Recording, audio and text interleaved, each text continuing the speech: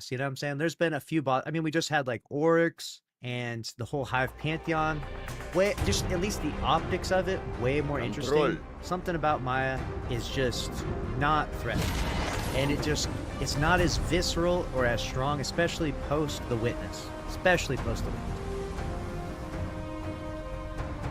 You know it's bad when even the lore guys are mad at Bungie. The article reads, Destiny2's biggest lore YouTuber calls Ash and Iron a massive miss, and White tone deaf for bringing back the Plaguelands without Siva, which, to be fair, this is something that we've been saying. I mean, we've been saying this since day one. But how does this relate to the lore? I'm by no means a lore expert. I dabble here and there. You know, I read a lore tab once in a while. You know, I let my friends explain to me the lore of something out there. And, you know, it's always interesting to me, but I can't get so jazzed about it that I spend my free time reading the lore books. I have them back here behind me. I have all of them, but just haven't read them. Bungie failed to utilize a potential element of the world that the community would have really loved, and in a time when we need good news. This is actually an excellent statement. And I was kind of holding like reserved opinions about this to some degree, because my hope was that maybe Bungie brought the Plaguelands back, or the lands as we're calling them now, and maybe like through a series of events, it would be reintegrated into Siva, like the Siva come back, like, it's like terraformed or transformed or something, right? I was kind of hoping they would like surprise us with that, like, oh, here's the Plaguelands, right? But they're like, they're just the lands and they're dead, and then, you know, the bamboozlement, and boom, Siva is back, and it would look just like it did in D1, or maybe even better, right? I was really holding out for that. I was like, Bungie could deliver such a cool narrative, and really, because then you'd get to see like what it looks like stripped and like sad and depressed, and you'd feel that depression, right? You'd feel how sad the Plaguelands look now, and then you'd feel how alive it is with Siva, right? But unfortunately, that's not the outcome, at least at this stage. Destiny2's biggest lore creator, my name is Bice, says Ash and Iron missed the mark by bringing back the Plaguelands for now, arguing Bungie failed to utilize a crowd-pleasing story hook at a time when the game needs renewed. Last month, Bungie released the first major update in Destiny 2 called Ash and Iron. It promised the return to the Plaguelands, a fan-favorite location not seen since Rise of Iron. Many players took that as a sign that Siva might finally make a proper comeback. And, I mean, let's be real here. We also, you know, we didn't manage our expectations very well when it came to Plaguelands, because we thought to ourselves, hey, this means Siva's coming back, right? This means Wrath of the Machine's coming back. Let's go, right? Like, unfortunately, Bungie needs to figure out that bringing back some nostalgia without the whole picture of it is bad optics, right? There's still something left in Destiny 1 that hasn't returned to Destiny 2. Bringing it back partially is going to be received very poorly. I'm trying to think of something that is still in Destiny 1, it's not in Destiny 2, that they haven't brought back yet, that they could bring back and absolutely ruin it, right? I mean, we could use an example that's not Destiny 1. You could use a Destiny 2 example and say, like, what if Bungie brought back the Leviathan, right? Like, the Leviathan raid and the location was incredible. What if they brought it back, but it was different, and this time it didn't have, like, the underbelly at all, right? Where all of the gold was missing or something. I don't know, like, or the raid was, like, missing an encounter. Like, people would be like, what is going on? Like, this is, like, you brought back the Leviathan, but it's, like, half-baked Leviathan? What do we even do? That's the kind of the sentiment, the feeling with the Plaguelands. Especially, I say this so that way, just in case people are out there watching are not D1 veterans. Not everyone has been playing since the very beginning. I have. A lot of you have, but not everyone. Instead, once the update landed, it became clear Siva wasn't the focus. The story centers around Maya Sundaresh, the conductor, looking for Golden Age tech, with Siva mostly treated as dead or background dressing. And honestly, like, listen, I'm gonna say this about Maya, and I know people are gonna roast me, especially if you've read the lore, right? If you understand just how diabolical she is pretty evil. Like, I understand this. Ben's told, and I've read a little bit. And, you know, you read the but Maya's just not that scary, okay? She's just not that scary. She looks like a monster. Okay, I'm not intimidated by Maya. Maybe not every boss has to be a massive freaking juggernaut, you know? Not everyone has to be like as intimidating as like Gaul, but Gaul was so badass, you know what I'm saying? There's been a few boss. I mean, we just had like Oryx and the whole Hive Pantheon, just at least the optics of it, way more interesting. Something about Maya is just not threatening. And it's not as visceral or as strong, especially post The Witness. Especially post The Witness. And I'm sorry, hey, listen, you might be saying, Lucky, you don't even read the lore, so you don't get to have an opinion. But alright, fine, listen. I'm a filthy lore casual. I just log in, I play the missions, I listen to the dialogue, sometimes and sometimes not. But the optics just for Maya just don't look good to me. They're not as appealing to me. I'm sorry. As many players put it, the Plague Lands without the Plague just feels like lands. That's always so funny to me because it's literally my friend Crimson's tweet. They got 10,000.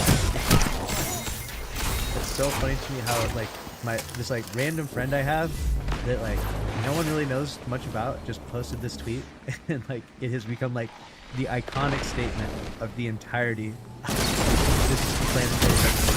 So funny to me. It's crazy how powerful people can be in terms of influence, right? And not even realizing it. The whole identity of that location was built around Siva's red glow and the sense that everything there was infected. Without it, the area comes off as a hollow robot. Now Destiny2's biggest lore YouTuber, Fife, has waited and he didn't hold back. Destiny2 Ashen Iron ignores the elephant in the room. In a new 17-minute video, Fife breaks down why he feels Ashen Iron missed the mark. He says bringing the Plague Lands back without any real focus on Siva is a massive storytelling failure, and a moment where Bungie could have easily thrown longtime fans. I agree. This could have been a big W for them. Maybe, I mean, if we're even going to try and give Bungie an out for this, I mean, maybe, after the layoffs, they didn't have enough development effort to create this. It just feels like, even if you do things, even if you have less space to accomplish the things you want, you at least push it in the right direction and fall short. I would be okay with there being problems as long as the game was at least heading in the right direction. It's more frustrating when things are complete, like the Plague Lands, without Siva, and the whole picture, the whole story, the whole narrative, everything is packaged and put together and it's ready to deliver, and it's like this Bungie gave the green light to it, and then everyone's like, no, what? Obviously it should have been Siva. This would have been incredible. People say, oh, well, Siva's dead, Siva died. It's not, you can't do that in the current lore of Destiny 2. Don't you know? Don't you read the lore? Siva can't come back. Dude, how many times has Taniks come back? It's a made-up story. The whole thing is made up. Taniks can come back again tomorrow, and every day thereafter. That's how the story works. Now, obviously, you want the story to have some, congruent characters and, a consistent narrative. You don't necessarily want Taniks to literally come back, 400 times and die. But it should be said that when the time is appropriate to bring something back, just do the thing. You know what I'm saying? Just do the thing. It's pretty obvious, it's pretty easy to see what the outcome would be. And I think even if you feel like Siva coming back wasn't a necessity, then at least understand how awful it felt to return the Plague Lands without it, and how, frankly, just roaming the destination, it just looks depressing, and it just looks stupid, it just, I don't know how to say it in a nice way or in a more articulate way, but it just looks stupid roaming around the Plague Lands now.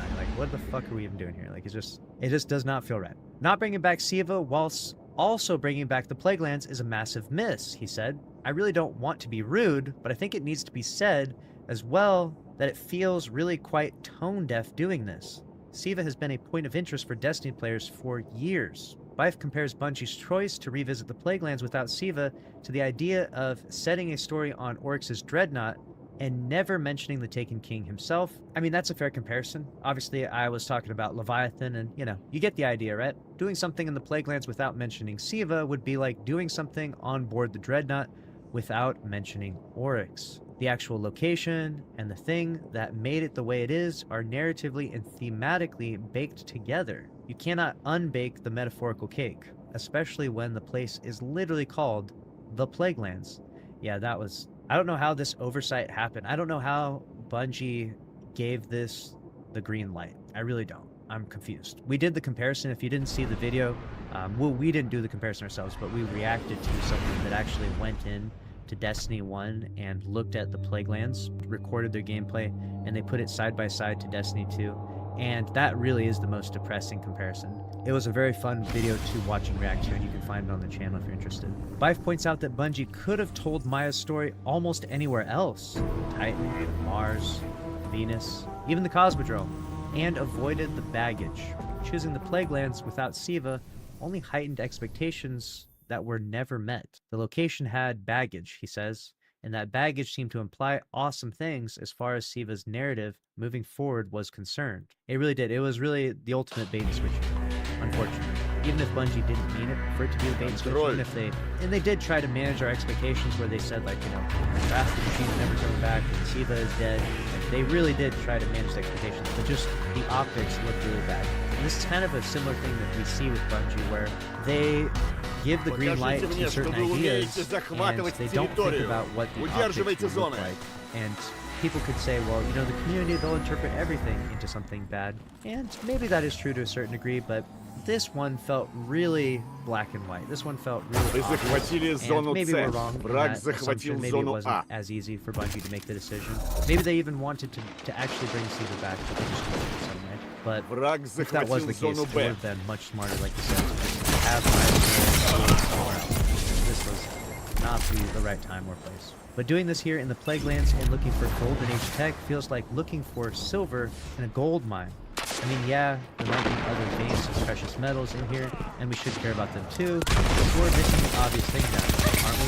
The gold, the Siva, the plague of the Plaguelands. The next part reads, Siva is dead isn't a good enough excuse.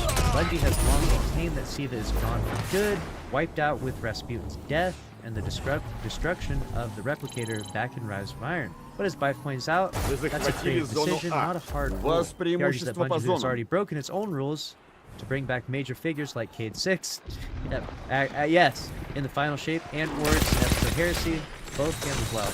Yes, actually, this is a good point. They kind of broke their own rules because narratively and thematically, it just made so much more sense for Cade to be a part of the final shape.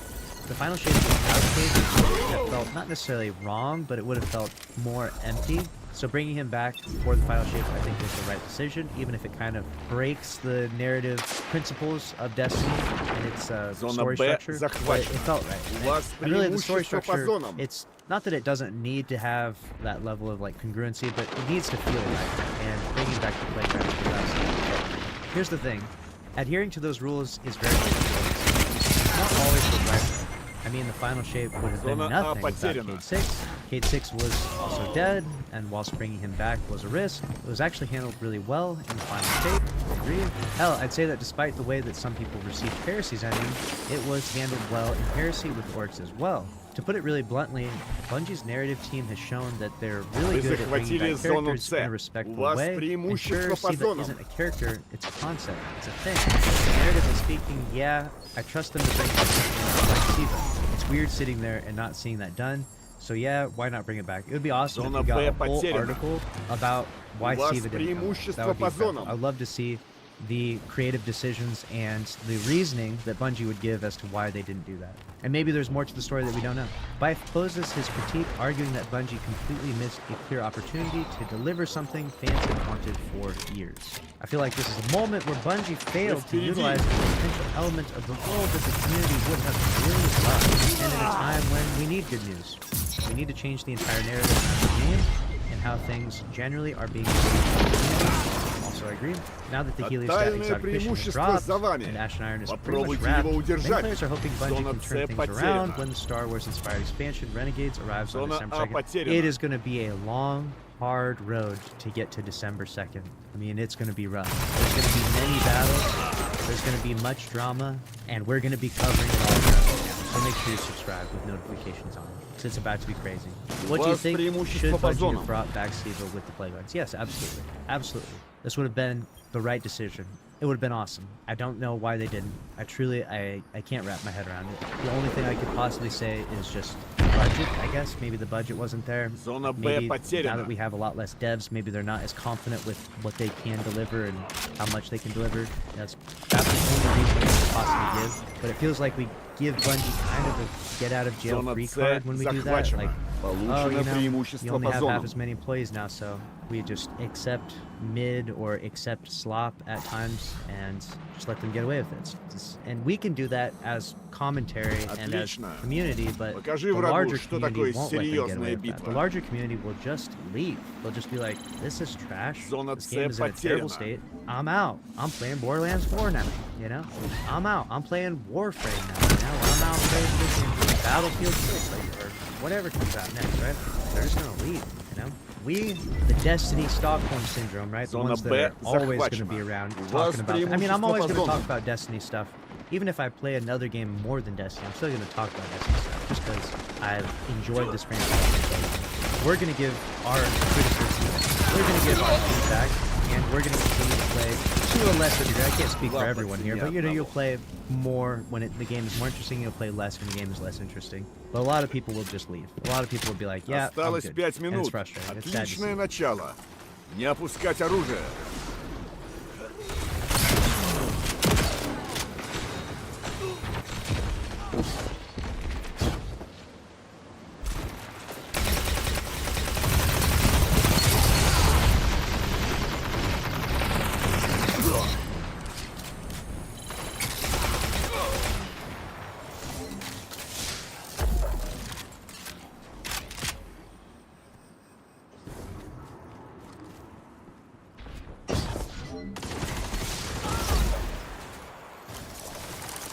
И что же ты получил? Зона Б потеряна.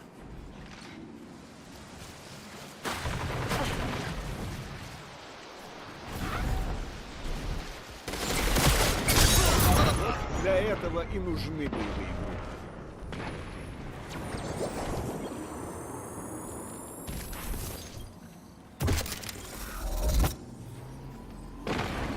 Зона С захвачена. У вас преимущество по зонам.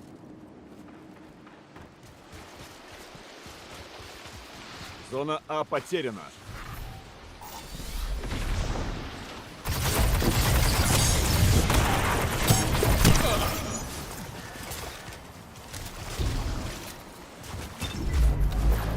Зона Б захвачена. Получено преимущество по зонам.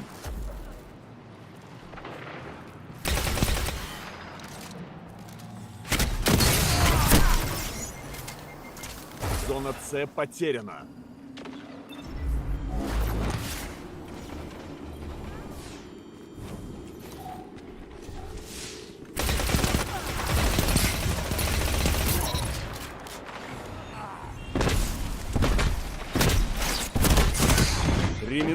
Вы побеждаете. Так держать. Зона А захвачена. У вас преимущество по зонам.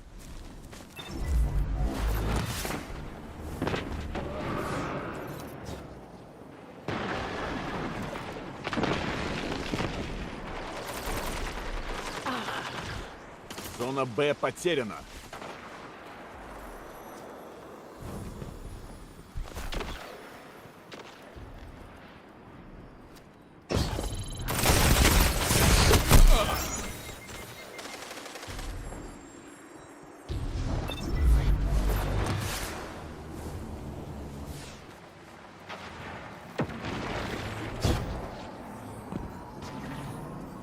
Вы захватили зону С. У вас преимущество по зонам.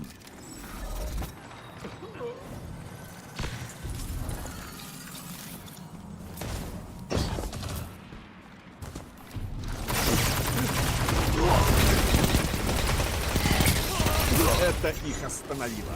Победа неминуема.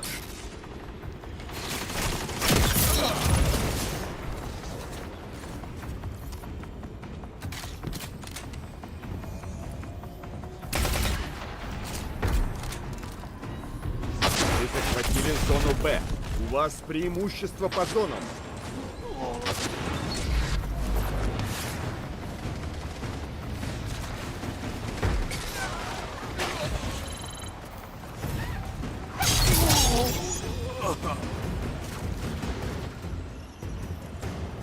Заслуженная победа.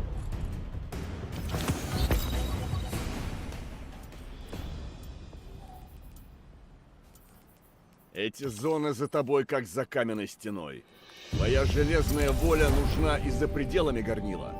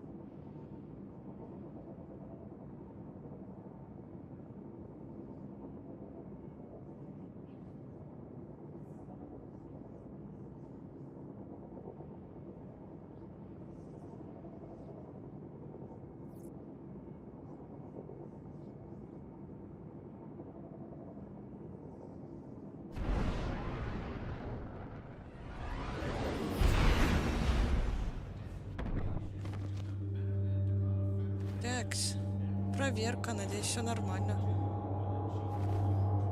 Попытка номер 2. Скорее, как третья уже даже. Это будет на ютубе, там тоже удалить тогда эту трансляцию, непонятно.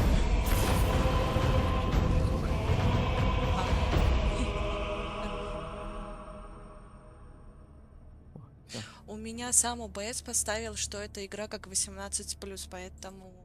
Чё, не знаю. Оставляю как Готово. есть. Ну вот, пока что он показывает, что все хорошо, связь есть, все гуд.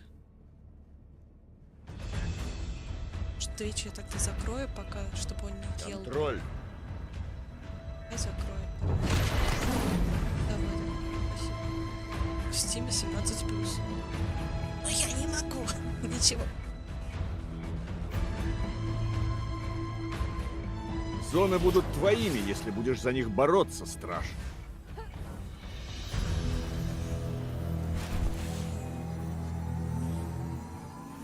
Враг захватил зону А. Враг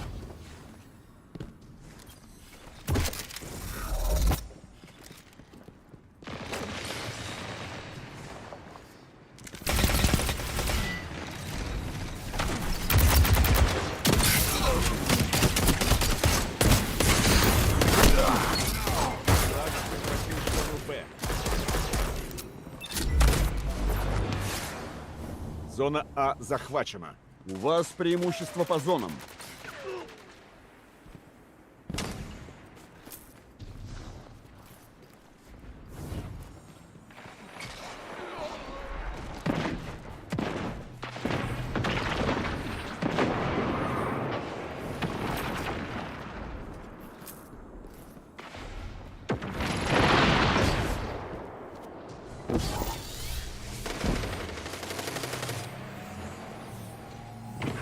Зона С потеряна.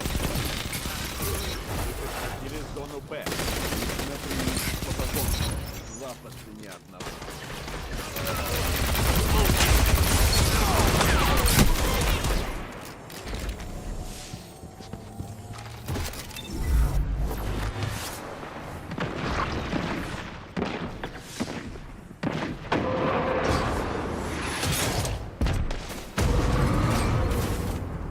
Зона Б потеряна.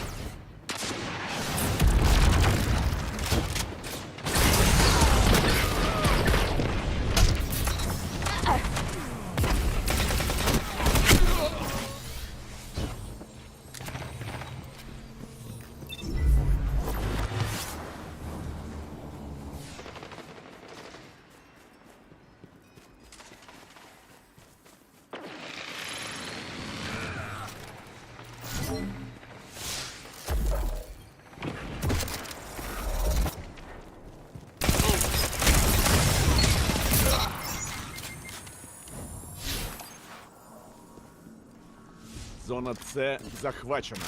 У вас преимущество по зонам.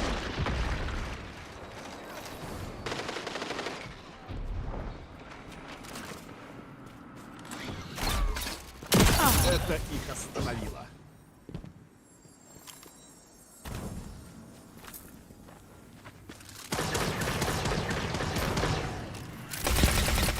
Зона А потеряна.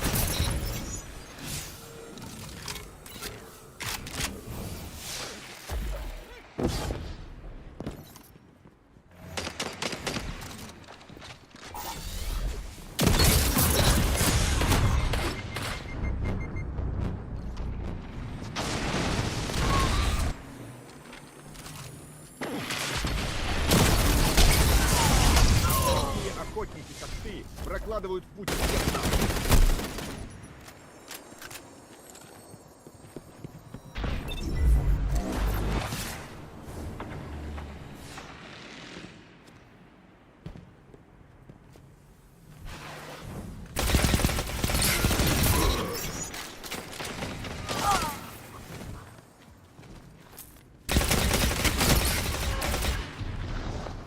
Зона А захвачена.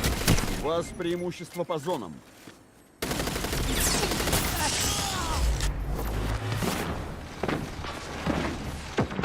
Зона С потеряна.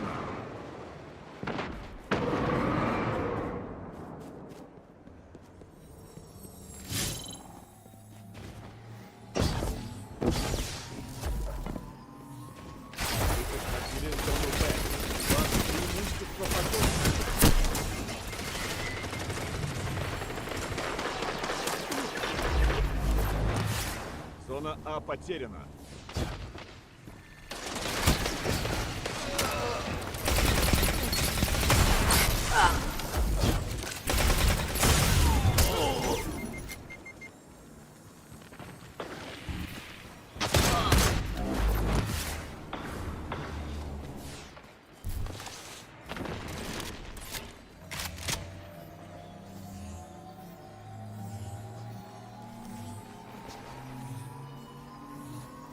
Вы захватили зону А. У вас преимущество по зонам.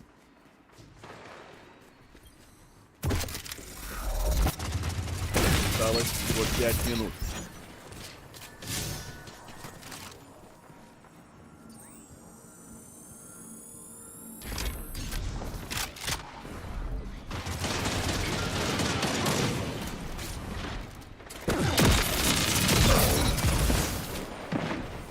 Зона Б потеряна.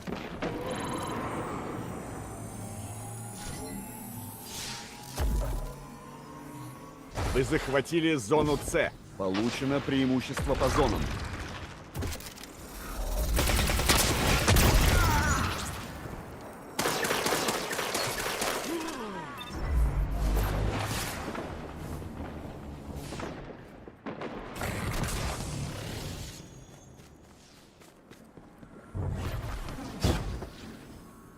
Зона А потеряна.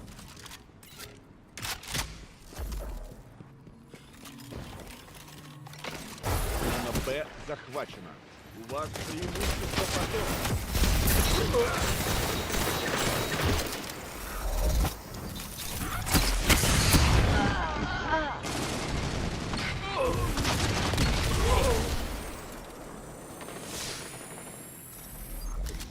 Получено тотальное преимущество. Усилить натиск.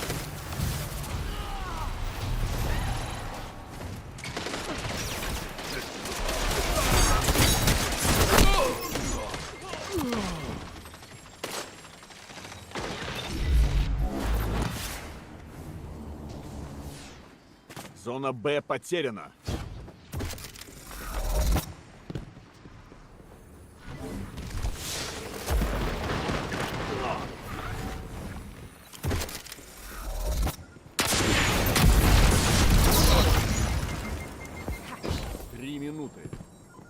Силы равны.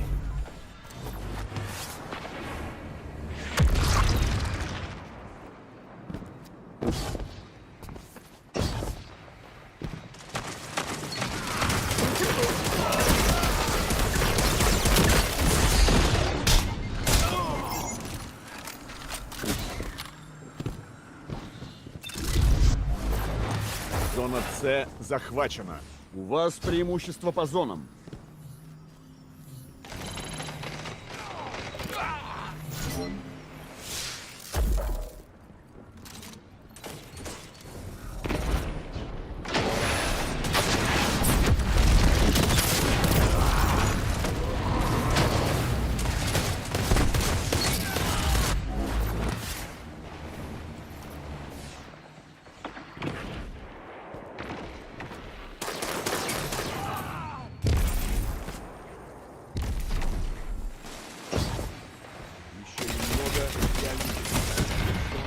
Потеряно.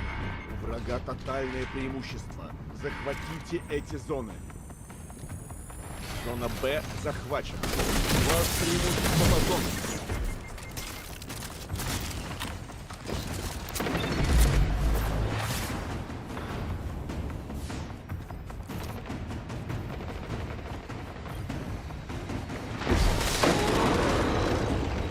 Зона Б потеряна.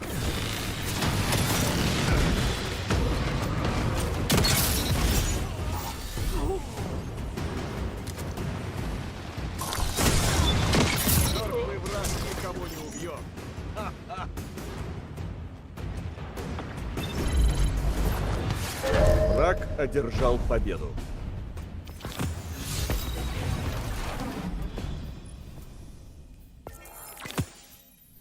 Вы едите чудовищ на завтрак, и вы можете выиграть битву за территорию. Еще раз.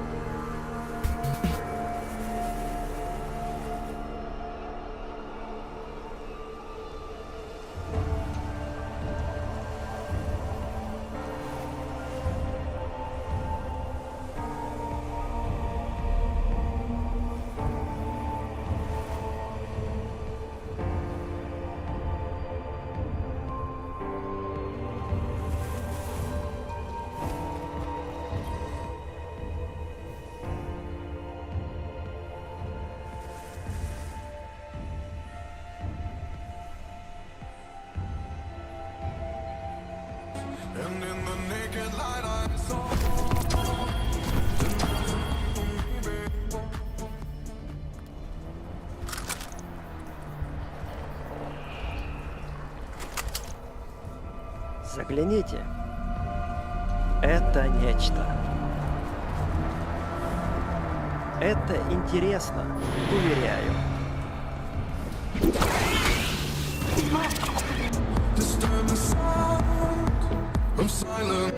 Ну вот, уже целых 7 лет прошло после выхода комедии о кислотном двухчелюстнике под названием «Чужой завет», где очередная кучка недоученых на ровном месте нашла себе приключение на 5-ю точку, и где поехавший андроид учил другого играть на своей флейте. Как итог, слабые сборы и отмена всех продолжений. Ирония здесь в том, что сам прародитель «Чужого» сэр Ридли Скотт благополучно и закопал франшизу. И казалось бы, все, история знаменитого ксеноморфа закончена, и больше никто не будет издеваться над идеальным организмом. Но после покупки компании 20 век Fox Диснеем, к нему перешли права не только на Людей Икс и Дэдпула, но и на ксеноморфа. А значит, возвращение чужих на экраны — это было лишь вопросом времени. Нужен был лишь только толковый сценарий, который предоставил режиссер Феде Альварес, еще и с желанием самолично срежиссировать фильм. А учитывая, что Альварес имеет за плечами 2 кассовых успеха в жанре ужасов, казалось бы, что «Чужой» в надежных руках.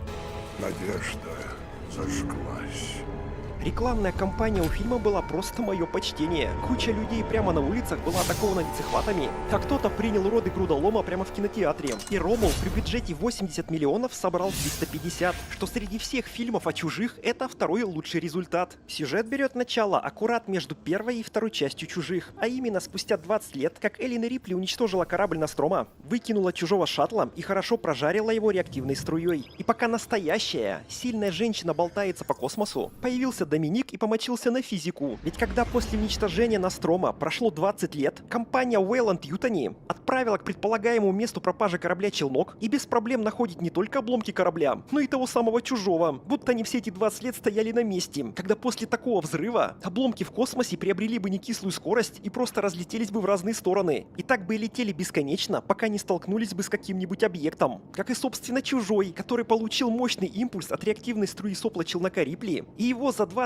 лет от места взрыва Нострома уже должно было унести на миллионы километров. Да песчинку на морском пляже проще было бы найти, чем объект в космосе, который 20 лет как покинул последнее предполагаемое местоположение. Да и к чему такие заморочки с поиском чужого, господи, прости, в космосе, когда проще было бы слетать на ЛВ-426 кораблю и набрать яиц с лицехватами хоть 3 десятка. Компания Weyland как раз и была в курсе о положении ЛВ-426 и наличии там чужих, поэтому и посадила на Нострома своего андроида Эша, чтобы тот добыл им чужого, о чем Рипли и узнала из секретного приказа.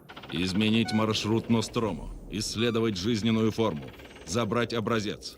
Первоочередная задача – обеспечить доставку организма для исследований. Но лучше 20 лет искать чужого в космосе. А корпорация Weyland не ищет легких путей. А дальше начинается корпоративное раздельство и рабочий процесс, организованный по принципу лучшего сотрудника по безопасности. Под изучение мегаопасного существа выделили специальную научную станцию, которую на всякий случай даже парочка дополнительных кораблей не сопровождала. И вот когда случился закономерный факап и всего один кислотник перегрыз всю станцию, резервная команда на соседних кораблях сейчас бы была очень кстати. И вот такую бесценную станцию приносит к шахтерской планете звезда Джерсона, где никогда не светит солнце, и все ходят угрюмые, будто всем процент по ипотеке подняли. Ведь компания всех имеет как хочет и плюет на трудовой кодекс. Ну или работники не читают договор перед подписанием. Ведь как только главная героиня Рейн честно отпахала на шахте свои 12 тысяч часов, ей в одностороннем порядке продлевают контракт. Так что можем вас выпустить не ранее, чем через 5 лет. Приятель, что это было? Капитализм, детка. И если трахать работников Weyland Yutani не умеют, то с безопасностью все так же печально. У Рейн от бати остался глючный андроид Энди, и компания после смерти отца его не изъяла, когда здесь андроид штучный товар, и даже на крупных кораблях корпорации выделяется всего один. А здесь позволили шахтеру оставить себе андроида, а потом еще и передать его дочери. Еще и андроида, в котором заложены протоколы доступа к любым космическим кораблям корпорации. Он синтетик Weyland Yutani, знает язык системы. Энди через терминал впустит нас на корабль и также выпустит. Это безопасно? Уверяю.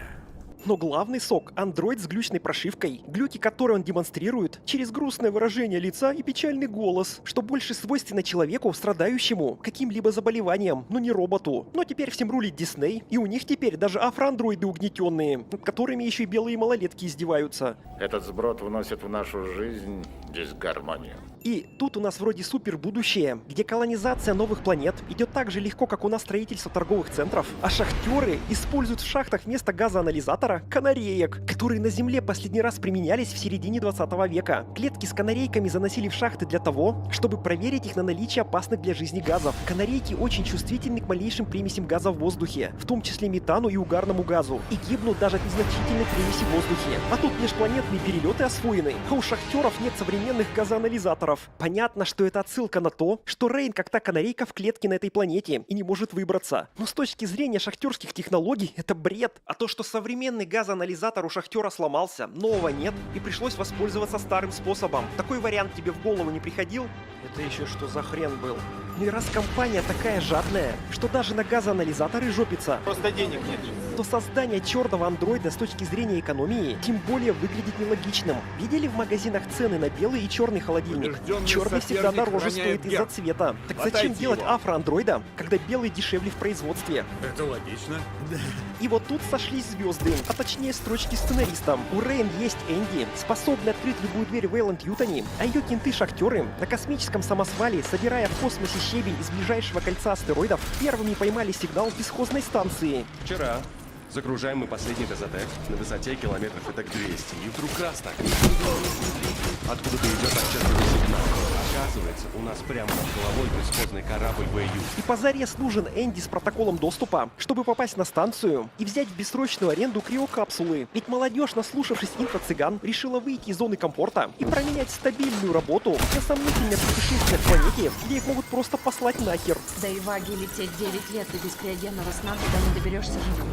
Рейн, как положительная девочка, конечно же, для проформы поморщила попку, что она за права роботов и пользовать своего, как она называет, братишку не даст. Но вспомнив, что она торчит 3 месяца квартплату, решает, что это отличный варик, кинуть хозяина хаты на бабки. Мы ему за 3 месяца дальше.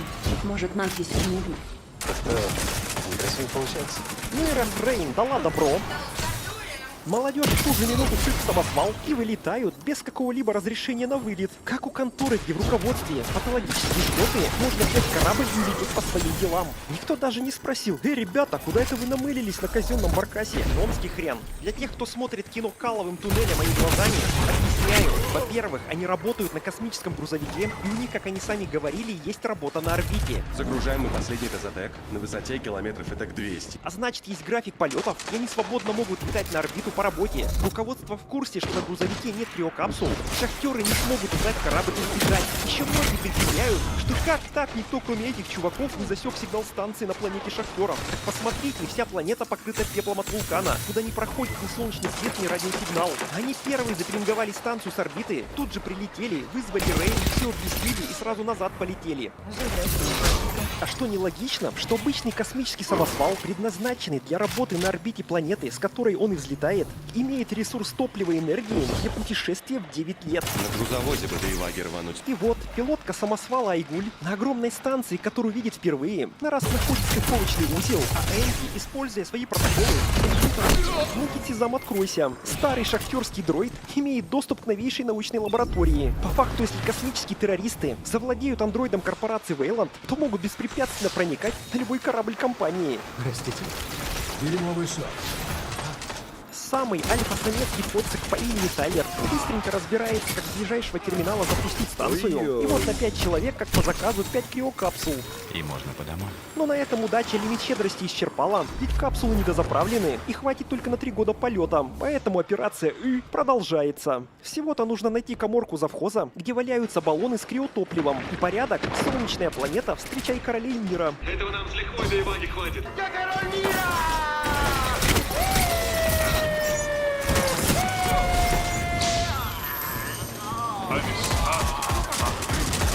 И пока мужики заняты делом, бабы лишь пугают унитазы. Ведь одна дамочка собралась в 9-летний полет на сносях. Правда, в данной вселенной не рассказано, как криосон влияет на плод беременной, но мне, как греходоебисту и пожизненному пессимисту, кажется, что все будет херово. Кто отец? Да.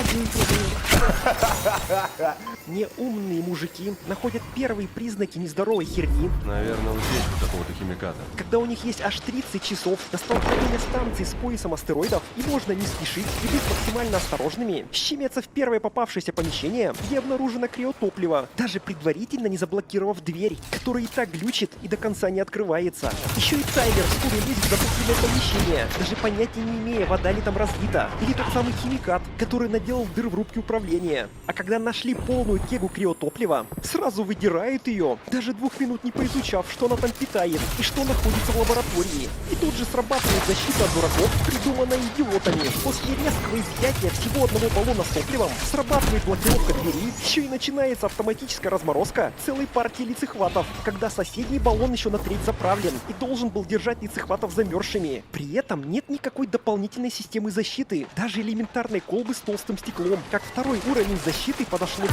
идеально. А тут пропал завхоз время замены пустого баллона с криотопливом, получи проблему в полсотни живых лицехватов. И нахрена сразу столько держать мегаопасных существ? Ну сделайте 1-2, изучите, потом еще. Причем королева чужих показана не будет. Откуда ученые Вейланд Ютани столько лицехватов наштамповали? На 3D принтере что ли? Как скажет позже местный андроид Эш, они подобрали ксеноморфа 163 дня назад. И на основе его ДНК уже выделили лицехватов. Строение паразитоидов на основе ДНК ксеноморфа. Вот как всего за 5 месяцев они сумели вывести лицехвата, которого раньше в глаза не видели. В общем, как Солярыч кладет на физику, здесь ученые кладут на биологию. Да и зачем такие сложности, когда если бы они всего лишь понаблюдали за повадками чужого и подкармливали бы его живыми людьми, то узнали бы про такой процесс, как эгморфинг, с помощью которого ксеноморфы способны производить жизнеспособное яйцо в отсутствии королевы, что как раз и делал чужой с экипажем Нострома. Ксеноморф заковывает жертву в кокон, который затем служит источником пищи для создания нового яйца, содержащего лицехвата. Ура науке! И нет бы вставить баллон на место, что возможно отменит тревогу и снимет блокировку с двери, вроде бы самый башковитый Тайлер продолжает коммуниздить баллоны, когда вопрос с дверью еще не решен. Энди тоже уже обнаружил странных существ, у которых растет температура, и даже не остановил пацанов. Хуйня железная. Вообще-то, андроид. Одна Рейн соображает, что надо переставить жесткий диск с местного андроида в Энди, что даст ему возможность открыть дверь. Вдруг там выше уровень авторизации. Симпатично. Только слишком много у нее мозгов. Реально умная, как бы с ней проблем не было. Процесс перезагрузки программисты Вейланд, конечно, придумали пипец. Когда робот просто должен замереть на месте, эти прописали, чтобы он обязательно как нарик запрокинул голову, еще и глаза закатил. Видимо, в инженерах работали еще те тролли и хотели, чтобы хозяева андроидов при первой перезагрузке нехило так обосрались. Кажется, я обосрался. И пока у Энди перезагружается Windows 95, парни всеми силами пытаются не лишиться ротовой девственности. Проверяют проводимость тока на лицехватах, плюс Бёрну очень сильно помогает Честное слово, мужик могёт. Ребутнувшийся Энди все-таки сохраняет Тайлеру глотку нетронутой. Кстати, вот здесь, когда хоботок лицехвата попал Тайлеру в рот, 3 я минуты. искренне Вы верил, что он побеждаете. сбросил ему туда чуть-чуть Так черной держать. жижи. И Тайлер в какой-то момент станет сюрпризом. Но здесь почему-то сценаристы не дожали. Хотя в том же завете к чуваку примерно так же на секунду прицепился лицехват, но свое дело сделать не успел. Просто в завете Дэвид вывел лицехватов скорострелов. Вот и все. Корпорация Вейланд даже тут сэкономила. Установила в лабораторию с лицехватами дешманское стекло. Отсюда тогда вопрос. Если кусок плоти весом 4 килограмма в состоянии разбить это стекло, чего мужики сразу не попытались это сделать, когда дверь заблокировалась? Выходит, его ногой можно было выбить. А когда пилотка Айгуль все же слилась в французском поцелуе с неизвестной хреновиной, остальные, только увидев, что лицехват ее душит, сразу прекратили все попытки снять его. Блин, ну просто отмотайте хвост, чтобы он ее не душил. И пусть более сильный андроид снимает лицехвата. Да, при снятии лицехвата ничего хорошего не будет. Удалены до того, как имплантировали эмбрионов. Пациент Марочек Джон Джей умер во время операции. Снимали эту штуку. Но молодежь этого не знает, как бы надо помочь подруге. Они хрен забили. Зато Энди, благодаря новой прошивке, из отсталого превратился в сына маминой подруги. Энди? Ты потеряла. Слышь, а ты кто такой? Я черный супермен! Который не может придумать коктейль паразита, и приходится включить остатки Эша, который сначала, как и интриганка, начинает ходить вокруг да около, но никак не скажет, что пилотка уже труп. Милосердие будет ее убить, иначе умрете все. Пожалуйста, конкретнее. А потом и вовсе, как первый балабол на деревне, рассказывает левым типам информацию про секретные эксперименты корпорации. Вплоть до того, как они ловили чужого в космосе, которого Рипли выкинула, и в котором даже ее гарпун остался. Да только почему гарпун прошел насквозь кислотное тело чужого и даже не оплавился? Почему? В общем, от разорванной пачки кефира толку нет. Тогда молодежь в лице Рейн, использовав смекалку, возвращают пилотку в мир живых. Только почему она жива, если при принудительном снятии паразита носитель умирает? Умер во Вы время отлично операции. справляетесь. Снимали эту штуку. Ну так те лицехваты настоящие, от королевы, так сказать, с бабушкиной грядки. А тут чистое ГМО. Вот и вся разница. Энди, возомнив себя местным санитаром, отказывается пропускать пилотку на грузовик, за что ему ее хата выражает несогласие. Нет бы дожарить робота шокером, врубает панику и тупо кидает своих. Типа как корабль запускать. А пилотка, которая уже хреново, исполняет приказ, не подумав, как она в таком состоянии будет рулить. Пока я не Офигенно запел, быстро у стали нас ксеноморфы есть развиваться. надежда. В первом А фильме я в Кении он никогда созревал не около пою. суток. Сейчас ему потребовалось всего 7 минут. Но там же был белый мужик, а тут современная прогрессивная женщина. Конечно, в ней даже чужой быстрее созревает. А если серьезно, то во всех, кроме первого фильма, чужие всегда созревали в носителях очень быстро. Это объясняется тем, 10 что секунд. яйцо было свежим, Победа и лицехват в почти нем был ваша. молодой и более быстро водил черную жижу в носителя. А лицехват из первого фильма, из старого яйца, который хз сколько лет простоял в корабле инженеров, и лицехват в нем был Заслуженная дряхлый, победа. вот и загружал в Кейна жижу целые сутки. Когда пилотка в предсмертной конвульсии посылает челнок в пике, беременная, нет бы стабилизировать корабль, продолжает Эти обнимать гербы подругу, принесли когда тебе уже победу, видела, что у нее страж. внутри какая-то херня сидит, но все равно верит, что обнимашки ей помогут. И тогда корабль говорит: ладно, раз никто не хочет, я сам себя выровняю. И спокойно приземляется в дальний ангар, всего лишь по пути задев топливный бак станции, который находится снаружи. Про метеориты инженеры, создавшие станцию, видимо, не слышали. И благодаря такому решению станция сообщает молодежи, что их вальяжное пребывание в 30 часов сокращается до 40 минут. Не понял, как это? Ты же сказал, у нас несколько часов есть. От взрыва ось станции сместилась на несколько градусов.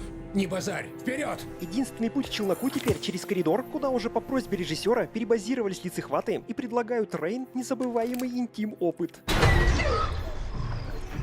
Бля, ксеноморфное отношение. Энди пока проходит промывку мозгов у своего земляка. Мол, мы с тобой одного молока, так что давай выручай. На нижнем уровне забрать наработки черной жижи и передать в контору. А то мы тут все распиздяи с одним ксеноморфом справиться не смогли. Видишь, что он нам тут устроил? Так что давай, братишка, выручай. Остается провести Рейн с Тайлером через отсек любви. Да я в жизни туда не пойду. Что это у вас? Штаны мокрые, а?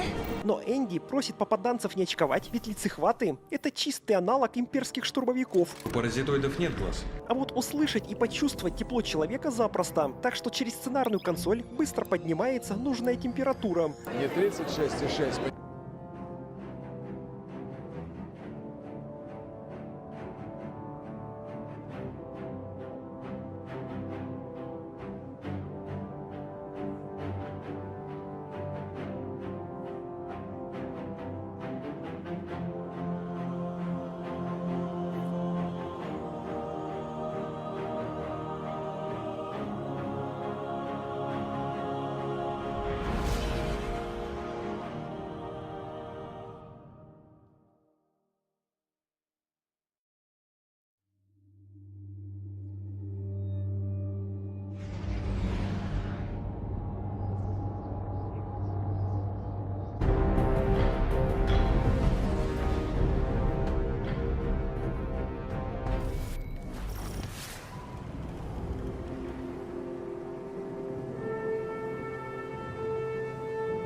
Да чего же сложная техника? Она заставит Анну поломать голову.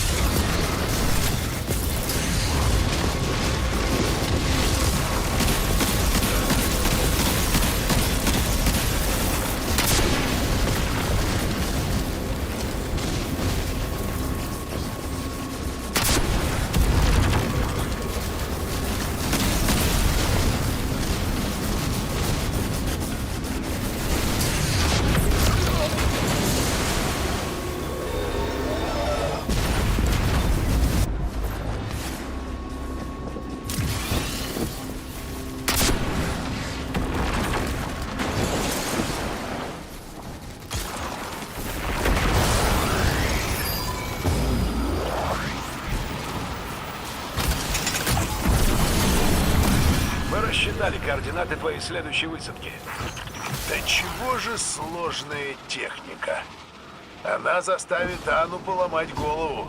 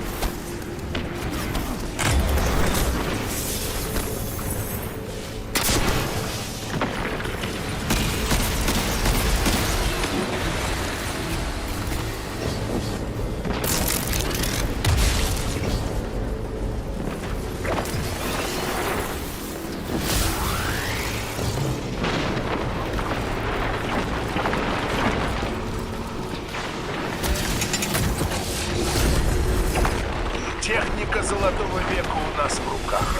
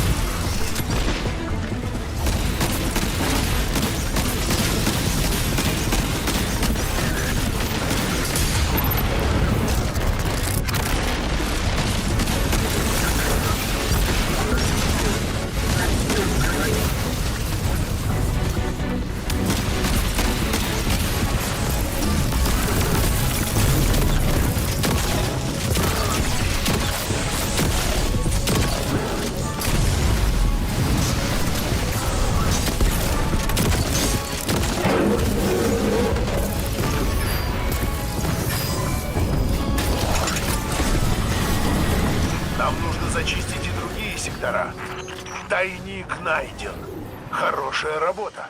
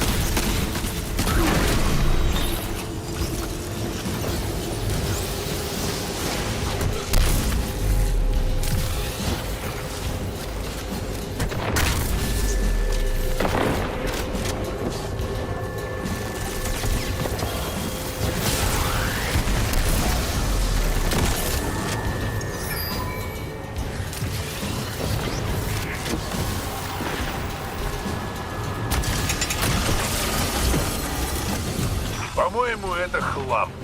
Но наши ликс не обожают хлам.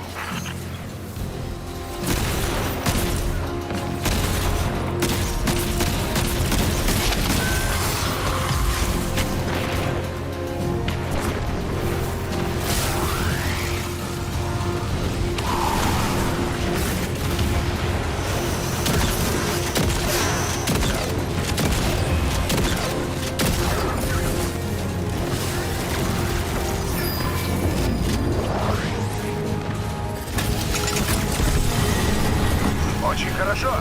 Постарайся опередить Майю хотя бы на один шаг. Тайник найден. Хорошая работа.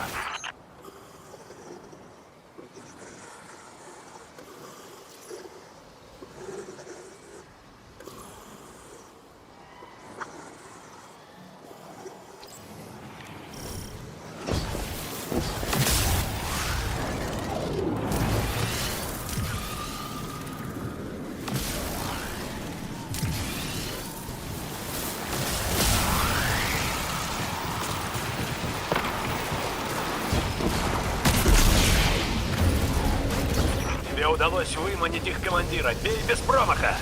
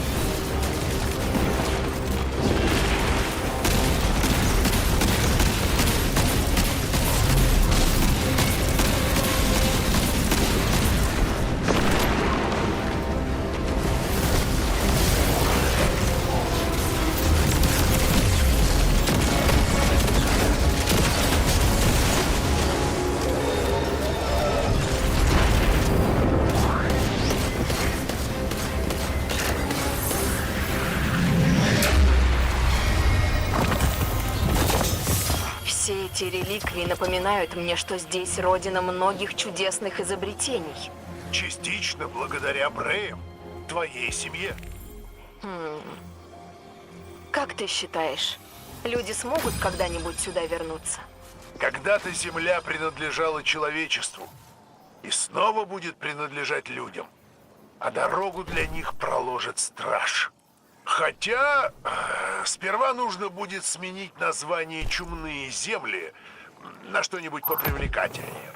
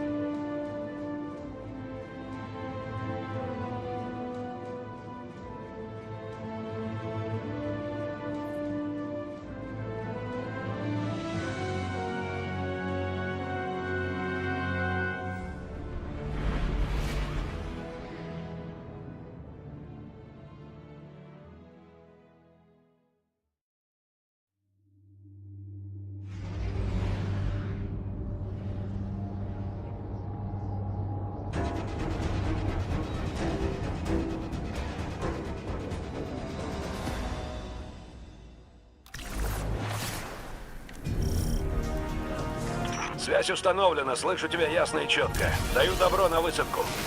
Похоже, Майя использует своих новых бойцов из Красного Легиона для поиска тайников с инертными кластерами сила.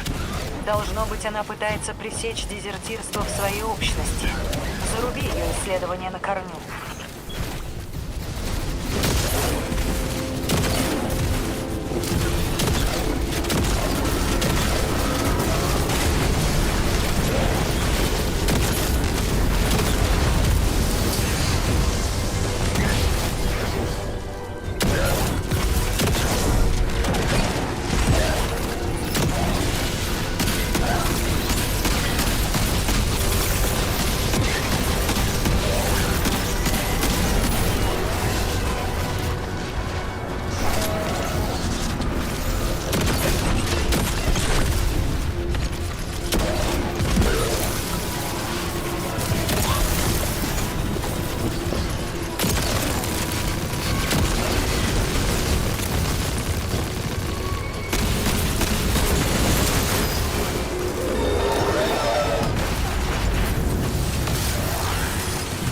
Ничего себе, какая сложная безделушка.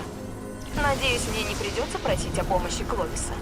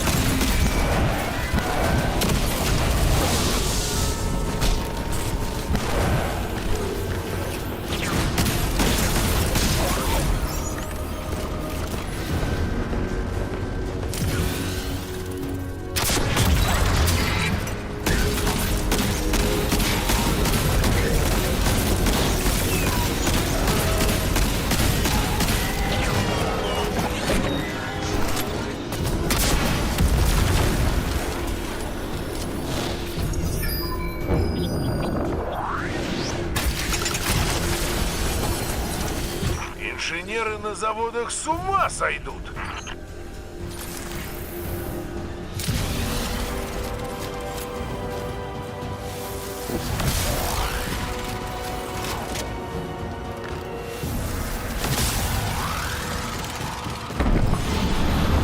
Очень хорошо. Постарайся опередить Майю хотя бы на 1 шаг.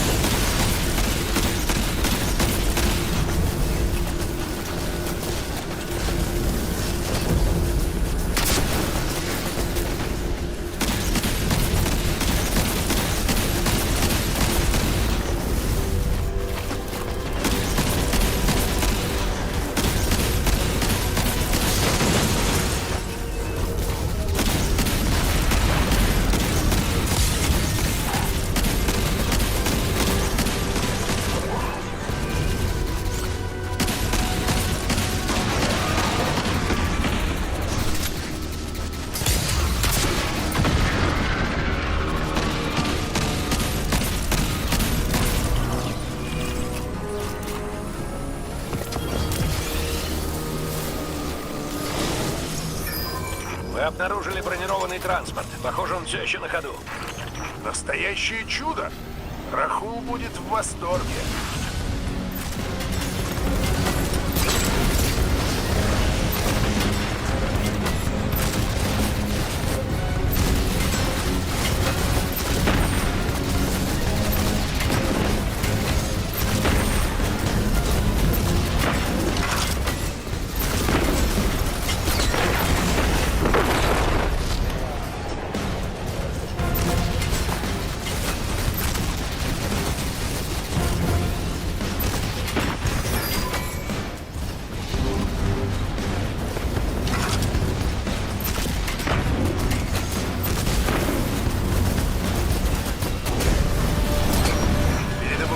Собери все, что сможешь.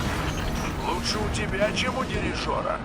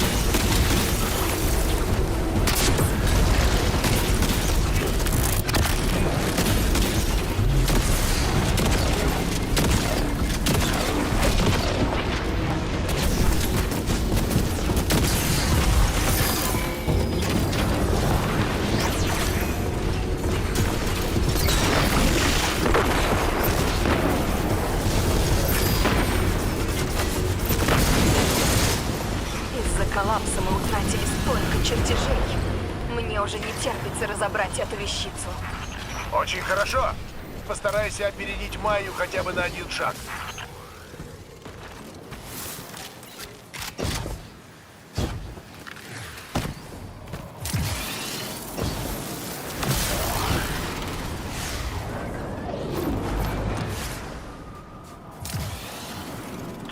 Вижу вражеского босса. Прикончи его и вали оттуда.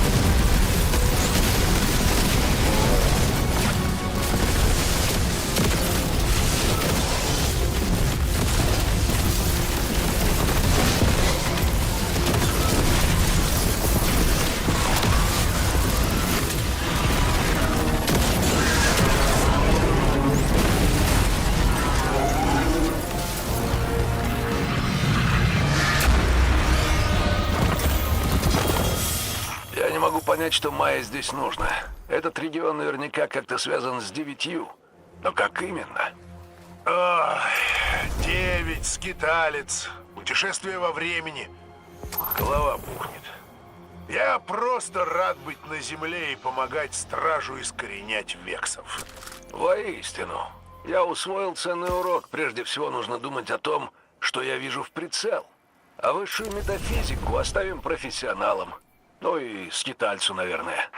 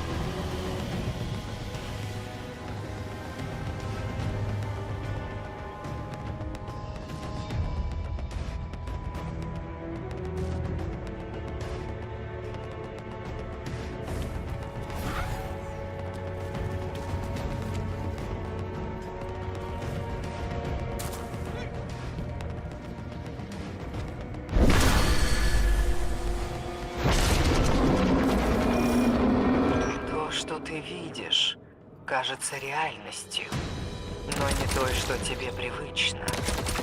Твой разум охватывает широкие просторы, хотя этот мир порожден сознанием Калуса.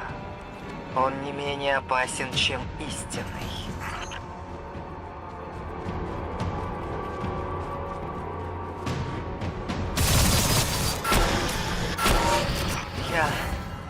Я такого не ожидала. Отпечаток сознания Калуса расколот, деформирован. Будто бы разум Калуса воюет с самим собой. Здесь запечатлена вся эта история.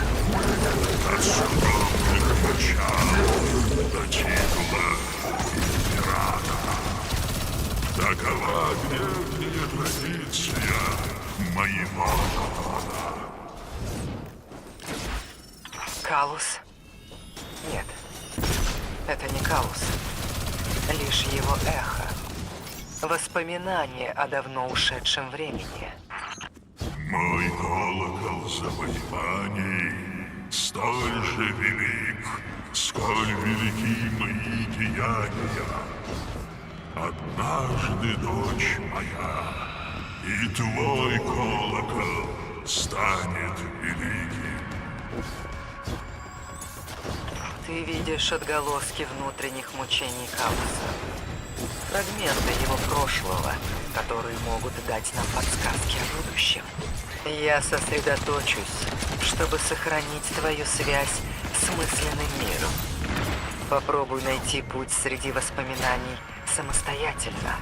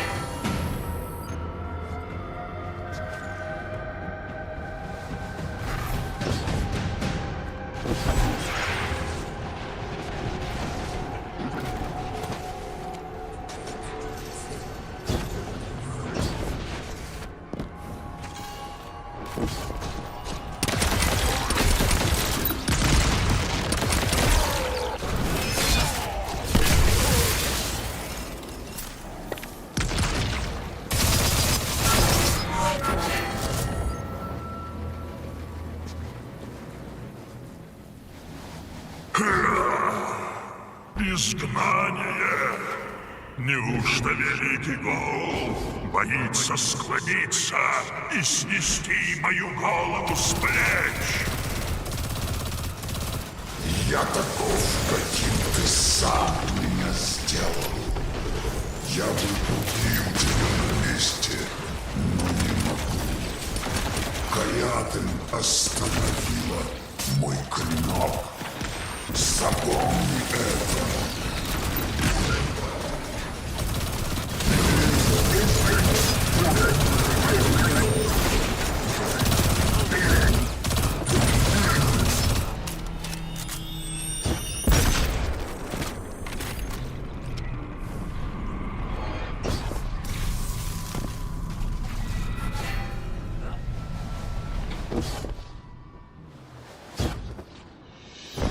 Тебе на роду написано стать вестником скорби.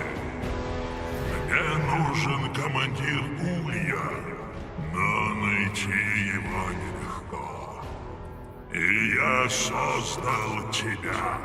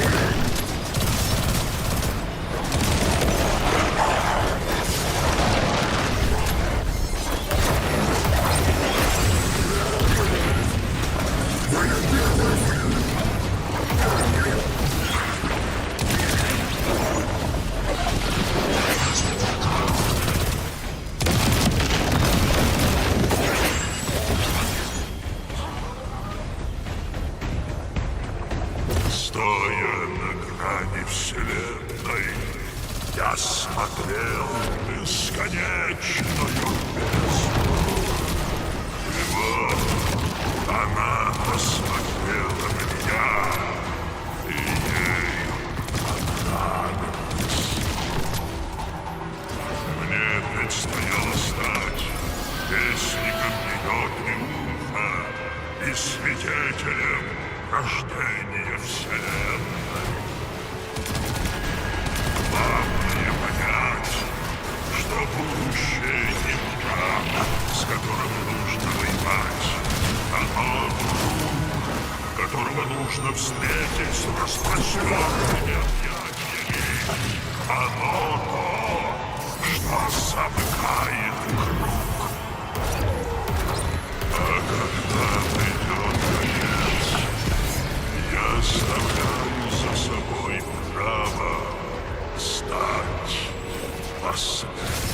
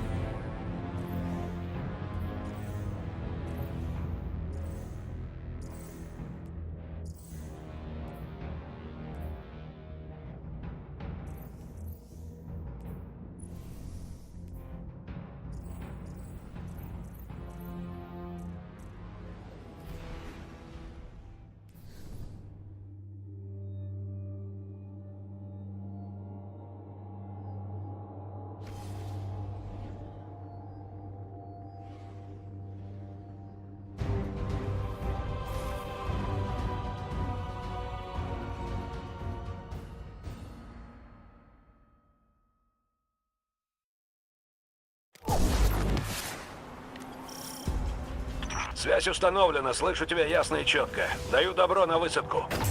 После нашествия сплайсеров из Дома Дьяволов почти во всех этих секторах было тихо.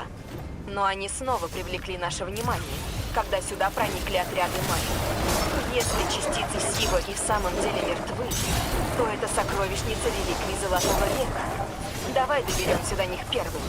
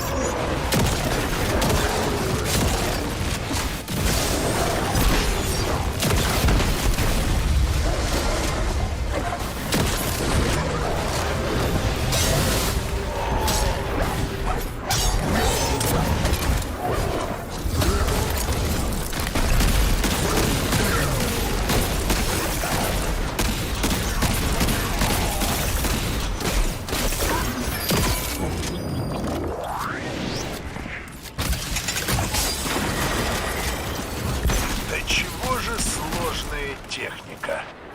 Она заставит Анну поломать голову.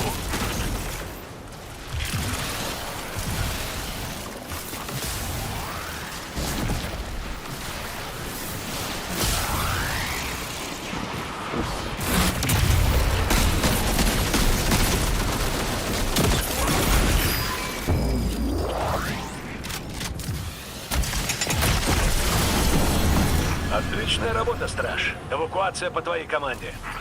Настоящее чудо. Рахул будет в восторге.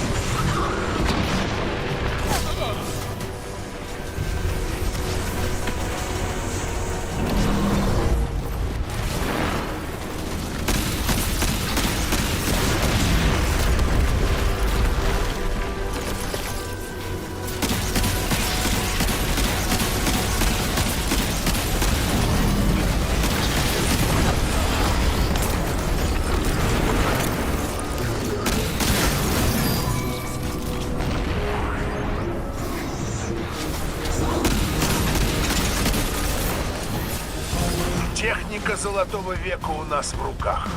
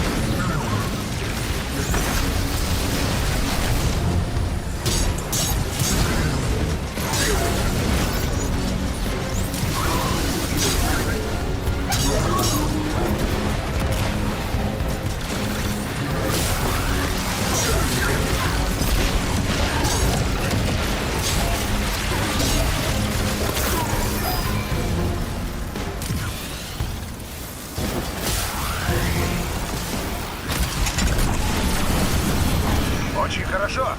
Постарайся опередить Майю хотя бы на один шаг. Лучше у тебя, чем у дирижера.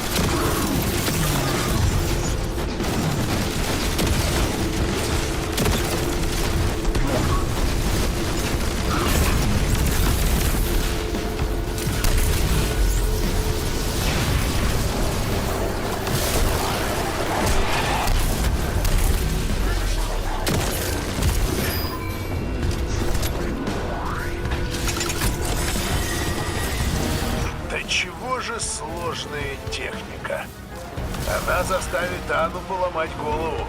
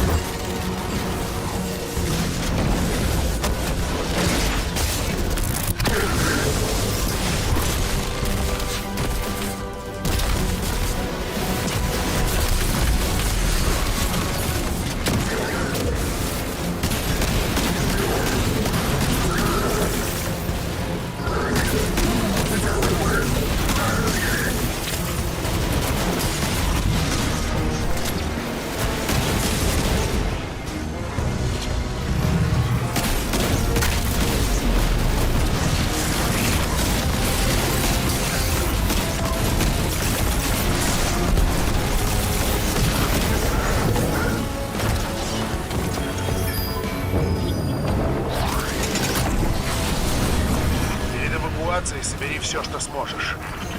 Ничего себе, какая сложная безделушка. Надеюсь, мне не придется просить о помощи Кловиса.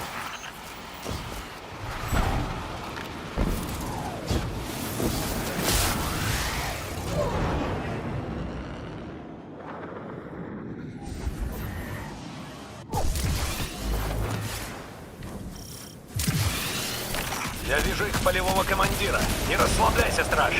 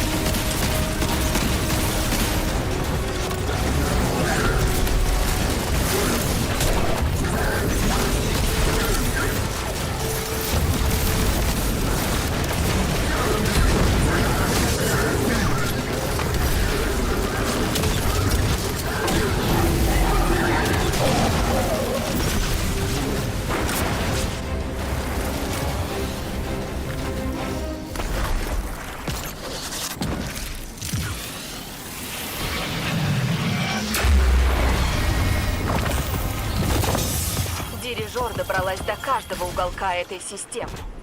Она как грибок, который паразитирует на пауках и муравьях и заставляет их против воли ползти навстречу опасности.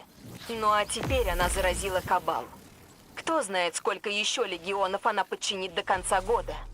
Недостаточно, чтобы заменить вексов, которых она теряет из-за свободы воли. Я знаю, что ситуация выглядит мрачно, но это знак того, что ее контроль над эхом слабеет. Не опускайте руки, мы почти победили.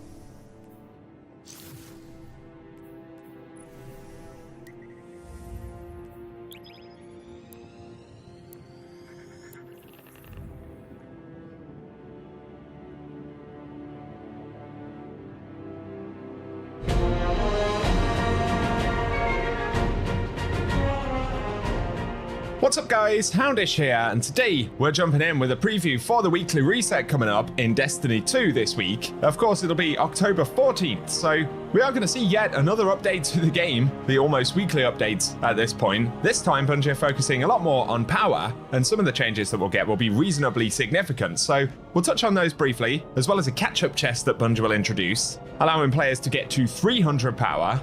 Otherwise, there's some additional content this week in the Heliostat exotic mission, and of course, we're waiting for Bungie's update regarding the roadmap and the future of Destiny 2.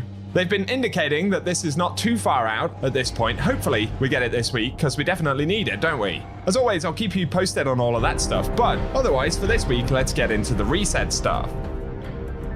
So, the first big thing to bear in mind this week, once again, expect some downtime as we're getting another game update. As we mentioned, this time, Bungie are focusing on power, so they've generally said we're speeding up the power climb with more powerful drops in solo, fireteam, and pinnacle ops. In almost every activity grade for each power range, we will see improved drops. On top of that, the extra bonus rewards that we get on top of completion prizes will now have the same power as the engrams from the end of activity chest. So, looking at the portal, that should mean the bonus engram drops that we see right here. Essentially, that will mean if you're still leveling up, it's going to be more effective to look for the activities that have the most bonus drops initially, as they're going to give the most progression. Of course, that's something we've been asking for quite some time, so it'll be nice to see that. Otherwise, I believe most of the drops that we get in terms of power will have another +1 versus what we're currently getting from powerful drops. So, while of course power leveling is not the only thing that players are concerned about, this should speed up progression by a fairly significant margin. So, give me your thoughts about that, and I'll keep you posted on exactly how that's feeling after we get the update. Bungie have additionally said, though, that since the vast majority of players will be at 300 power or above going forward, due to the catch-up chest, normal, advanced, and expert quick play nodes have been removed, as has the expert matchmaking tier from direct launch, so there will be some additional changes in relation to sort of portal difficulty selection. But keep in mind that catch-up chest, Bungie have said for all players, regardless of power level, there will be additional power that we can grab from the chest. But if you're below 300 power, the rewards that we get in this catch-up chest this week will essentially boost you up to at least 300. So if you are looking to come back ahead of Renegades, especially given that Bungie will not be increasing the power level again in that expansion, obviously getting more power now will be beneficial for the next release. So that's another thing to be aware of, and I'll keep you posted with regards to how we get that catch-up chest once we get into the game on Tuesday. Before we go any further though, a message from our sponsor today. And do you feel stuck with a bad habit because it's hard to stop?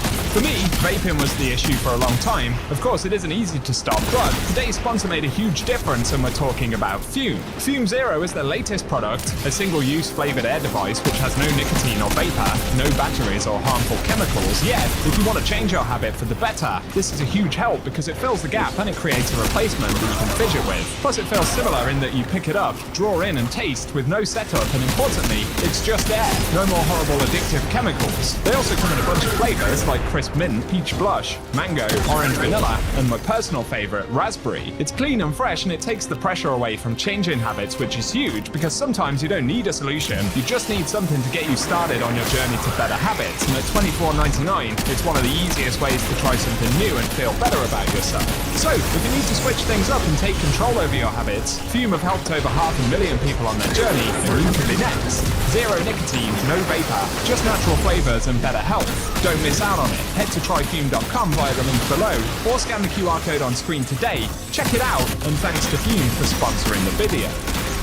In relation to the newest piece of new content that arrived last week, that is the Heliostat exotic mission, Bungie have said we'll be able to continue upgrading the exotic acts this week. So during the first week, we could get all of the intrinsics as well as the first catalyst, but instead, starting a weekly reset, the remaining catalysts will be available for everyone to discover, and if we look carefully enough, we'll find all of the secrets within the mission. This doesn't confirm specifically if we're still on a weekly rollout for the remaining catalysts, so we're not sure if we'll be able to get all of the remaining ones this week, or whether it just means that rollout actually begins. Either way, there'll be at least one new catalyst this week, and I'll be curious to get your thoughts below regarding the exotic acts. Will you be jumping in again this reset to get the next upgrade? Let me know in the comment section. On to seasonal challenges here though. We're going to head into week 14. So in terms of objectives this week, we have Red Hot Rift to defeat Vex with solar damage in portal activities. There's also the Sun's Fire to defeat Guardians with solar damage in the Crucible. And then the Fallen Fall to get kills on combatants in portal activities. And we earn bonus progress for defeating tougher combatants. Then finally, Heavy Hardware to get final blows with heavy ammo in ritual activities, again with bonus progress for machine gun final blows or by defeating guardians. So only a few new challenges this week if you're still working on leveling up the reward pass and things like that. Otherwise, while we don't have details about the map featured this week and the specific rewards, Trials will be back on Friday once again for the weekend, so if you need some sweaty PvP action, that awaits you after the daily reset on Friday. And again, for players above 350 power, we can run the weekly missions on Kepler to get one tier 5 drop upon completion on Mythic difficulty. Of course, if you're above 450, we can just rely on the Loot Cave on Kepler, where you can very effectively farm a lot of tier 5 gear. So, might also be worth keeping in mind for any players who will get a bit of a bump from the catch-up chest this week. Otherwise, in the Worlds tab, if you're looking for certain legacy content, which is still somewhat relevant, if you want to run raid and dungeon stuff, Bungie have made the exotics completely farmable on top of the legendary loot pools in the older raids and dungeons. So if there are any that you're missing, we can now go ahead and farm away to our heart's content. But our very last mention is here in the Dreaming City for the Ascendant Challenge, of course. And this week we'll find it in the Chamber of Starlight here in Rear Sylvia, where we'll get the Strimera Garrison Challenge. So if you need to run that or get any collectibles and things, we'll run a clip at the end of the video showing it off. Otherwise, for this week, guys, that's all we've got ahead of the weekly reset. As always, though, I'll keep you posted with Destiny2 updates, news, discussion, and more throughout the course of the week. So keep it locked and loaded here on the channel if you want to stay up to date with that. I'll also keep you posted when we get into the game with the update changes, power, and things like that. So I appreciate you tuning in as always. If you found the video useful, a rating really does help us out below as well. And let us know if you'll be diving into the game this week. And once again, big shout out to our sponsor today, Fume. If you're looking to change your habits to something healthier and sustainable, definitely worth checking them out. So if you want to do that, all of the info is down in the description box below. But thank you very much for watching today, and I will catch you guys very soon.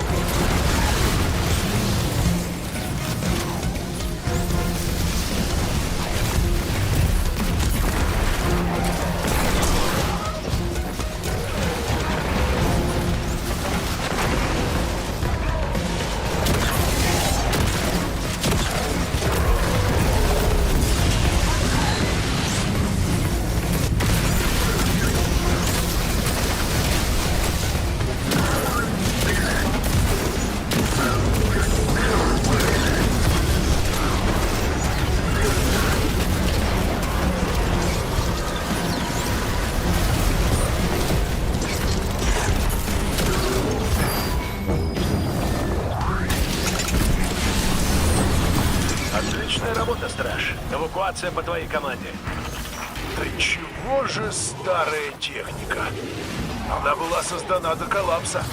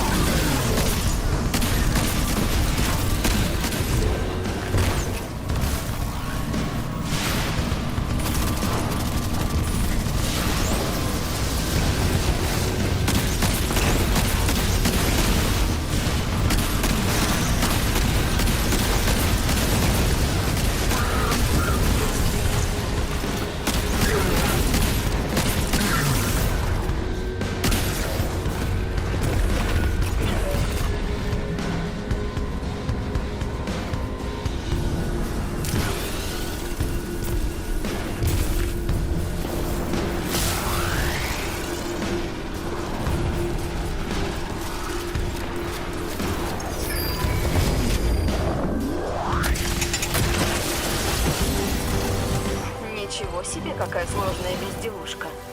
Надеюсь, мне не придется просить о помощи Кловиса.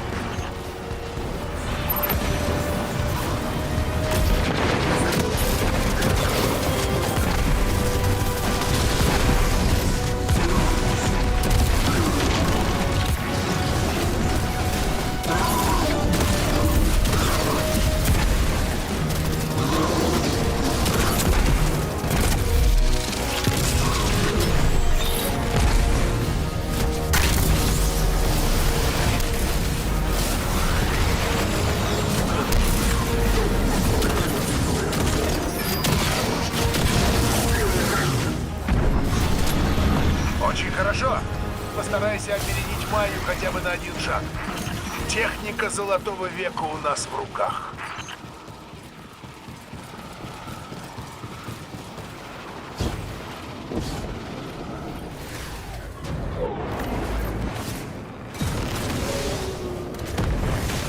Я вижу их полевого командира. Не расслабляйся, страж.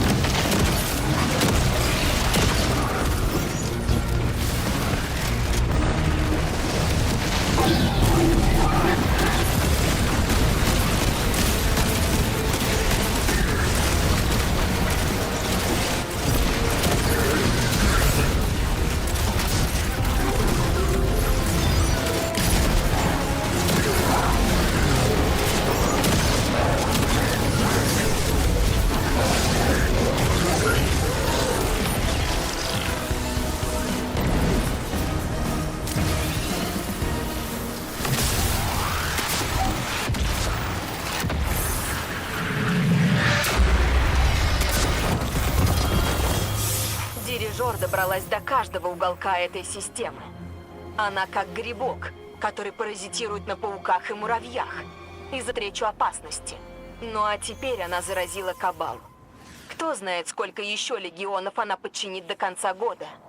Недостаточно, чтобы заменить вексов, которых она теряет из-за свободы воли. Я знаю, что ситуация выглядит мрачно, но это знак того, что ее контроль над эхом слабеет. Не опускайте руки. Мы почти победили.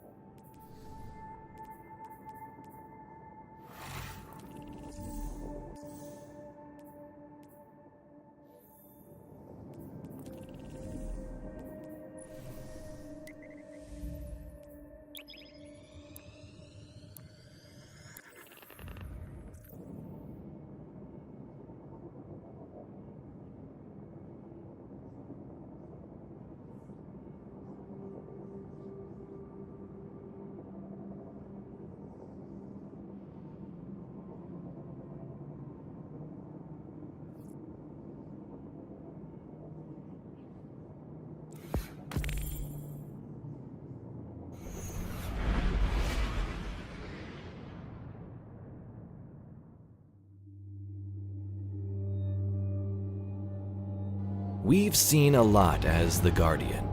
We've seen gods fall. We've seen the battle between light and dark. But this is something else. Something that's never happened in the history of the game. They've been here since the beginning, but now something has shifted, sending a shockwave throughout the system. And the cool part is, your Guardian gets to feel the effects of that shockwave in Renegades. Welcome Guardians, let's break Поэтому this all невозможно вернуть их за один раз. Лучше собери как можно больше техники и выбирайся.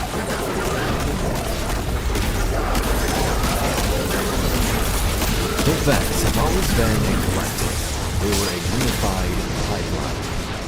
We fight the robotic entities you see, but they've always been the regular inside. That's true Vex. This alien species would always operate through logic, code, and simulation, seeking to find their own final shape in a sense. A pattern in the universe that is known as urgency. To do this, they worked as a group. The collective followed orders from Vex minds, who coordinated armies to convert entire worlds, search through timelines, and inch toward their ultimate goal. The Vex had no empathy for their machines focused on a single goal. Sometimes they would stray a little bit though, like worshipping darkness and the Black Heart, the so divisive sect of the Vex. But overall, they were the same and still worked the same way, machines operating under directives and code. Season of Dawn's Pattern Fall card from Book Unveiling speaks about that original garden, the Vex that would come to be. Инженеры на заводах с ума сойдут. The patterns that escaped the garden landed in water. Of course, there was no water at first. The patterns were abstract waves tumbling through the fire of the universe, trapped in chaos, cycling through desperate self-preservation tautologies. While vast beings from beyond the narrow dominion of cause and effect thrashed in battle. For an eon, they were nothing but screaming equation building, scurrying through the quantum foam, fleeing ultimate erasure. But they were tenacious. They propagated in the saline meltwater of comets orbiting the first stars. That broth of chemicals became their substrate. And they learned to catalyze impossible chemistry with quantum physics. Then, they rained from the sky into the steaming seas of battle worlds. And there, they built their first houses of the Management Sea. In all their transformations, they retained that kernel of ultimate self-sufficiency that had made them victors. But they are not incontrovertibly destined to rule this cosmos. They were made before even this planet was adapted.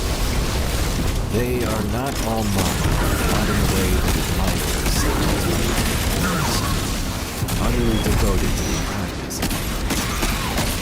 But some of them have thus found their home.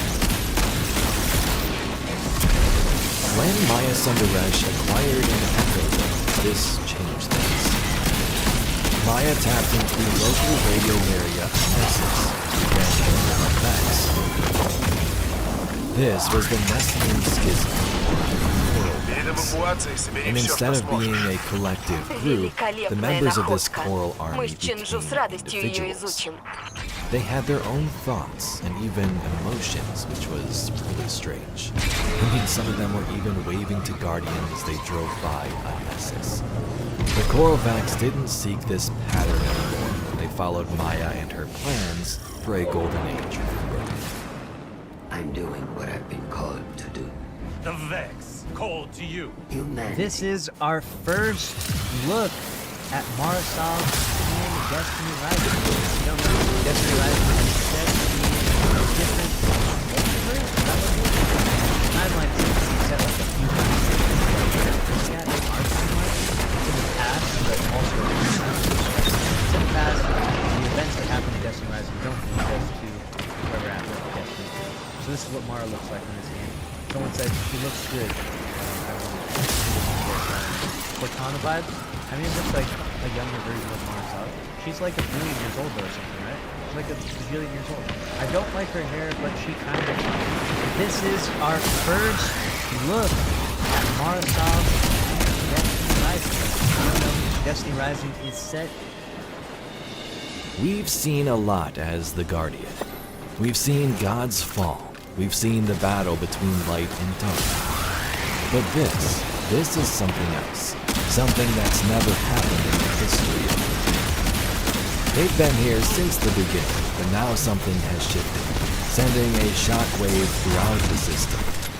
And the cool part is, your Guardian gets to feel the effects of that shockwave with Renegades. Welcome, Guardians. Let's break this all down.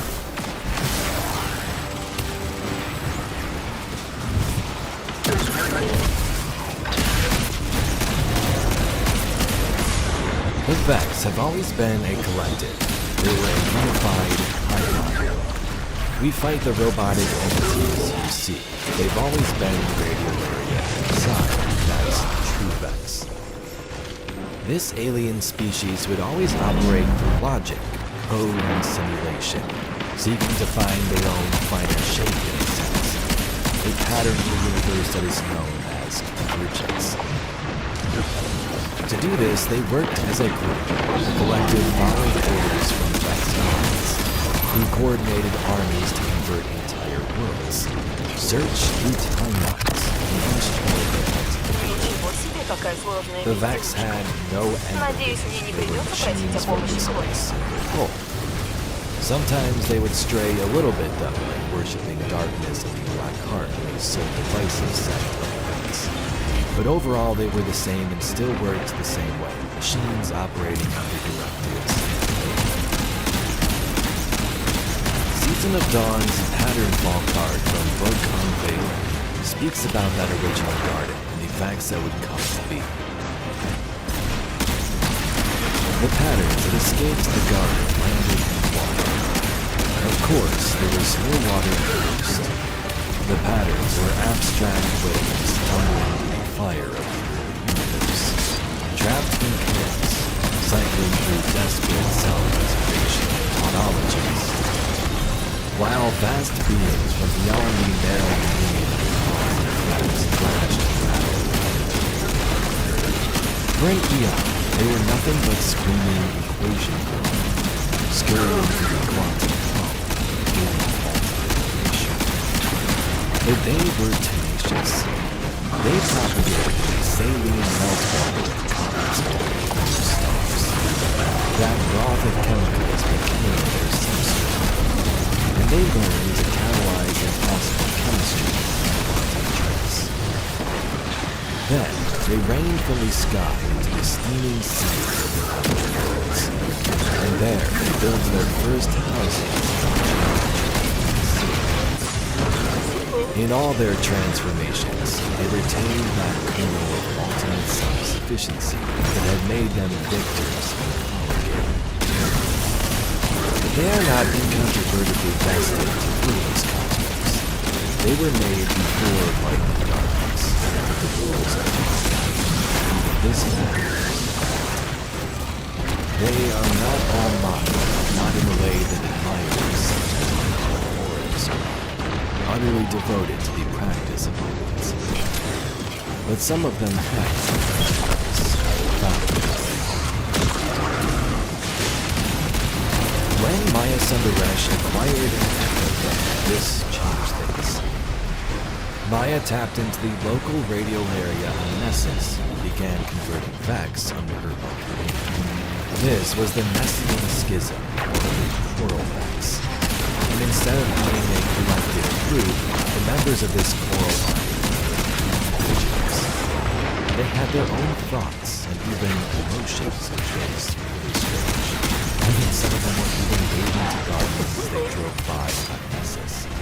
The choral Vex didn't seek this pattern anymore. They followed Maya in her plans for a golden age.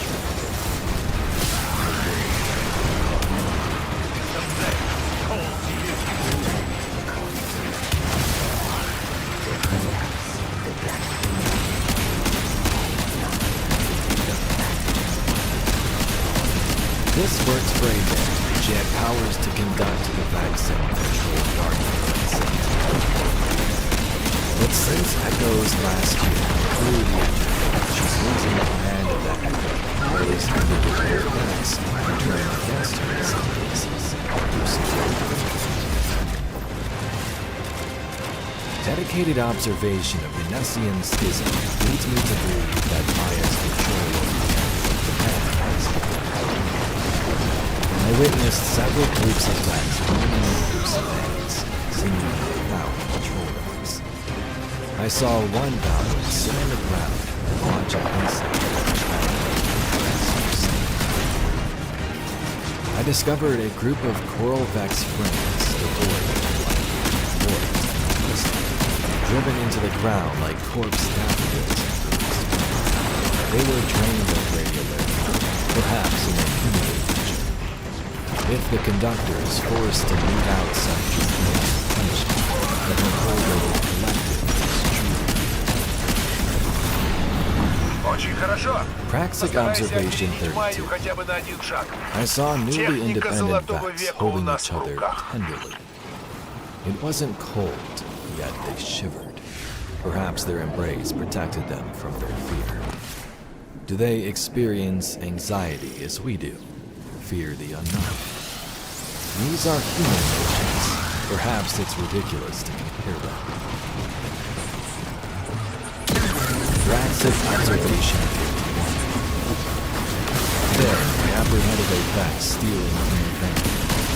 During questioning, he spoke pure gibberish, like it was making sounds and opening the Vex. I couldn't help but wonder if these new Vex were data pads and lore books from the Edge of Fate and Ash and Iron have hinted at where we are going in our next expansion. In this journey, we get to meet a crime underworld group of Vex called the Tharsis Initiative, who are in fact individual Vex who have broken away from the Conductor. They have made their own group and now have their own goals, which is very strange to think about from where the Vex began all the way back in Destiny 1. I wonder if they'll speak in English and subtitle boxes will be gibberish or this gives us more examples of how Maya is losing control of that area. She wanted to make Vex more individual. She told us live and die on that. So witness will, and she's going to do something different. But it turns out what she's trying to do isn't working. The Guardians are going to work with Vex. Told us in one way that would sound like a complete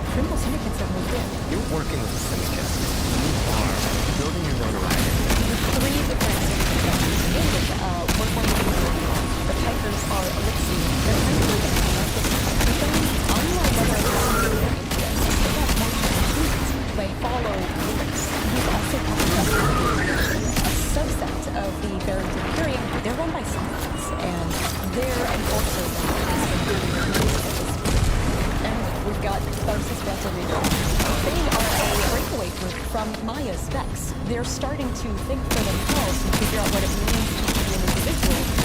Crime. You know, they're wearing clothes. Crime and wearing clothes are what all individuals do. You need to have a means to fight, and people believe or Техника Золотого века у нас в руках. Edge of Fate had a side mission where we helped a Vex named Sharp Cheddar. Sharp Cheddar was a Vex that our Guardian helped save. With its independence, it was breaking free from the Conductor's grasp. She sent Coral Vex after it to find and destroy it, but Sharp Cheddar faced some death, and now exists with the Aeonians. So it would be pretty cool if Sharp Cheddar is a part of this Tharsis Reformation. Maybe we visit that underworld social club and see one of the best leaders of this group, Sharp Cheddar. But for now, as far as we know, it still remains.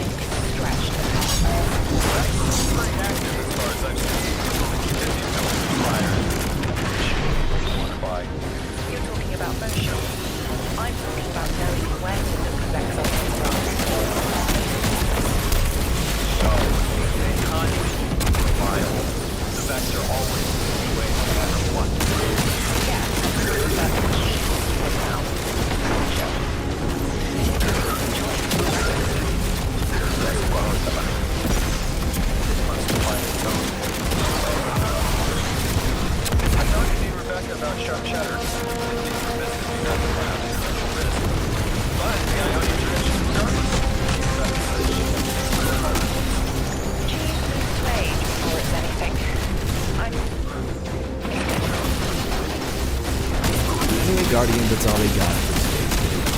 A short summary about the Tharsis Reformation, what we know so far, and how it's continuing. If you'd like to see some more Destiny news and mysteries just like this video, please be sure to subscribe to the channel. I thank you very much for watching, and I'll catch you all in the next video.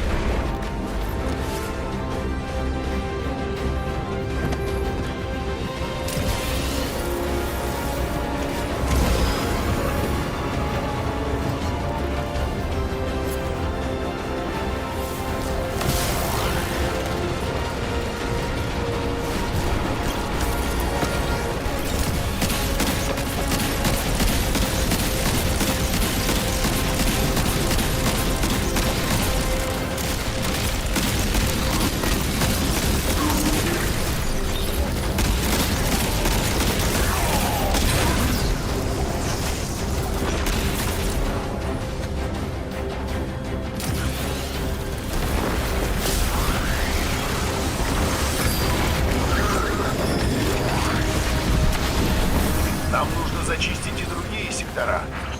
Ничего себе, какая сложная безделушка. Надеюсь, мне не придется просить о помощи Кловиса.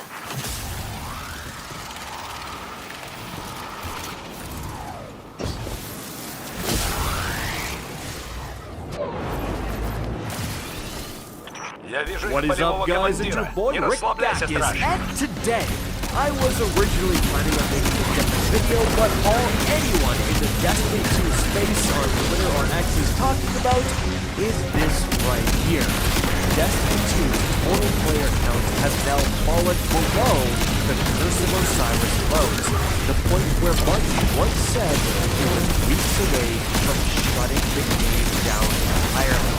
Now, what the heck is going on? Well, we're going to take a deeper dive of the exact numbers. Are things really this bad? Is Destiny 2 a few weeks away from shutting down? Or is that an exaggeration? Well, let's get started. So, this is not really a brand video. We've got no face cam. Partially because maybe it was my brother's birthday yesterday. Maybe I was challenged for drinking the gym. Maybe I wasn't. Maybe I don't feel so good now. But it is what it is, okay? But anyways, this Destiny Bulletin tweet went pretty viral, but it was referencing a particular tweet that went equally as viral. It's from Clarity, Destiny 2 perk insights, doing the Lord's work, getting exact numerical value for perk effects and so on. So, they say, since the general discussions in the community seem to involve 16 player counts on a daily basis nowadays, I wanted to highlight /chill, a friends project that has platform agnostic daily active player data, and it's linked to popularity.report by Bridge Destiny app. So this is an extremely interesting website, and let's take a look at it right now.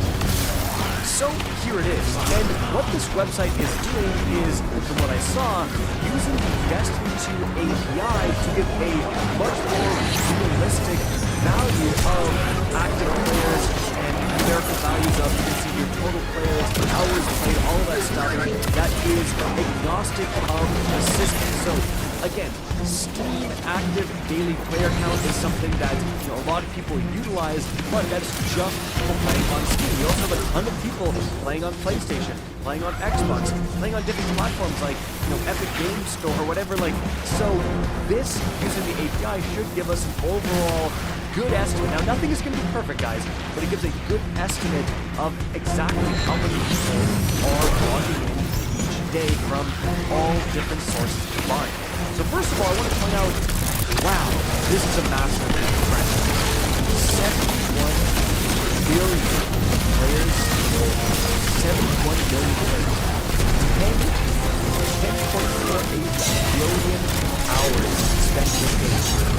What is that, like over a trillion, 700 billion players? This is insane. And I just want to stop here for a second because, again, this is a massive franchise. I think we don't give Destiny 2 enough credit as a franchise. It's a heavy hitter. It is one of the most recognized franchises in gaming.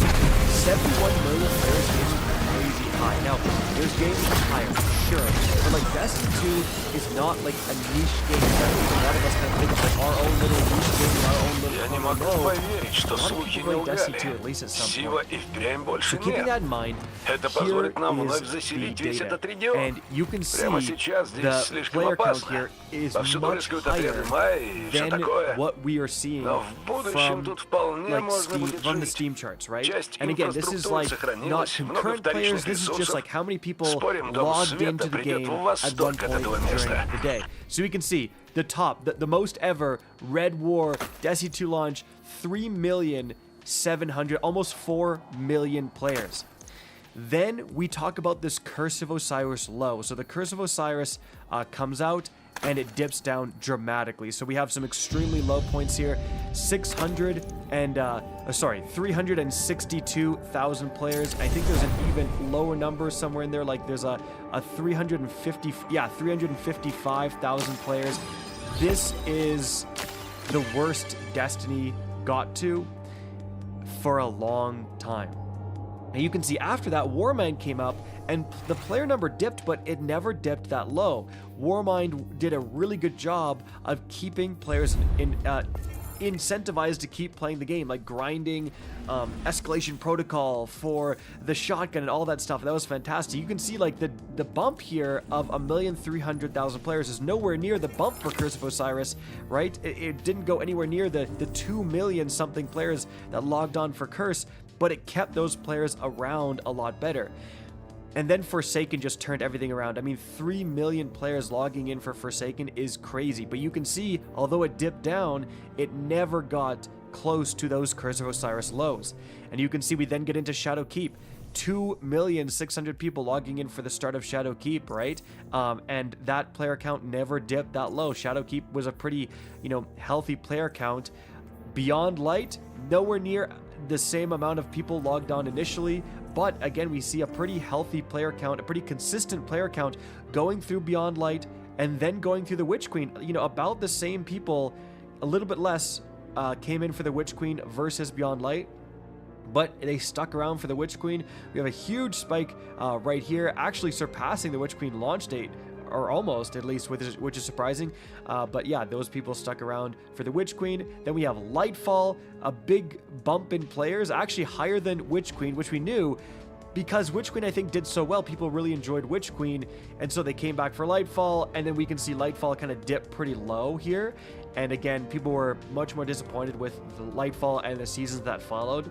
This was some bad times, but still never going below those Curse of Osiris lows. We can see, like, you know, we saw 400,000 player count there, but nowhere near those like 350,000 lows.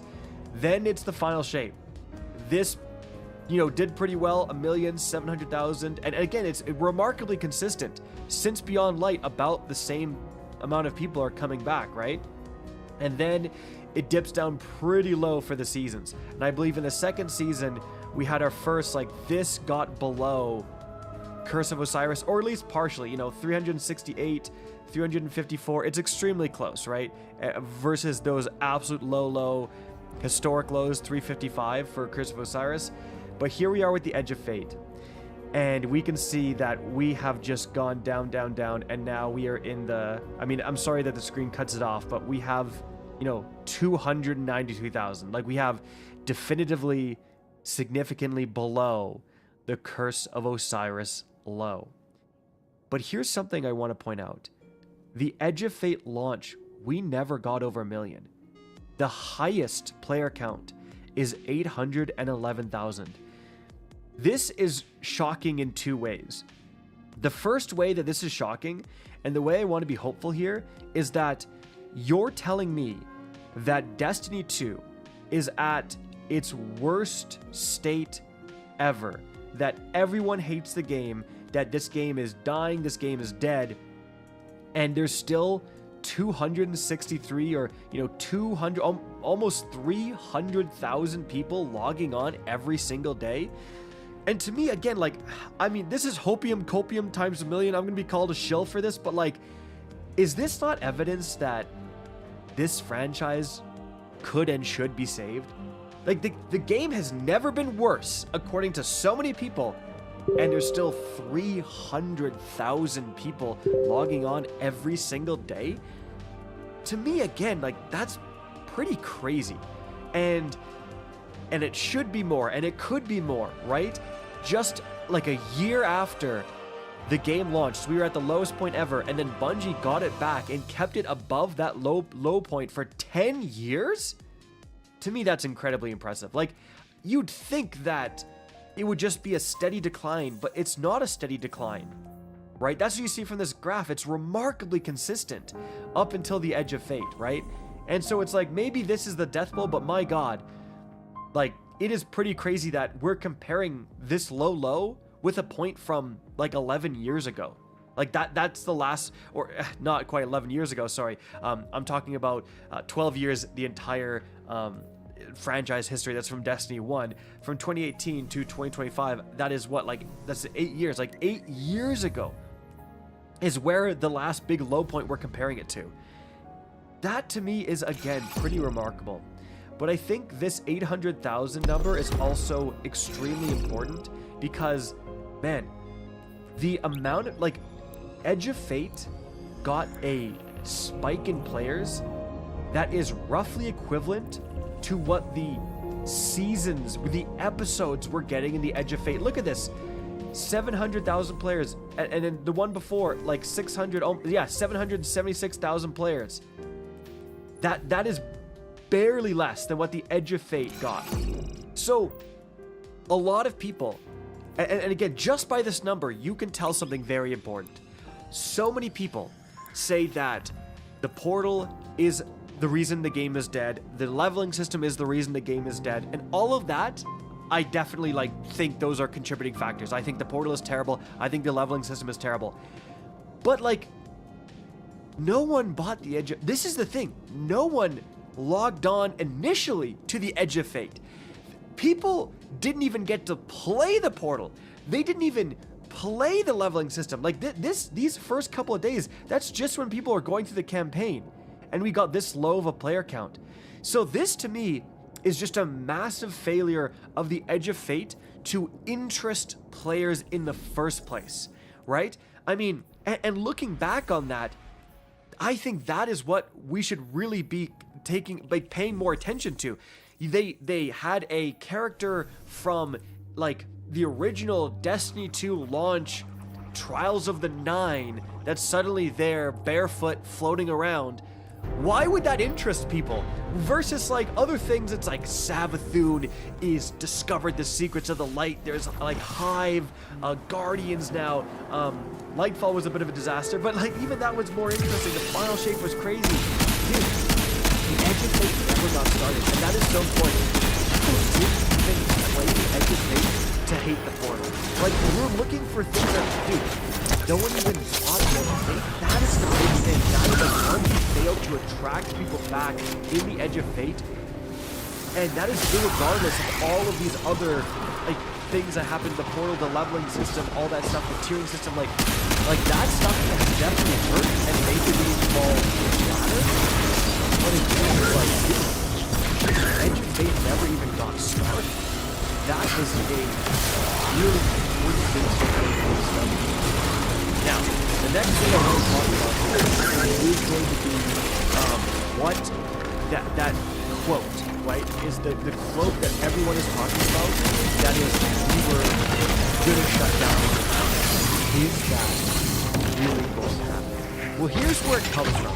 Specifically, this was from a speech by Justin Truman during his talk at GDC 2023, which is the Game Developers Conference. So, funny enough, Justin Truman actually recently became Bungie CEO. Right? So, this is the same guy. And this is actually the image of where he's talking about, where this quote comes from. And he said, the direct quote is him saying, this moment right here, in February of 2018, was effing terrifying. So, this graph shows the trend of our weekly active users. And at the rate that we were shedding players, if this continued for just 5 more weeks, we would run out of players. The entire population would be gone, and we were seriously looking at eventually being 1 month away from having to close up shop with Destiny2 all together. That's like really bad. Really, really bad, guys. Like, definitely not good. And so, again, I am not trying to sugarcoat this and say that, like, the player population is actually not that bad. No, it's bad. It is bad. Again, it's still 300,000 people a day. I think that's remarkable for a franchise as old as Destiny. I think it still shows that, like, there is still interest in this game, even when it's at its worst point. But there's no doubt about it, this is bad. But if you look at the actual quote he's saying, guys, he's saying, like, if we continued at this same downwards trajectory, well, on the one hand, that's not going to happen because shedding players is never uniform. There's people watching this video right now that are saying, I still like Destiny and I'm never quitting. So you would never have a uniform, like we would lose players at this exact amount, you know, every single time, every single week, 0 players. Like that just doesn't happen with player counts, right? Like, you guys see what I'm saying? It's just like, mathematically, if you lost people at that rate, yes, you would get to 0, but at some point it will start to bottom out because certain players are just not going to quit the game because they still enjoy it or it's their comfort game or whatever. So you would see player count naturally bottom out.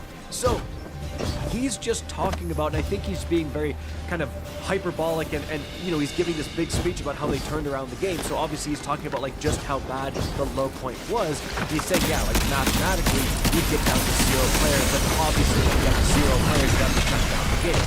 I think that's different than saying like we could not sustain, like we were in the negative, we were not profitable, and we were like a few weeks away, 5 weeks away from not being able to afford to keep the servers up. Like, that is very, and I think that's what a lot of people kind of making it seem like he's saying. That's not what he's saying. He's saying, like, we would get to 0 players, and then, honestly, we have 0 players, and shut the game down, right? But again, that's just not going to happen, because literally there's going to be people in those comment sections on Twitter saying, yeah, I'm not going anywhere, so you wouldn't.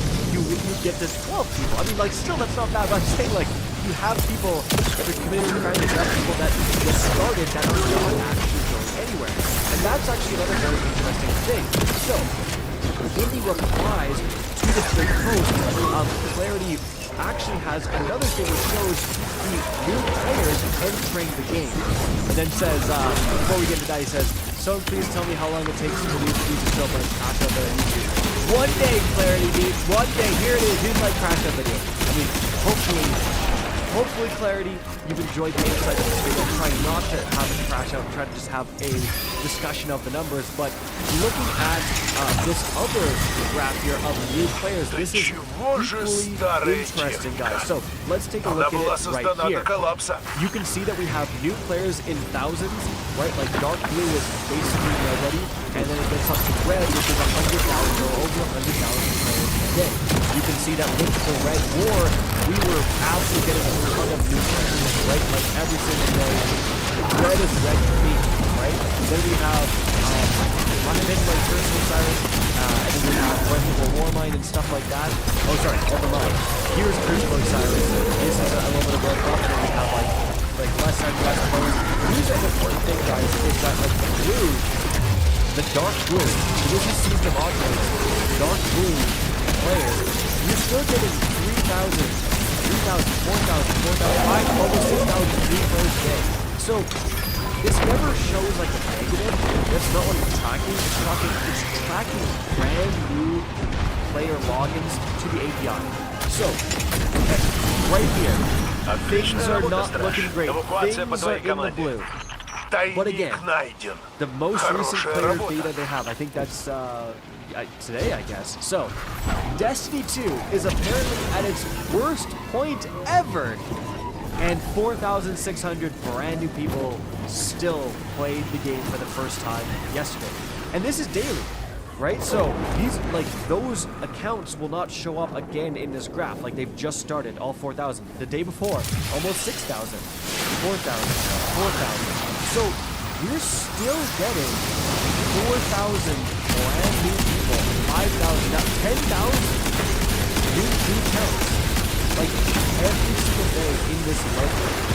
And again, I don't want to try to downplay the severity of this issue. I mean, honestly, Season of the Drifter was just as bad. And Season of Oddments, when you're looking, Season of Oddments was looked back on as like one of the golden ages of Destiny 2. And like, frankly, we're kind of back at that point in terms of new players. You have random interesting spikes here, like why is it 100,000 new players for multiple days in single days? Well, what I read, it was free on, I think it was Epic Game Store, the legacy spike. Pick up Destiny 2, and it's like, oh, that actually works. Like when Destiny 2 goes on these like massive sales or overcome or something, like you actually have spikes like this. Like that's a pretty significant spike. Now, how many of these players actually see it now? You know, that's a good question. I really don't know. I'm shocked that there's still 5,000, sometimes 7,000 new players, 10,000 new players some days logging in every single day, brand new players. When you said Техника золотого века у нас в руках. I can't even believe it. Like, you tell me 4,000 brand new people said, I'm going to play Destiny 2. And everywhere you go, it's going to be about Destiny 2. That is still pretty shocking. And again, it's like, it is not like these numbers are zero. It is not like these numbers are 10, 12 new players. No, there's still thousands of players who start playing Destiny 2 every single day. Every single day. And again, the lowest of the low player count that we saw earlier is still in the 200,000. Like, and again, I don't want to I'm not saying that this means things are not that bad. Things are certainly bad, especially in comparison of other times in the game's history. But like, my goodness, again, this game is really significant. I see these numbers and I'm shocked. They're much higher than I thought they would be. Like, if you are just reading the news on Twitter, you honestly think that there's like literally nobody playing this game. That there's like 10,000 of us playing. Obviously not, right? And there's still new players starting their journey with Destiny every single day, right? And to me, I just think that if I were to know and see these numbers, I would say like, wow, this is actually a franchise working Destiny. Because like, again, we're comparing these folks point is good personal silence. And also, like, it's interesting to have something like this going to say, like, this proves that things are not savable. You can't save Destiny 2. It's like, we're literally talking about comparing this to the previous low point in personal silence, where they did save the game. The last time things were this low in terms of the player count, they released Forsaken, and they literally saved the game. The question is, like, can they do that again? Who knows, right? But like, they've not only done it once, they've done it multiple times, guys. Like, that is the crazy part. And, yeah, like, things are definitely low, things are definitely not good. We are at a lowest point, and this is the only video you're going to see me make on this, because at this point, we're probably just going to enter into some more lowest points. But to me, I think, again, the takeaway is that there's still a shocking amount of dedicated Destiny 2 players. They're logging in every single day. They don't want this franchise to die. And I'm one of them, right? I'm one of them, for sure. And I really looks at that, Sony looks at that, and we finally just get the resources. You gotta remember, what you have to do, you have to pass it. You have to go right? It's a marathon right now. Imagine if that wasn't. Imagine if, or even just decided to get that stupid game out, and so at least it's out, and then you don't need to all these developers that work on animations that are working on character bars and all that stuff. The game's already out. You don't need to be designing weapons from the ground up because the game's already out. So just as long as people act on Destiny, and we can really get this well-deserved game on. You almost want to say if Bungie cared as much about this franchise as we do, we'd have non-stop Forsaken. We'd have banger after banger after banger. And unfortunately, it's just like, you have Bungie going to Super Bowl, they go to Activision, they got reacquired by Sony now, they're going through another transformation, after series, they marathons, it's like, my god. We just have this studio properly dedicated to just Destiny. One span and one but hey, Sony will come to that conclusion as well. Because if we've all come to that conclusion, someone at Sony has got to also come to that conclusion. Anyways, guys, that's it. Just wanted to look at these numbers, talk about it a bit. What do you guys think? Is it over? Or is this maybe like, wow, the numbers are higher than I thought? They certainly are. Guys have been able to enjoy talking all the way. If you guys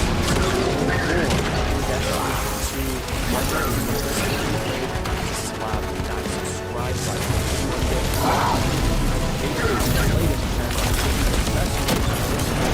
A quick chat is that always.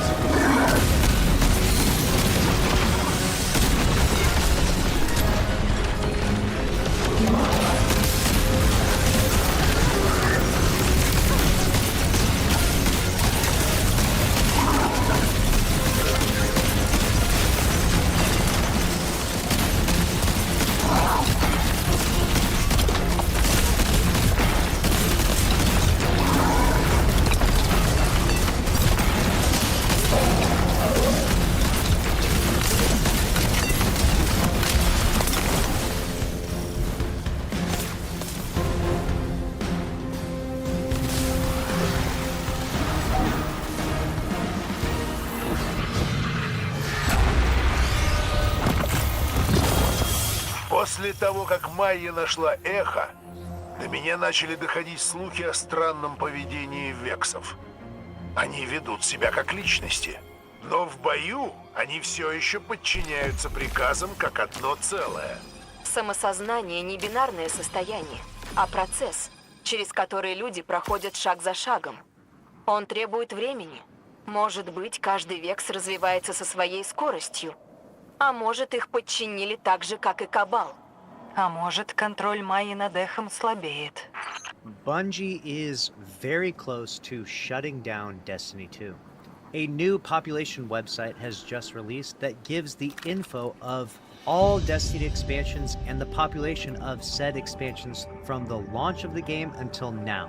And you might be thinking to yourself, oh yeah, well, there's lots of highs and lots of lows, but notice how the highs keep coming back every time and time again. So what is it this time, Lucky? What is so new, and why is Destiny 2 actually dying this time? Well, this actually isn't coming from me, but from Justin Truman himself, who is the most powerful person at Bungie, the current studio head, replacing Pete Parsons as the former CEO. He said these exact words in this GDC conference. Listen very closely. In this moment, when we were literally 5 weeks away from shuttering Destiny 2 as a product, it was like exciting, it was intense, it was terrifying, and I'm going to talk about it some today. So there it is. This moment where we were 5 weeks away from shutting down Destiny 2. Now, what is that moment on the popularity report here? Well, that we're talking about Curse of Osiris, obviously. And you can see here that right here during the low point of Curse of Osiris was the point where they were at 5 weeks from shutting down Destiny 2. So how bad was the population when they were at 5 weeks from shutting down Destiny 2? Well, it shows here on April 10th, 2018 that the population was at its all-time lowest at 355,000 players, and that's all platforms at the time, which is a massive drop-off from its launch at nearly 3.8 million players, right? To go from having 3.8 million players to 355,000 players is indicative of a really big problem. And it was literally at one of these low points that Bungie was like, yep, it's 5 weeks and then we're done. So what did they do? They decided to cook and actually make some good content. We got Warmind, which helped boost the population for a period of time. It carried the Destiny 2 players over until they could launch Forsaken, which really helped get the momentum moving. So why does that matter in today's context, you may be asking?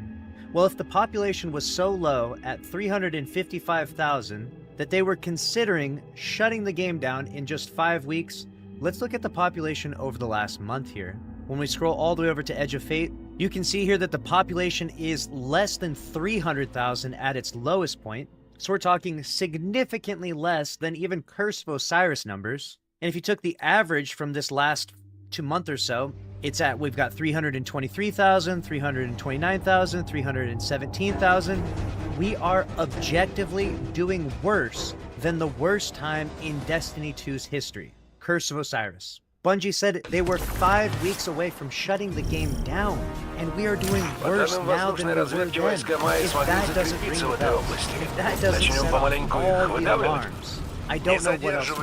And still, Bungie continues to pump out squid after week after week with no state of the game, not addressing this in any capacity, which at this point, honestly, their silence has become very problematic. And let me be clear, I don't want Destiny 2 to die. I'm not advocating for the death of Destiny 2. I want massive numbers. I want the game to be like it was at launch, at Forsaken, at Shadowkeep even. You can see the peaks each year getting significantly lower year after year after year. Until it kind of leveled out here, you can see Beyond Light launch at around 1.8 million players, The Witch Queen around 1.8 million players, Lightfall, 1.8 million players, and Final Shape at 1.7 million, right? So we had a very consistent, cool 4 years. You kind of see that, hey, it has a big launch, things fall off, obviously. They give us an update, it comes right back up, things fall off, an update, etc., right? It has this consistent pattern. And obviously the seasonal model helped for quite some time, right? Until it started becoming a little too complicated. And now, presumably, Bungie is just completely ran out of ideas. Everyone left at their Final Shape, and we're left with the Edge of Fate, which launched, by the way, at around 800,000 players. So we were missing 1 million players on launch. Just think about that. The launch of a new saga. Destiny 2 started with the Light Darkness continuation of Destiny 2, and it had 3,800,000 players at the very start. Now fast forward from 2017 all the way to 2025, and the launch of the new Fate Saga has 3 million less players. We knew that we were in a bad spot before this graph came to us, but now, looking at the data, this is worse than it has ever been in the history of Destiny 2. Like previously, we were looking at these screenshots, right? You can see all the peaks and valleys, but obviously Steam didn't get brought to the game until 2019, so we couldn't actually see the data before this. We didn't know how bad the Curse of Osiris was, and I talked about this many times, because we kind of chose to give Bungie and Destiny 2 the benefit of the doubt that, hey, it must not have been that bad, right? But now that we actually see the numbers, it tells a very alarming story. It tells a story of immense success on launches with a massive fall-off after. And I'm not a financial analyst by any means, but I could safely bet that Bungie is making the majority of their money right here at the highest peak, 2.5 million players for Shadowkeep, than they are throughout the rest of the year, right? That hype, that momentum, selling everyone on the launch of the game, the annual pass, season passes that go with it, all the cosmetics. This is going to be where you make the most money. And so presumably you need these peaks in order to fund these values. Every single year, Shadowkeep, Young, Witch, and Lightfall. And now Edge of Fate doesn't have the peak anymore. We're starting off Edge of Fate in a valley. Like when you look at the population where Edge of Fate is launched, right, it's right here, and you scroll back in time, by comparison, some of the lowest numbers during the entire calendar year of Beyond Light. Like when Beyond Light was at its worst population, that was the equivalent of Edge of Fate's best population of launch.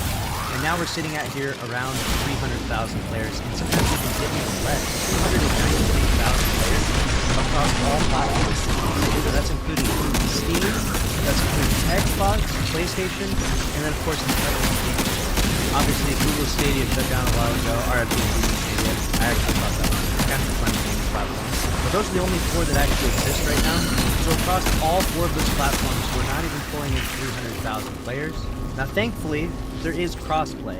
So when you log into the game, you will be able to match players of different platforms. This definitely helps with our extremely low population that we have.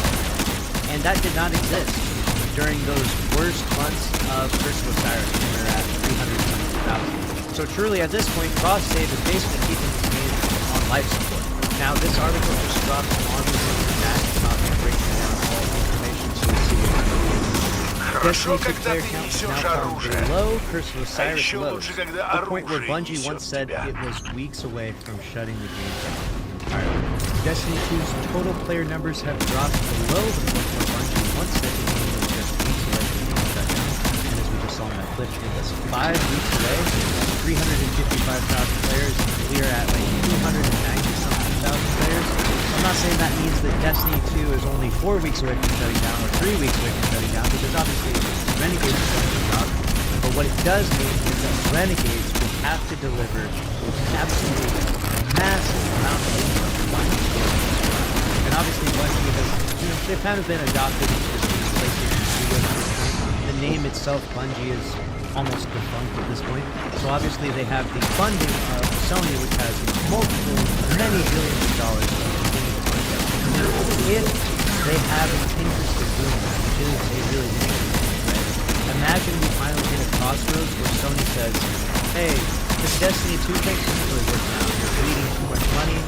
It costs way too much to keep this game going.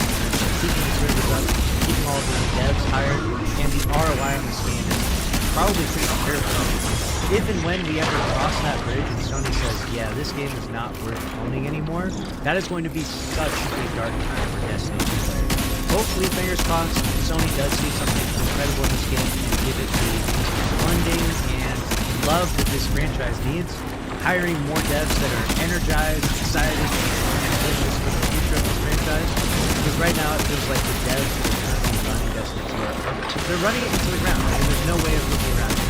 Like, there's no way of being nice and saying like, oh no, they're trying their best, and they're doing an okay job or something like that. I mean, they are probably trying their best, to be fair, but the job that they're doing is just not significant. The next part means it's not an exaggeration to say Destiny 2 is in one of its roughest spots ever. It's something you can see in nearly every community post, YouTube comment, or even the game's Steam page, which currently sits at mostly negative. I don't even care, let's just say last week. It's at 3%. Okay, this is about to be the first ever game on Steam to have 0% positive reviews in the last week. So this is dark times, I say. On Steam, the game currently recently hit its lowest player average count ever, around 17,400 players. The record low since it moved to the platform.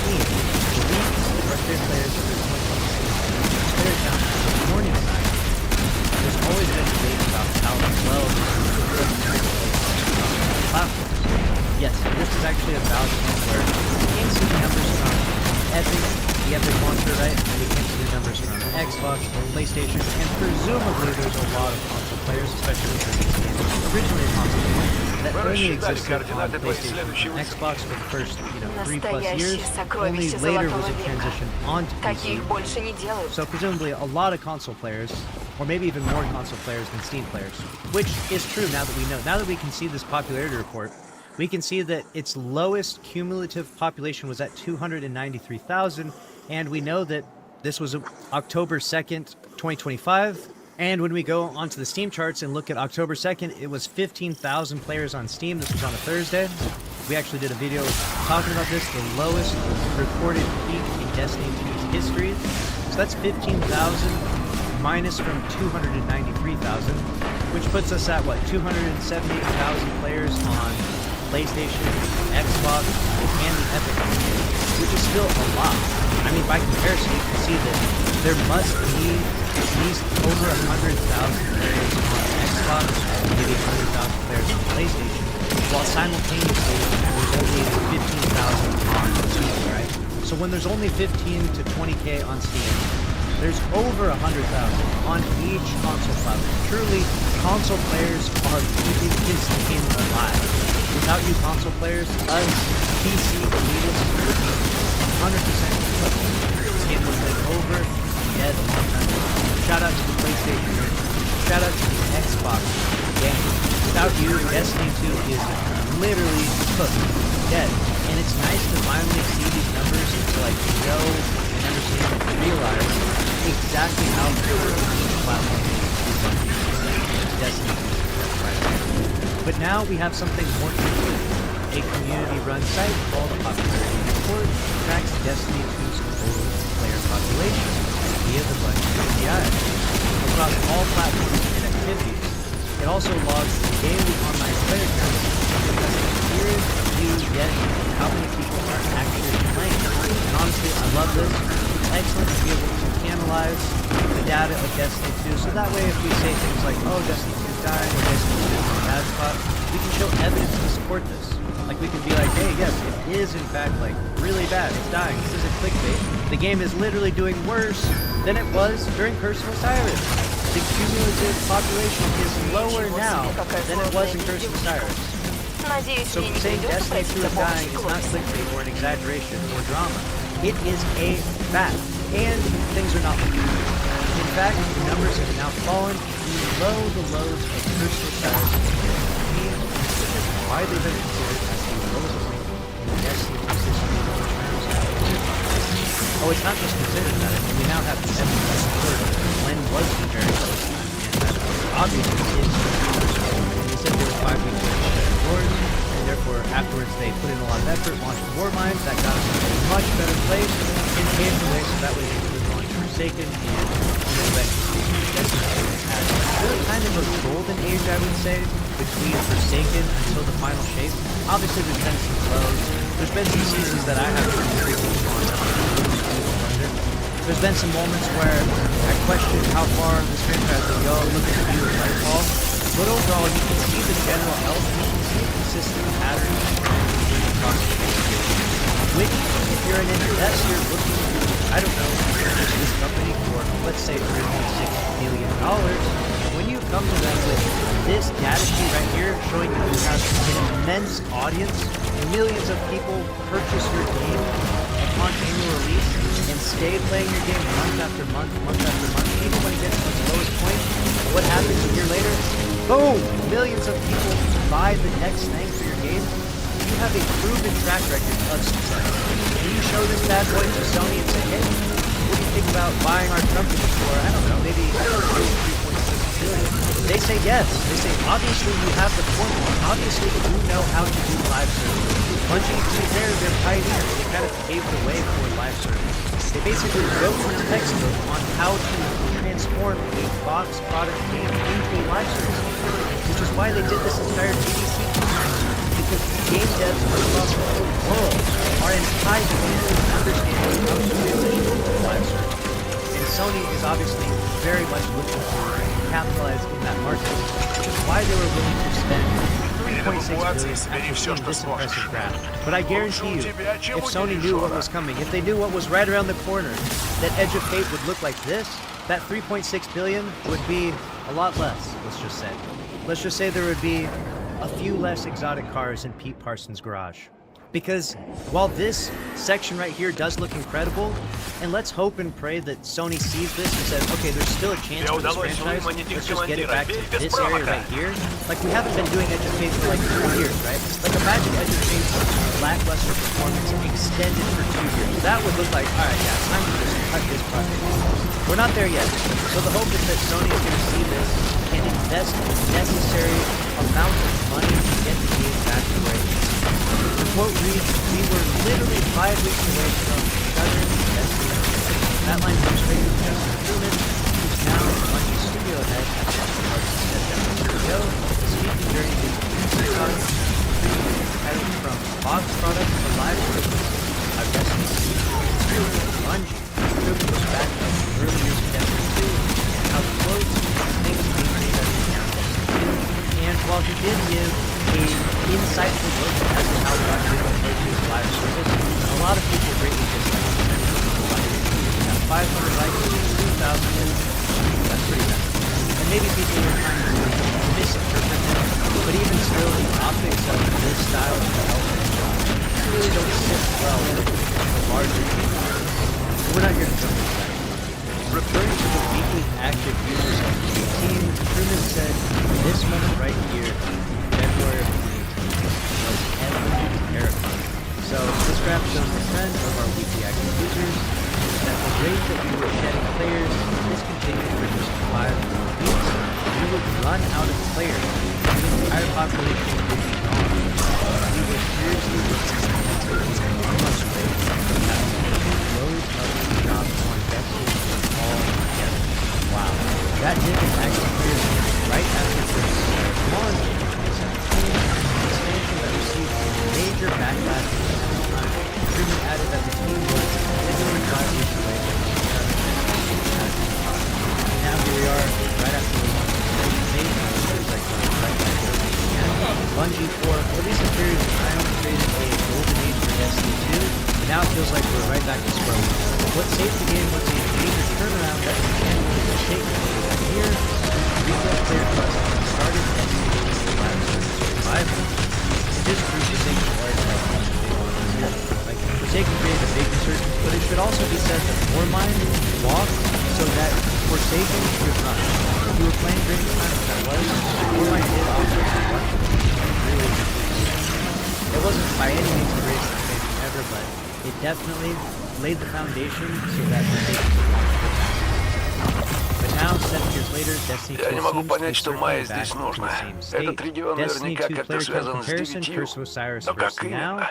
After going through and analyzing the daily player data from скиталец, the report, we путешествие во found времени. that during mid-March Голова 2018, Destiny 2's Я lowest daily просто online рад player быть count на земле hovered и between помогать mid to high стражу искоренять 400,000, вексов. only occasionally dipping Воистину, just below я 400,000. усвоил ценный That was урок. Прежде considered всего rock нужно bottom думать о back том, then, что я the вижу в 5 прицел. weeks from shutdown А moment высшую Bungie метафизику referenced. оставим So here you go, you профессионалам. can see the numbers. Ну и March скитальцу, наверное. 15, 2018, 386, and it goes on and on and on.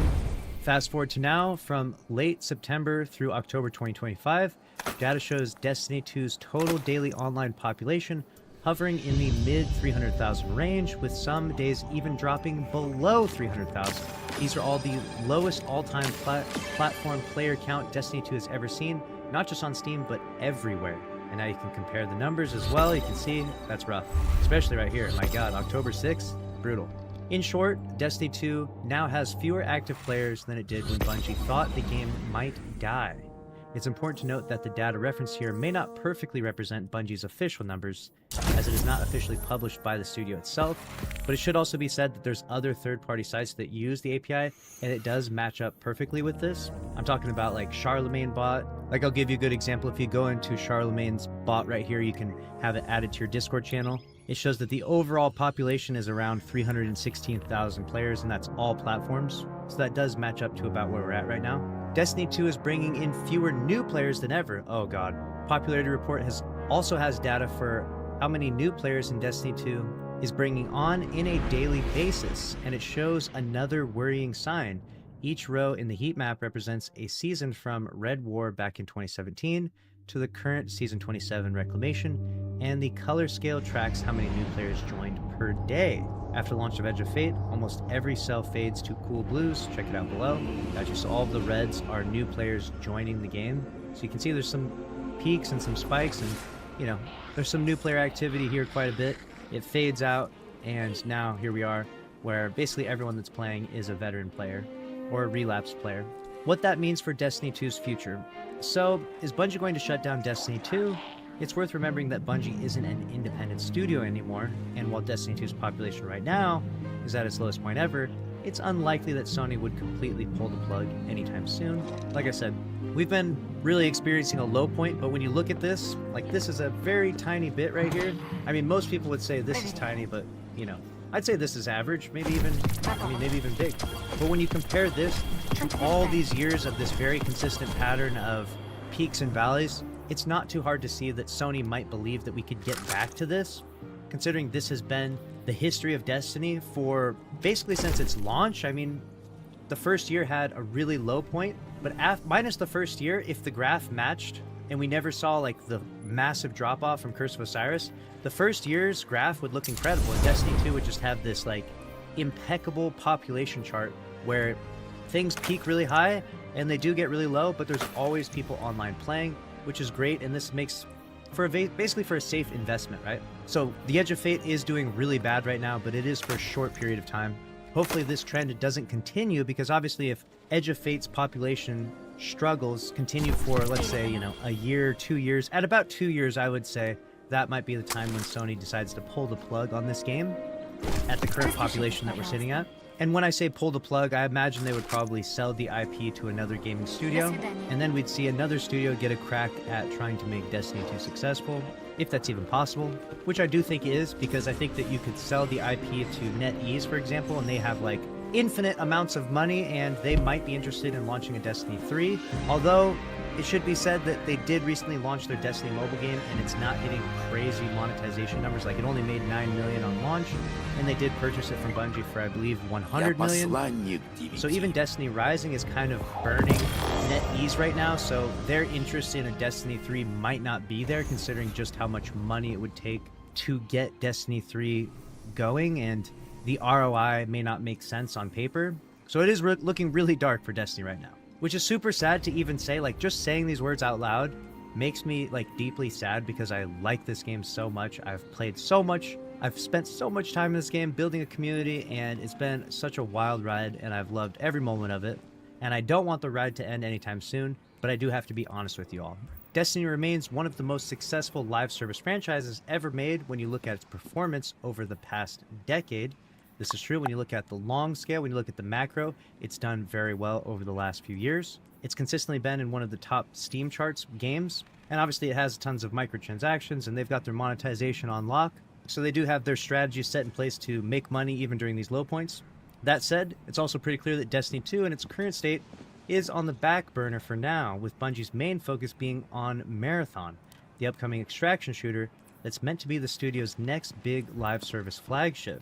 Bungie needs that game to hit, not just for its own future, but for Sony's wider live service strategy, which has been shaky after several delays and cancellations. Sony has been absolutely struggling against Microsoft in this live service market. Microsoft's power and influence is just too good, honestly. And with all the recent tariffs that were recently sent out, it's only making life so much harder for Sony, being an international company, compared to Microsoft, which is an American company. It's at the point now where Microsoft could purchase Sony easily, the entire IP, everything they own. I doubt Sony would ever sell, because they enjoy the space they exist in and the, you know, economic growth it brings them. But it should be said that when your competitor can just effortlessly purchase you, they're not much of a competitor, right?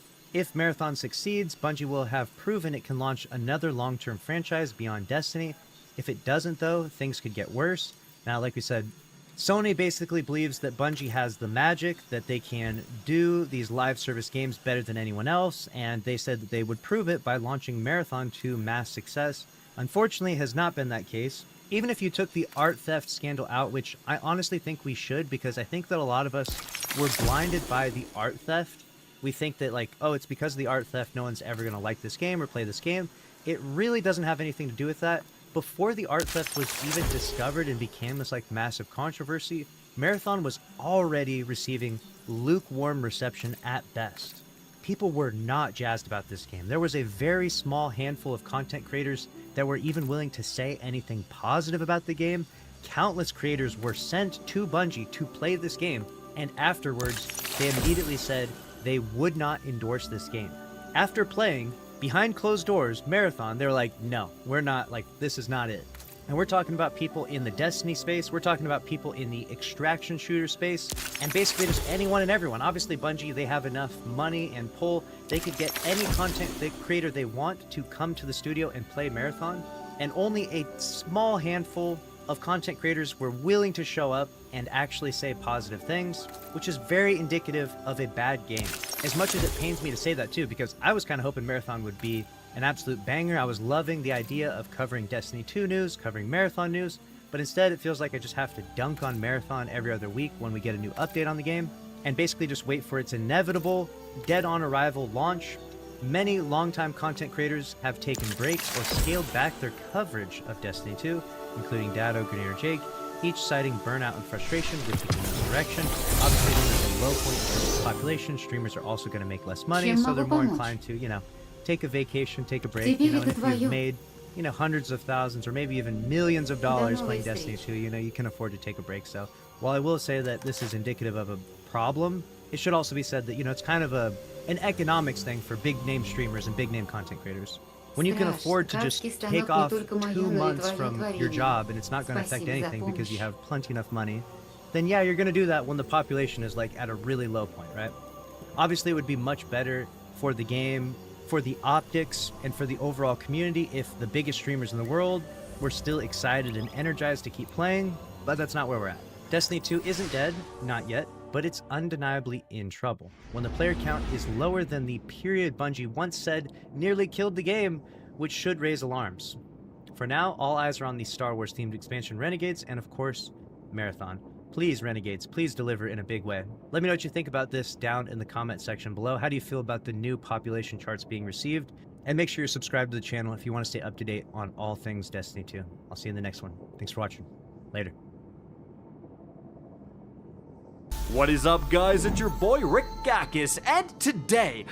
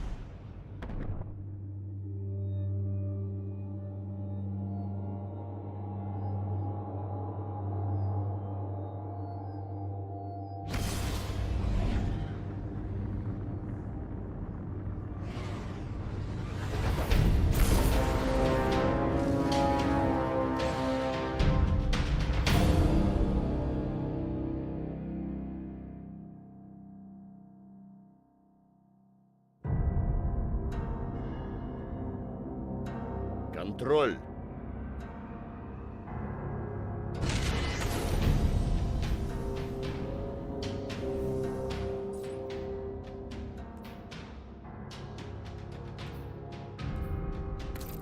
Зоны будут твоими, если будешь за них бороться, страж.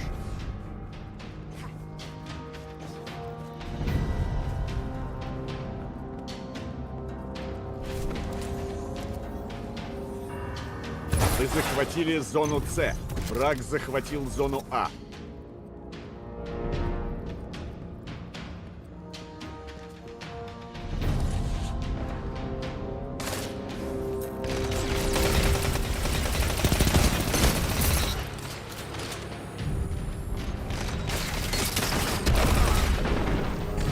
Зона Б захвачена. У вас преимущество по зонам.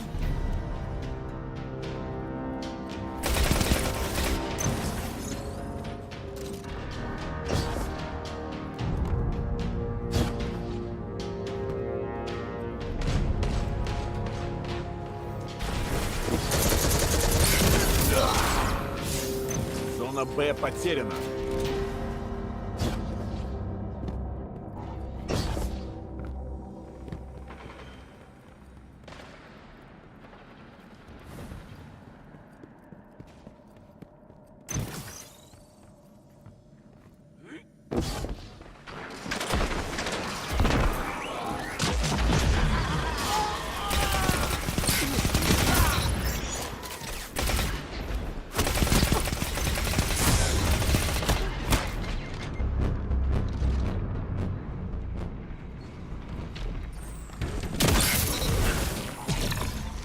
Враг захватил зону Б. Такие охотники, как ты, прокладывают путь всем нам. У вас преимущество по зонам.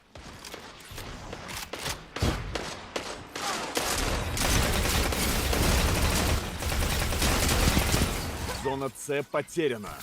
Все как один. Вот это по мне. Враг захватил зону С.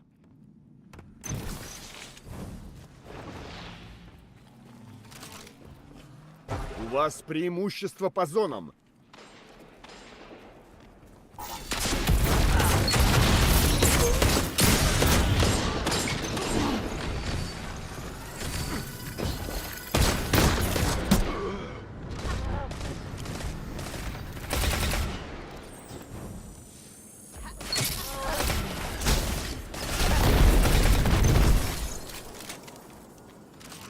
Зона Б потеряна.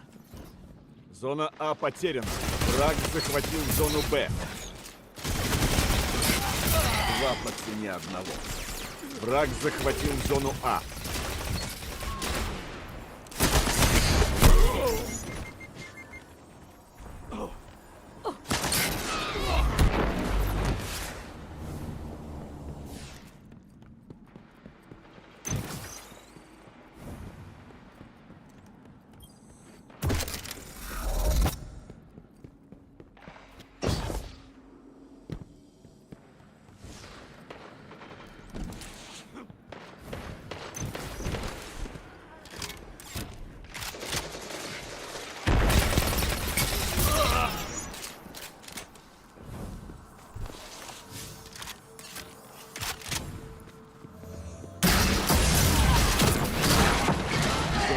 Потеряно. Враг захватил зону С. Зона А захвачена.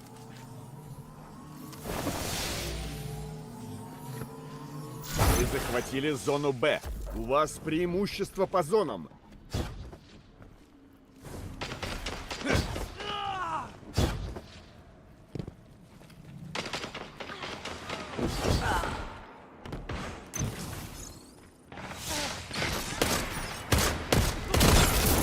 Для этого и нужны боевые группы.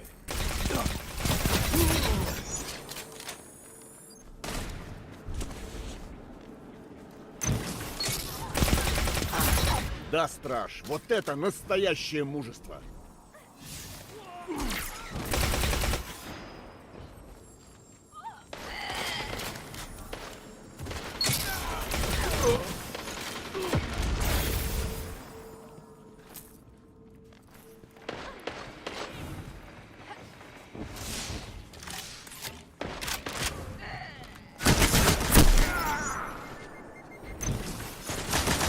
Осталось 5 минут.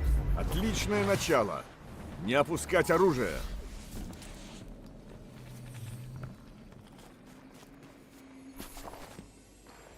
Зона Б потеряна. Враг захватил зону Б.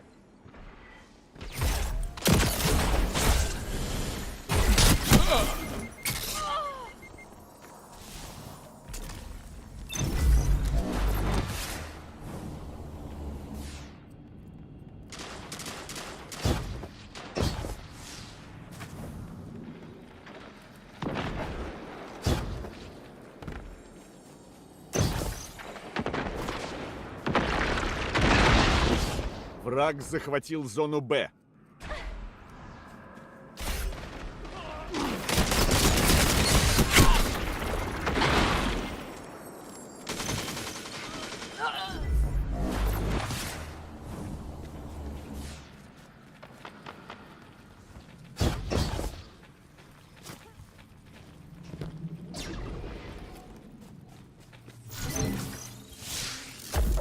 теперь заставь их плакать.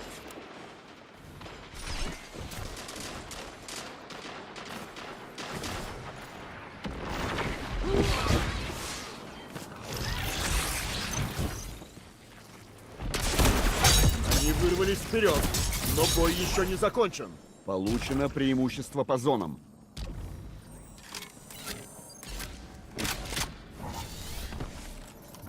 Зона А потеряна.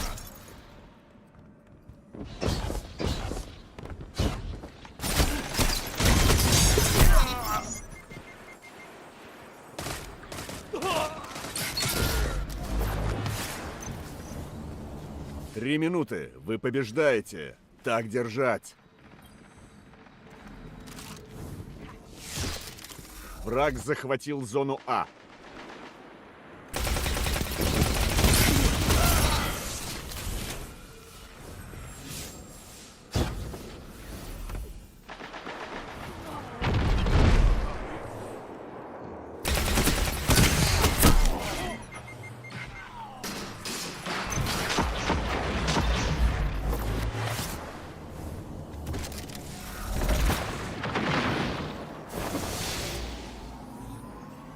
У вас преимущество по зонам. Зона Б потеряна. Враг захватил зону Б.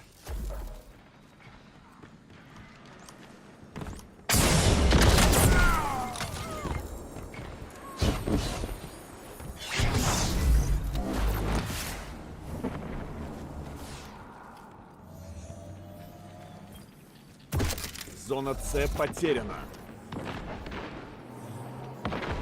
Враг захватил зону С. Тотальное преимущество противника.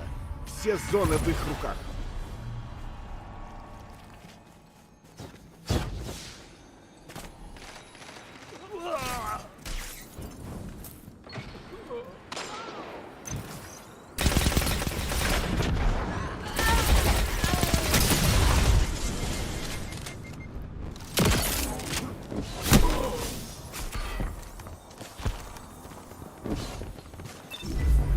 Еще немного, и они победят. Зона Б захвачена. Враг захватил зону А.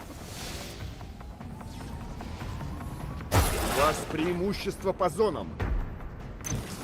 1 минута. Зона Б потеряна. Враг захватил зону Б.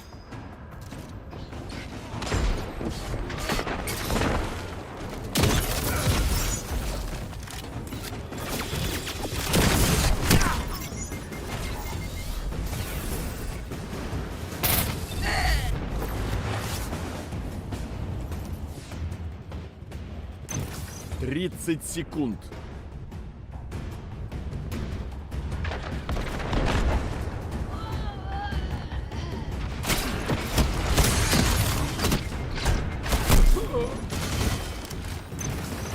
Поражение знакомо каждому.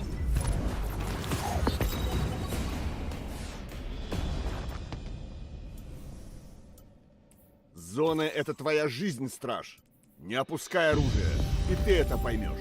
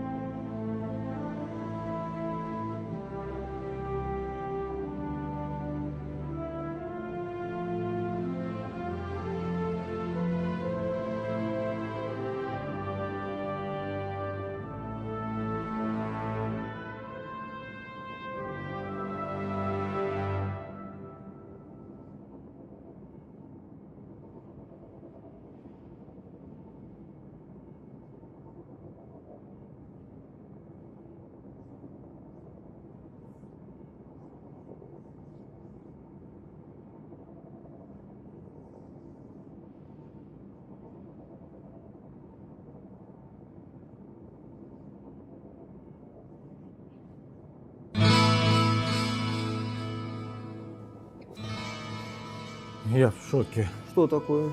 В игровой индустрии, говорят, появилась компания, которая реально слушает свою аудиторию, которая прям реально с уважением относится к игрокам, и игроки ей отвечают взаимностью, они прям играют в ее игры, заносят деньги и... Ну давай. Какую конторку выскочек теперь называют старой Blizzard? Удиви. Ты будешь в шоке. Но... Новую Blizzard. Чего, блин? Мы типа что теперь? Хорошие? Просто остальные внезапно еще хуже. Лови. Еще хуже. Это как? Приветствую вас, дорогие друзья! Большое спасибо, что подключились. И сегодня мы вам расскажем про одну маленькую, какую маленькую, к чертовой матери, про крупную трагедию. Совсем недавно мы восхищались игрой под названием Path of Exile 2, которая вышла в ранней версии в прошлом году. И мы были в экстазе. Боже мой, что сделали разработчики? Они посрамили Blizzard, они представили игру, какой могла бы получиться Diablo. Хардкорная, брутальная, навороченная, кровавая. Именно Diablo, темнейшее фэнтези. Плюс они добавили туда элементы сосаликов, да, Миша? Сосаликов, перекатики, сложные боссы, многофазные. Ты смотрел на это и радовался. Плюс к этому, конечно же, многогранная система развития. Много шмота, в том числе легендарного. И разработчики сказали, в этой игре чисто на прохождение вы потратите где-то 60 часов, потом начнется эндгейм. И, кстати, вот вам аукцион, где вы можете торговать с другими людьми. Все ваши шмотки, которые вы носите, вы можете потом вынести на аукцион, продать с выгодой и купить что-нибудь хорошее. Ты смотрел на разработчиков и говорил: ребята, вы молодцы, вы красавчики, вы наконец-то реализовали игру мечты. У проекта было потрясающее принятие. Более 1 миллиона пользователей смотрело запуск игры на Твиче. Ну, буквально, потому что запуском не заладило, серверы что-то не сумели вовремя все включить. Поэтому больше 1 миллиона людей просто смотрело на экраны стримеров, которые тоже пытались запустить эту игру. В общем, было весело. Игра стартовала, серверы все-таки запустили, без проблем, не обошлось технического плана, но все-таки 578 тысяч онлайн удалось собрать. Хрена себе результат! Path of Exile 2 быстро стала одной из самых популярных игр на платформе Steam. И казалось бы, уважаемая Blizzard, пройди ты нахер со своим Diablo 4 за 70 баксов, со своим убогим дополнением Vessel of Hatred, где дали только пощекотать яйца Мефисто. И примерно в тот же период представитель Blizzard, по-моему, это был Род Фергюсон, задавался вопросом в интернете, мол, а вот жанр диаблоид это как, это что, это к чему? На что ему напихали в ответ: какой опу твою диаблоид?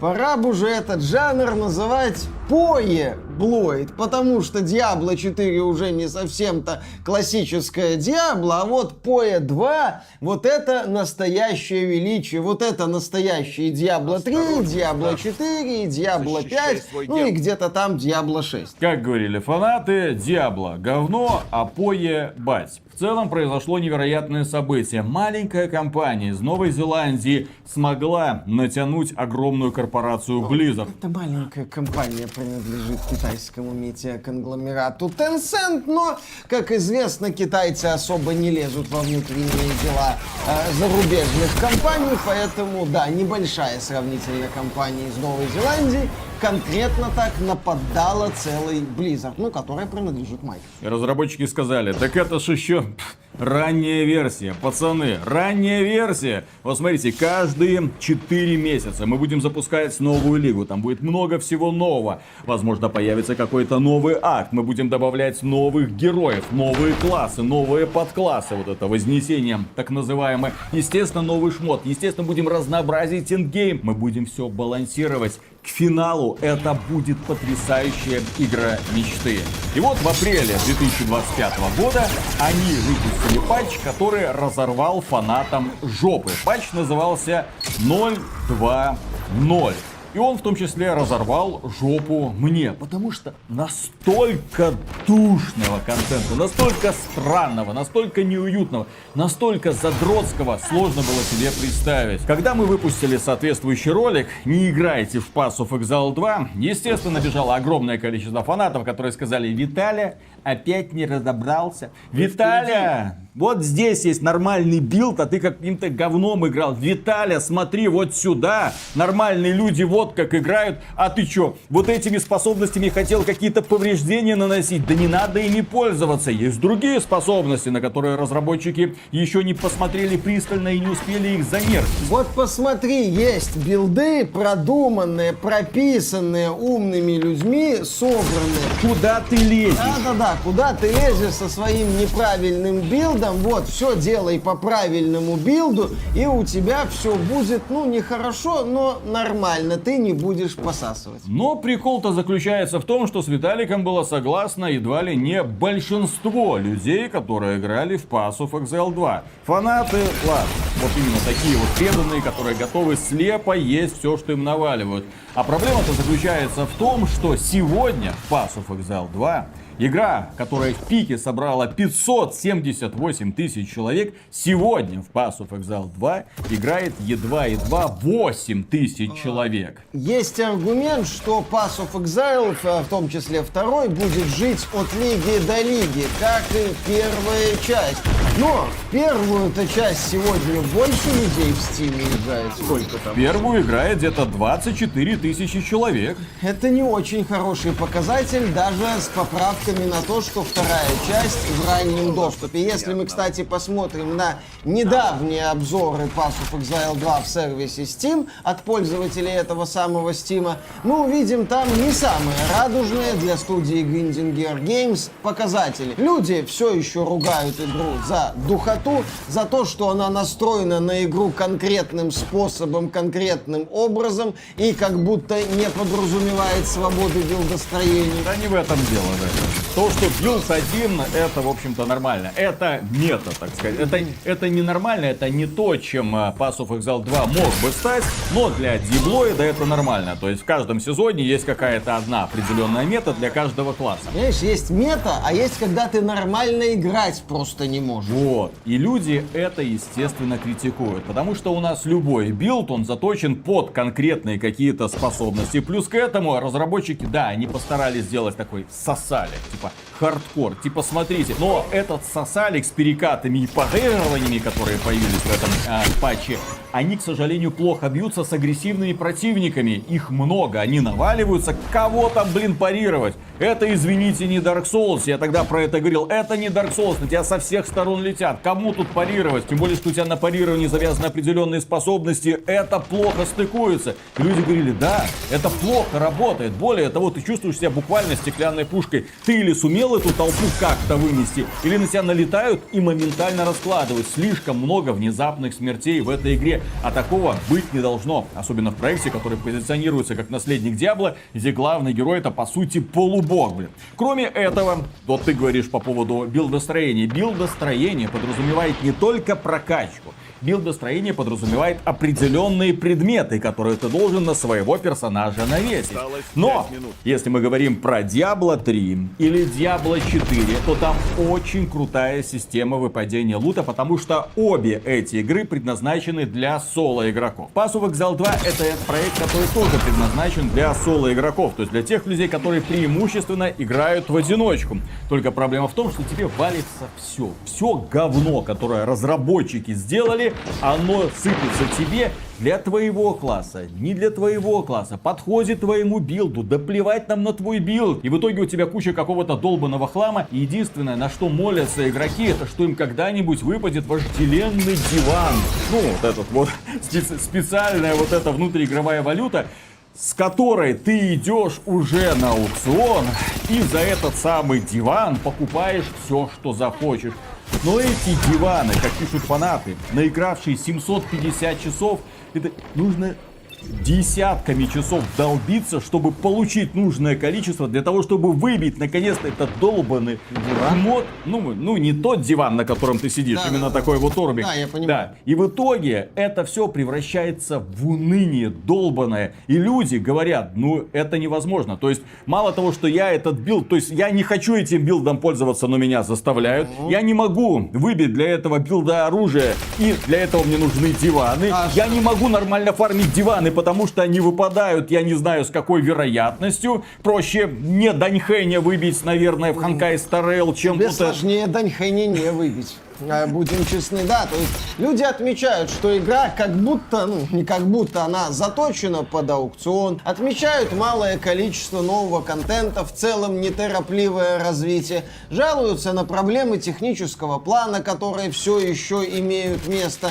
Да, игра типа в раннем доступе, игра еще не закончена, разработчики будут что-то делать, но люди уже верно замечают, что с момента выхода прошло больше полугода, и пора бы, наверное, уже что-то делать, а игра как будто застопорилась в своем развитии. Вот именно. Смотрите, прошло уже почти 4 месяца. Приближается день полного П, то есть наконец-то должен выйти патч 0.3.0, который должен исправить абсолютно все проблемы. А если он не исправит? А если не удастся вернуть людей, то аудитория может быть потеряна навсегда. Разработчики, естественно, говорят, да мы много не поняли, мы сейчас все это переколбасим. Но то же самое они говорили до релиза патча 0.2.0, который фанаты некоторые защищали. То, чем занимаются разработчики сегодня в социальных сетях. Вот давайте песенки послушаем, лоу-фай. Вот давайте посмотрим, как какие-то фанаты каким-то странным билдом убивают какого-то босса. Да всем насрать, ты не получаешь от игры удовольствия. И куда уходят люди? Да. И куда уходят люди? Ты смотришь такой, ладно, любой практически деплойд, который сейчас запускается, привлекает массу людей, в каком бы состоянии он ни был. Он привлекает массу людей, а потом, к сожалению, теряет. Недавно, почти год назад, состоялся выход игры Last Epoch. Пиковый онлайн 264 тысячи человек. Ага, а сейчас сколько? 3000 человек. Несколько месяцев назад стартовал второй сезон Last Epoch, тогда пиковый онлайн подпрыгнул где-то до 150 тысяч. Но потом люди, естественно, схлынули, когда освоили этот контент. А недавно стало известно, что студия-разработчик Last Epoch продалась корейской компании Krafton, известной благодаря PlayerUnknown Battlegrounds PUBG. То есть студия поняла, что, наверное, не вывозит этот проект своими силами и решила, что будет вывозить его с помощью корейцев. Ну, естественно, после объявления о продаже разработчики Pass of Exile 2 сказали, что будут расширяться, что у них светлое будущее, прям как у создателей Subnautica, которые принадлежат Крафтону, но это отдельная история. В общем, Last Epoch когда-нибудь станет великим. Снова. Или не станет, пока неизвестно. Да, в общем-то, уже плевать на Last Epoch, потому что сейчас, когда заходишь в Steam, внезапно наблюдаешь, что в Titan Quest Anniversary Edition, игра, которая уже почти 20 лет, ладно, Anniversary Edition поновее немного будет, играет те же самые 3000 человек. Люди хотят просто вернуться, ну, естественно, поиграли вот недавно вышедшую раннюю версию Titan Quest 2, захотелось больше, вернулись, посмотрели, ни хрена себе, игры 20 лет назад делали и продолжают получать удовольствие. Так более того, игра Green Dawn от создателей Titan Quest, ну, про эту историю мы рассказывали, когда обозревали раннюю версию Titan Quest 2, имеется в виду, что в свое время они вышли, но там финансовый кризис, в итоге студию расформировали, они основали новую, выкупили права на движок и сделали проект Green Dawn, который развивали замечательно. Так в эту игру сейчас играет 4500 человек. Ей тоже очень много. Она практически не развивается. Но это в ней игра на прохождение. нет концепта лиги. Так и Titan Quest, там тоже игра на прохождение. Нет концепции лиги, когда ты снова и снова один и тот же контент под разным соусом пытаешься переварить. Нет. То есть это просто игры на прохождение. То есть сегодня популярность Pass of Exile 2 на уровне проектов 20-летней или 10-летней давности, у которых в принципе нет в планах развиваться как игра-сервис. Это просто игра на прохождение, чтобы приносить тебе удовольствие. И если мы вновь сравним показатели Pass of Exile 2 и Pass of Exile 1, мы увидим, да, очевидный результат, что люди предпочитают все-таки играть уже в развитую и прокачанную первую часть Pass of Exile, а от Pass of Exile 2, ждут развития, надеются на исправление, надеются, что разработчики все-таки прислушаются к глазу недовольных всех фанатов Pass of Exile 2 и сделают игру веселой. Разработчикам Pass of Exile 2 все-таки надо посмотреть на свою аудиторию, задаться вопросом, что вам надо, услышать ответ и, наверное, в этом направлении развивать свой проект. Найти свою аудиторию и понять, что ей надо. Это очень и очень важно. Как и важно слушать свою аудиторию и развивать проект в том направлении, в котором аудитория хочет видеть это самое развитие. И здесь мы подходим к еще одному условно очень диаблоиду, но, по крайней мере, у него есть слово «Дьябло» в названии. Да, кстати, если вы зададитесь вопросом, какая самая популярная игра после Pass of Exile 1 жанра диаблоид в Steam, внезапным ответом будет Diablo 4. Да, Diablo 4, которая в Steam имеет весьма умеренную популярность, суточный онлайн где-то 15 тысяч человек на данный момент. Но здесь стоит отметить, что Diablo 4 в Steam вышла после основного релиза, что немалая часть аудитории Diablo 4 в Battle.net, какая-то часть в геймпассе, кто-то долбится на консольках, господи, прости их души грешные. Тем не менее, у Diablo 4 в Steam есть аудитория. Steam — это такой неплохой показатель популярности игры и удержания этой самой аудитории. И демонстрация лояльности в первую очередь аудитории, потому что в Diablo 4 в пиковый онлайн это 55 тысяч. Это очень мало. Сравните с показателями Pass of Exile 2. 55 тысяч, и 15 тысяч из них сейчас вот продолжают дальше играть. Так вот, совсем недавно, да, многие люди критиковали Diablo 4, особенно в Steam, потому что в Steam ворвался папка жанров, но этот папка стоил слишком дохрена. Там еще этот магазин с микротранзакциями долбанными, где эти скинчики были, там можно было это коники, какие-то повязочки, крылышки, все это продается за безумные деньги, плюс дополнение, которое тоже стоит неадекватно, а рядом лежит, смотрите, ребята, Last Epoch, Pass of Exile бесплатно. Pass of Exile 2 скоро будет бесплатно. Pass of Exile 2 сейчас в базе, ну, по крайней мере, в нашем регионе, стоит где-то $15. И ты, собственно, за эти $15 внутриигровые бонусы получаешь. Да, Pass of Exile 2 игра как бы сейчас платная, платный ранний доступ, но платность Pass of Exile 2 и платность Diablo 4 это две очень и очень большие разницы. Когда у тебя есть за $15, ну, примерно все, кроме там всяких бонусов из комплектов поддержки, это отдельный элемент монетизации. Или когда у тебя за $70 есть базис, для которого ты еще должен покупать дополнение. Дорого стоит. Да, не дешевое дополнение. Плюс эти дополнения, почему люди были разочарованы вот этим Vessel of Hatred. Причем это дополнение, это даже не дополнение в привычном для Diablo смысле. Это не дополнение, которые выходили для Diablo 2. Это не дополнение, которые выходили для Diablo 3. Это не целый отдельный какой-то акт, не новый крутой босс. Нет, это подбоссик, минимум тебе истории, и увидимся дальше. Пощекотать яйца Мефисто в следующем дополнении, возможно, там даже удается чихнуть ему крайнюю плоть. Не, сначала ты за левое пощекочешь, потом за правое, а крайняя плоть это уже третье дополнение, не просто так. Кстати, очередное дополнение для Diablo 4 перенесли, и Blizzard сказала, что будет это вот учитывать, будет учитывать негативную реакцию фанатов на дополнение Vessel of Hatred. Но, тем не менее, Diablo 4 не безуспешно удерживает аудиторию. Да, не все приняли новое видение Diablo 4, но для тех, кто принял, игра, в общем-то, дает то, что им нужно. Куча монстров, открытый мир, ты гриндишься и... В общем, смотрите, если сегодня брать вот совокупно аудиторию Diablo 4, то это будет несравнимо больше, чем Pass of Exile 2, это понятно. Контроль. Сейчас уже только в Steam аудитория...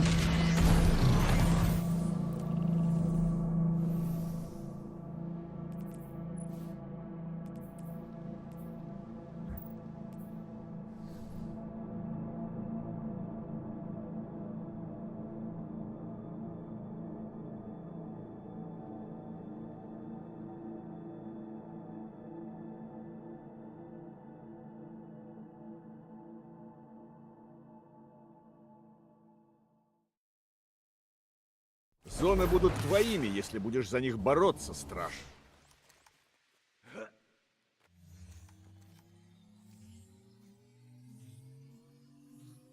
Зона А захвачена. Враг захватил зону С.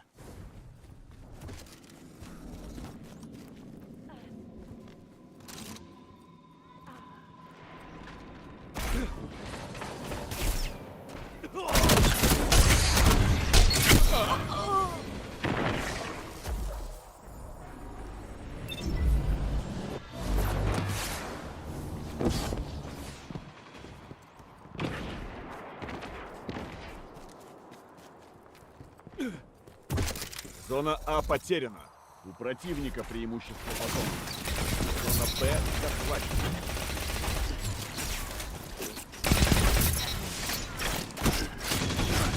Зона С захвачена. У вас преимущество по зонам. Вы лидируете. Один за другим.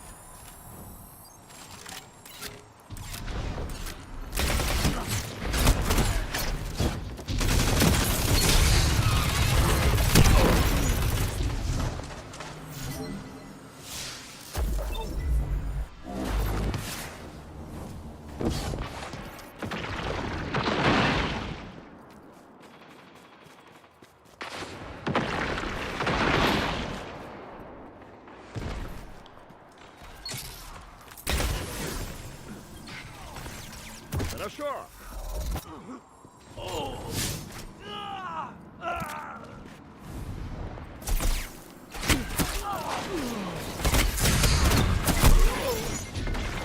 Зона С потеряна. У них преимущество по зонам.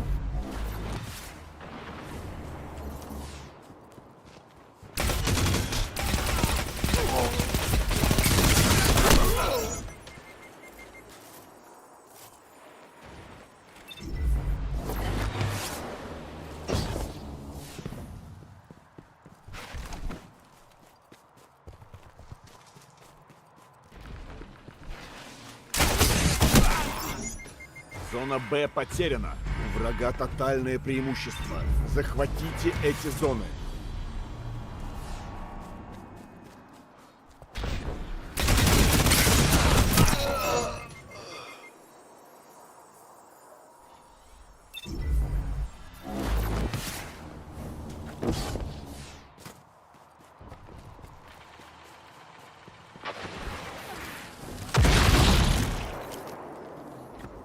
Зона Б захвачена.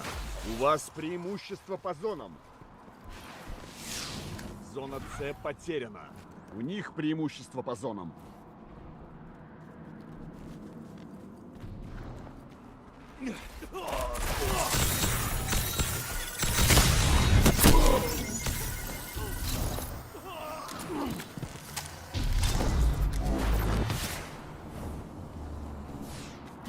Зона Б потеряна. У врага тотальное преимущество.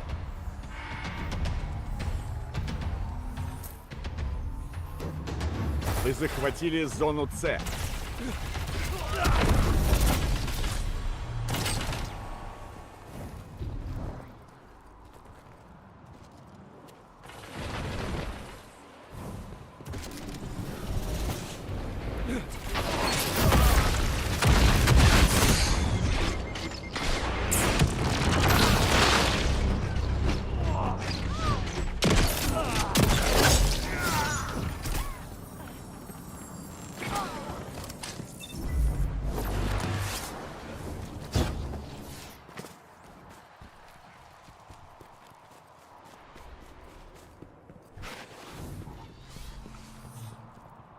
Зона Б захвачена.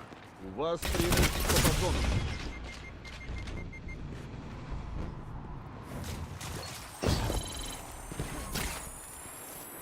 Зона С потеряна. У них преимущество по зонам.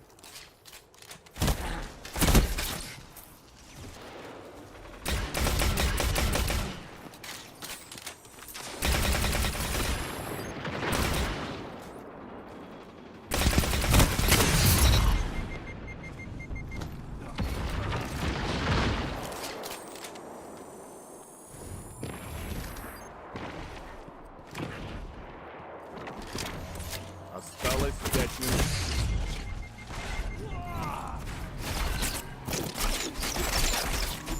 Зона А захвачена. У вас преимущество по зонам.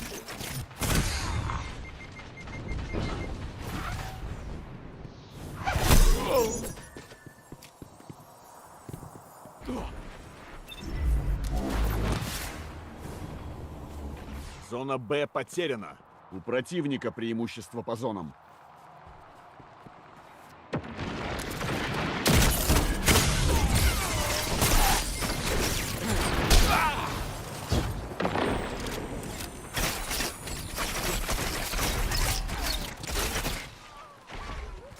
Зона Б захвачена. Получено преимущество по зонам.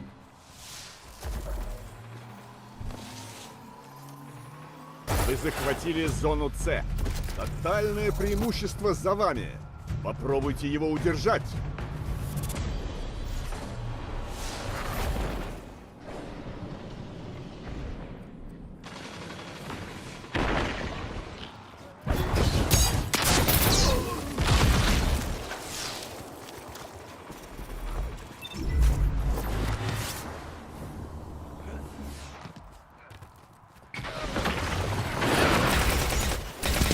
Зона С потеряна. Противник получил преимущество.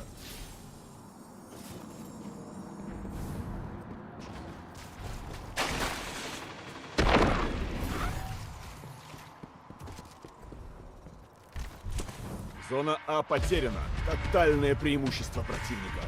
Все зоны в их руках. Зона Б захвачена.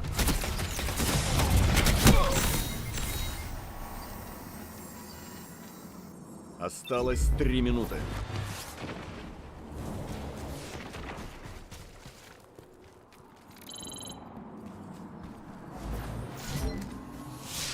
У вас преимущество по зонам.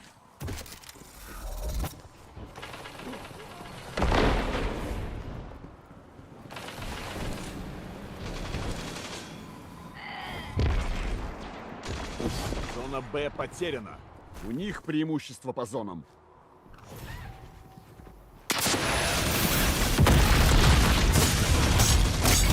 Зона А захвачена. У вас преимущество по зонам.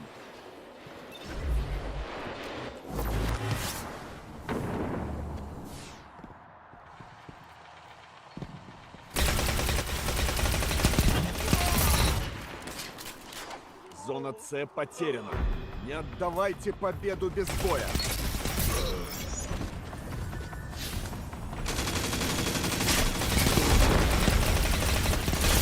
Все как один. Вот это по мне.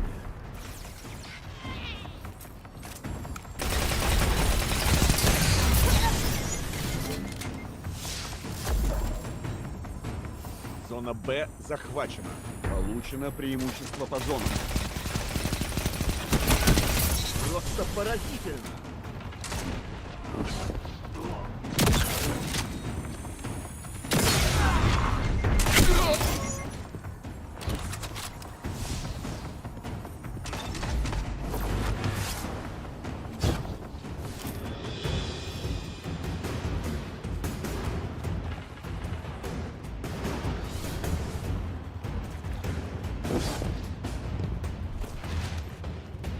Зона А потеряна.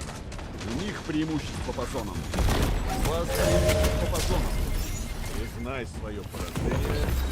Снова отправляйся в бой. Это война за территорию. И вы можете победить. В бой!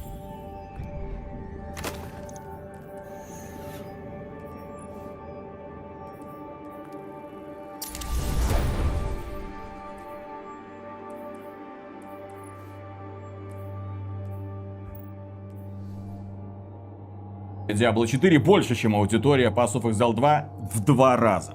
Ну а аудитория Pass of Exile 1 так тем более, потому что в Battle.net основная масса людей игру в свое время купила, это потом уже в Steam люди добирали. И игра, естественно, очень невероятно популярна на консоли. Эта игра хорошо, вот по крайней мере статистика Steam показывает, что эта игра хорошо удерживает свою аудиторию. И одновременно с этим мы слышим неприятные новости касательно компании Blizzard. Дело в том, что Род Фергюсон, который долгое время возглавлял франшизу Diablo, уходит сегодня из компании. Куда он уходит, черт его знает. Доделывать новый Биошок, помогать Кену Левину делать этот самый Джудас, да плевать. Возможно, творческий отпуск. Возможно, человек сказал на пенсию, ему уже до хрена лет вполне может себе позволить. В любом случае, когда он давал интервью касательно развития Diablo 4, он произносил занимательные фразы, над которыми мы кекали. Ну, в частности, да у меня дорожная карта по Diablo 4 расписана на 10 лет вперед, пацаны. В принципе, мы не смотрим на вот этих вот фанатов, вот это вот кор-аудиторию. Мы смотрим на, в принципе, на людей, которые хотят зайти в игру и получить удовольствие. И мы такие, блин, да кор-аудитория, это ж вот, это то, на что нужно ориентироваться. Ребята, посмотрите, путешествие длиной в 10 лет. Вот это первое дополнение, видно, что это будет за путешествие. Будут сцеживать по капле вот этот майонез Мефисто, пока не задолбаемся. И они тогда выпустят Diablo 5, где будем по капле сцеживать майонез Diablo или Бала, там, допустим, черт его знает. И люди, особенно яростные фанаты Diablo 4, сейчас радуются. У нас даже новость опубликована на лучшем игровом сайте xbt.games. Типа, ребята, посмотрите, что происходит. Род Фергюсон уходит. Теперь заживем. Теперь-то придет понимающий человек, который знает, как развивать франшизу. Черт его знает, кто придет вместо Рода Фергюсона. Это величайший профессионал в игровой индустрии. Это человек, за спиной которого очень крутые, великие проекты. Человек, который умеет организовывать компанию. Возможно, это не творческая единица, но это человек, который может управлять огромными коллективами и доводить запутанные проекты до финала. Собственно говоря, Bioshock Infinite был запутанным проектом. Diablo 4 был очень непростым детем, потому что его пересобирали 1000 раз, пытаясь понять, как вот эту вот концепцию превратить в работоспособную игру-сервис. Потому что когда Blizzard начинает делать новый продукт, этот продукт должен приносить максимум бабла. Это не та игра, которая приносит просто удовольствие игрокам. Им это нахрен не надо. Это та игра, которая должна приносить желательно миллиарды долларов. Род Фергюсон все сделал для того, чтобы эта франшиза в итоге приносила $1 миллиард. Смотрите, и дорожная карта на 10 лет расписана. И в итоге-то оказалось, что его странноватый взгляд, его подход чисто бизнесмена. Чисто человека, который понимает, как в этом мире деньги зарабатываются, как доить людей. Ну, фанатов диаблоидов, вот этих вот простеньких. Диабло в концепции своей, это простое, максимально простое удовольствие. Я не просто так много раз говорил, Диабло это казуалки. Человек приходит вечером после работы, садится и крошит монстров, нажимая 1-2 кнопки. Это приносит ему удовольствие. Открывает сундучки, выпадает легендарка, он улыбается, стресс падает. Ты кайфуешь, новый забег, какое-то приключение, какая-то новая лига, там еще боевой пропуск, тебе каких-то подарочков насували, простой дофамин. И Diablo тебе это дает. Более того, я поставил, вот когда готовился к этому материалу, я такой вспомнил, как я душился в Pass of Exile 2 в патче 0.2.0, поставил Diablo 4, да ё-моё, игра реально кайфная. Ну, имеется в виду, я запустил... Знаете, в чем прикол Диабло? Там же есть возможность пропускать кампанию. И можно просто долбиться в открытом мире. Просто долбиться в открытом... Вот эти подземелья, там вот эти... Сразу вот эти челленджи, испытания, мировой босс. Оно тупо работает. Понимаете? Вот тупо, но работает. Ты сейчас, кстати, Genshin Impact описываешь, по-моему, только без сбора вайфу. Да, ты правильно говоришь, что Diablo 4 работает чуть ли не по принципу мобилки. Ты нажал пару кнопок, и вот ты уже бегаешь в этом мире, ты уже долбишь монстриков, где-то появился мировой босс, ты к нему побежал, игра тебе дает вот этот дофамин, игра тебе дает какой-то шмот, игра тебе дает результат. Ты вот что-то сделал, получил результат. Да, это можно называть казуалкой, это можно называть кликером, это можно называть убогой пародией на куки-кликер, это можно называть убогой пародией на неважно. Вот, то есть это можно называть всяко разными нехорошими словами. Но этот процесс людям нравится. Людям нравится в качестве отдыха сидеть, тупиться о монстров, чтобы потом тупиться о лут, который ты из этих монстров выбил. Вот за этим люди идут в диаблоиды.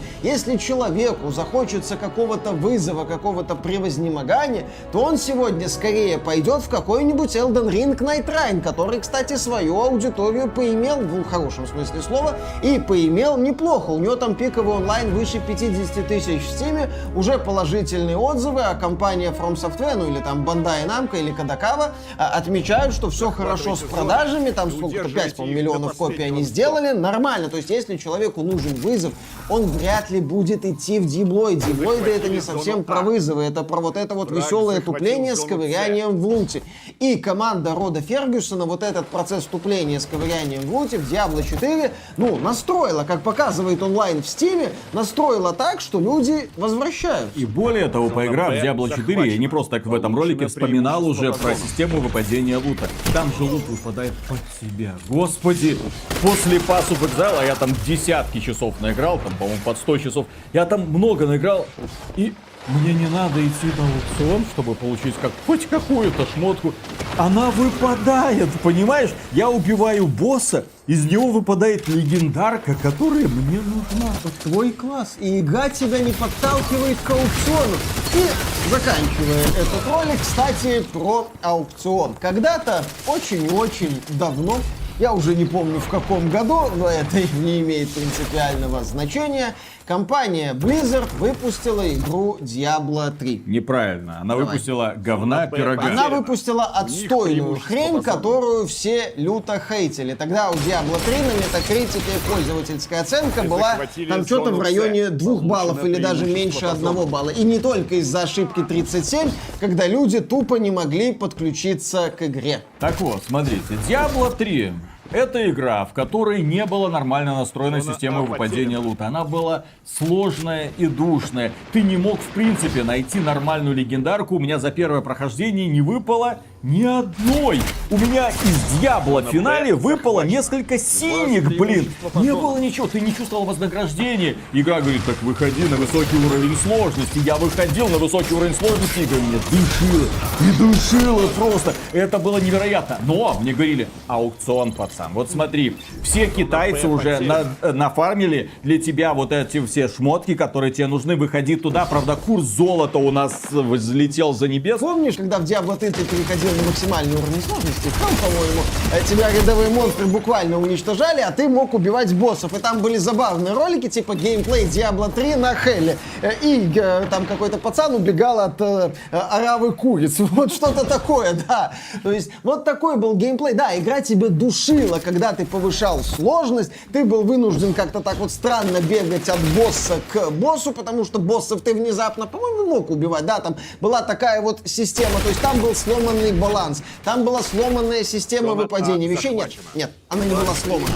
Она была конкретно заточена под долбанный аукцион, который ненавидели буквально все. Pass of Exile 2. Да, мы чуть ли не Pass of Exile 2 в его нынешнем состоянии описываем. Тогда, да, компанию Blizzard конкретно так омыли тоннами хейта, и потом в рамках, это было, кажется, Game Developers Conference, представитель Blizzard говорил, мы после запуска Diablo 3 сели, выдохнули и подумали, что нам делать дальше. Не имеет значения, что там они сделали дальше, потому что вышел Torchlight 2. И люди, когда увидели Torchlight 2, причем от создателей оригинального Diablo 1 и Diablo 2, там были те люди, братья Шейферы, и они сказали, ребята, посмотрите, да, мультяшненькая графика, но посмотрите, это же буквально Diablo 2. И люди такие, вау, вот эти все классы, вот это дерево развития, вот это вот все, вот этот лут, который выпадает, вот этот кайф от уничтожения монстров, плюс поддержка модов от сообщества. Сообщество сразу начало делать моды, которые сделали игру еще немного мрачнее, еще брутальнее,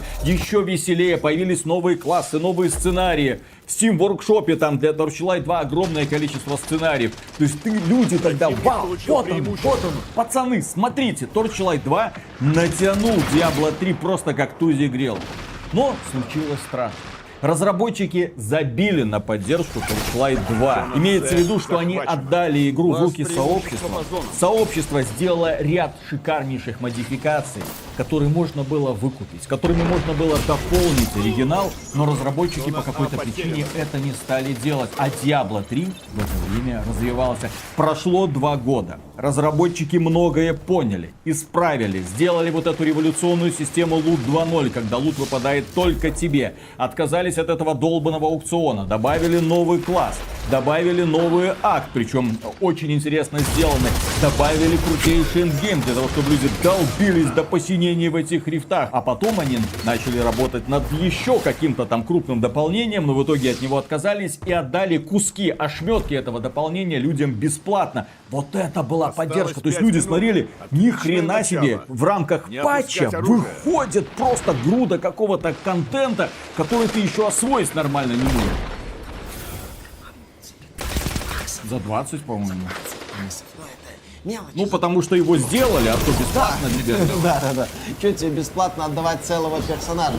В общем, компания Blizzard великолепно развивала Diablo 3 после откровенно неудачного старта. И сегодня многие люди небезосновательно наслаждаются Diablo 3, радуются, бегают по этим вот рифтам, бегают в этом, как это, приключенческий режим, где ты там бесконечно можешь долбиться об этих вот монстров, об этих боссов и наслаждаться всяко разными бонусами. В общем, Diablo 3 засиял благодаря развитию, благодаря тому, что Blizzard посмотрела, что не так, и сделала так, как надо. И Diablo 4, в котором тоже на релизе было много проблем и странностей, многое сейчас берет из Diablo 3. Все лучшие идеи он подхватывает, перерабатывает, доделывает, в рамках нового сезона представляет. И вот сегодня, играя в Diablo 4, я, внезапно обнаружил, что я получаю от игры огромное удовольствие. Более того, это было после очень долгого, тяжелого рабочего дня. У нас было несколько часов записи, причем буквально очень плотных часов записи. Мы подготовили для вас на этой неделе огромный ролик, который выйдет в конце недели.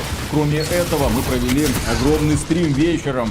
Уставший, поехавший, идти спать. А я до 4 утра сидел, играл в Diablo 4. Настолько мне это все понравилось. И поэтому вот сейчас Род Фергюсон уходит. Я надеюсь, ему найдут нормальную замену. А у разработчиков Pass of Exile 2 большие проблемы. Потому что сегодня они взвалили на себя непосильную, как мне кажется, ношу. Они вынуждены тянуть сразу два проекта. Первый — это Pass of Exile 1, благодаря которому они зарабатывают свои основные деньги. Ну, имеется в виду аудитория, вот эти лутбоксики, конечно же, там вот эти сезонный магазинчик нужно там еще рисовать. Есть Pass of Exile 2, там нам говорят, что шмотки как бы объединяются вот между частями, там можно будет их переносить. Ладно, вот эту вот тему они дорабатывают, но нужно сделать так, чтобы люди не разочаровались, чтобы люди дальше шли в игру, возвращались, покупали, чтобы стимулировать интерес. Иначе что это вообще получится? Вот мы хайпанули, показали, как мы можем, а потом взяли и жидко обосрались. Почему они могут обосраться? По одной простой причине. Если Род Фергюсон действительно смотрел так: я простой старый скуф, бородатый, седой, я прихожу вечером домой и хочу просто немного подолбиться в монстров. Я буду играть в Pass of Exile 2? Нет. Я не буду играть в Pass of Exile 2. Я буду играть в Diablo. Я буду играть в Diablo, потому что просто понятно, доступно. Там, если хочешь там собрать какой-то конкретный билд, ты его соберешь вообще без вопросов. Кроме этого, все школота тебе уже написала все гайды, как качать персонажей. И ты по гайдику что-то идешь, кромсаешь этих монстров, купаешься в дофамине, все замечательно. Pass of Exile 2. Полчаса на первого зомби, блин. Ну ладно, это естественно утрирую, но это было... То есть, когда вот после этого патча 0.2.0 я начал говорить, такой, что это вообще?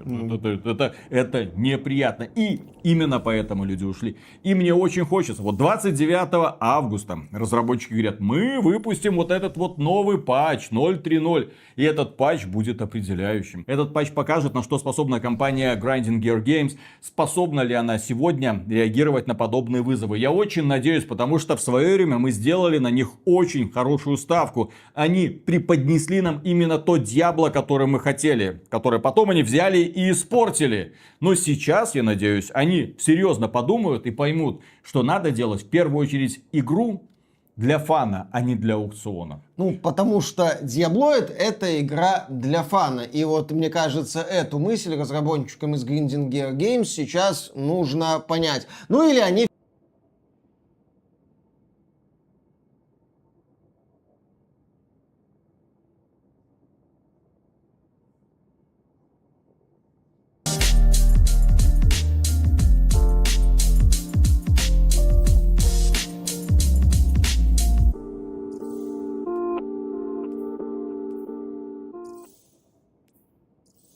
Destiny Digest. I'm your host, Dan Infinity. I fixed it. I fixed it.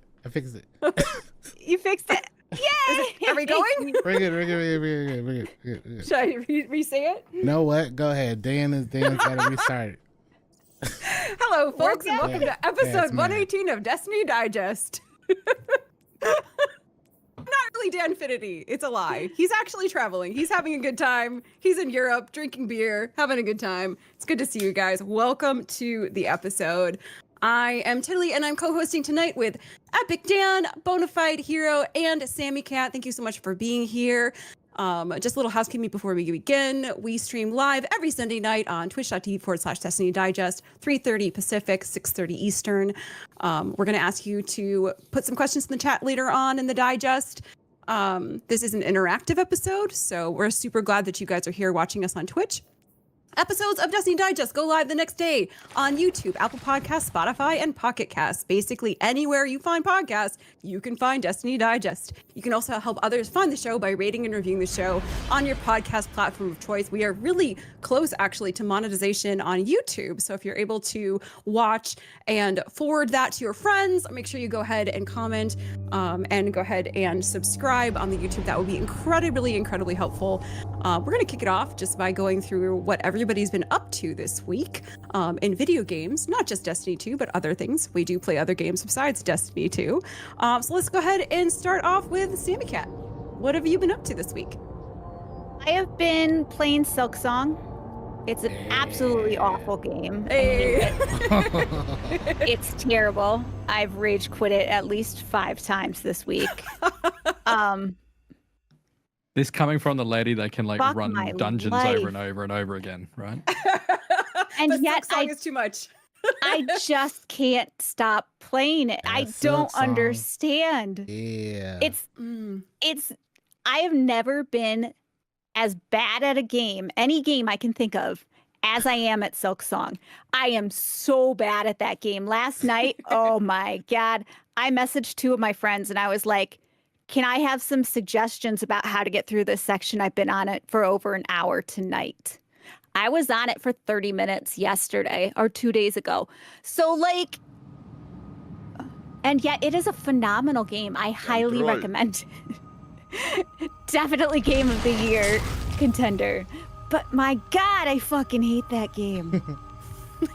You hate it so it's much that you punishing love you. it. Yep. Yeah, it's punishing you, but you keep coming back to it. Is what I'm hearing. Yeah. I don't even know. I don't know how to describe it. Play it, So guys. how You should far play it. along are you into Silksong? How far have you gotten? I'm in the 2nd act. Without giving too many spoilers away, I have 3 objectives. I've completed 1 of the 3. Идите в бой, Before moving on. захватывайте зоны. You know what I'm talking Это about? зависит ваша жизнь. Part of the game, yeah. Yep. That's And, a big chunk of the game, actually, is doing those 3 objectives. Враг All I захватил gotta зону say С. is Вы захватили the зону middle А. one. Those fucking ears. I swear. I swear. Oh my Враг God. захватил Like, зону Б. У we should move противника on because преимущество I'm по зонам. just gonna. I really cannot wait to play it after this. I'm gonna play it on stream like right after I we're hate done. this game. I can't wait to play it right after we finish stream. But I haven't played it on stream because I don't want people to see me like this. So- Oh, you haven't streamed played it on stream. Okay. I streamed it once, and then I was getting so angry that I switched over to Destiny because I didn't want Вы people to see me захватили like зону that. С. У вас I was преимущество по so зонам. upset. Зона А потеряна. Interesting, because I'm like, well, I don't know, like. Враг захватил зону А. So У for me, when I противника play those преимущество type по of зонам. games, because we've already tried to so it's really nice to hear your experience. Because you've gone through a lot of this. You're going through a lot of the same emotional highs and lows that I went through a couple months ago. Yeah. So it's very nice to be reassured in certain things. But like, I can't imagine. I feel like it probably would have been better if I didn't stream it. But like, there were multiple times and multiple bosses. Since you've already gone past it, I'll say Вы захватили the зону last А. judge. Получено преимущество по зонам. The Враг last захватил judge зону С. stopping you from У getting into Act противника 2. преимущество по He зонам. took me 4.5 hours to beat. And it was funny because I unfortunately do the thing like a lot of streamers do where I can't end stream until I beat this boss, you know? I'm so sorry. and thinking that it might not be that bad, and I even had the issue. So I did it when I got to that boss. And Sammy went down. No, I finally beat the boss, and then I had a big like, oh, let's go, and I didn't know after it dies, it blows up. No, I didn't know either, but I had run away. I did not run away. I literally dropped my controller, no! and I was like, finally. And then he died. So it's like a so you finish the boss and then it explodes and you don't know it's gonna explode and then you have to redo it. So yeah, think yeah, Desert Perpetual. Yeah, like Desert Perpetual. You just don't know, so you got to get out of there. Now it doesn't do a lot of damage, but I had one heart or one soul. I know. So it was. Oh no! It was. Did it happen? The same thing happened to you, Sammy? No, Sammy got away. She was smart about it. You got away. Okay. But there was this section. Are we okay with like not as big of spoilers? Nah. I'm not spoiling anything that I know you Okay. already know. Oh, I don't care about Враг that. захватил зону А. Тотальное преимущество противника. I pretty much Get right back into it. Yeah.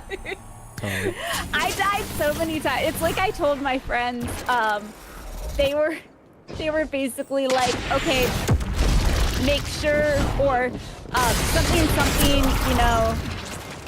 No, it was about that. They were like, did this part scare you? And I was just like, Зона С nothing потеряна. scares me because I just assume I'm gonna die anyways. You're just resigned at this point. But there was one part Зона where С I got захвачена. to the top of this really fucking difficult Вы захватили зону А. parkour У вас section. преимущество And по you're зонам. supposed to do this puzzle, Зона these С musical note потеряна. puzzles. Oh yeah. And I was doing one, the last one. I had one heart left. Враг захватил зону С. I had to У just do противника one преимущество по more, зонам. and I fell onto some spikes. I had to start. Oh no! You're so close.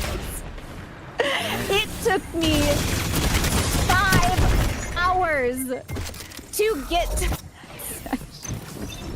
Wait, you had 5 out to redo 5 hours? It took me Oh 5 my hours to get back there because Oh I my am- goodness. I highly recommend everyone play Ori and the Blind Forest. That game is freaking unforgivable, but it is one of my top 5 games for sure. Yeah. It's really hard. This game, Вы I swear, захватили зону А.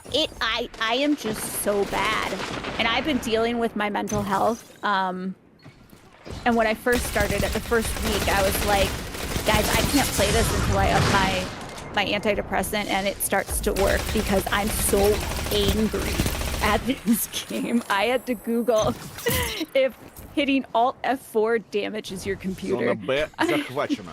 У вас преимущество по зонам. I legitimately had to Google if me pressing Alt F4 was so bad. Враг захватил зону А. I highly recommend it though. You guys should play it. That's a classic Hollow Knight gamer now. I can't wait to play Hollow Knight after. Okay, so Epic Dan, what have you been up to this week in video games? Well, yeah, since last time, all Вы I've played this week захватили is Ghost зону of С. Yotei. У вас преимущество Oh my по goodness! зонам. Yeah, we talked about it a little bit last week, yeah? Yeah, I've logged about 51 hours. We finally Zona beat B it потеряна. yesterday afternoon. What did you think? What did you think of the ending? I think this game is worth playing. Is worth buying a PS5 for strictly. Wow, that's huge. I have this. I didn't know it was an exclusive. It's It is unfortunately an exclusive, exclusive. yeah. It does come out on Вы PC, but it захватили won't come out on зону А. PC for like. У вас преимущество по Generally, зонам. the exclusives are about 9 to 12 months later. My gosh. Yeah. That's Sony. Oh my tax, goodness. Unfortunately. But saying that, like, is it good enough to wait for? Like, it's like to. I think wait whenever for you that can time. pick it up and play it, it is worth Осталось it. всего 3 минуты. I had a person come in Враг saying захватил that зону they were С. PC only. they debate. And I said, if you cannot afford to pick it up right now, then play it when it comes out on PC. Now, obviously, I played Tsushima back at the beginning of the year, so I knew I was going to probably play Yote at this point in time. I enjoyed Tsushima. I thought it was cool. I really like that art style. I really like the whole samurai. I'm really into that kind of stuff. But I wasn't like fully like I didn't get it. I was like, oh, this is a cool game. Really cool. I like the fighting. But Yote, yeah, is on another level. What is it about? So what kind of? It is a lot of people are just calling it like a samurai game. Most of the combat is swords from the era of Japanese culture, where like samurais and Mongols. С меня хватит. Я прекращаю этот бой. But this game is about a woman named Atsu, who as a child. Враг одержал победу. It's not spoilers. It happens right at the beginning. Yes, at the It's okay. He basically yeah, watches yeah. a man that is in the region and on this island called Задача Yote, удержать этих. sees her entire family murdered В другой раз страшно. when she's like 8. You find out later on a bunch of stuff. Basically, she's murdered, and she basically is left for dead. Like they put a big sword in her chest, like big sword, and stick her to a big tree in her family's front yard, and she basically is left for dead. They think she's dead. 16 years later, she's an adult now, and she basically has one goal in life: is to kill the 6 people who murdered her family. That's the main premise, the baseline concept. That's like the first cutscene. You see that, 16 years later, her goal is, I'm killing this person, this person, this person, this person, and this person, and this person. That's all I want to do in life. Throughout the story, you get a really good story out of it, which I don't want to spoil it because I would absolutely recommend you play it. I got lucky. Yeah. I didn't get any spoilers. It's an open world action adventure game, basically, where you basically run around with a sword. So you have a lot of options if you're into those style games. But I absolutely think it's worth playing. Oh my goodness. And I think it's the best game this year. Not even close. Really? Compared to Silk, you played Silk Song. Did you play Expedition? I played them all. And that's crazy. I love Hollow Knight. I gave Hollow Knight a 9.7. Wow. I thought it was until then. I still enjoyed the most. You said that Silk Song was your game of the year until you played Yote. Wow. Oh my goodness. So what sets it apart? Like what makes it, your pick, your new pick? What I ended up coming down to is I don't think it's going to win. I think Claire is going to win just because of how much it's got going for it. Yes. Yeah. It just does. But I do think... When's the cutoff? It's like December 3rd. Generally, it's like December 3rd. Oh, first, we still have time. Yeah, still have time. Oh, there's no other like big heavy hitters, I think. I think I had this discussion with chat yesterday, is really unfortunately going to come down to Yote and Claire, which is a very similar situation that we found ourselves in a few years ago with Elden Ring and God of War, Ragnarok, where some people love it for one reason, some people love it for another. Obviously, Elden Ring won, but I would argue Elden Ring won because it was a really good game that also broke the mold for a lot of the communities that probably had never played a Souls-like that played Elden Ring for the first time. Yeah, massively. Massively. I think a similar thing is going to happen with Claire is that while I definitely think Yote in totality is a better game, Claire just broke the mold again. It's a really, really, really good game, but also broke the mold. A lot of people had probably never played these type of turn-based games. I know I haven't. Just since there's like that voting of like fans. Yeah. It's just gonna. Oh, is that how it's chosen? Well, it's like 80-20. So like when you vote on like the official Game Awards, you can vote. Like I voted every year, but you can vote, and it's about 20% fans, 80% media. So you can swing a vote of a game very easily. With the fans, yeah. Every time I bring it up in Twitch chat, everyone says Claire Obscure is gonna win. Mm-hmm. So I mean, I'm wondering if it is because of the novelty, but so I haven't played Ghost of Yotei, but I've been watching people stream it, and the environments are gorgeous. Like there's always wind, like lifting cherry blossoms or moving grasses. The combat is really satisfying to watch. Like the story is a story of revenge, but it's really, really well done. The characters are like poignant and thoughtful, and well-rounded. And the ending is, I cried. I just watched somebody. I didn't even play it. I watched somebody stream it. I cried. I literally was watching it and I was like, why am I crying? I think it's just because the music is also unbelievable. It's just unbelievable. It is such an amazing game. The combat is really, really good. When I think of like what I end up having my game of the year, I generally look at like about 4 or 5 categories. Look at world building, which is generally like when you're in the world, do you not want to leave the world? Like a lot of times when I play games like Claire, Hollow Knight, and Yotei, I always get this kind of feeling where like I just want to live in this world. I just want to be a part of it, learn as much about it. If you ever play a game and you are going to do one thing, and then you're like, oh, what's that? And then 20 minutes later, you're like, oh, I forgot I was meant to do this. And then you try to get back on track. You're like, oh, what's that? And you just keep going instead of like, okay, let's do a campaign mission. Okay, campaign mission. That's what I kind of rate. Like, I played Yotei the other day for I did one story mission, which is crazy. It's that scene from Family Guy. It's like, ooh, piece of candy. Ooh, piece of candy. Literally is that.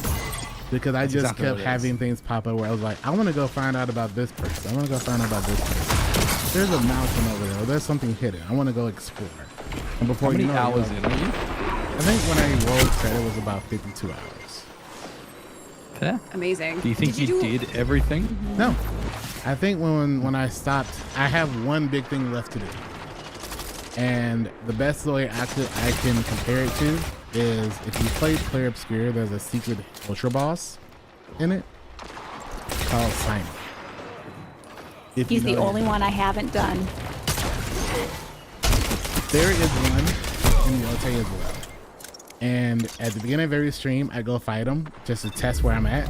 I get demolished, and then I fight him again at the end. Yeah. And so see like how you progress. Yep. Yeah, that's cool. The game a finished completion game for me until I beat it. So, like Sammy said, you beat the game and you haven't beat him yet? Nope. Now I also realize you're probably not supposed to fight him until you are actually at in-game. Probably, yeah. He one-shots, basically. He does, yeah. He's your rival. He basically has never been defeated in like 200 years. There's all this lore about him. And it was based on the true person in Japanese samurai culture. I still haven't beaten him. He has, we'll just say 5 phases. He's called the Unrivaled, right? The Unrivaled? He's called Takazo the Unrivaled. Unrivaled, yeah. The best I've gotten is 1.5 phases. Wow.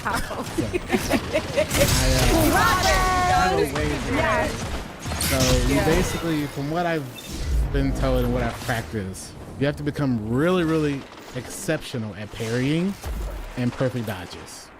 Yeah. So my last not the goal, game for you, yeah, not the game for me. I can't parry for shit. So you know, I thought the same thing, and then I played Claire Obscure. I played it on expert difficulty and no dodging, because everyone always said in Destiny I was crushed on my dodges. So, which is true. It's 110% true.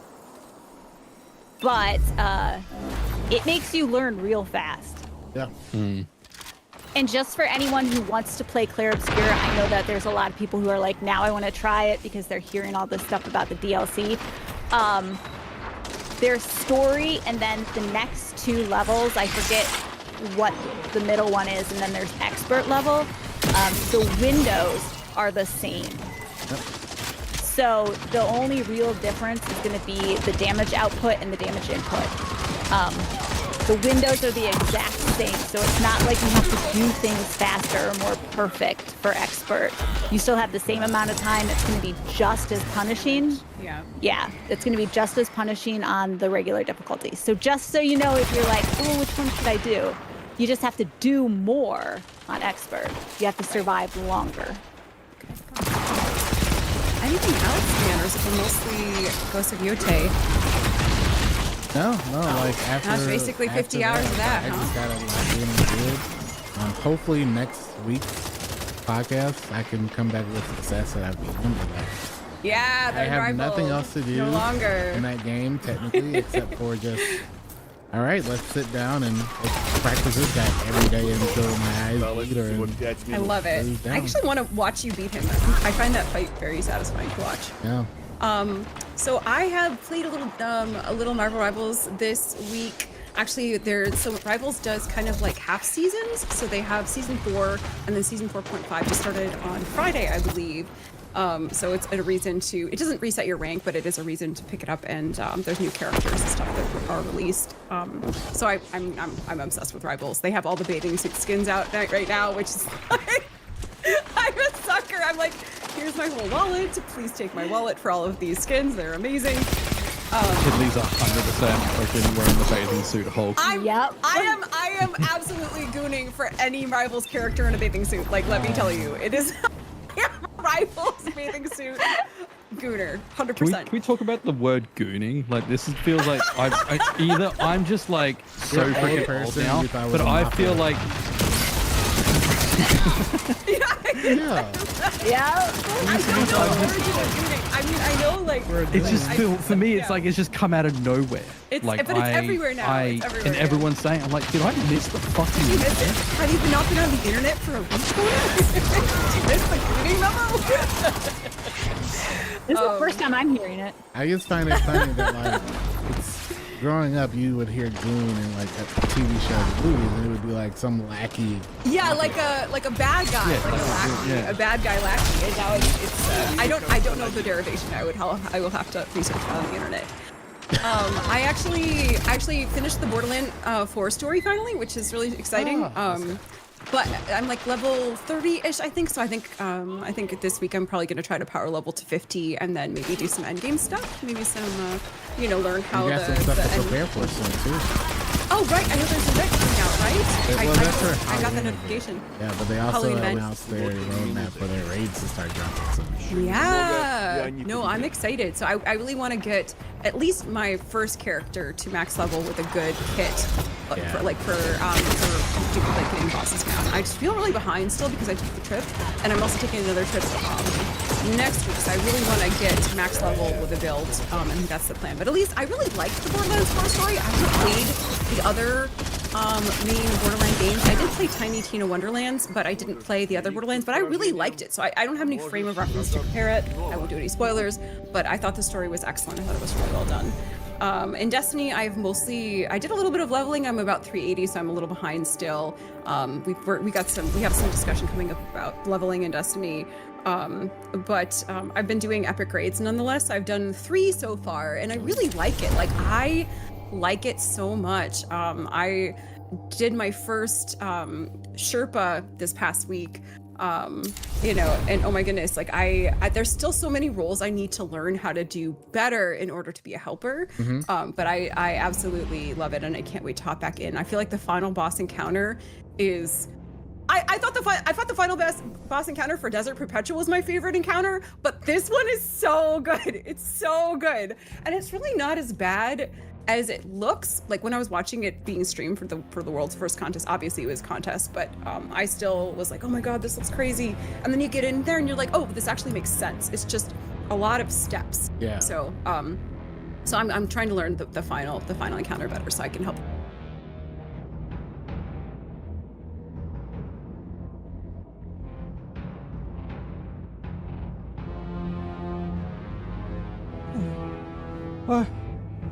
What?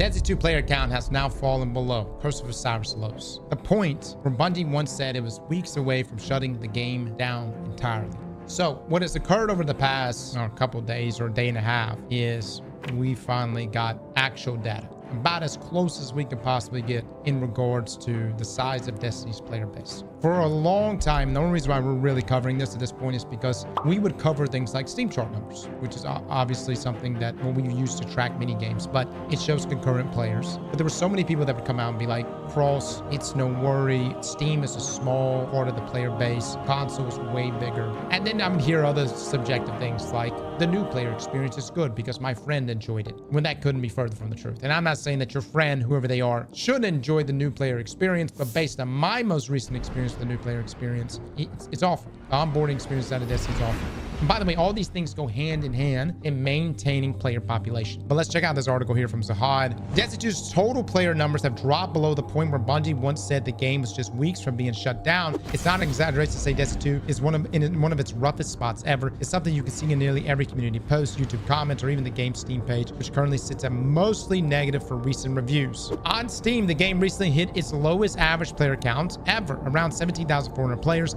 a record low since the game moved to the platform in 2019. For weeks, frustrated players have been pointing to Steam's dwindling player count as a warning sign, but there's always been debate around how well these numbers reflect the game's total health across all platforms. Again, this is the people that would come out and say, Cross, this is a console game. Why are you even using Steam numbers? You can't even use those numbers when this game originated on consoles to begin with. But now we have something more complete. A community-run site called popularity.report tracks Destiny 2's total player population via the Bungie API across all platforms and activities. It also logs daily online player counts, giving us the clearest view yet of how many people are actually playing. And these are not looking good. In fact, the numbers have now fallen below the lows of Curse of Osiris, which has widely been considered as the lowest point in Destiny 2's history in terms of player population. Quote, we were literally 5 weeks away from shuttering Destiny 2. That line comes straight from Justin Truman, who's now Bungie studio head after Pete Parsons stepped down as CEO. Speaking during the GDC talk in 2023, titled From Box Products to Live Service, How Destiny 2 Transformed Bungie. Truman looked back at the early years of Destiny 2 and how close things came to shutting down Destiny 2. Referring to the weekly active user graph of 2018, Truman said this moment right here in February of 2018 was fucking terrifying. This graph shows the trend of our weekly active users, and at the rate that we were shedding players, if this continued for just 5 more weeks, we would run out of players. The entire population would be gone, and we were seriously looking at potentially being 1 month away from having to just close up shop on Destiny 2 altogether. I don't think you guys remember like how bad. I mean, that time frame was bad. It really took the Go Fast update, if y'all remember the Go Fast update, as simple as that, to really get the ball rolling. But it was a number of things that had to occur to get us there. Now, you got to really just point to, well, what got us to this point? What got us to this point right here? Well, there were blatant issues after Destiny 2 launch with static roles and with the double primary system that no one liked, that Curse of Osiris did not address. And to be quite frank, it probably would have never been able to address it that quickly. And Bungie was also in this wait and see mindset. Maybe they might like it. And the game was just so much designed around those systems. Obviously blew up in their face. And then the other side of things was, you know, we had Curse of Osiris. We went to Mercury. Osiris just didn't really hit for us. And, you know, the 2 tokens in a blue, that's kind of where it, you know, that's really where it came from, which was invest X amount of time, show nothing for it. But again, the thing that got us out of that, it started with the Go Fast update. It then moved into War Mine and really the Whisper mission. I'm gonna be honest, guys. Whisper mission for me was like, oh shit, Bungie could still cook some stuff. Whisper mission dropping on us out of just nowhere, and then it having the presence that it had was really the turning point for me, into to the point where I was like, okay, Bungie could still cook. And then on top of that, you know, you saw all the trailers for Forsaken and whatnot. Now, the dip in active players came right after Curse of Osiris launch in late 2017, an expansion that received major backlash at the time. Truman added that the team was literally 5 weeks away from shuttering Destiny 2 as a product. That Bungie is gone? What are you talking about? Justin Truman is now studio head. We got 65,000 online players right now on Steam, PS, Xbox, and even Epic. Please do not perpetuate the same narrative to just look at Steam, which is not the only platform. Again, I encourage you and your team to check the Twitch channel, Bro, which is loving real-time data or living real-time data. This is how you do it, Cross, with true data. Brother, we're not just pulling this shit out of our ass. Okay, let me just go ahead and pull this. Like, I don't know what are you talking about, dude? You think we're just pulling this out of our ass? This is it. This is posted by popularity.report, and it tracks everything. Since the general discussion in the community seems to involve Steam player counts on a daily basis nowadays, I wanted to highlight Skill of Friends project that is platform agnostic daily active player data. Popularity.report by Rich Destiny app. All right, we're not just pulling numbers out of our ass. This is Red War. All right, over 3.5 million, almost full. Okay, this is Curse of Osiris. All right, look how low things got in Curse of Osiris. Forsaken, and it's so crazy to me because like Activision, if you remember, they said Forsaken was not a success. Again, maybe Bungie overspent. Could be, you know, probably speaking from that perspective. And then you see Shadowkeep, then Beyond Light, Witch Queen, Lightfall, Final Shape. Now this is the problem over here, everybody. This right here, this is Edge of Fate, okay? And then down here is our low, okay? Curse of Osiris, this is where they said that things almost got shut down. This is where Edge of Fate is. Beyond Light, I don't know where you're coming from, Limitless. I mean, Beyond Light has still had good numbers. That's what messed the game up. We have more data to go through on this. Okay, we've got more data, of which we'll get into. But the point is, it's like we've been making lower highs. I would actually say Lightfall. You could see the peak here of Lightfall. Like Lightfall was the potential for a turning point, and it just didn't have it, man. It just didn't have it. I think I'm gonna say this: if Lightfall had hits, if Lightfall had really balled out, I think this could have been the beginning of making higher highs. I also want to bring up another point, and we'll get into the data in just a second. I think Bungie essentially stopping all PvP support really, you know, and I've seen so many PvE players that are like, this is a PvE game, screw PvP. Bungie should just invest everything into PvE. We'll get into that data in just a moment.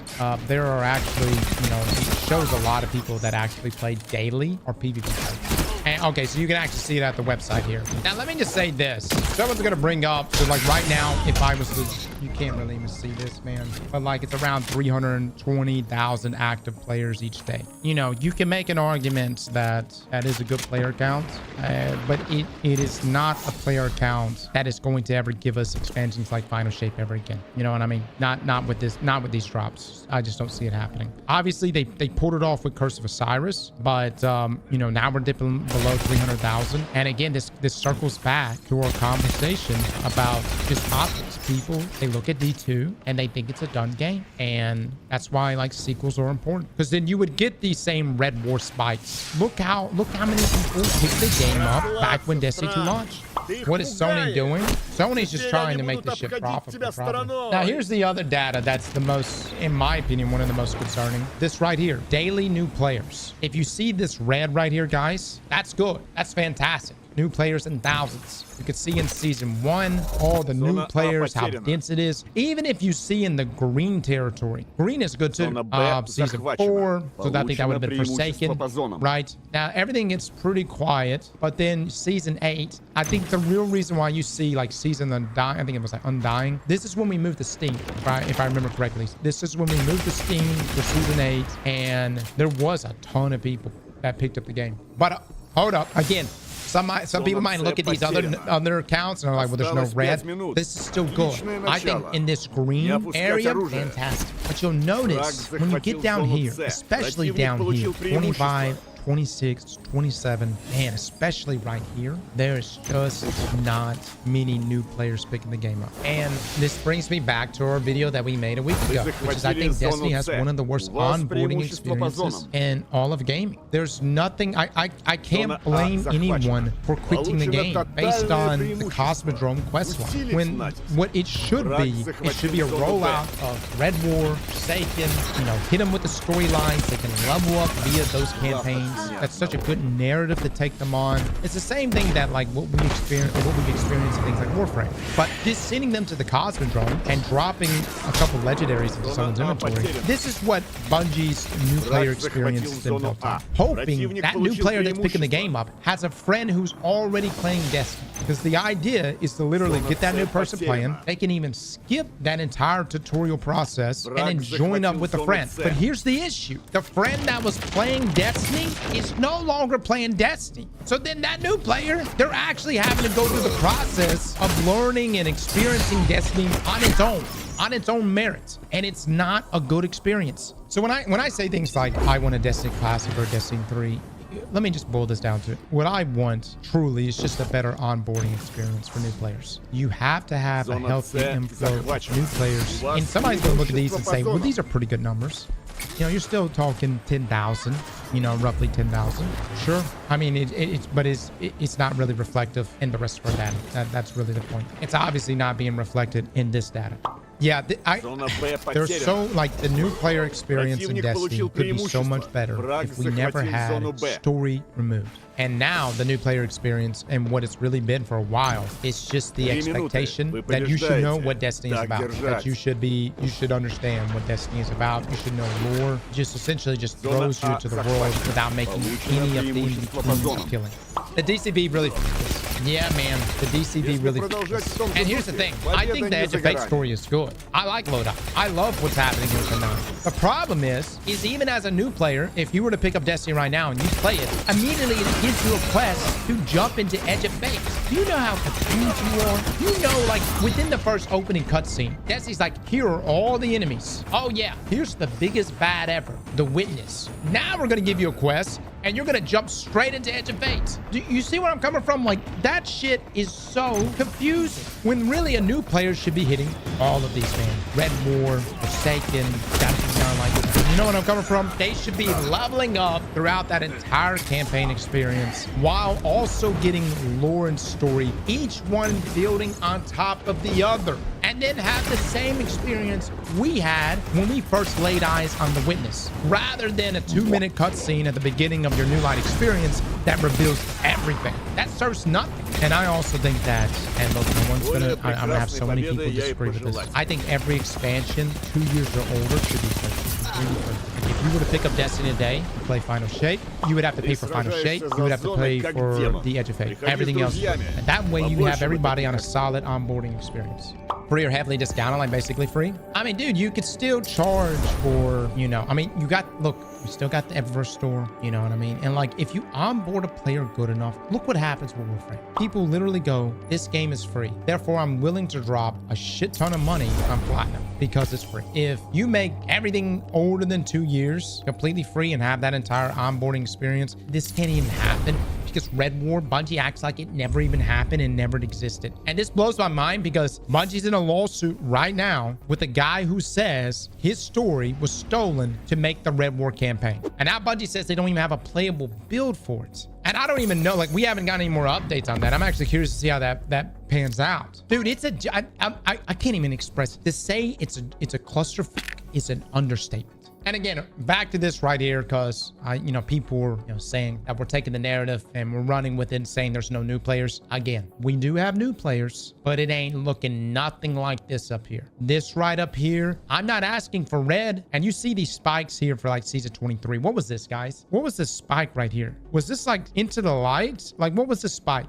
Epic Game Store free week. Now, here is the craziest. This one blew my mind. PvP just has no place in Destiny, guys. Bungie might as well remove it. Destiny 2 is primarily a PvE game. Why do you think they should maintain PvP? What the... Look at what's at the top of the charts here. Control, Quick Play Master, Trials of Osiris, Caldera, Desert Perpetual, Comp, Quick Play Expert. That's ours, not players. Yeah, ours. Oh, that is ours. Well, I mean, it's still retention. It's still what people are playing the most of. It honestly baffled me. I didn't realize that many people actually still play PvP. Some could argue and say that's all we got. But I just feel like Bungie really shot themselves in the foot when they decided to take all PvP support away from Destiny and move it to Marathon, which is essentially what they did. Let's look at the elephant in the room. That's what they did. They took PvP support and they moved it to Marathon. Where's the strike team? I don't know, guys. There was a lot of things that Bungie said. Remember, we were supposed to be getting new maps all the time. You know where I'm coming from. And there was a strike team that was looking at Crucible and everything. But yeah, it just didn't happen. Doom and Gloom Cross. Hey, man, let me just say this. There are many things I still enjoy about Destiny. But, this data right here, this data is not good, guys. I mean, look, you could sit there and say all day long, people are Doom posting. This data is not good. Disregard the fact that the high of Edge of Fate essentially matched what we did in episodes. Look at the low. Look at the low continuing to make lows. Doom posting, in my opinion, is where we take, you know, a piece of data or we essentially dramatize something just to make a video or whatever. Now it's just bad, man. It's just bad. And I really don't have, I mean, we've given out our suggestions, which everyone says it's impossible. Making a D3 is impossible. Making a Destiny Classic, impossible. All right, well, if you're going to double down on Destiny 2, you're going to have to do sequel-worthy changes to keep this fucking ship afloat. And I'm not even sure if it's even worth it. I'm not even, because again, there are many people that quit playing Destiny 2 a long time ago, primarily in the final shape, because that was it for them. They were done. Bungie should have never split from Activision. We would be in D3 right now. Les, what did you just say out loud? Les, did you just say Bungie should have stayed with Activision? Are we really having this conversation right now?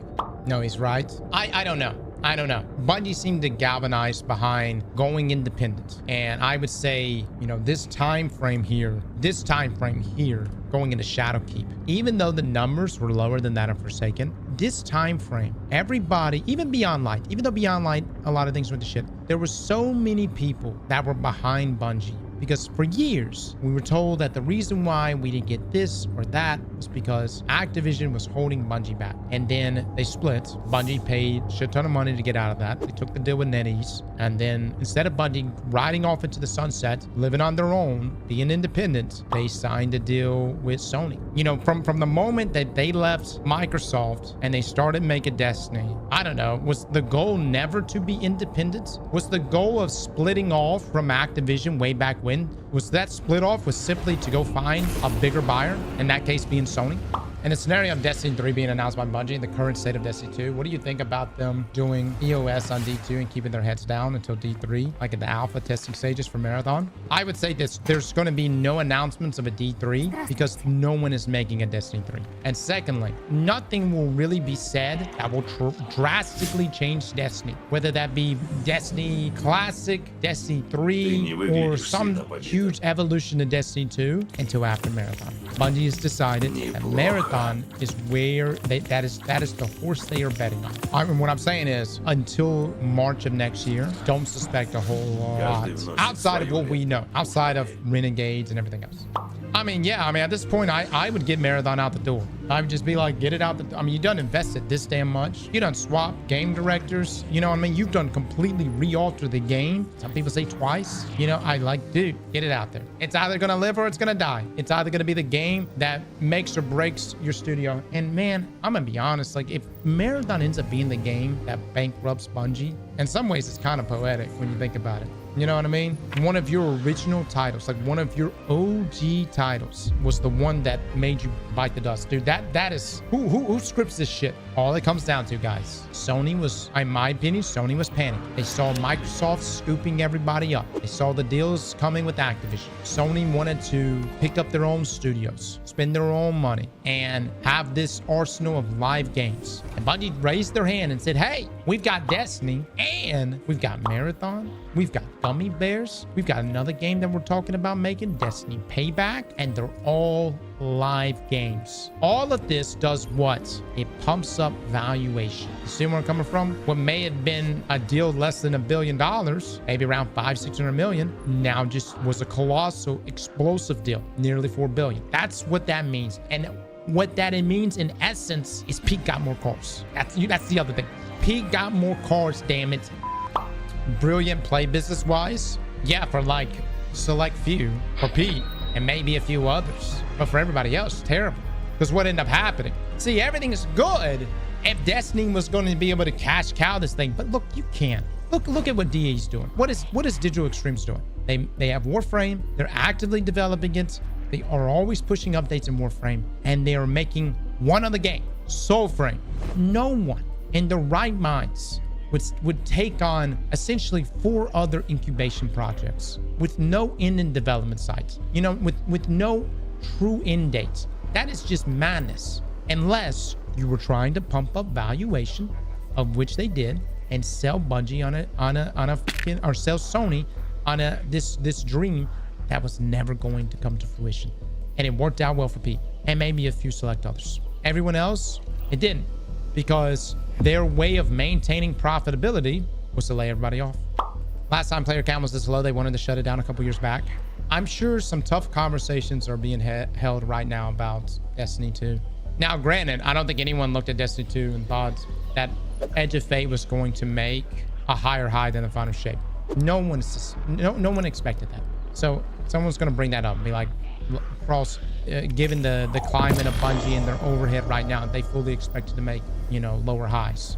Okay, that's fine. I agree with you on that. What they did not expect was to make lower lows, and lower lows than Curse of Osiris. They were hoping that Edge of Fate was going to become the new bedrock, this new foundation for Destiny to build upon for years to come. And what this really boils down to is this is going to put a tremendous stress on Renegades, and almost an impossible amount of stress that I don't think Renegades is going to be able to solve. We have come full circle. People are going to be looking at Renegades like they looked at Curse of Osiris. And what I mean by that is there was so much expectation on Curse of Osiris, hoping that Curse of Osiris would address all of the pain points and would turn the game around. But keep in mind, that never happened. And it didn't happen until Forsaken. But people are still, I mean, they're still going to be looking at Renegades, and they're going to be expecting that same level turnaround. What would ever make you forget Destiny ever existed? I don't think anything can make me forget what Destiny, or make me forget that Destiny ever existed. Guys, we sit in here and we talk shit about Destiny and not, but dude, Destiny was such an impact, and still to this day, such an impactful game to us. I mean, back in the day, I was so excited to come home from work and grind nightfalls with random people I've never talked to, and it was so much fun, dude. You know, the days of grinding for an Ias Luna and Crucible, you know, watching Cade get taken out and Forsaken, and then watching it unfold in final shape. Like there has been so much that has happened in this 10-year time frame that really was special. I'll never forget it. And that's why it's okay if it dies. We had amazing moments. Over now, all things come to an end. See y'all in D3 in 10 years. Yeah, dude, that's kind of where I'm at, guys. It's like, and I know people love Destiny 2 right now, and I enjoy Destiny 2 to some elements, but I really think that you can't just keep doing what you're doing right now. It's just not going to work. And we're going to watch something we love die a very slow, painful death. You know what I mean? But again, I just want to bring this back. Like, I am truly blessed to have experienced Destiny with you guys. You have played this game for as long as we have played it, from Deepstone Lullaby and Beyond Light to the first time we've got pinnacle weapons, for the first time I played Gambit, to even the meaning nature of Lightfall, to the armor subclasses, or the new subclass 3.0 in Witch Queen, to the send-off and final shape, man. It was good, dude. It was good. It was great, dude. I would never. It really has been such a wonderful time. So I don't know what Bungie's gonna do. We've got terrible low lows here, guys. We dip below Curse of Osiris, and things are not looking good. Things are not looking good. Right now, unfortunately, it's really coming down to Renegades. And I just don't know if the Star Wars themed expansion is going to bail Destiny out.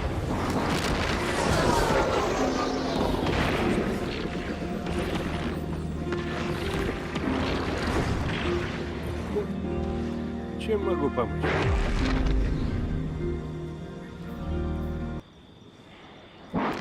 Отличный выбор.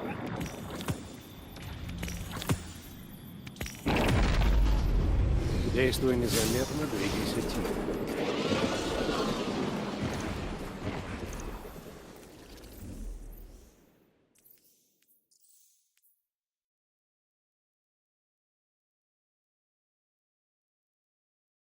Билдов сразу улетит.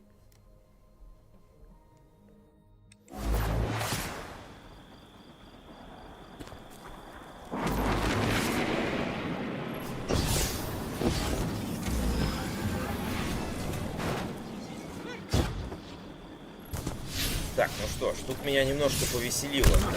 Человек из Destiny Item Manager скинул скриншот в чате в Телеграме. Ссылочка в описании. Вот, и, соответственно, там вот такое содержание. Bungie.net медленно отвечает. Bungie.net долго изучает информацию. Это может быть связано с большим количеством игроков онлайн. Ну, в первый пункт я меньше верю, чем во второй. С неполадками сервиса Bungie.net или проблемы с вашим подключением с интернетом. Вот да. Второй и третий пункт более вероятные. Потому что, ну, по онлайну там у нас точно проблем не должно быть. Также тут сообщение от Bungie на выходных было. Мы автозавершили второе сверхмощное задание Авалона на поиск планшетов. То есть теперь сезонное испытание выполнилось автоматически. Игроки, которые были заблокированы от прогресса во всем этом, теперь смогут это все дело оформить, пишут Bungie у себя в Твиттере. Вот. Далее. Тут вот появился новый сайт, пишет его на MakeHash, на котором, на Reddit, на котором можно посмотреть данные о количестве игроков, и он рисует очень мрачную картину. Получает данные путем парсинга API и PGSR согласно Чарли Манг. Это сайт, потому что... Это интересно, потому что до тех пор, пока я не увидел эти данные по ванильной версии Обитель Теней, у нас не было точных сведений о количестве игроков. Количество игроков в крае судьбы находится в том же диапазоне, что и в испытаниях Осириса, где, по словам Bungie, если бы такая тенденция сохранялась еще несколько недель, им бы пришлось закрыться и прекратить финансирование. Вот запомним эту мысль, а также этот сайт, Popularity Report, потому что на его основе там написано 2 статьи буквально сегодня от западных контент-мейкеров. Ну и тут плюс у Destiny 2 проблема, давайте распродажу Destiny 1 устроим за 5 баксов. У кого есть консоль, любая, PlayStation или Xbox, влетайте, пишет, завязывай с этим. Ну и далее немного сторонних новостей. Sony подали 3 заявки в Роспатент на регистрацию товарных знаков. Японский конгломерат Sony Group подал 3 заявки в Федеральный суд по интеллектуальной собственности Роспатент на регистрацию товарных знаков. Убедился ТАСС. Я вот не совсем понял. Вот в августе Sony от нас ушли, но все равно где-то там регистрируют какие-то патенты. Подкладывают соломку. Просто я почему за эту новость уцепился, да? Так как в августе Sony там закрыла какие-то свои окончательные мобильные и вообще в целом подразделения в России, да, и спустя месяц после этого у нас перестала работать Destiny. Ну, учитывая то, что Sony купила Bungie. Хотя, с другой стороны, все справедливо отмечают то, что почему-то Helldivers работает, к примеру, там, и так далее. Хотя, все потом еще более справедливо отмечают, что Helldivers и это игра от сторонней студии. Хотя Bungie сделала Destiny до того, как присоединилась Sony. Короче, эту цепочку можно долго продолжать. Как следует из базы ведомства, все заявки на регистрацию товарных знаков были поданы Sony Group Corporation 3 октября 2025 года из Японии. Заявки связаны с брендами Volkman, Bravia и Xperia. Ну, то есть, опять же, связанные с мобильными. Здесь это особенно интересно, потому что в России без предупреждения рухнули цены на новые смартфоны. Подешевели даже iPhone и Samsung. По итогам третьего квартала 2025 года новые смартфоны в России подешевели в среднем на 6% по сравнению со второй четвертью 2025 года. Некоторые модели, в том числе несколько Apple iPhone, стали стоить на 15%, на 12% меньше, чем всего 3 месяца назад. На фоне этого продажи новых смартфонов подскочили на те же 12%, но активнее всего россияне скупали не iPhone, Samsung, а мобильники китайских брендов. Соответственно, если вдруг ищете, на чем поиграть в Destiny Rising, прости господи, да, то можно врываться и покупать. Держим в курсе. Ну и здесь немножко обидно мне, потому что я помню, был фильм такой «Трон наследия», еще в 2000, то ли в 2008, то ли в 2009 году, шоколадным, да, и вот сейчас вот вышла 3-я часть «Трона». И там вот снялся Джаред Лето, и я смотрю, ему просто капитально не везет. То есть из того, что я видел с ним, он сыграл Джокера, да, в свое время. Вроде бы как, если я не путаю. В Бэтмене и Супермене там в Лиге Справедливости и пролетел. Потому что вселенная Зака Снайдера не продолжилась. Он снялся еще в этом, как его называют, в Морбиусе, который тоже пролетел, у Марвела теперь. В Бегущем по лезвию, тоже там, 2049, тоже там кассовые сборы были не очень. И вот теперь Трон Арес, третья часть, которая вышла спустя сколько? 2009 год, потом 17, почти 17 лет прошло, 16 лет прошло, да. То есть там премьера была в 2009 году, где-то в декабре, по-моему. Ну, хотя, с другой стороны, если такую разницу делать между картинами, то первая часть когда вообще вышла? 80-х, по-моему? Соответственно, я даже не удивляюсь, что там кассовые сборы такие себе получились. Надежда на дальнейшее успешное развитие серии Трон не выдержала даже первой пятницы в домашнем прокате. Дебютный день полноценной работы в кинотеатрах принес студии Disney 14 миллионов баксов. Куда вошли деньги за превью? Неловко получилось, неловко. Ну да ладно. Напоминаю, что у меня тут на Твиче, на Ютубе и на ВК Плей каждый день практически проходят трансляции, где со мной вместе можно поиграть, позадавать какие-нибудь вопросики, поучаствовать в повозиках. Плюс, кто смотрит ролик на Ютубе, пожалуйста, поставьте лайк, подпишитесь на канал. Все это нужно для того, чтобы ролик чаще показывать рекомендации, чтобы больше народу посмотрело, больше было активности на канале, ну и, соответственно, больше было мотивации всем этим заниматься. У кого нет возможности ролики на YouTube смотреть, есть также ВК-видео, куда я также пощу ролики, и Дзе. Вот. Ну и спасибо всем тем, кто поддерживает при помощи донатов. Если во время стрима донат закинуть, и он увеличится в 10 раз, то попадете в один из следующих роликов. Спасибо также всем тем, кто поддерживает через Boosty. Сюда укладываю записи с киностримов и те ролики, которые так или иначе не могут попасть на YouTube. Что ж, давайте перейдем к основным новостям. Так. Сейчас, секундочку. Привет, Слава. Привет, Чоус. Привет, Метрон. Привет, Аква.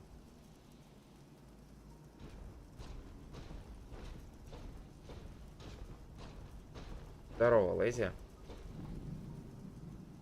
Так, это ты про что? Про топир?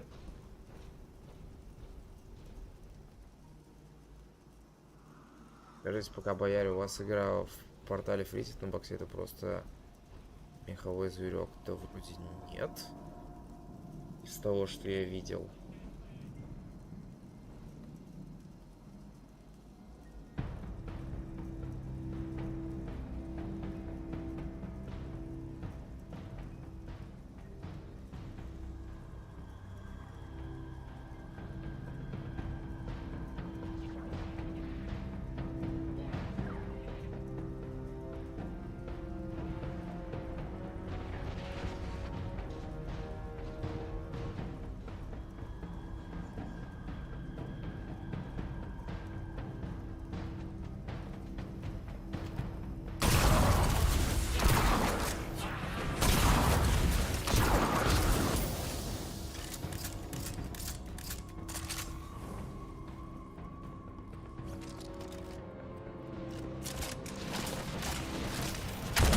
Привет, воды.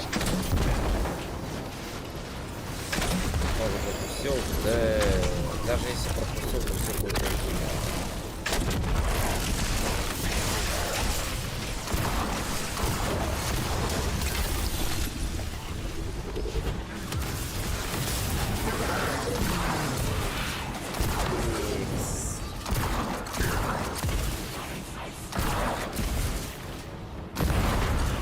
Так, ну что ж там народ пишет по поводу количества игроков Destiny 2, которые уменьшились по сравнению даже с эпохой проклятия Осириса. Вот, кто не помнит, проклятие Осириса, это у нас первый год был Destiny 2, когда игре в целом было бубу.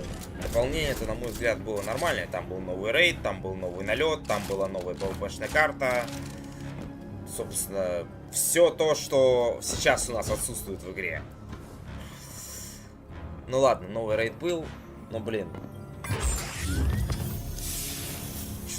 что-то Банжи совсем непонятно, что делает. Вот я реально на протяжении многих недель, там уже месяцев, слышу теории о том, что наши любимые разработчики пытаются игру саботировать. И все больше в это верить начинаешь. Типа, чтобы больше людей получили золотые парашюты и сбежали нафиг. Ладно, снимаем шапочку из фольги и продолжаем. Что там Полтаси пишет на Форбсе? Уф, это плохо, хотя у нас есть доступ только к данным Steam по большинству игр, включая Destiny 2, которые изменились с популярностью. Да, все изменилось с популярностью репортом. Теперь у нас есть подробная информация обо всей Destiny, включая полную историю игры и количество игроков на консолях. Или, по крайней мере, приблизительная информация, которая, безусловно, согласуется с прошлыми данными, которые у нас были. Судя по всему, ситуация с Destiny 2 такая же плачевная, как и с момента ее выхода в 2017 году. Данные показывают, что количество ежедневных онлайн-игроков в Destiny после края судьбы, после пепла и железа значительно ниже, чем даже в печально известную эпоху после проклятия Осириса, когда за неудачным дополнением последовало полное исчезновение игроков, прежде чем в игре появились сезоны, которые развлекали игроков в перерывах между релизами. Тогда, весной 2018 года, минимальное количество игроков составляло около 350 тысяч в день. А кто-то тогда говорил, что игра непопулярная и шутерок на вечерок. Сегодня, после недавнего резкого спада, после пепла и железа, количество игроков в день составляет...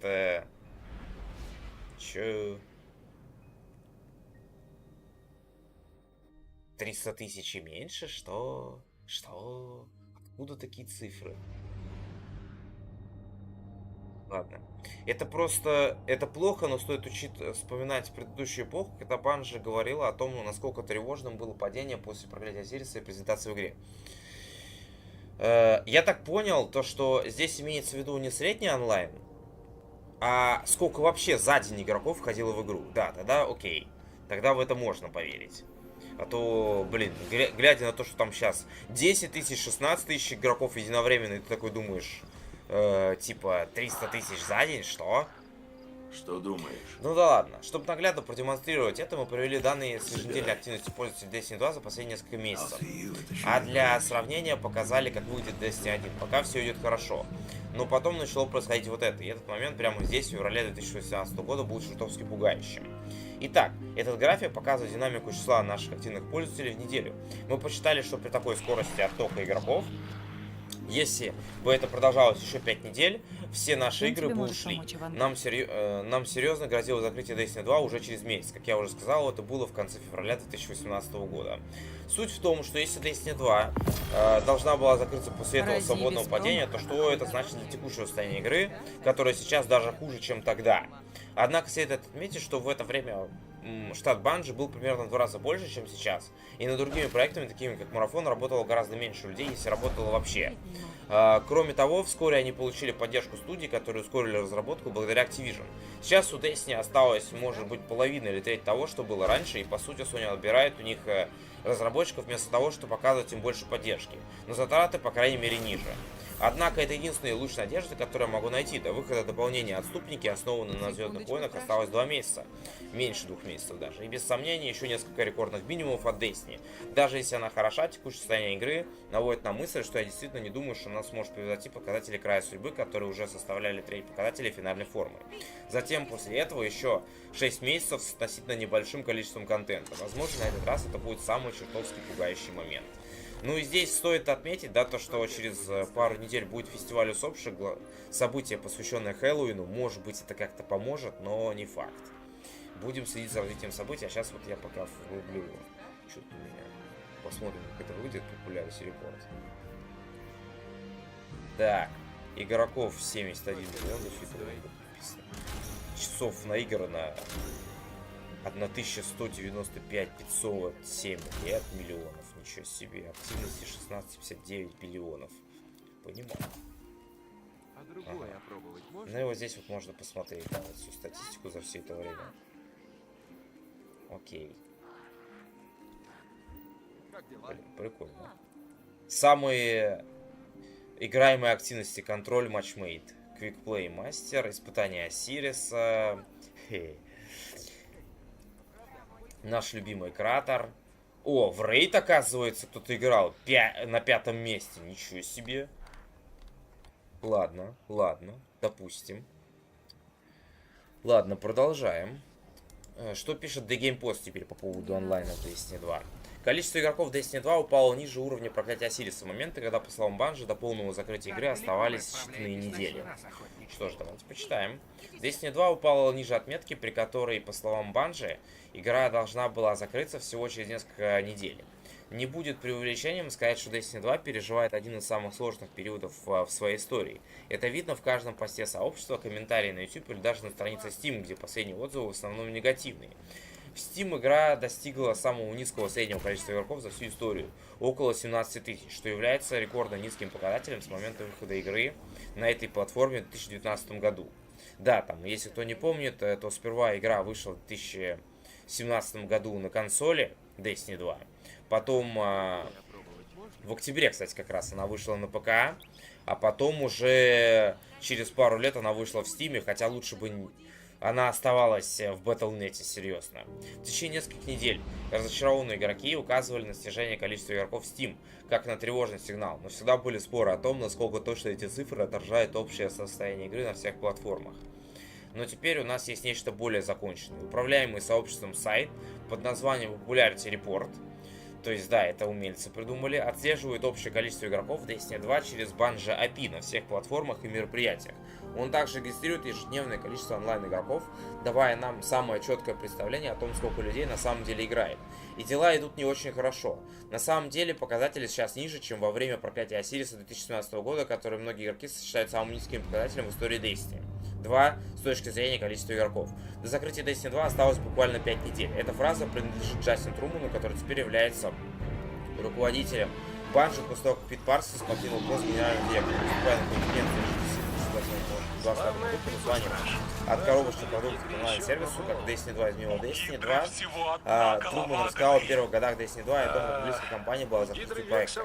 Говоря о графике еженедельной активности пользователей в 2018 году, Труман сказал: «Этот момент в феврале 2018 года был чертовски пугающим.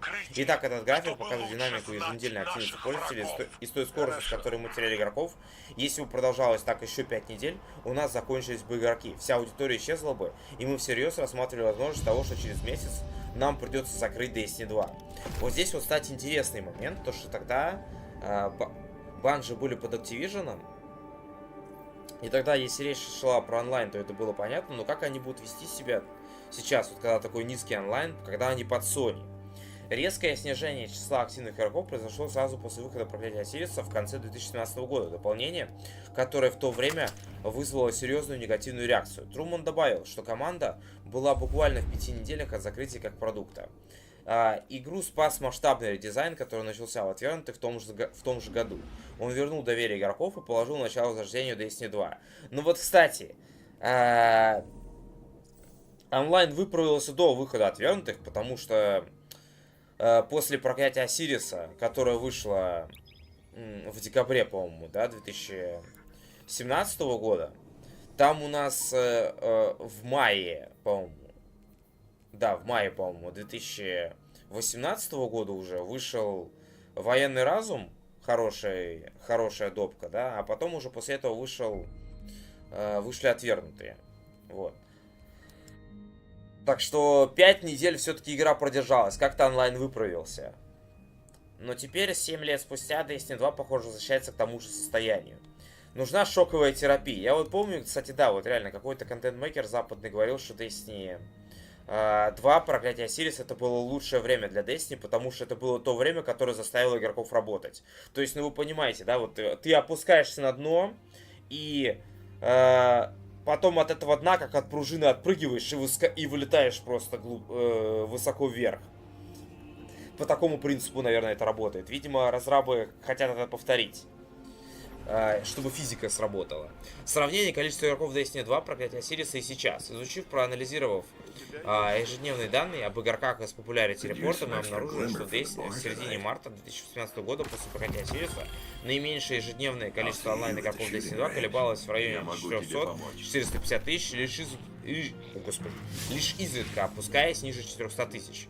В то время это считалось абсолютным минимумом, моментом, когда до закрытия оставалось 5 недель, как выразилась Банжи. Ниже представлено количество игроков Destiny 2 после прохождения проклятия Осириса. 15 марта 2018 года 386 тысяч, 17 486 тысяч, там, ну, в общем, можно ознакомиться, да. 30 марта 2016 года было 1544 тысячи. Чем полный магазин. Перенесемся в настоящее.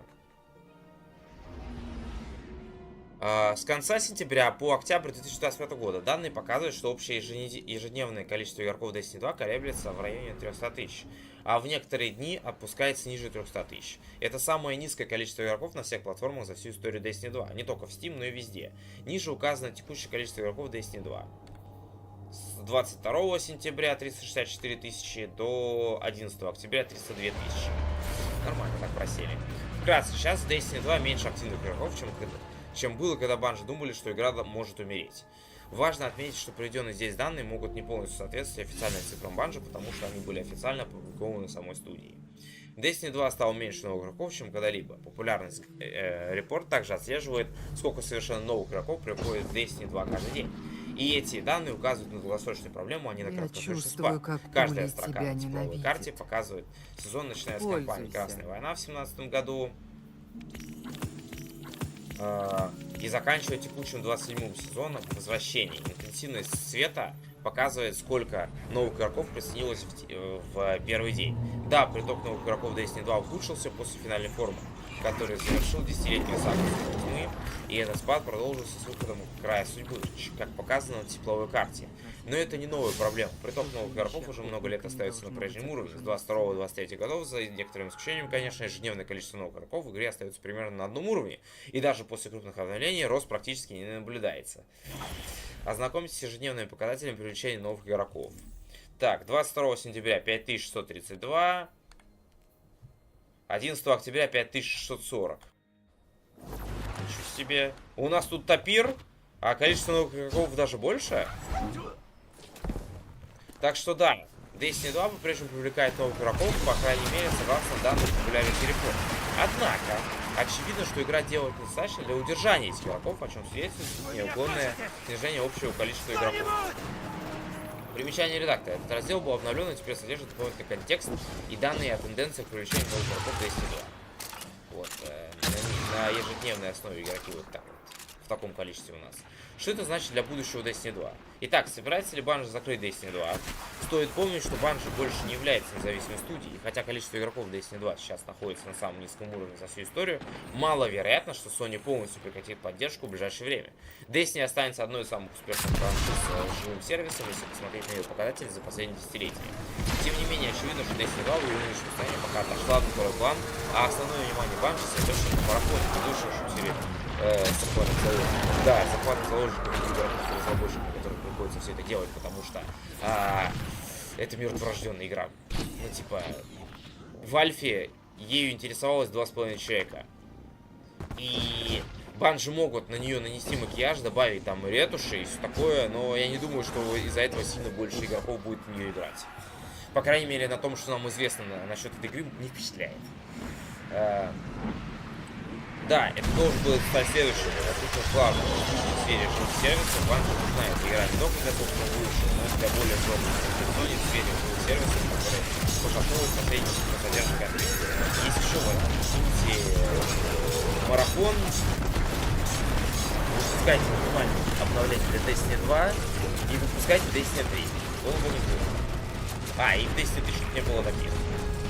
Если марафон окажется успешным, Bungie докажет, что может запустить еще одну франшизу помимо Destiny. Если же нет, все может пойти еще лучше. Многие авторы контента, работающие в этой сфере, уже долгое время сделали перерыв или сократили количество публикаций, в том числе там, даты и перенадежи.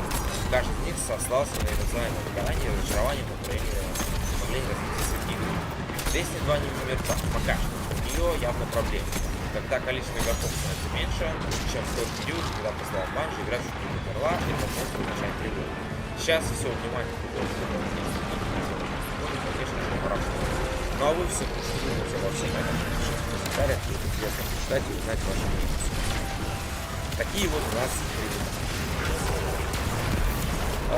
что ж, будем наблюдать.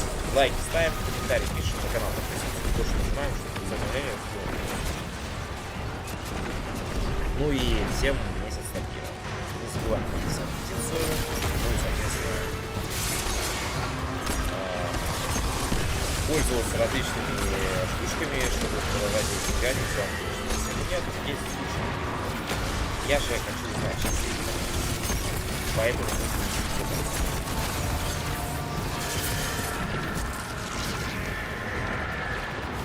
это само собой связано, вы уже опоздали. Лет на 5. Вот я так и знал, J564, то что я скажу фразу в качестве цитаты, и кто-то реально подумает, Сус, они через 5 недель закроют. Это во время проклятия свист так было.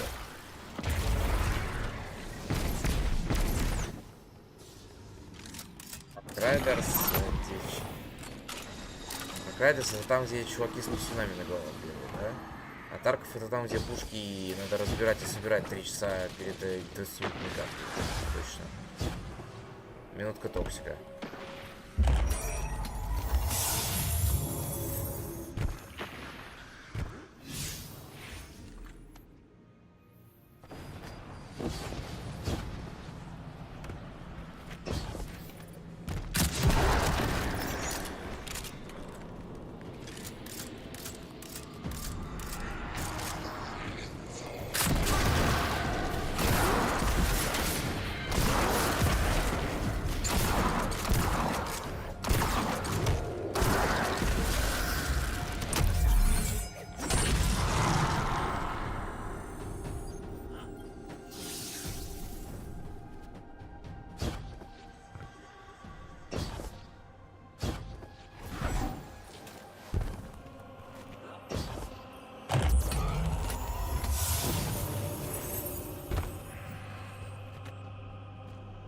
Они тогда были под Activision, но у них тогда было больше производственных мощностей выделено по Destiny.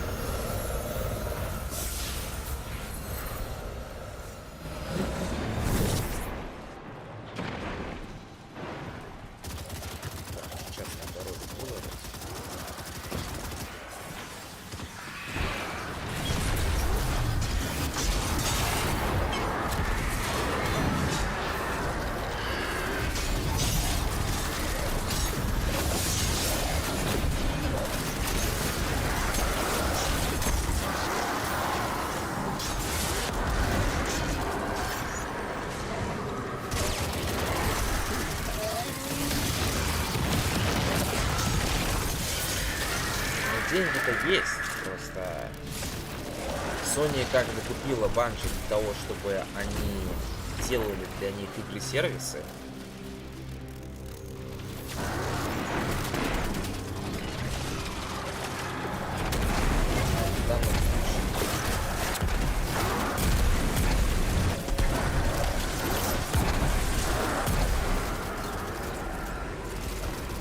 Destiny 2 не должна их особо волновать.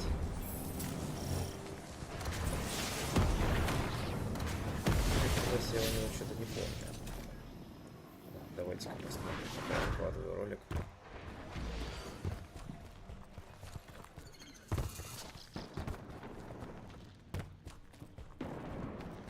Да, Слава, в каждой нормальной, игре разработчики в случае техобслуживания или простоев что-то игрокам выдают.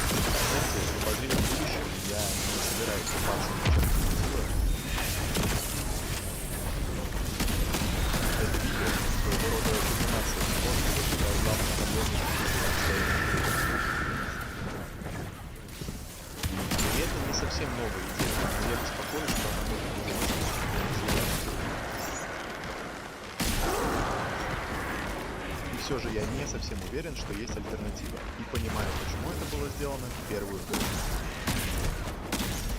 Это портал, сюрприз.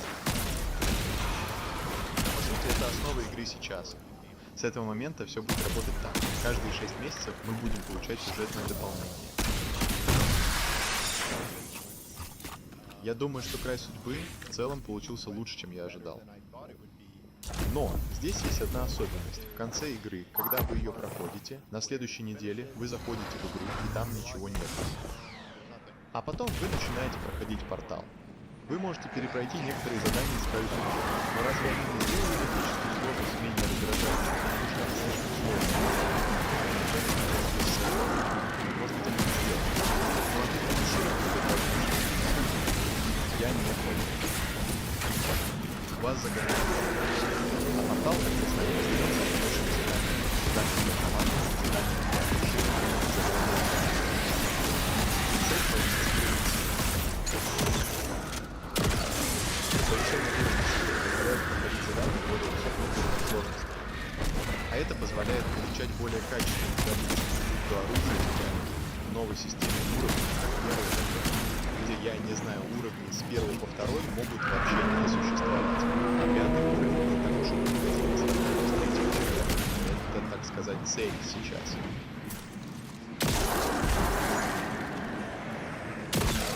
Я чувствую, что дошел до того момента, когда после 3 месяцев, как я заставил портал работать на свой смогу ребят в этот новый режим. Понять, как и большинства людей, нет. И я не думаю, что они могут что-то изменить.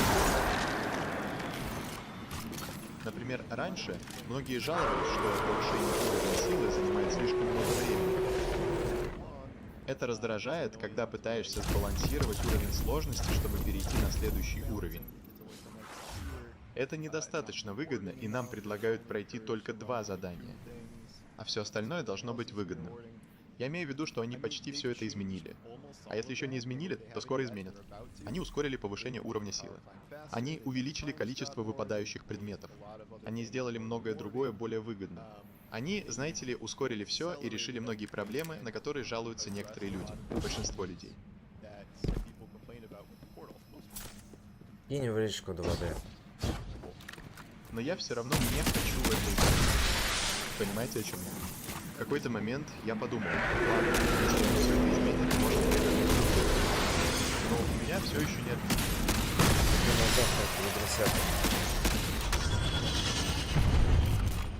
Ну, либо я сегодня что-то... Кажется, что мне наблюдать не все, что могу. Например, каждый предмет дает мне 5, а все кроме меня. Я все равно не хочу играть в эту систему. Пусть она мне не помогает. Мне нравится, что каждый раз больше играть. Это просто раздражает. А теперь они просто меняют важные модификаторы, что я думаю лучше нравится.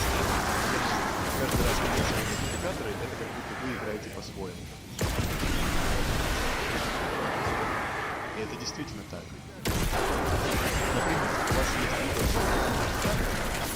Но хорошее отношение и перспектива развития игры как бы могут быть всегда, да, но если в нее в целом конкретно тебе не интересно играть, то что там делать? Типа есть полно игр, которые популярные, в которых полно народу сидит, но это не мешает мне считать их говном собачьим. Ну, типа, в том плане, да, то, что я вот искренне не понимаю, как вот столько людей может сидеть и играть во что-то, к примеру. Типа, ну, уже просто часто замечаю, что те игры, которые мне, к примеру, нравятся, да, и не только Destiny, я там в последнем ролике озвучивал, какие мне нравятся игры в целом, да, они не встречают особой популярности, но встречают там всякие такие игры, в которые я вообще за километр бы мимо обошел. Типа, как будто специально.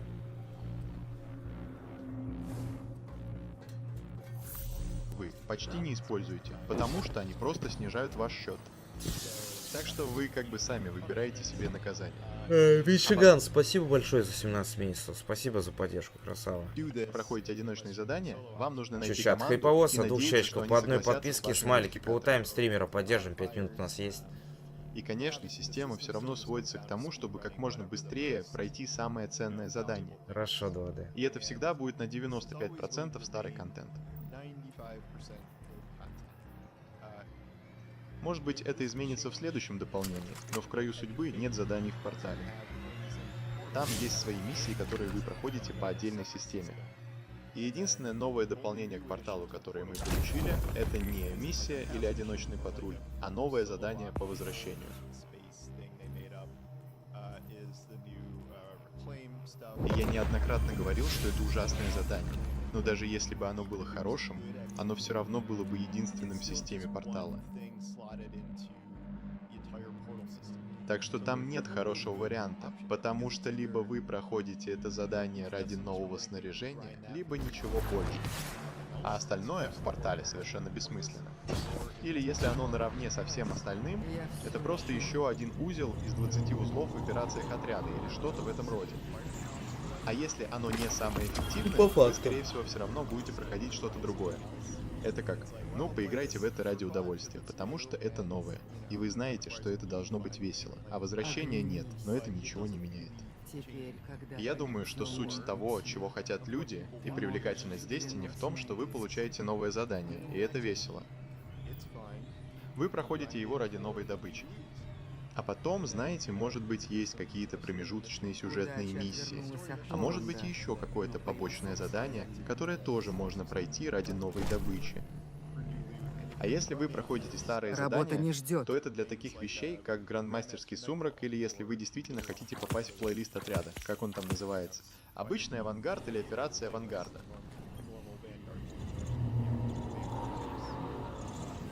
А они сделали портал просто заданием из этой системы. И знаете, добавляя снаряжение в середине, вы все равно как бы просто добавляете его в старый пул. И это не похоже на то, что вы мотивированы проходить это задание, когда оно просто становится больше. И вы не проходите новое задание, знаете ли, в 90% случаев, чтобы получить это снаряжение. Вы просто делаете то, что делали раньше, и надеетесь на красный. Опять же, даже если это задание было веселым, оно все равно создает свои проблемы. Кроме того, все это связано с тем, что вы проходите на портал практически все. Подозреваем новый. Не так долго мы думали,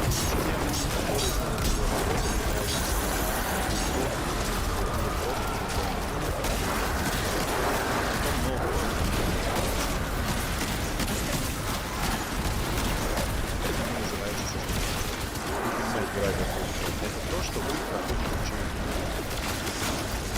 Есть игры, в которых я никогда не помню, как это называется. До следующего Они придумали эту систему, потом доработали ее, и это было действительно. И это был хороший ход, который был дочь и тому подобное. Теперь это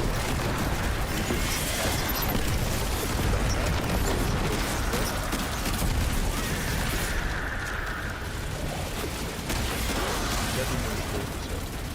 И вы только говорили, что вы который занимается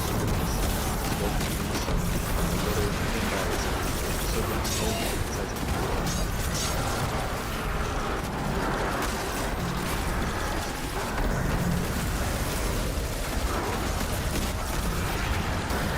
Я не просто смотрю свою голову, которые, знаете, вы годами решали.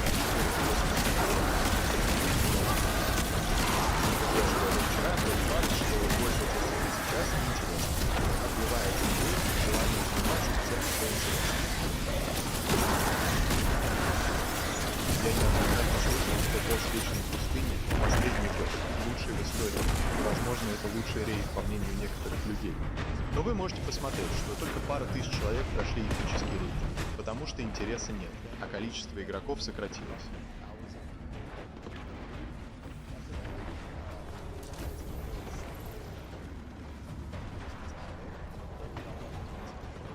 Так что сейчас мы находимся в ситуации, когда из-за того, что основная игра такая пустая и непривлекательная, хороший контент, который иногда появляется, полностью игнорируется. И есть реальный разрыв между командой по рейдам и подземельям и командой по обычным заданиям. Потому что одно хорошее, а другое нет. Но одно будет проходить 80% игроков, а другое 20% или в наши дни, я не знаю, 5%. Проблема в том, что вы делаете здесь. Потому что я говорю о том, что я сказал раньше. Например, у вас есть одно задание, вы его проходите, может быть, дополнительное задание. Вы проходите сюжетную неделю за неделю. Сезон. Я говорю о сезоне. Но у них сейчас нет ни ресурсов, ни возможности сделать то, что у них есть, хорошее.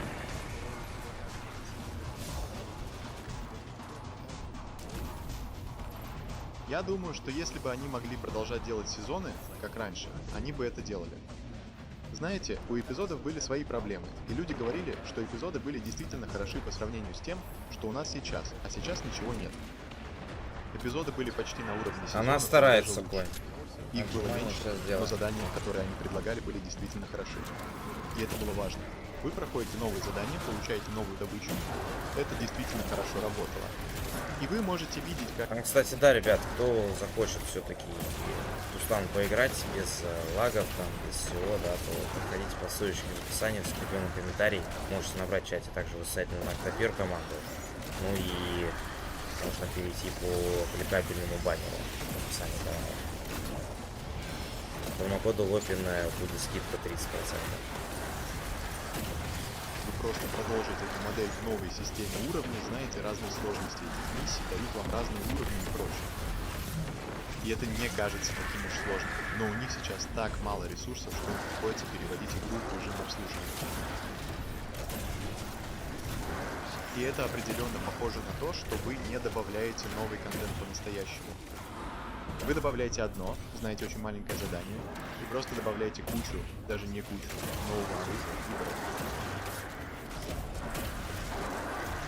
И, конечно, мы говорили о том, что дизайн брони 5 из них в сезоне Эверверс. Так что, когда мы говорим о том, чтобы зарабатывать привлекательные вещи... Болтасю, журналист западная семечка. Но что заменит это, если вы не можете вернуться к сезонам, а то, что есть сейчас, очень плохо и непривлекательно, я просто не знаю, что делать. Потому что здесь явно не хватает контента, поэтому им пришлось вернуться к тому, что они уже сделали. И они говорят, ну, вы можете использовать разные модификаторы, теперь вы можете зарабатывать разную добычу, но этого недостаточно. И я думаю, что первый шаг — избавиться от очень глупого повышения уровня силы. Знаете, разные сложности дают разные уровни, и, знаете, достигнете определенного уровня, и вы получите самый высокий уровень, что-то вроде этого. Но 100-часовая прокачка до максимального уровня, чтобы начать получать 5-й уровень везде, явно не работает. И все, кто это сделал, будь то до 450 или 550, говорят, никто не должен этого делать ни по какой причине. И даже если сделать это быстрее, как я уже сказал, это все равно не будет мотивацией для людей. Мне кажется, что Destiny просто стала игрой, в которую вы играете по-другому, и вы больше не можете прокачиваться каждую неделю. Не совсем. Я имею в виду, если вы действительно любите горнило или что-то в этом роде, или вам нравится портал, может быть. Но сейчас это похоже на игру, в которой нужно купить дополнение или что-то в этом роде. Пройти короткое дополнение. И все, потому что больше нет сюжетного контента, за которым можно было бы следить. А потом ничего не делайте, если только не хотите ненадолго получить новое оружие. Подождите и посмотрите, что будет в середине сезона. Я надеюсь, что будущие обновления в середине сезона будут лучше этого. Вернитесь в подземелье, вернитесь в бой, пройдите его один раз, пару раз, сколько хотите, а потом подождите следующего дополнения. Сейчас это похоже на игру, в которую больше не нужно заходить каждую неделю, чтобы посмотреть, что изменилось. Что изменилось, так это магазин Eververse. Вот что изменилось. Или иногда они проводят неделю оружия или железного отстой. Это не та игра, которая будет работать в режиме онлайн в традиционном понимании. Крупные обновления бесплатные, и вы можете их посмотреть, когда захотите. Настоящее дополнение — это просто дополнение для одиночной игры. А Особенно потому, что новые миры, которые они представляют, это, знаете ли, патрульные зоны, доступные только для одиночной игры. Вы можете выполнять миссии и прочее с командой, но это действительно разовое мероприятие. Вы получите... Ну, это вся Destiny2. Правда, Bungie все-таки решили отменить это решение. Ну, типа, сбросить уровень силы до 200. В принципе, умно, но что тогда людям в таком случае делать? В игре.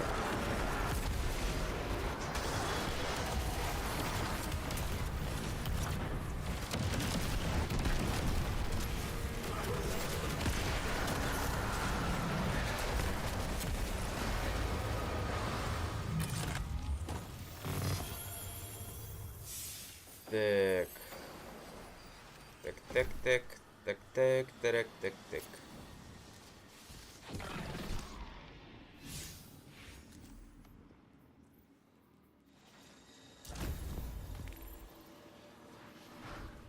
Включаете дополнение и проходите его за неделю или сколько вам нужно, и все.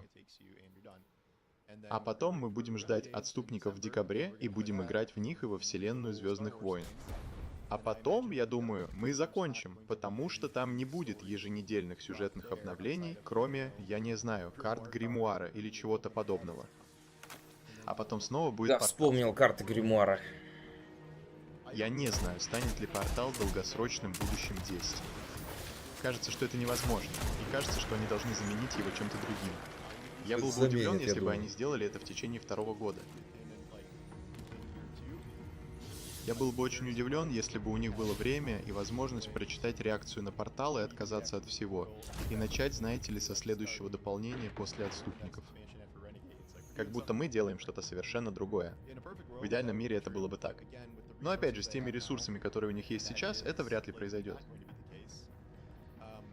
А еще у нас есть запуск марафона, который должен состояться в первом квартале 2026 года.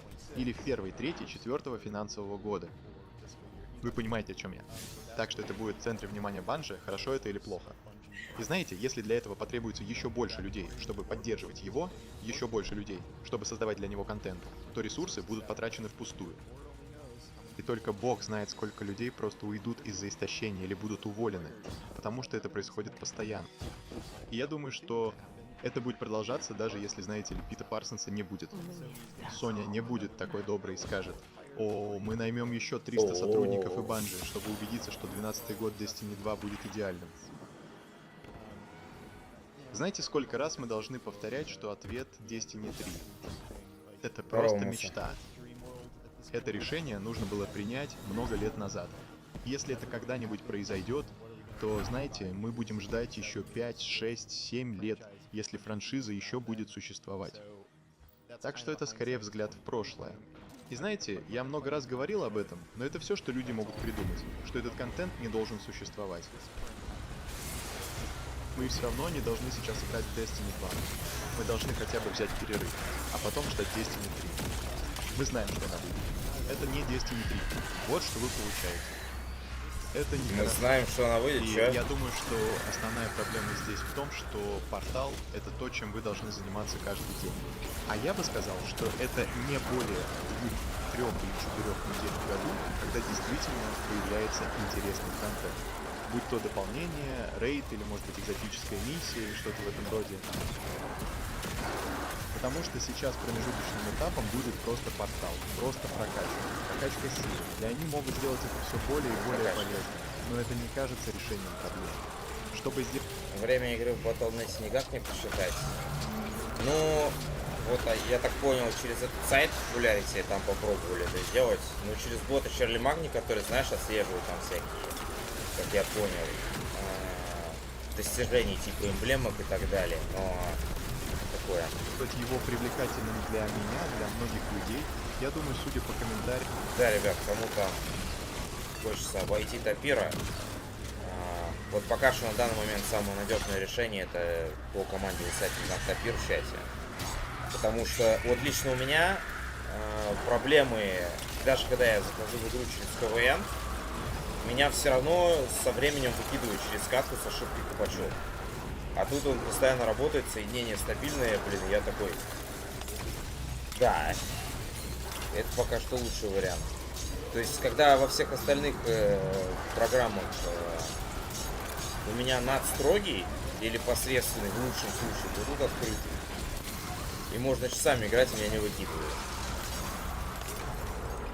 Поэтому пользуйтесь, кому интересно, то промокод Лопин есть, собственно, скидка 30%, ну и... Как его называют? Есть, по-моему, там бесплатный период, пару часов посмотреть. Я не вижу много сторонников портала. Так что я думаю, что у Bungie много работы. Я думаю, что многие из них делают все, что в их силах. Как я уже сказал, некоторые команды действительно справляются, но внутри компании явно есть люди, которые принимают неправильные решения относительно игры и ее направления. Я не знаю, например, Тайсон Грин, но я не знаю, где он. Я просто понимаю, почему он не на виду.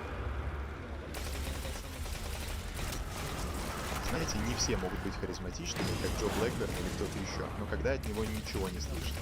Когда на каждом мероприятии или стриме его нет, это не внушает доверия. Я не знаю, он не так давно работает, чтобы быть уверенным, что портал — это его идея. Я имею в виду, что он за ним следит, но возможно это было что-то, над чем работали за кулисами в будущем. Но все равно он очень скрытный, и это заметно. Но я не знаю, есть ли у Bungie какие-то ответы, которыми они могут поделиться прямо сейчас. Может быть, они появятся позже, но пока мы находимся в такой ситуации. В любом случае, спасибо за просмотр, скоро увидимся. Да. Сразу видно, какой паук в игру не играет. Портал — это совокупность там заданий, собранных в одном месте, как в мобильной игре, типа, вот, где по большей части вся игра сейчас. То есть там одиночные миссии, операции для боевых групп, там ПВП, там сверхмощки также есть. В общем, все это выдает тебе уровень силы и шмот новый. Оттенки других игр смотришь иногда из-за любопытства или только популярные игры играешь? Не, ну я смотрю 2D, типа, что-то, что заинтересовать может, но, как правило, ничего, к сожалению.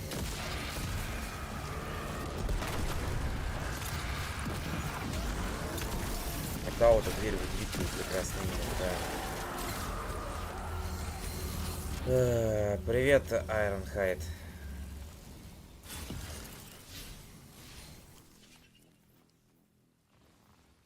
Стример проходил рейды в первый день, у него награды за их прохождение. Чё?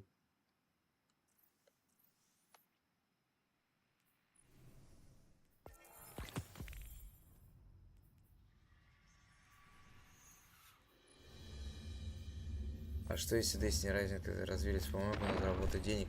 Ну там, как бы сказать, уже новостные издания жаловались, да, вот через сливы, то что Destiny Rising так уж и много зарабатывает. Да и развитием это сложно назвать, потому что да, там в Rising есть вещи, которые хотелось бы видеть в Destiny 2, но по факту это урезанная версия, потому что у тебя там долбаные герои вместо полностью настраиваемых персонажей, у тебя там 2 пушки вместо 3, ну и вдобавок, как я понял, практически никто на стриме в нее не играет. То есть я вот как не зайду в свои подписки, да, вот на западных комментаторов, вообще никто не стримит ради. Destiny 2 хотя бы стримит, когда там в ней что-то выходит. Да, какой-нибудь еженедельный контент там, или испытание Осириса там, или еще что-то. А тут вообще глухо. Типа, даже если бы вдруг это было бы играбельным, то все равно.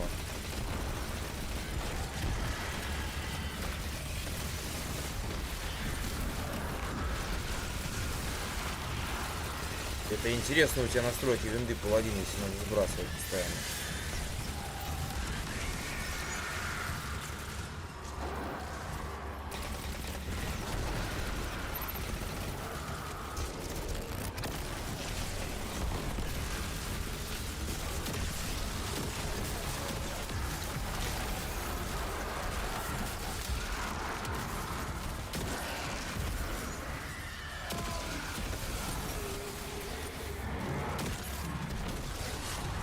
фармил в Destiny 3. Ага.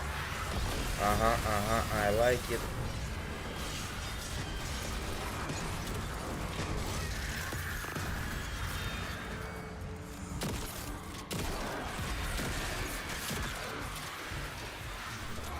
That's the way.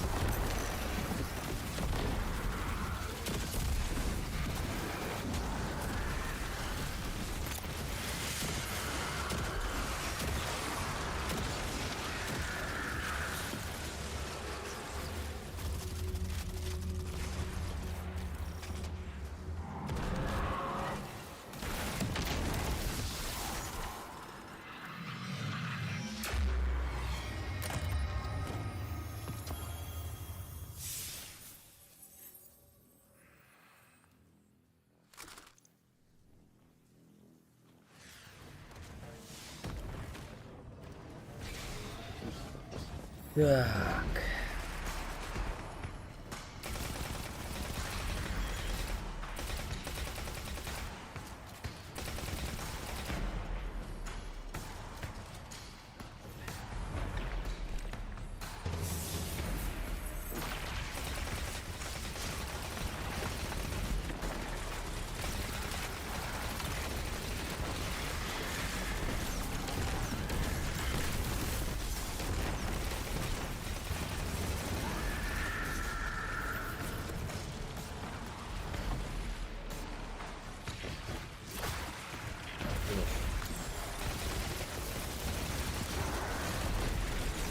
Вот, Флич, я специально из-за таких вопросов записал видос. Можешь посмотреть у меня на канале, как я пришел в Destiny 2 и куда я уйду после нее.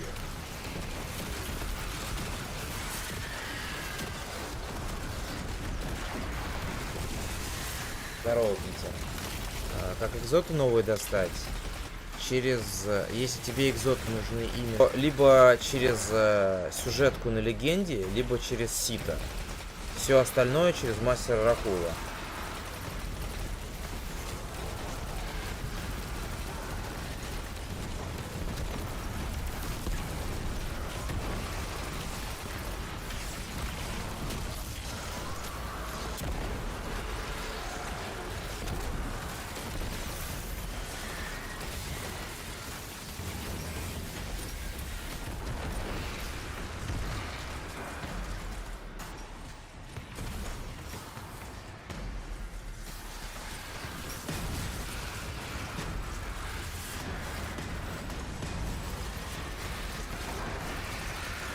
А так в целом, я говорю, кому лень смотреть, да, по поводу будущего, мы посмотрим, куда Destiny заведет вся эта история. Если выживет, продолжим здесь сидеть. Если она окончательно помрет, ну в том смысле, что серваки закроются, да, какую-нибудь популярную игру найдем и будем там торчать. Ну типа, всегда пожалуйста.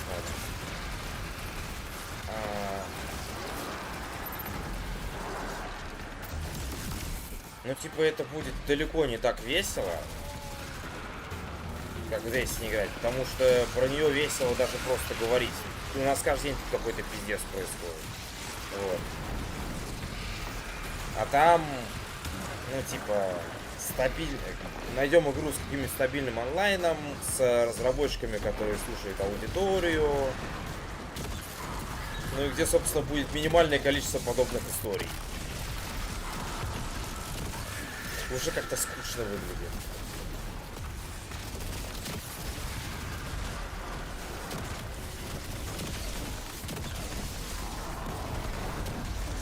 Ну да ладно. Да я думаю, разберемся. Но в любом случае, кто хочет продолжить в нее играть так или иначе, высадный знак топир пишем в чате. По промокоду Лопин 30% скидка. Играется все классно, без лагов, кайфово. Рекомендую. Сам пользуюсь.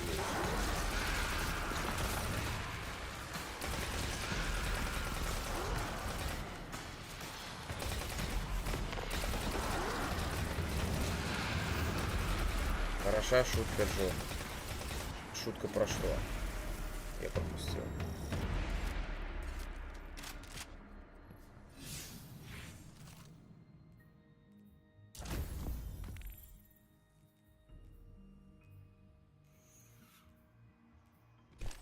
Я просто много чего сказал, поэтому уточняю.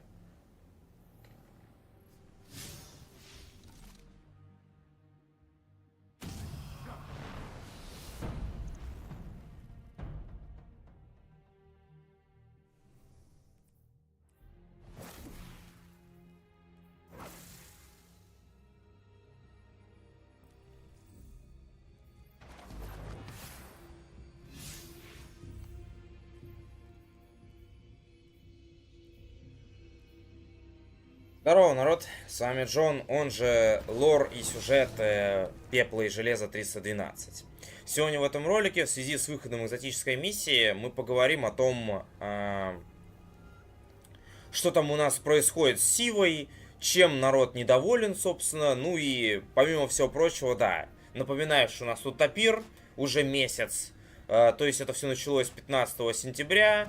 Сегодня 13 сентября, прошло ровно 4 недели, все еще нас не пускает в игру, но кто захочет решения проблемы, видосы на канале у меня есть, можете также на стриме у меня спросить, там вот я продвигаю возможные способы захода в игру, так что заходите и узнавайте, так сказать.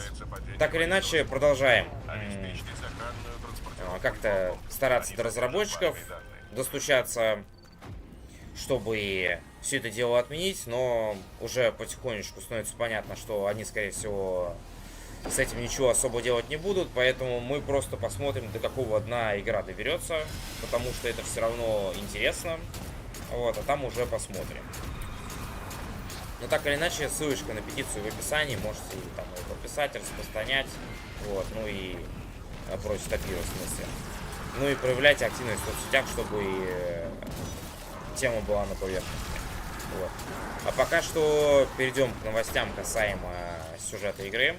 Но сперва слово моим друзьяшкам, если захотите себе какую-нибудь игру купить или пополнить Steam, ну или в том числе даже Destiny 2 там как-то приобрести.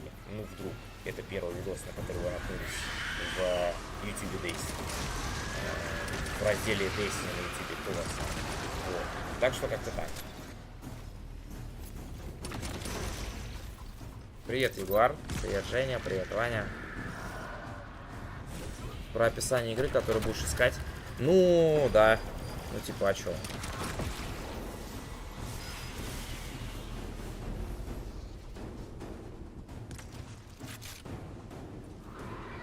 Я уверен, что есть очень добрый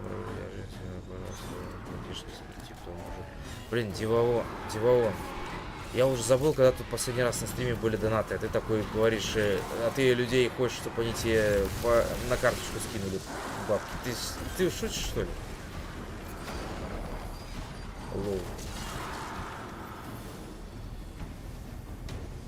Тут стример часами сидит. Ничего, блин, а ты такой. Сейчас зайду на секунду, блин, кто-нибудь попадется.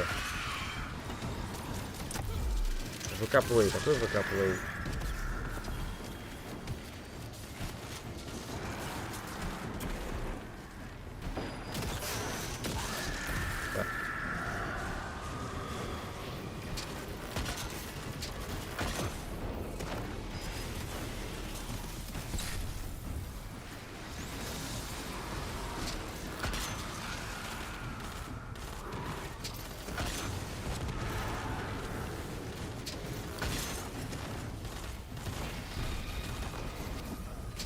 Кодом Лопин 312.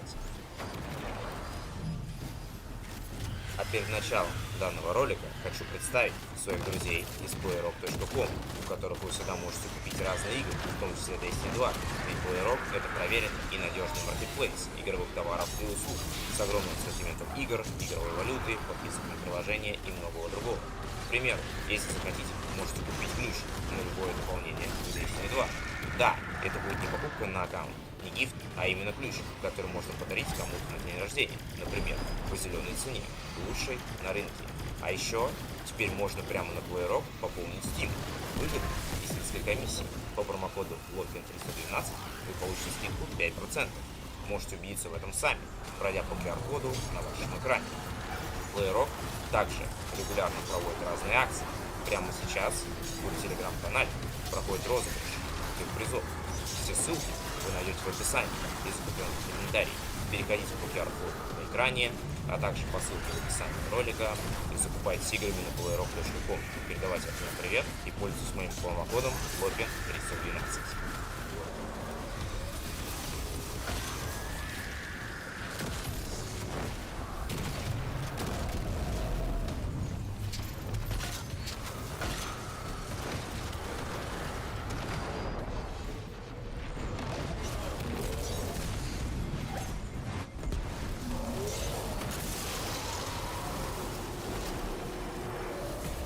Так.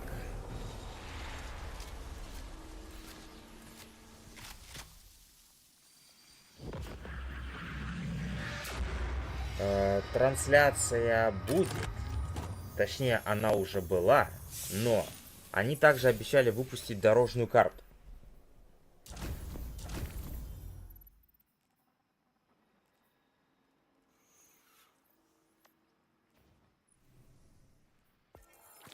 По поводу грядущего контента, но пока не знают когда.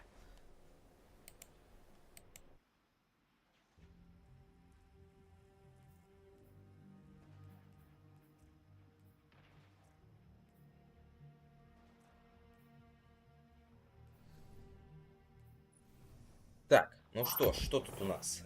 Тезаурея Зазель пишет на Reddit, на Destiny. Я только что посмотрел новое видео Байфа, и оно прекрасно объясняет, почему игроки разочарованы тем, что Сива не вернулась. Вот такой вот у нас небольшой сейчас тизер будет, прежде чем мы эту тему подробнее обсудим. Мне кажется, что Пепел и Железо — это, пожалуй, одна из самых больших упущенных возможностей за долгое время с точки зрения повествования. И да, это Сива. Ну, Сива, кто не знает, там это наночастицы, сынок, да, которые были у нас в Rise of Iron, еще в дополнении первой части, да, и, соответственно, оттуда у нас там такие пушки, как Идеальная Эпидемия, как вот этот вот нанотопор, который нам сейчас падает и так далее, да. Ну и нам Банжи на протяжении сюжетки продолжают говорить, что все, Сива сдохла, ее нет. Они нам до этого, кстати, тоже говорили, вот. Но пушки, наделенные Сивой, остались, потому что они запрограммированы работать, пока не перебьют всех противников. А противники не закончатся никогда. Соответственно, как-то так. Ну и плюс, почему народ хотел Сиву? Потому что это прикольная с точки зрения там лора вещь. То есть сюжетка в Rise of Iron в первой части была неплохой. Ну и в принципе рейд был классный в Wrath of the Machine. А теперь получается, что раз Сивы нету, то можно и рейд не переносить из первой части во вторую. Хотя этот рейд игроки у Банжи просят уже годами. Ну да ладно. Сюжетная линия сезона могла бы развиваться практически в любом из объектов Распутина по всей системе. Пофиг, что Распутин помер, да, защищая странника. Майя хочет получить военные спутники Распутина и технологии Золотого века. И выбор чумных земель был оправдан только в том случае, если там есть что-то, чего нет больше нигде. Этим чем-то была Сива, но она практически не имела отношения к сюжетной линии сезона. Что касается меня, то мне показалось, что они вернули нас сюда только для того, чтобы ткнуть нас носом в то, что все кончено, и мне это искренне не нравится. С точки зрения сюжета они могли бы сделать многое с Сивой, а эстетика всегда была на уровне S. S+, nice, S. Им действительно стоит вернуть эту игру. Редактор. Кроме того, обновление Пепела Железа никак не связано с Железными Лордами. Где, черт возьми, был Саладин весь этот сезон? Вот, кстати, да, точно. Хороший поинт. Саладин у нас был в оригинале в Rise of Iron в сюжетке, а где он сейчас тут? Когда он должен прям непосредственное участие принимать? Где отсылки к Железным Лордам? Что народ... 1500 лайков, кстати. Что народ пишет? В отличие от Титана, Левиафана, Дредноута, они практически не внесли изменений в Чумные земли, чтобы оправдать их возвращение. Если они действительно так наставили на возвращение Чумных земель и не хотели использовать Сиву, им следовало было сделать что-то с чем-то другим. Типа с ртутью, к примеру. Ну да ладно. Ну, что могу сказать? Я решил, поскольку у нас тут с Destiny ситуация неоднозначная, потихонечку добавлять новости про другие игры, там про все то, что в мире происходит, что меня может заинтересовать. Просто поскольку я много раз говорил про Marvel Rivals, даже как одну из потенциальных игр, куда бы я после Destiny бы ушел, я решил по ней тоже новости посмотреть. И первое, что я увидел, меня развеселило. Пол Тассер, журналист Forbes, нам хорошо знакомый, пишет: за 10 месяцев Marvel Rivals потеряла 85% игроков. Ну давайте заценим. На современном рынке крайне сложно добиться успеха в качестве многопользовательской игры. Многопользовательской игры в жанре с живым сервисом, переманивая игроков в игры, которые уже много лет являются лидерами в своем жанре. Одним из недавних исключений стала Marvel Rivals, прорывной хит от NetEase, кстати, от создателей Destiny Rising, с потрясающим составом и еще более крутой анимацией, позаимствовавшей механику в основном у Overwatch. Однако, если отслеживать количество игроков в Steam с течением времени, то можно заметить, что менее чем за год Marvel Rivals потерял 85% игроков. С пикового значения 64 тысячи единовременных игроков в январе 2025 года до 98 тысяч на этой неделе. 98 тысяч игроков — это все еще хороший показатель. Вот для сравнения, в Destiny 2 сейчас 18 тысяч. Это в контексте индустрии. Но проблема в том, что количество игроков продолжает снижаться, не достигнув минимального уровня. Такая быстрая потеря большого количества игроков не сулит ничего хорошего для идеи в том, чтобы Rival станет хитом в этой сфере в долгосрочной перспективе. Особенно если производственные затраты высоки, а темп выпуска новых персонажей каждый месяц остается бешеным. То, что мы наблюдаем у других игр, которые существуют уже много лет, и со временем постепенно наращивают свою аудиторию, этот рост с течением времени, даже если в конечном итоге начинается спад. Например, Apex Legends выросла со 117 тысяч игроков в ноябре 2020 года до 624 тысяч в феврале 2023 года. Если бы Marvel Rivals изначально развивалась по такой траектории, то через 10 месяцев после запуска в 2020 году в ней было бы 99 тысяч игроков. Но вместо этого в августе 2021 года, через 10 месяцев после запуска Steam, в нее играли 30 тысяч человек, что почти 3 раза больше. Это, я так понял, по-прежнему про Apex Legends говорится. Хотя многие осуждают использование чарта Steam для оценки популярности игры, это не какая-то однопольская игра, в которой игроки завершают сюжетную линию и уходят. Да, это глупо использовать такой график подобным образом, но не в случае с игрой, которая находится в разработке и хочет увеличить или хотя бы сохранить свою аудиторию. Падение на 85% меньше, чем за год — это не тот показатель, который можно интерпретировать положительно. Что не ясно, так это то, что может измениться с выходом Rivals, чтобы обратить это вспять. Темпы снижения могут замедлиться, но что насчет разворота на 180 градусов? Мне кажется, что темпы разработки могут быть слишком быстрыми. Каждый месяц появляются персонажи, которые либо слишком сильны, либо слишком слабы, а сбалансировать игру с таким количеством быстро добавляемых элементов сложно, и игроки могут это не оценить. Или, возможно, со временем игроки Marvel Rivals, перешедшие из других шутеров, просто вернулись к привычным играм. Как я уже сказал, этот рынок беспощаден, и Rivals превзошла ожидания, в то время как многие другие игры в этой сфере сразу же провалились.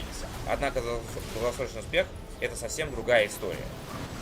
Я не знаю, стоит ли бить тревогу, но графика этих снижений показывает вполне реальную проблему с удержанием пользователей, и мне интересно, что NetEase может предпринять в этой ситуации. Ту-ду-ду-дум.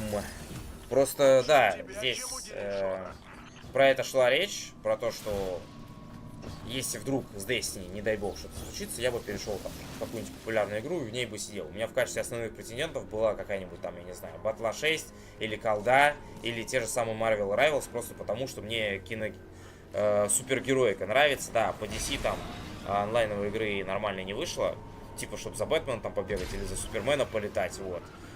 Но есть по вселенной Марвел, типа, что более-менее пользуется популярностью. Ну, типа, знаете, там просто посидеть, побегать, пообщаться с аудиторией в процессе, да, но новости приходят нерадужные.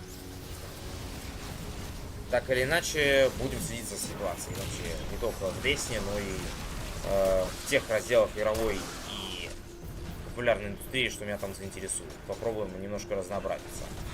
Вот. Идем дальше. Оля, привет.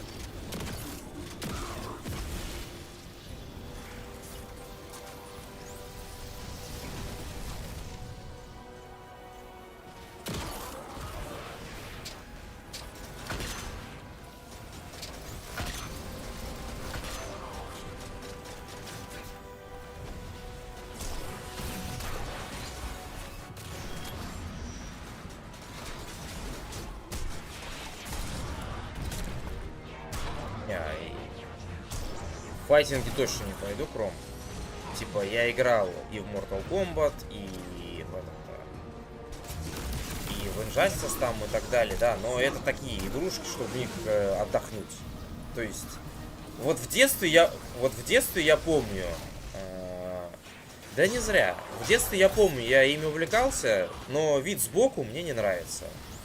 И вообще, в целом, построение геймплея, мне вот нравится то, что там, ну, грубо говоря, что есть открытый мир, к примеру, где можно там и почилить, и в PvP зайти, и в PvE зайти, где у тебя общий шмот, общие пушки там и так далее. Сейчас МК коллекция выйдет, вообще похуй. Вот. То есть, ну, такое. Не мое это. То есть, мне там подавай там вообще игры в открытом мире, там от третьего лица в основном. Destiny, в принципе, исключение, да, потому что она от первого. Но зашло, типа, все звезды сошлись. А после этого всего переходить в файтинги, ну это даунгрейд.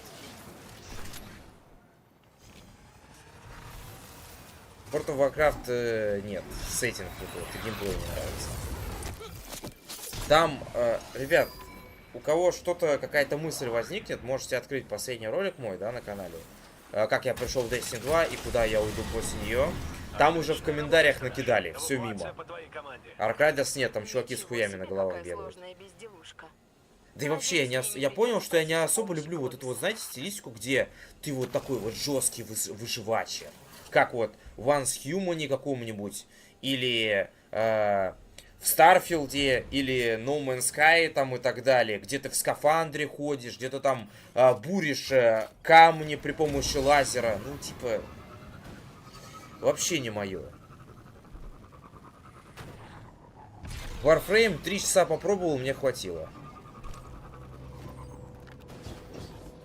Но есть игры нормально от третьего лица. Есть GTA, есть Saints Row. Ну, была Saints Row, ладно. Был Infamous.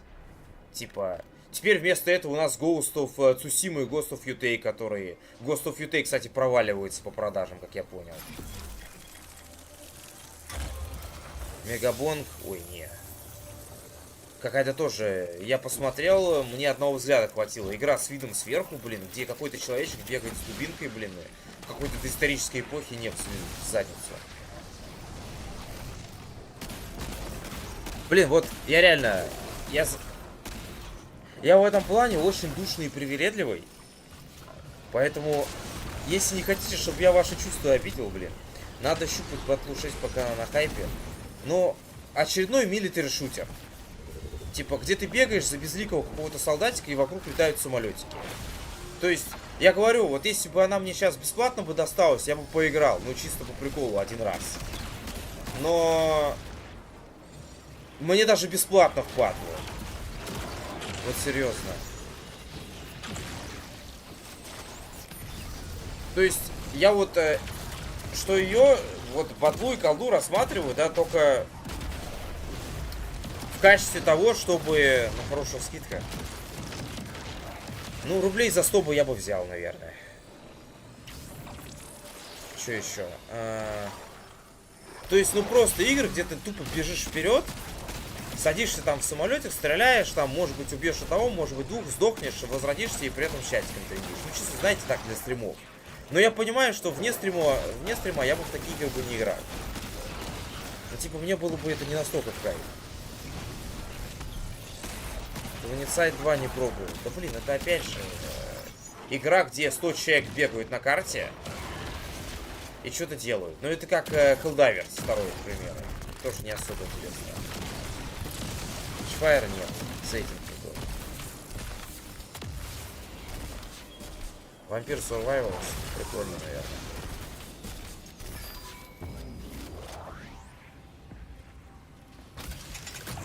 Ну вот да, я тоже надеюсь, но с другой стороны, я понимаю, что это выигрышная с разных сторон ситуация, типа, если Destiny выживет, да, то у нас будет офигенная история, чтобы рассказать. Если, не дай бог, Destiny помрет, да, то мы в какую-то другую игру популярную пойдем и будем там уже сидеть. Типа, что остается? Но многие думают, да, то, что я совсем к Destiny привязан, просто других нормальных игр нету, да, мне вот она нравится и хочется в ней время проводить. Типа, ну вот лично для меня, у меня вот установка есть, что я не хочу играть в то, что мне не будет нравиться, в то, что не будет нравиться зрителям. То есть, да, игра какая-то может быть, которая будет нравиться большинству, но я буду сидеть вот примерно с такой рожей. И все. И вам это будет нравиться, я не думаю. Популярный марафон, нет. Марафон я в альфу поиграл и нет. Я, наверное, не буду ее брать. Я просто жду, что она на старте прям помрет. Типа, да, кстати, кто захочет поиграть в Destiny, но у кого нет возможности сейчас, в сайт на знак Тапир вводим команду. Все отлично работает, сам через это все играет. Скидка по промокоду Лопин 30%. Ну и плюс не выкидывай, как с обычными там средствами для обхода. То есть меня там выкидывает после каждой миссии с кабачком, а с этой пробой все норм. Прям кайфую. То есть ссылочка в описании есть, в баннере и в закрепленном комментарии. Также по команде высадить знак Тапир.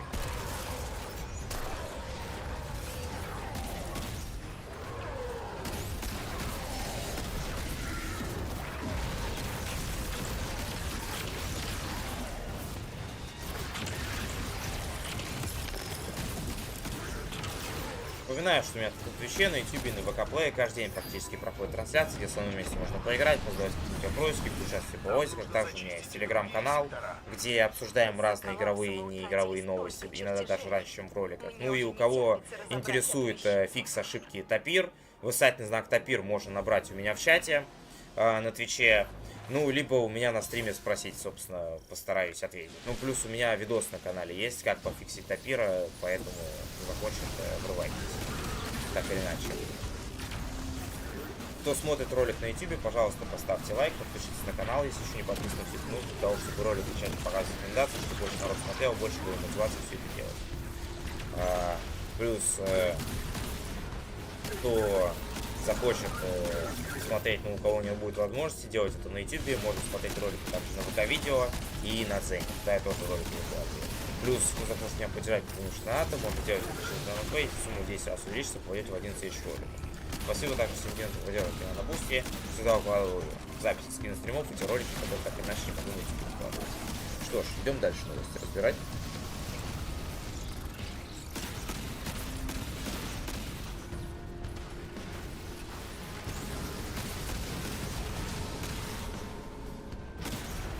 Я думаю, то, что они сейчас отменили прокачку в отступниках, а потом они вернут старую систему, которая была с артефактом и так далее, ну, либо как-то переделают ее, потому что, ну, портал не удался, давайте сразу скажем. Это не то, что хотят игроки.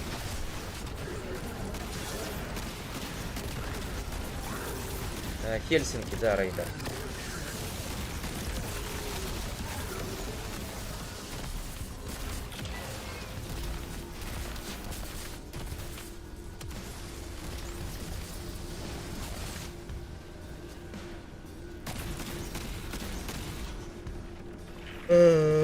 Шутки в сторону Рега Геншин. Ну, смотри. Геншин. Ты бы еще Zenless Zone Zero какой-нибудь предложил. Ну, типа, насколько я знаю, PvP там нет. То есть ты просто бегаешь за симпатичную тяну и собираешь штучки. Ну, как будто бы не особо интересно. Лучше у тебя, чем у дирижера.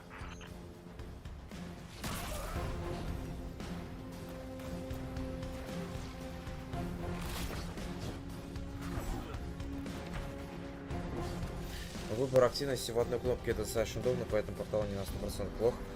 Ну, я говорю, есть здравые мысли в этом. Ну, типа то, что ты можешь теоретически играть во что угодно и повышать уровень силы, но по факту у тебя 1-2 миссии и все. И да, вот то, что там дальше написал Шейди, то, что у тебя остальная часть игры вообще не котируется. Ни гамбит, ни рейды, ни подземелья, ни хрена.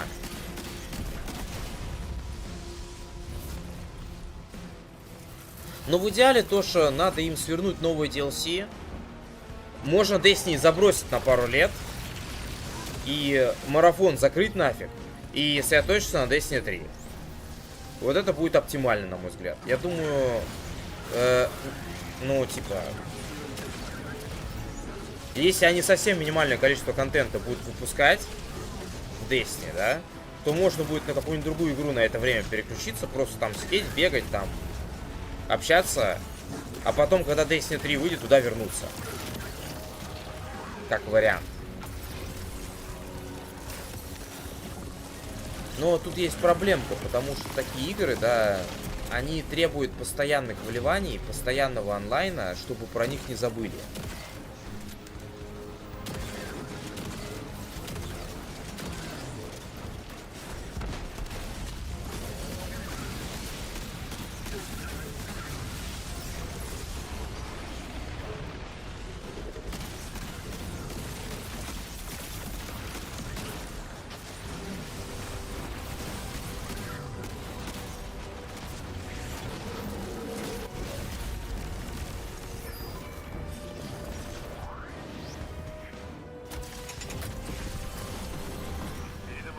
Собери все, что сможешь. Если они забросят марафон, умрет Destiny 2, то Банжи тупо... понимаешь, Флич? Тут это распространенное заблуждение. Многие думают, что Sony купила Банжи, чтобы у Sony была Destiny 2. Это не так. Sony купила Банжи, чтобы те помогали им с другими играми-сервисами. С марафоном, с хелдайверсами, с онлайн-игрой по Last of Us, которую Банжи забраковали, да? То есть, чтобы... как я это вижу, Sony купила Банжи, чтобы оттуда всех самых ценных сотрудников распихать по другим студиям своим. Вот и все. Ну, по факту.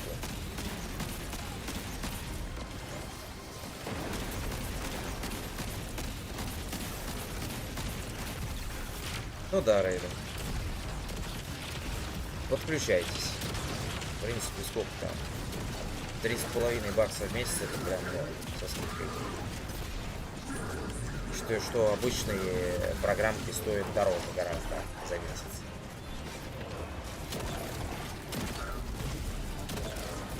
Ведь 12 игр сервиса вышло, половину отменили. Вот-вот. Типа, должно теперь быть 6. То есть, сейчас вот марафон будет 3, и еще парочка останется какой-нибудь. Я забыл, как она там называлась. Там они какую-то еще игру готовят. С каким-то смешным названием, я забыл. Ну, не Банжи, а Sony в целом.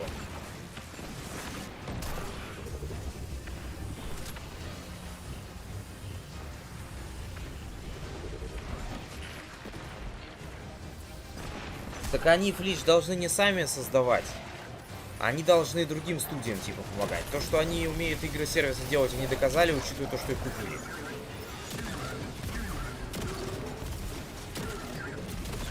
Там еще ограбление, типа, по идее. А вот как это называлось, я забыл. Просто, если они хотят похоронить Destiny, то почему не сделать это сразу? Почему просто не закрыть Fairplay? Да. Finals я, кстати, на стриме как-то открыл, увидел, что там бегают с какими-то игрушечными пистолетиками, закрыл сразу. Я такой подумал, блин, какая-то смесь. Какая-то смесь Overwatch, Valorant, там и еще чего-то. Мне такое не особо заходит.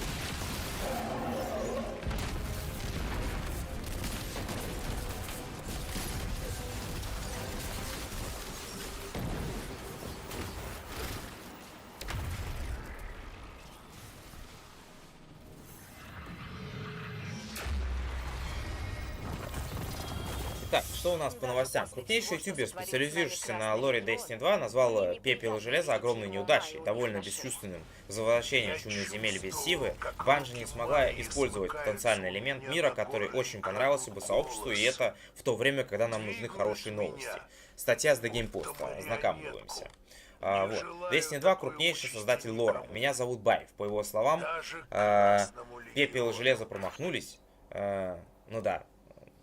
На основании контент-креатора там вот решили новость написать. Они, я смотрю, The Game Post начал писать прям по видосам контент-креаторов западных статьи. Ну ладно. Банжи промахнулись, вернув Чумные земли без Сивы, и он утверждает, что Банжи не смогла использовать сюжетный ход, который понравился бы публике, в то время как игре нужны хорошие новости. В прошлом месяце Банжи выпустил первое крупное обновление для Destiny 2, ну в этом году, для Края судьбы, Пепел и Железо. Оно обещало возвращение в Чумные земли, любимое фанатами место, которое не было со времен Rise of Iron первой части. Многие игроки восприняли это как знак того, что Сива наконец-то вернется. Однако, после выхода обновления стало ясно, что Сива не является главной героиней. Сюжет сосредоточен на Майе Сундареш. Опять. Господи, как же Банжи любит эту Майю Сундареш. Дирижер, который ищет технологии Золотого века, а Сива в основном выступает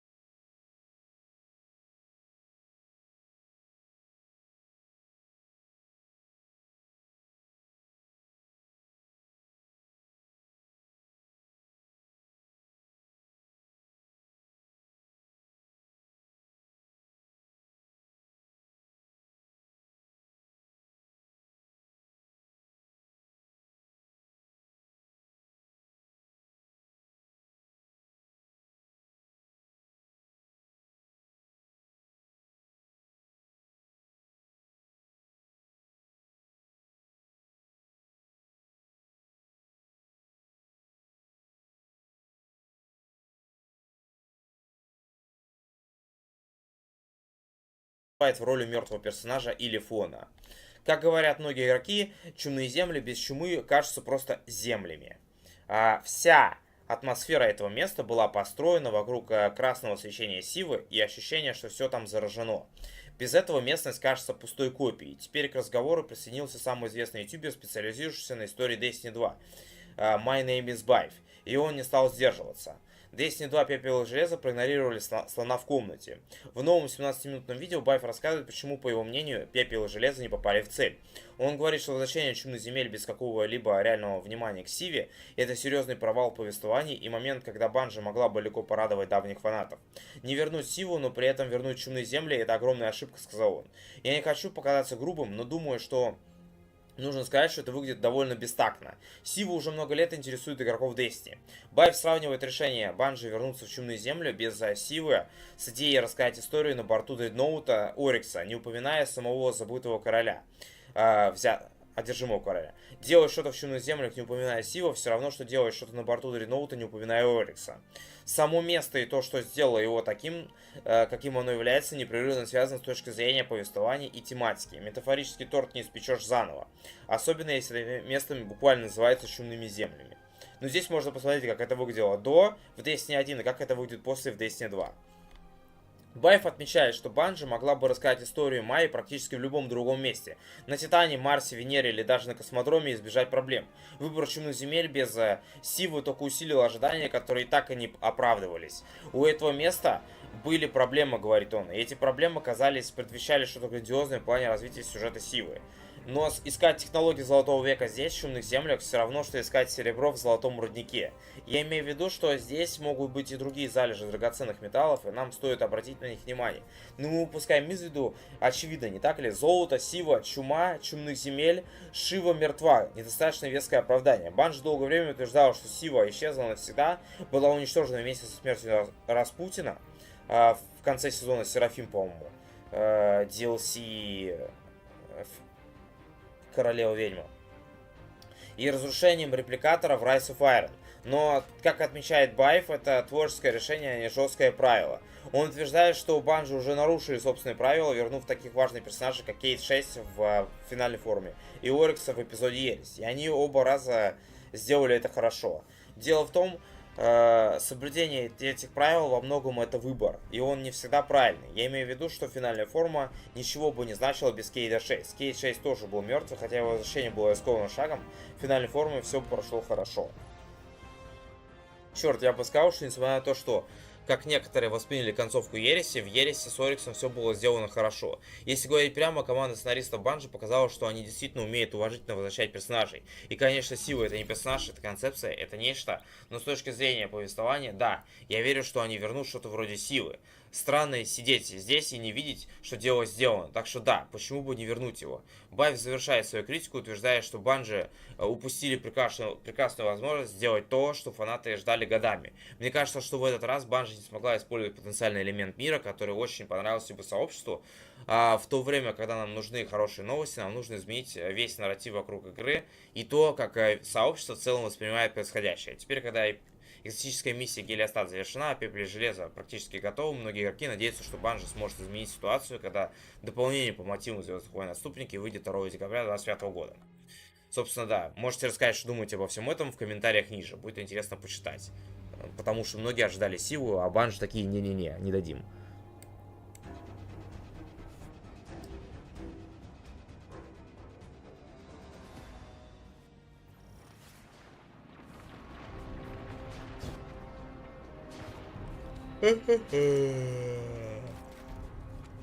Блин.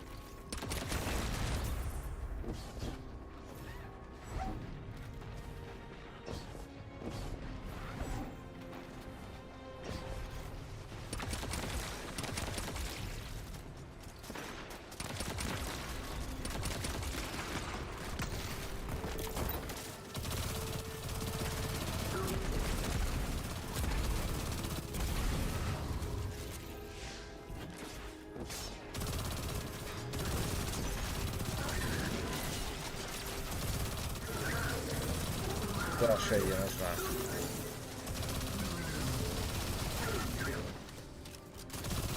Так, здесь немножко поговорим о глобальном сюжете. Что у нас тут происходит в крае судьбы, если кто забыл.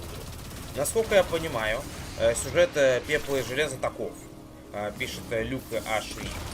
Сила мертва. Она мертва. Она никогда не вернется, потому что она мертва. И Распутин умер, и демоны-разделители умерли. Он, черт возьми, окаменел. Вот настолько он мертв. Представляешь, что Майя могла бы сделать силой? Не беспокойся об этом. Сила мертва. Наслаждайся своей ртутью, кусок дерьма, и перестань спрашивать. Ничего себе. Жестко. Да, в любом случае, смерть третий из 9 проклинает землю, что в конечном счете станет проблемой. Ядро остыло. Дни становятся длиннее, а ночи короче. Вода становится тяжелее. Здоровые растения гниют. Эхо командования возмущено действиями Майи и начало активно протестовать, оспаривая ее связь с Вексами и контроль над Нессианским расколом. Не зная, как долго она сможет создавать новых Вексов, Майя занялась подчинением многочисленных фракций, разбросанных по системе. Однако радиус ее действия слишком мал, чтобы эффективно пополнить свой коллектив. Об этом прямо не говорится, но Майя также начала использовать копии симуляции Красного Легиона из дерева вероятности.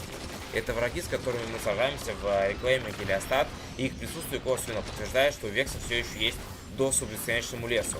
Был бы у нас доступ к бесконечному лесу во время... как это называется? Сейчас скажу.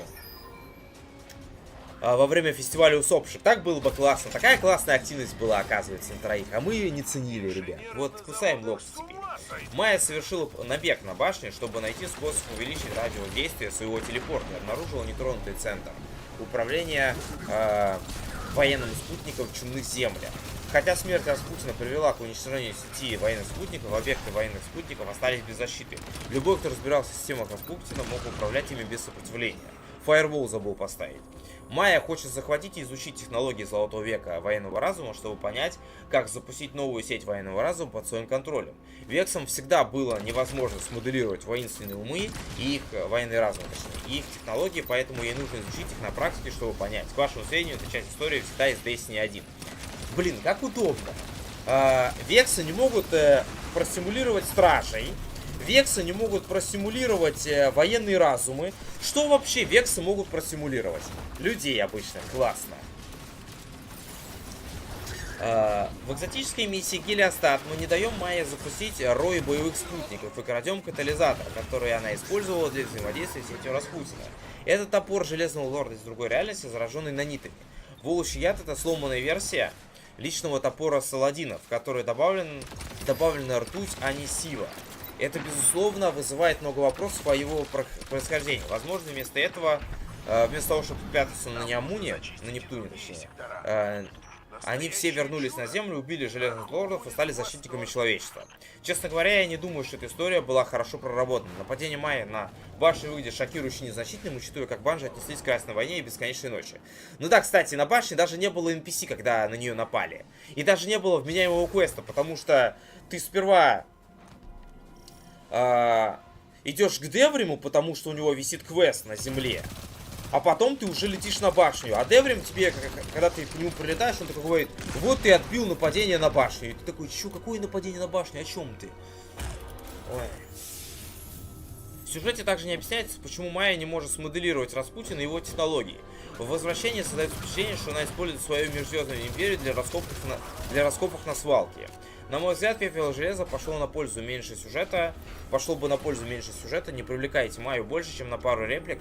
Просто скажите, что Вексы совершает набег на космодром, чтобы забрать технологии, которые они не могут воспроизвести. Остальное оставьте двусмысленным. К свету в дополнение, да, это было сделано очень хорошо. Сюжет был предельно простым и не умалял роли свидетеля как антагониста. Вот, как-то так.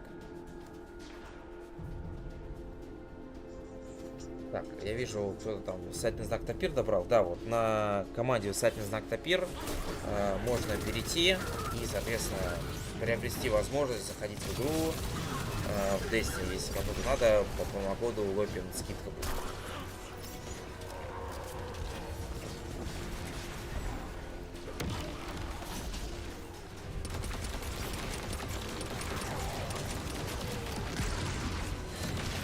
Так, по поводу экзот миссий. Широкая зима, 450 пишет. То, что экзотическая миссия была короткой, на самом деле было отличной идеей. Я закончил работу и справился с экзотической миссией за 12 минут. Фига унику. На мгновение я подумал, и это все. Я был разочарован, но потом понял, что в будущем это не будет таким уж утомительным. Конечно, эта миссия не такая длинная и сложная, как большинство экзотических миссий, но для меня, особенно в качестве изучения, это высший балл. В первый раз я прошел ее вслепую и разобрался с механикой за 60 секунд. Какой молодец. Я рад, что это было недолго. Я рад, что это было легко. Я рад, что это было просто для понимания. Это была долгожданная перемена после долгого утомительного процесса. Топор тоже отлично ощущается в руке. Исцеление, сопротивление и огромный урон. А теперь баф плаща. Пожалуйста, пришло время. Ну, тоже мнение, окей. Окончание новой экзотической миссии. Мы буквально только что извлекли наночастицы ртути из альтернативной вселенной. Я не хочу больше слышать какую-либо фразу. Сейчас невозможно сделать силу. Ну вот, типа, 1300 лайков. Опять же, действительно, почему нельзя из параллельной вселенной достать? У нас на худой конец есть экзо-незнакомка, которая путешествует по параллельным вселенным. Почему ее не используют? Ее не было в сюжете, по-моему, с Серафима. Как раз, когда Распутин помер. Я должен был узнать этого парня, спрашивает. Судя по всему, в конце экзотической миссии вам предстоит садиться с боссом древа вероятностей из далекого прошлого. Ну, знаете, с тем парнем, который все фармили ДДФА. Это с Меркурия обитель теней. Дополнение. Можно я буду откровенен. Эта миссия была закрыта 5 лет назад, и я провел в ней игры больше времени, чем в ней. И когда Ико рассказал, что в этом есть что-то знакомое, я был в замешательстве до того, пока не вернулся на орбиту после завершения миссии, не зашел на Twitch, где какой-то стример говорил об этом. Вот, как-то так. Ну и к вашему сведению, возможно, спойлеры. Если вы используете идеальную эпидемию во время новой миссии, то получите уникальный аудиофайл от Игоры, в которой она говорит, что идеальная эпидемия — это живой и здоровый Сива. И он никак не взаимодействует с мертвой Сивой, что доказывает, что Сива больше не представляет угрозы. Ладно, ладно. В общем, как-то так. Такое вот у нас было немножко историческое лор на игровой ролик. Лайк ставим, комментарий пишем, на канал подписываемся, больше нажимаем, чтобы не заявление выходило вопрос. Увидимся в следующем ролике. И на стримах.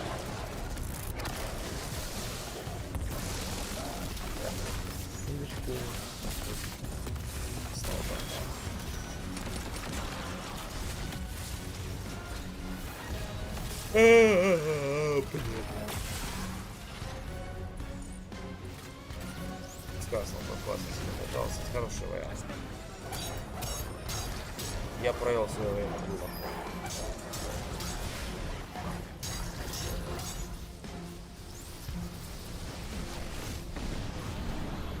Отличная работа, Страж. Эвакуация по твоей команде. Ничего себе, какая сложная безделушка. Надеюсь, мне не придется просить о помощи Кловиса.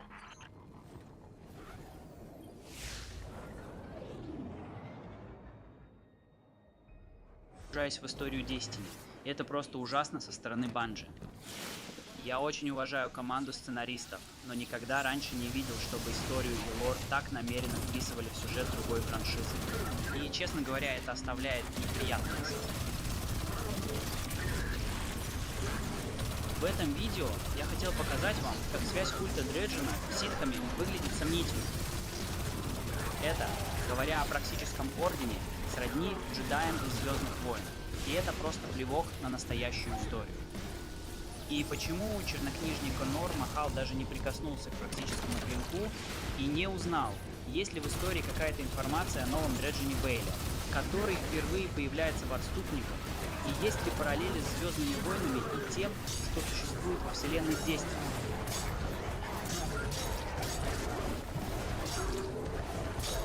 Пока все говорят о низком количестве игроков, глюках с мечами и безумном прокачивании, я стараюсь держаться подальше от истории, где мне комфортно. Большая история и все микрофакты, спрятанные в игре. В своем последнем видео я говорил о резком сокращении количества книг по истории по сравнению с любым другим релизом в истории Destiny. О том, что мы получаем меньше текстов о персонажах, меньше текстов об оружии и просто меньше контекста мира, в котором мы любим играть. Я стараюсь держать свое мнение при себе и оставаться в истории, где безопасно и комфортно. Но следующее дополнение должно быть названо явным выкачиванием денег и принуждением богатой и ценной истории Destiny прогибаться в сюжет Звездных войн.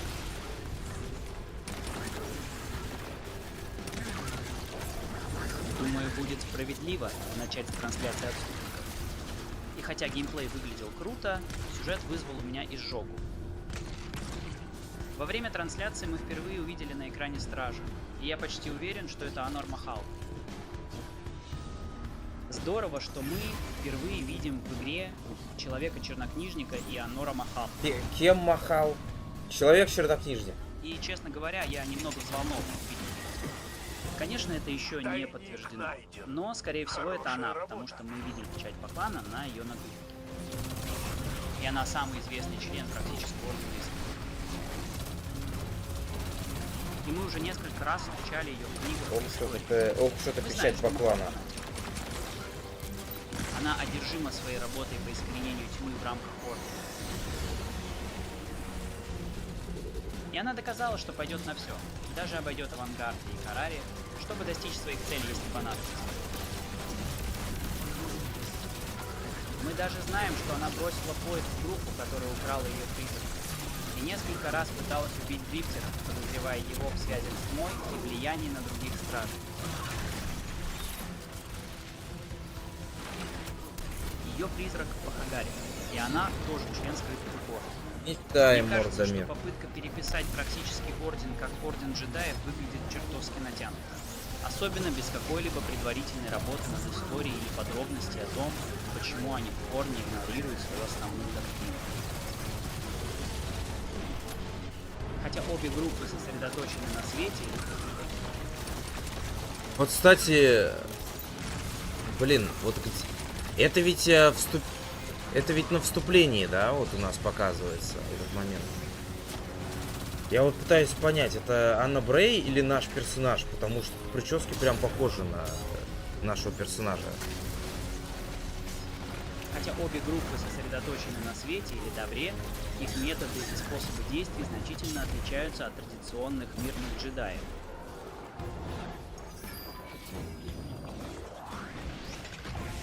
Взгляните на основные идеалы практического ордена. Он строго предписывает, что люди не должны беспокоиться о природе тьмы, и вместо этого должны бороться с ней. Изначально они были созданы, чтобы держать артефакты тьмы подальше от стражи и других людей, чтобы предотвратить порчу или, можно сказать, просветление. Они категорически против изучения чего-либо, связанного с тьмой. Орден задерживает стражей, заключает в тюрьму призраков, у них есть для этого технологии, и перевоспитывает их. Некоторые стражи никогда не возвращались из заключения практического ордена. И по сей день сама Анор Махал неизменно придерживается своей жесткой позиции.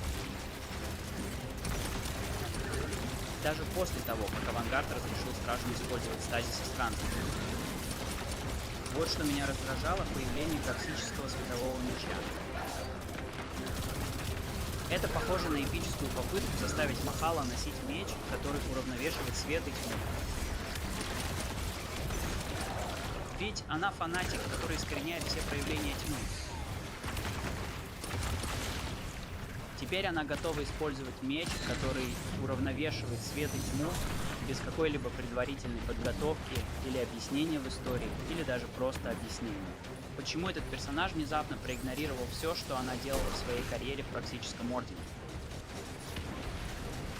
Это действительно похоже на удар под дых для тех, кто потратил время на чтение и изучение истории. Тем не менее, если этот член практического ордена на самом деле не Махал, то я просто дурак и могу игнорировать все, что я только что сказал об этом. Хотя я знаю, что такое Звездные войны, общепринято считать, что орден джедаев, особенно в своих предыдущих воплощениях, ценил знания и понимание силы во всех ее аспектах, даже если они боялись темной стороны. Их путь часто был связан с философией и пониманием, и они прибегали к конфликту только в крайнем случае. Догма практического ордена бескомпромиссности, отсутствие рационализации и попыток понять тьму делает их ближе к религиозной инквизиции или очень догматичным джедаям из приквелов, которые были слепы к своим собственным недостаткам, в отличие от мудрых, уравновешенных хранителей мира.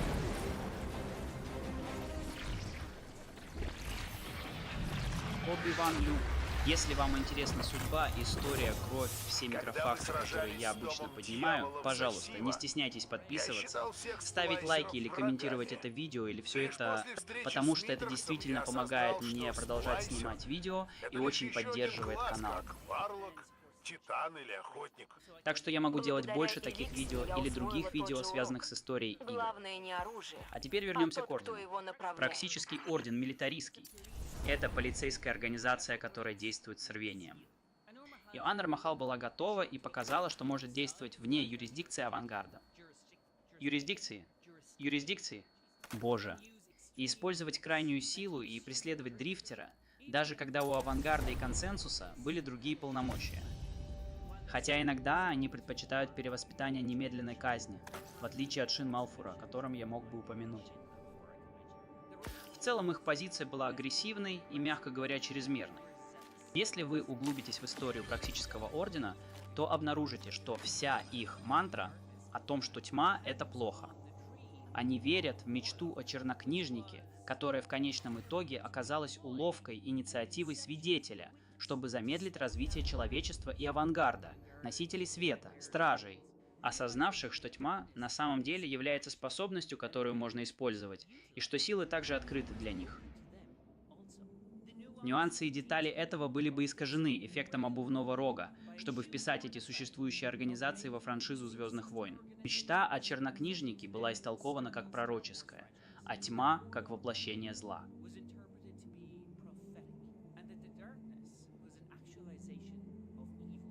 Это не просто сила природы, а моральная сущность зла, чистой порчи и злобы. Это корень всех плохих вещей, которые в конечном итоге отравили золотой век человечества. Кстати, этого чернокнижника звали Пуджари, и он был тонатологом, группой, которая намеренно ищет смерть в качестве исследования. Он получил свое видение тьмы в Черном саду, когда тонул на берегу времени. Искусство Пуджари изображало тьму не просто как бурю, а как изменение поведения. Предполагалось, что это в первую очередь зло, внутренняя порча души. Хотя сейчас история усложнила этот взгляд, стражи, занимающиеся балансировкой света и тьмы, развили теорию о том, что тьма — это паракаузальная сила и, следовательно, не является злом по своей сути. Но недавние события показали, что свидетель был воплощением чистого зла, что делает позицию Пуджари ироничной и ретроактивно правильной в отношении источника порчи. Последнее, что мы слышали о Пуджари, это упоминание о кольце с символом Пуджари, которое было найдено в Черном саду, перенесенном во времени, что подтверждает его окончательную смерть в истории. С другой стороны, есть Совет джедаев, который должен был быть более дипломатичным и мыслящим органом. Хотя они служили республике, их действия обычно рассматривались как маяк закона и порядка в галактическом масштабе, а не просто как внутренняя полицейская сила для одного города.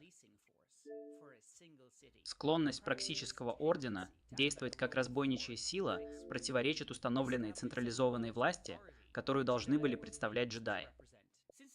Поскольку на книги по истории и тексты о мире сильно повлияло сокращение судьбы в целом, нет никаких подробностей об этих фракциях. Кроме того, что они называются подразделение Пикера и реформация Тарсиса, действующий из ванпаста Тарсис, который также является переделкой предыдущего места. Подразделение Пикера — это подгруппа главного антагониста, фракции Каббала, Баренской империи с отпрыском по имени Рао, который выступает в роли их силовика или лидера.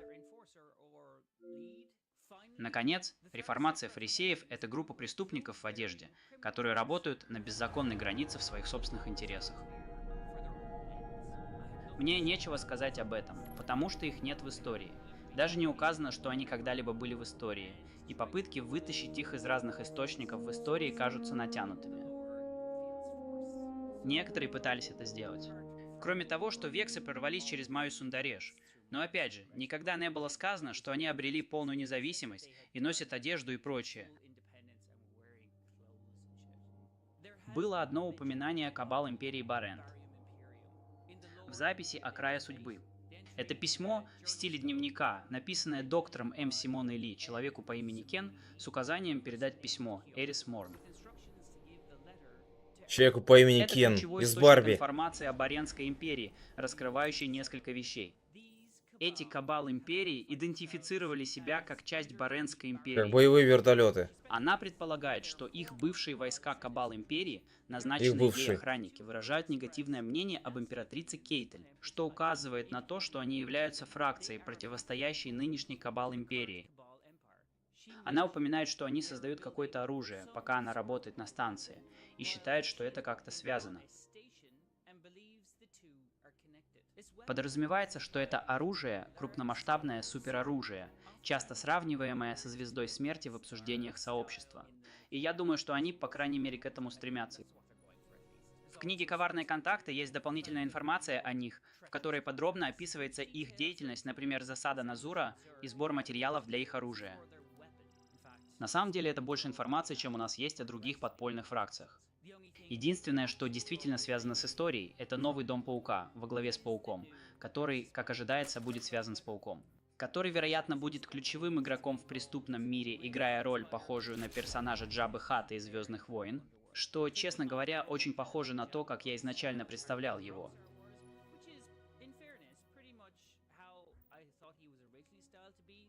Так что, похоже, это нормально. Нам сказали, что мы можем ожидать нового персонажа, нового Дреджана по имени Дреджин Бейл, который будет главным злодеем и темным стражем в этом дополнении. Он конфликтует с Дрифтером, которого, как мы думаем, он заключил в тюрьму, и с Проксическим Орденом, чье фирменное оружие он использует, Проксический Клинок. Предполагается, что он либо член Проксического Ордена, либо мстительный соратник Дрифтера. Кто знает.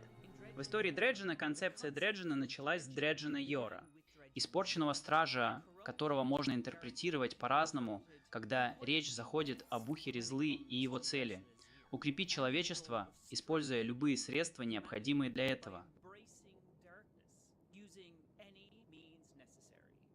Однако современные тени Йора гораздо более сложная группа.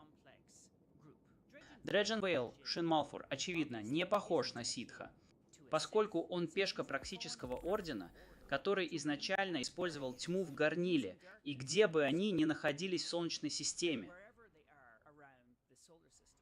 Конечная цель Дреджина Йора – укрепить свет, понимая тьму, что полностью противоречит стремлению ситхов к господству и неограниченной власти. Если что, это у него микрофон пукает, я тоже это слышу. Опять же, переверните это с ног на голову и посмотрите на историю ситхов. Ситхи характеризуются явным стремлением к власти с помощью темной стороны, движимой эгоистичной страстью, агрессией и желанием доминировать в галактике. Дарт Мол такой. Сила зла. Тонкие, испытательные и в конечном счете защитные цели Дреджа и Вейла размывают это четкое сравнение со злом, снова упрощая повествование. Невозможно, чтобы Банжи не знала, что делает, и не осознавала это чрезмерное упрощение. Режиссер-постановщик Элисон Люрес заявила, что Проксический Орден очень сосредоточен на порядке и законе и понимает, что в нашей вселенной есть бинарность добра и зла, и что это дополнение немного затронет эту тему, что соответствует нашей истории и нашему миру. Это дополнение будет использовать сюжет «Звездных войн» как тематическую основу для исследования недостатков бинарного мировоззрения Проксического Ордена. Несоответствие установленным знаниям, догматические инквизиторы Праксиса и... Ну, как бы... Не лор Звездных войн пытаются писать, а пытаются добавить персонажей, пушки, шмотки, антураж в стилистике Звездных войн. Но сюжет может быть похож, и некоторые персонажи могут быть похожи на джедаев и на ситхов. Испытатели могут быть не акцентом, а скорее преднамеренным инструментом повествования. Первоначальное противодействие... Грустно, что не скрывай сюжет, да не говори к Симе. Использованию игроком тьмы, стазиса и нити, а также их абсолютное осуждение Дреджина. Заставь... А в чем смысл был Коррегаса в рейде? Ну... Мы поняли, что Майя Сундареш не единственная такая. Есть еще куча вариаций. которые ей противостоят, получается. Игрока усомнится в бинарности джедаев, которую они представляют. Конфликт с новой, упрощенной злой Баренской империей, скорее всего, заставит практический орден признать, что их методы или их союзники, страж игрок, владеющий тьмой, могут быть необходимы для достижения добра, к которому они стремятся. Очевидно, что сюжет «Звездных войн» предоставляет знакомый... Вряд ли, Ален. Но устоявшаяся история Destiny уже содержит тонкие сложности и внутренние конфликты, которые дополнение Renegade могло бы исследовать, не навешивая на него ярлык «Звездных войн» только ради дополнительной ячейки. Изменение философии практического ордена назревало давно, но в моих глазах это выглядит пустым и неправдоподобным.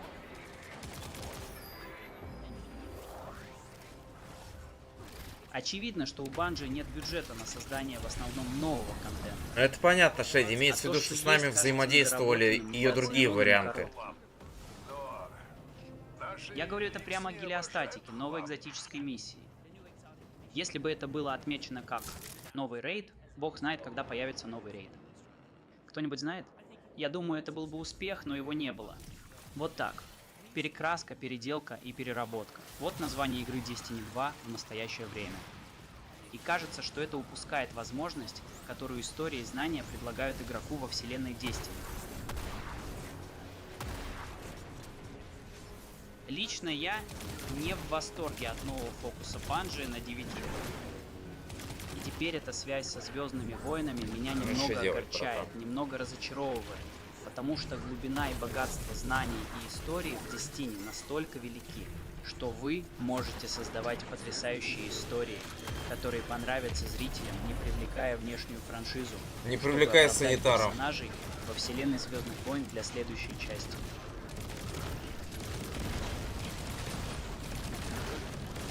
С переписыванием основного повествования об институтах и персонажах, чтобы соответствовать мотивам Звездных войн. Потеря видения направления сейчас пройдем тогда миссию. Похоже, ушла вместе с потерей членов команды и масштабов команды Bungie. Мне, честно говоря, хочется сейчас только в кровать. Если нынешняя команда не потратит время и ресурсы на создание уникальных локаций, новых рас, черт возьми, новых рас и связь с историей, которая кажется естественной и заранее спланированной в контексте этой франшизы, я чувствую, что нас ждут трудные времена. Вы оказываете медвежью услугу всем, кто тратит свое время и деньги на изучение истории игры, ее глубины и значимой предыстории. Будь то создатели контента или просто игроки, которые просто любят игру. Другими словами, Bungie нужно взять себя в руки. Я себе уже вызвал санитар, что сгорел у меня с такой новости. Да блин, Подекс, мне, короче, новость попадалась. То, что многие люди сейчас специально ложатся в дурку, чтобы там у них трехразовое питание было и все, и возможность отдохнуть.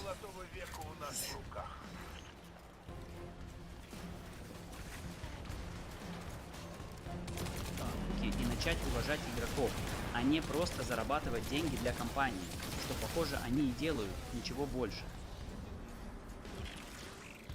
Уважайте время игроков и деньги, которые они охотно тратят, создавая истории Destiny, которые двигают вселенную вперед, а не просто выпуская очередное дополнение, чтобы заработать деньги для компании. Похоже, последнее важнее первого. И это зависит от руководства Bungie. Уважайте контент игры. Это я. Всего хорошего. Вау, это было так приятно. Я такой счастливчик. Не могу дождаться, когда вернусь домой.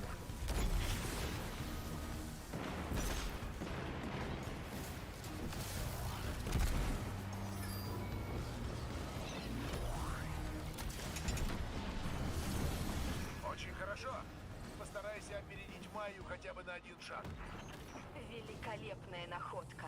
Мы с Чинджу с радостью ее изучим.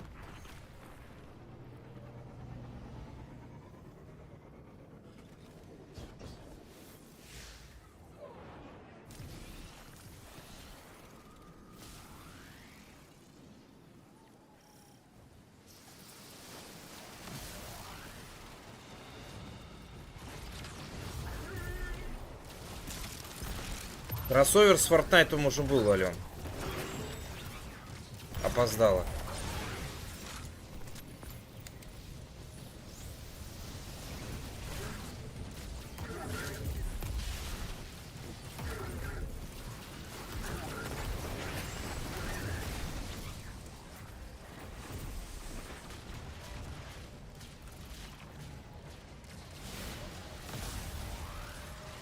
Я про сезон строительства домиков. Ну а чё, как вариант, хули.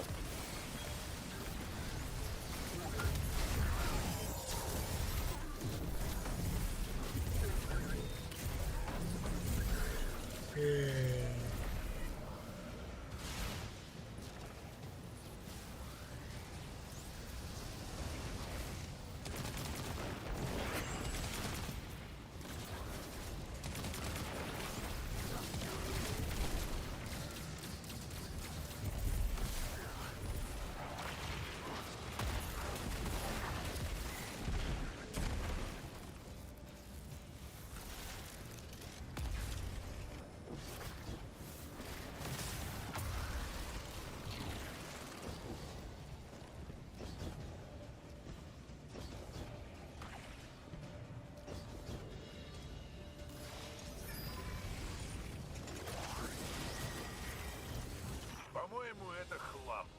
Но наши ликсни обожают хлам.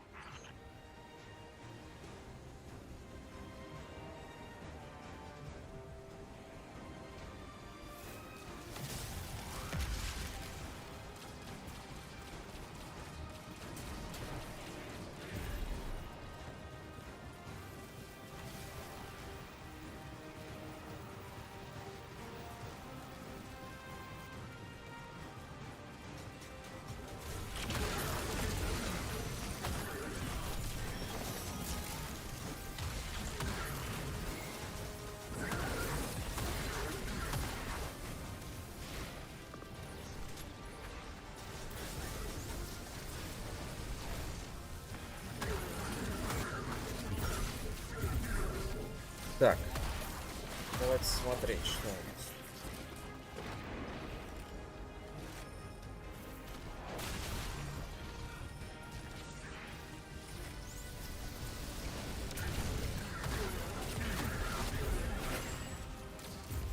Отправить X первое, ребят, по ссылочке в чате, по команде сайта на Топир. На коды лотный скидка 30%. Так.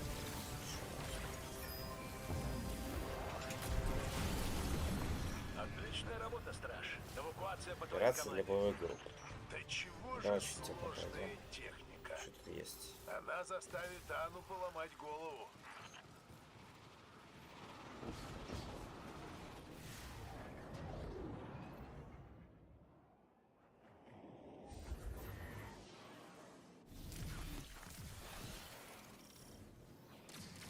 Чтобы остановить тебя, враг бросает двое лучших.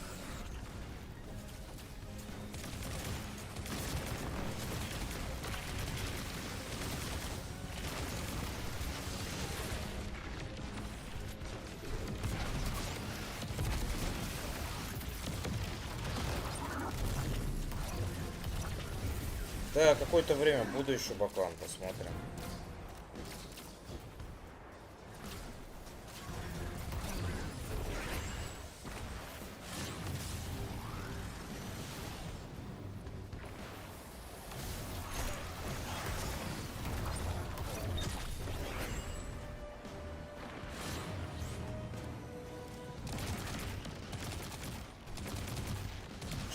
Теперь не таскать.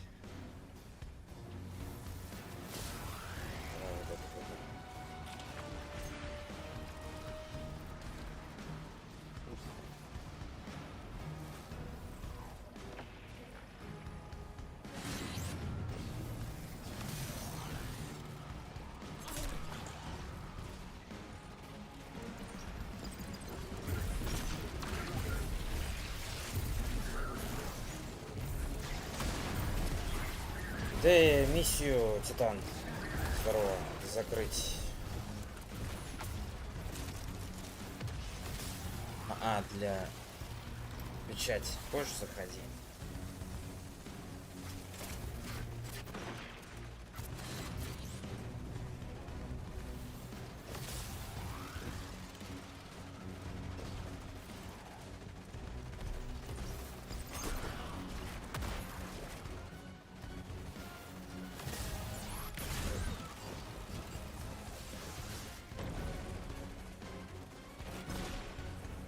Здорово, здорово.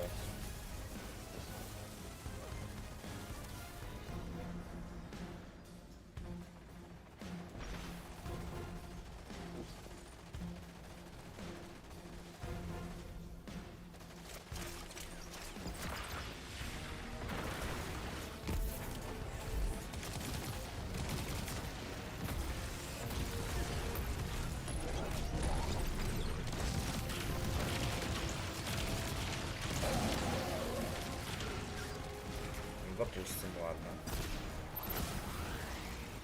Это разница.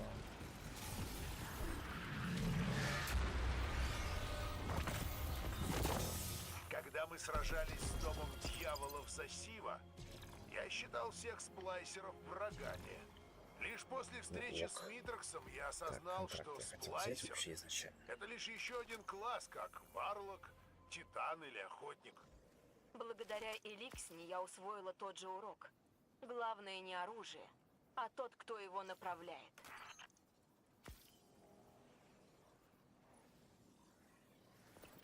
У меня Б+. Сейчас поменяем.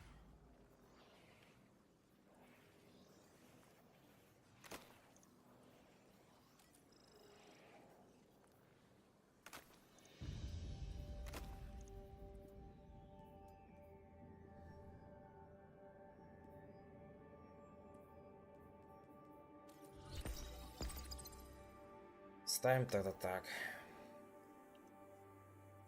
Стан, там новую снарягу надо надеть.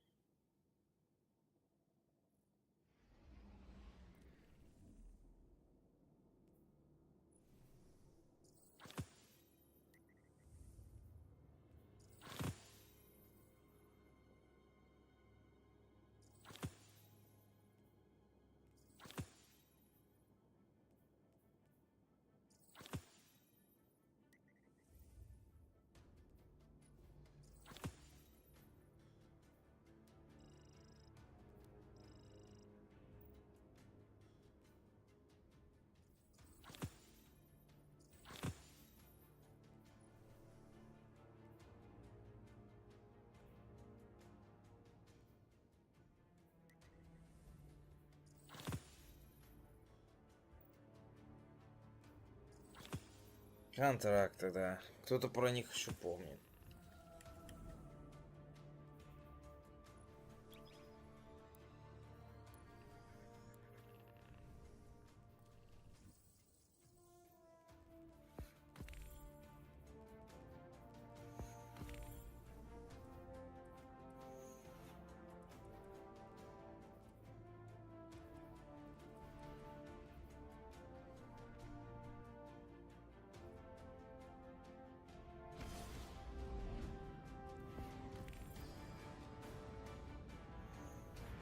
Падшие будут и дальше осаждать город, если мы их не уничтожим. Под развалинами космодрома, в тени старого корабля колонистов, мы нашли логово Дома Дьяволов. И там верховный прислужник питает их. Мы должны уничтожить этого механического бога и отправить их души обратно в ад.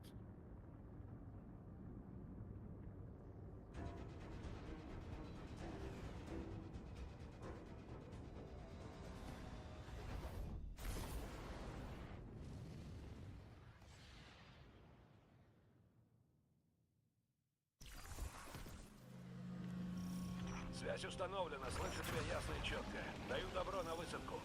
Вексы Майи контролируют большую часть этого сектора.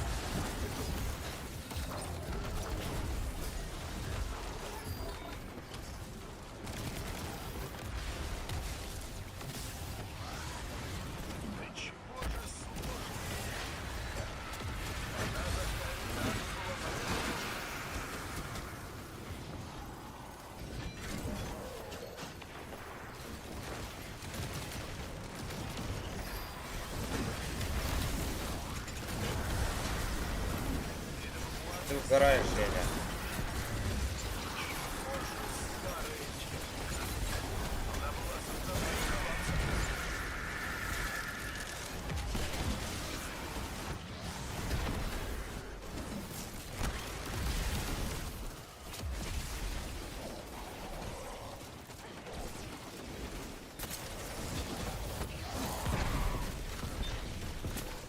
Ну вот, теперь выход заблокирован.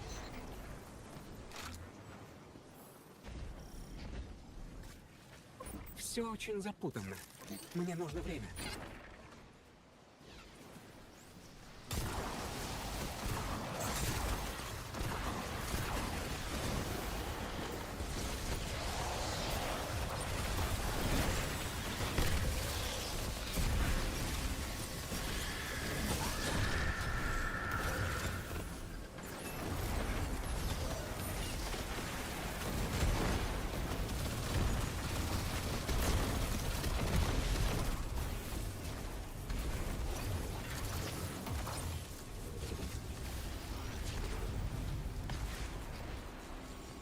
Ракуль, жилет. Энграммы лучше нет.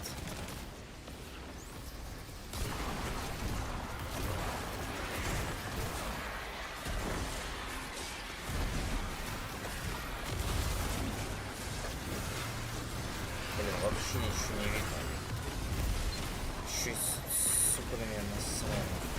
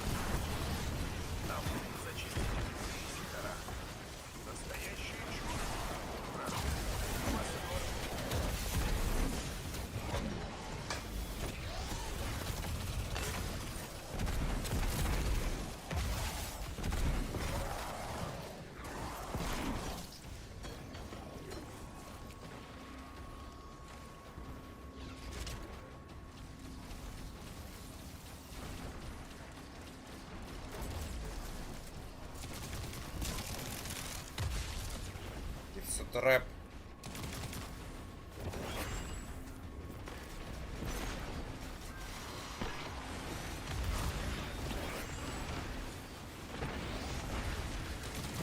Ну да, они сделают так, что все экзоты будут считаться новым снаряжением. А не как сейчас. Ну и это, естественно, будет гораздо проще теперь.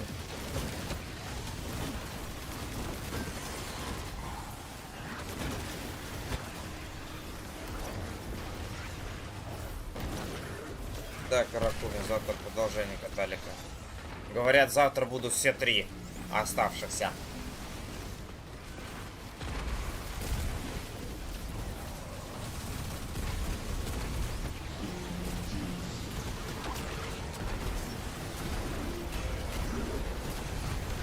Юху!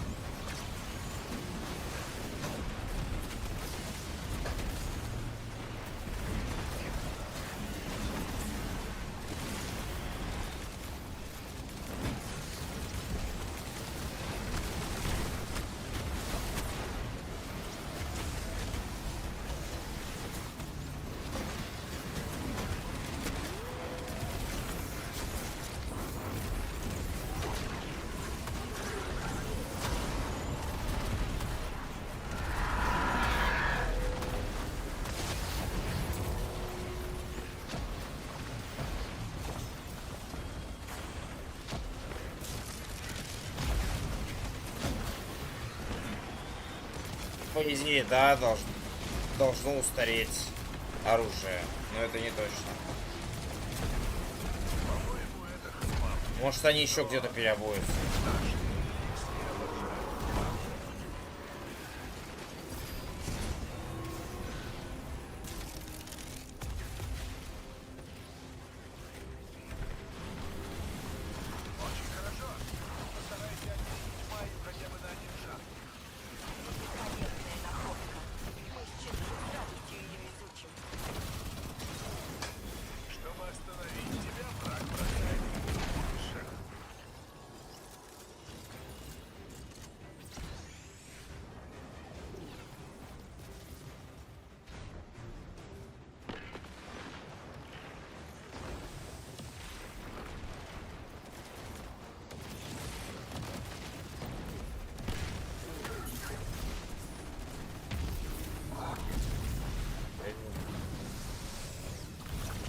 А у меня вообще жизни не показывает.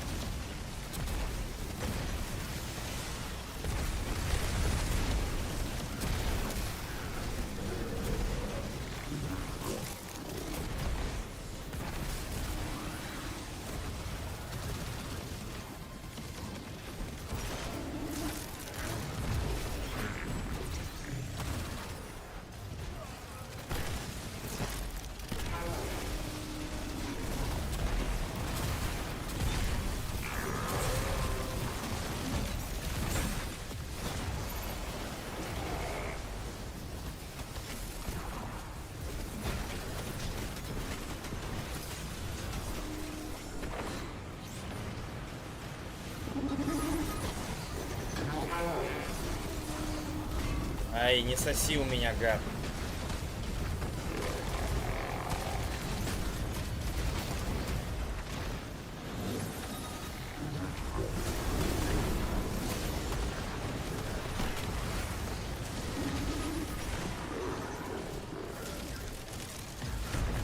Тоже надеюсь, можно на что-нибудь интересное.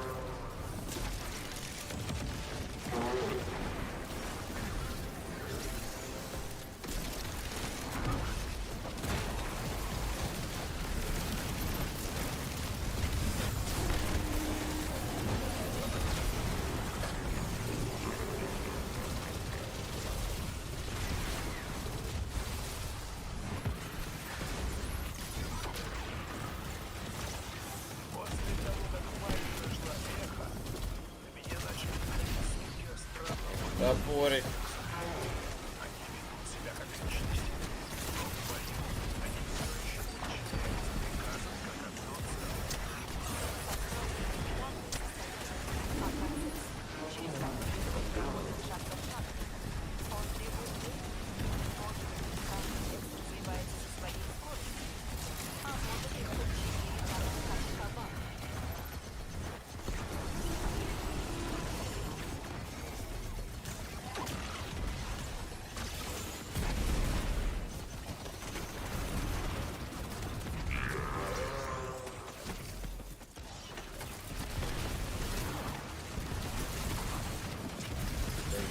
Твою налево.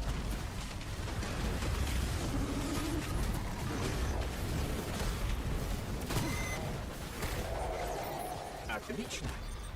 Сепикс Прайм был серьезной угрозой для нашего города. Теперь, когда он уничтожен, дьяволы ослабеют. Но мы должны быть начеку, ведь падшие умные и изворотливые.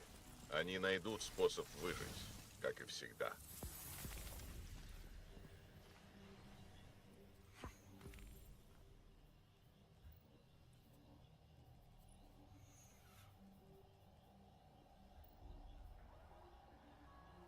Крутая вираж.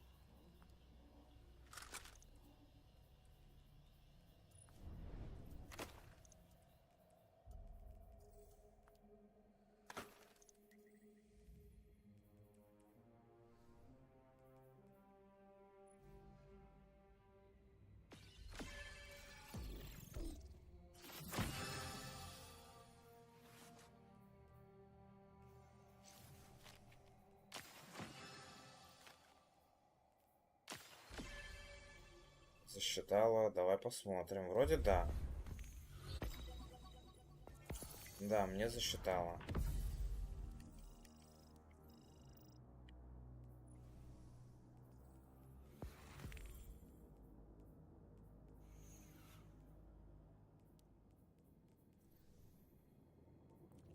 Не засчитали. У меня нет, хотя... Чё? Так.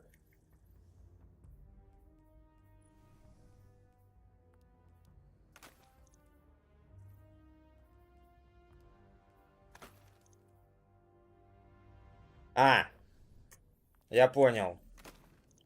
Ты мод не поставил.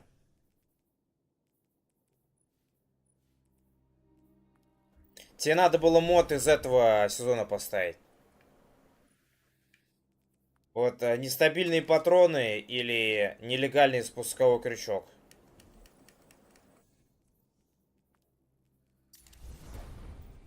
Бля, мне еще вот эту хуйню делать.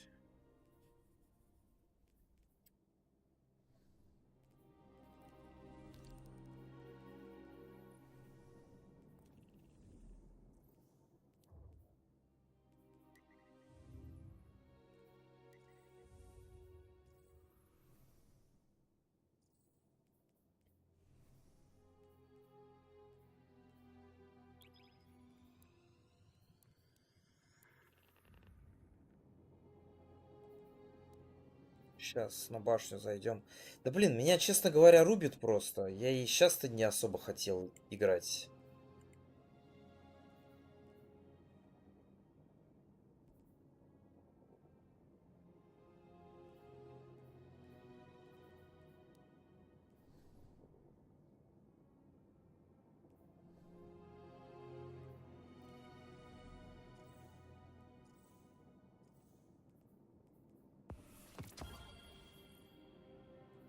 Это пробовал поправить режим, и хуйня получается. Вообще весь день тупо хожу сонный.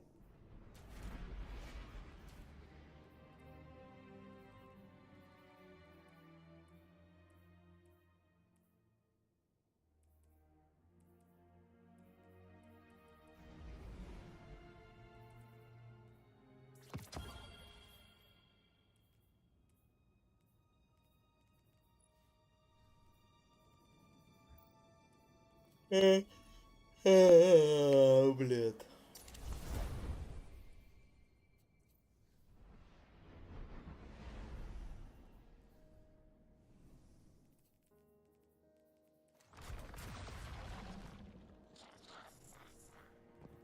Падшие видят в темноте. Совсем как крыс. В пути. Передано. Я понял.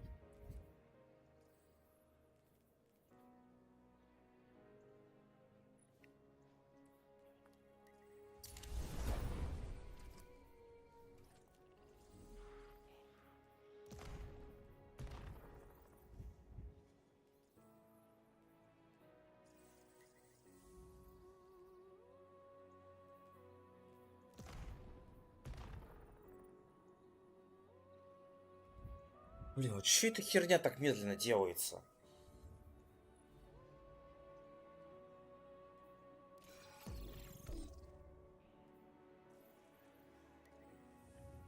А есть какое-нибудь задание в портале, чтобы это подрочить, блин? Где тут бесконечные мобы, блин? В творение просто запустить и не захватывать. Точно.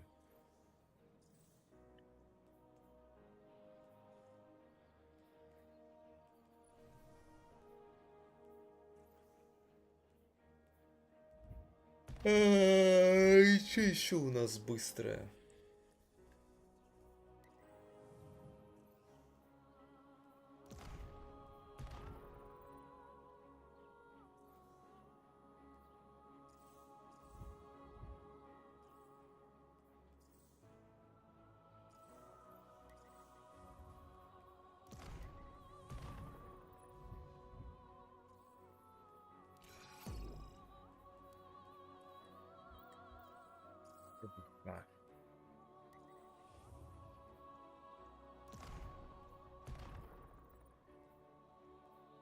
Миллиметр не хватило для чего-то там.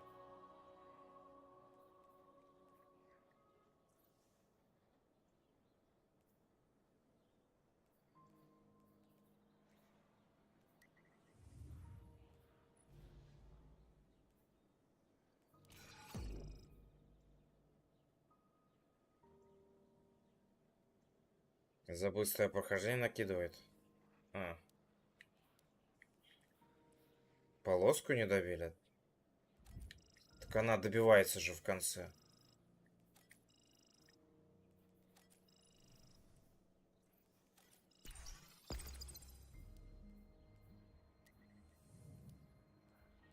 Ладно, ща намутим.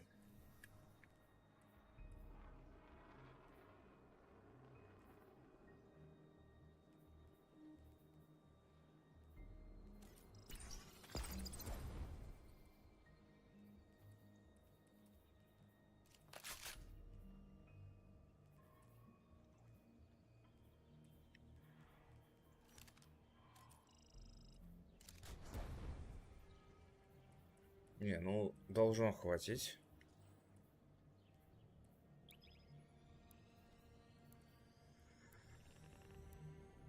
Верим, что с нашими товарами...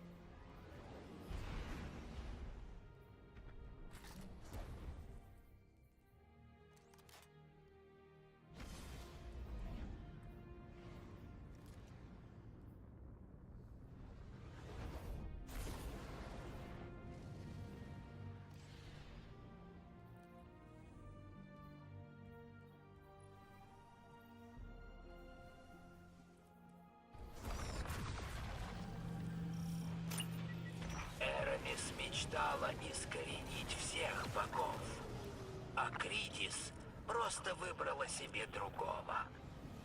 Ей нужна не сила, а истина, и она ищет ее во тьме.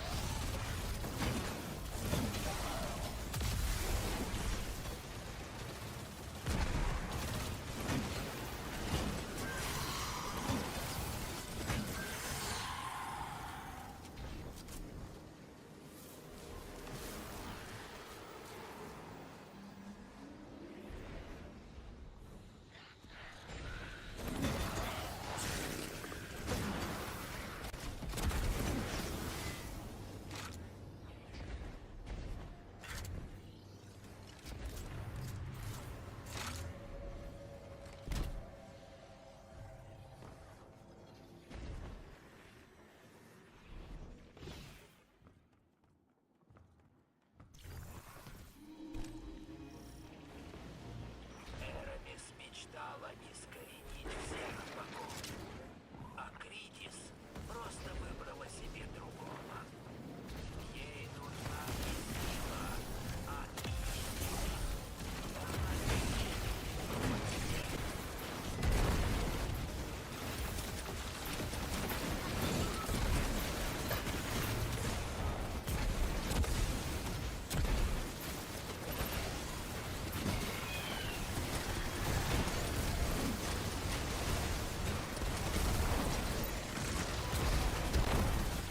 Да ты задолбал.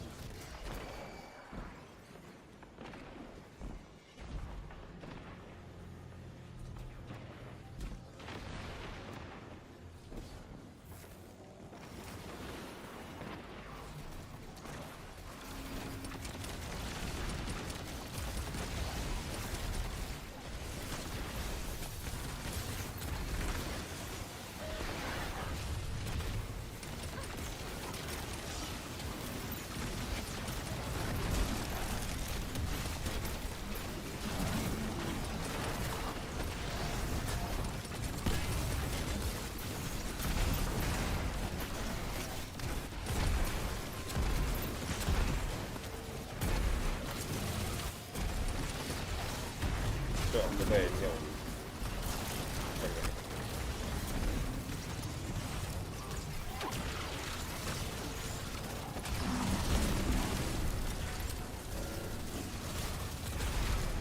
Я пытаюсь режим наладить, Мэри, и меня рубит. Сейчас допройду миссию, пойду спать.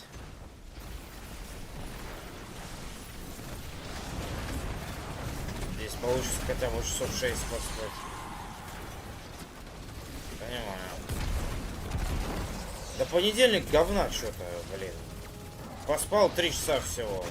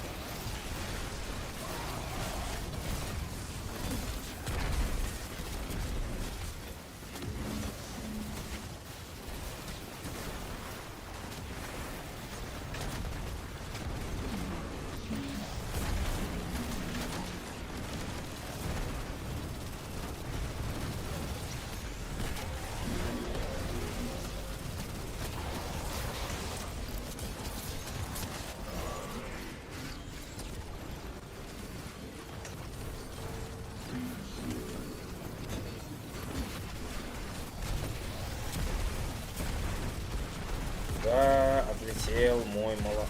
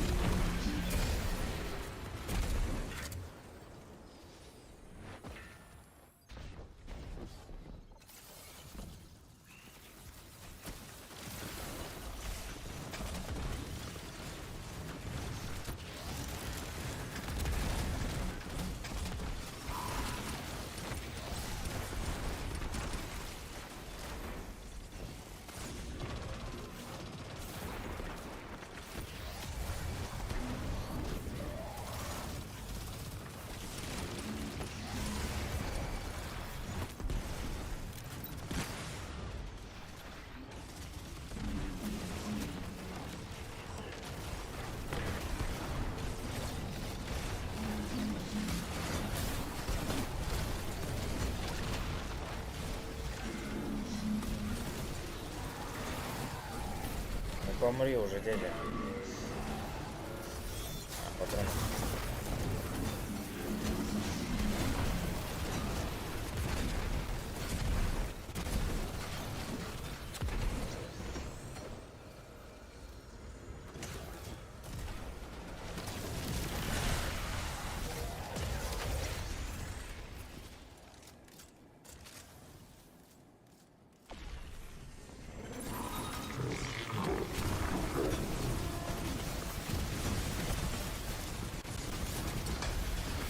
Великий сосун.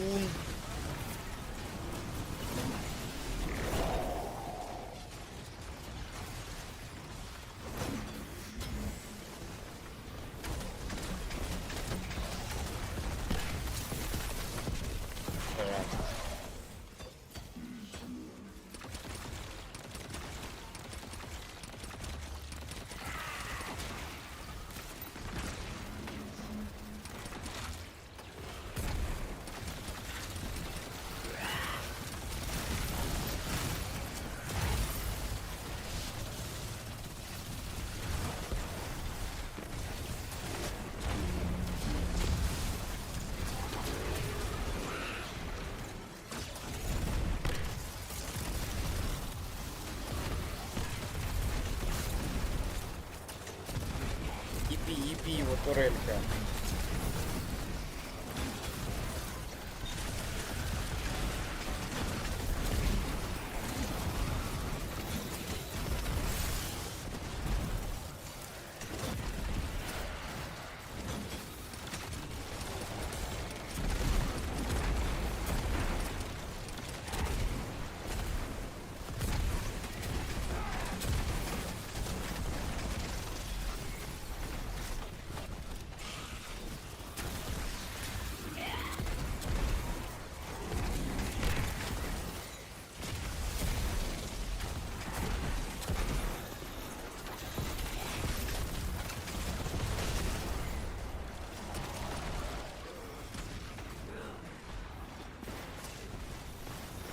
сука.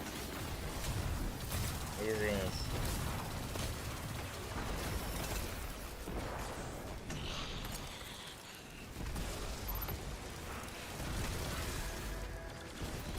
Ладно, добьюсь ее, надеюсь.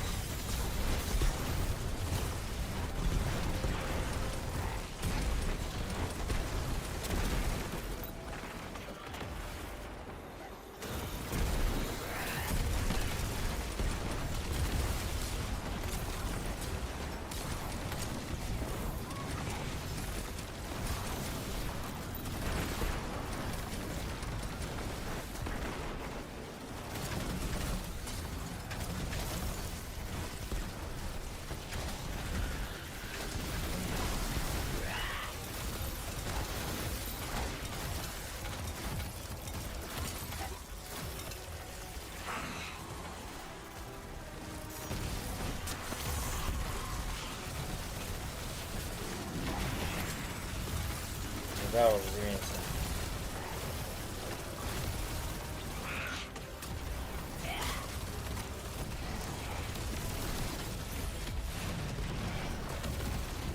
Алекс, она погибла.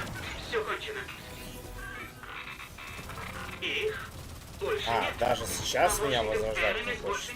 Всего ее Блин, ну модификатор говна, конечно. Пришел конец. Благодаря стражу. Но после смерти Эрамис станет легендой, бессмертной. Память о ней будет жить. Под ее знамена встанут новые воители. Мы должны всегда быть начеку.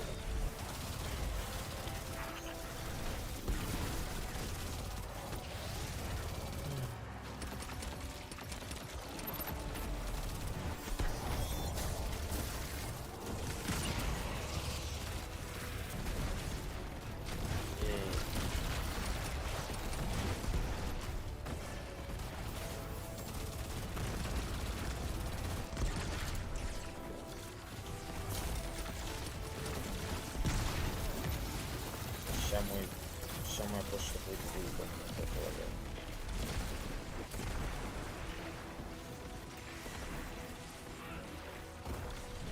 Ага. Моей почте так.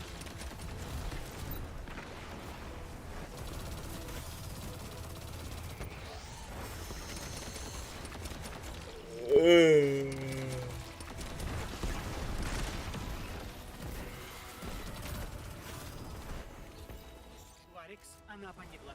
Все кончено. Их больше нет. Помощников Эрамис больше нет. Всего ее совета. Правлению Келла Тьмы пришел конец.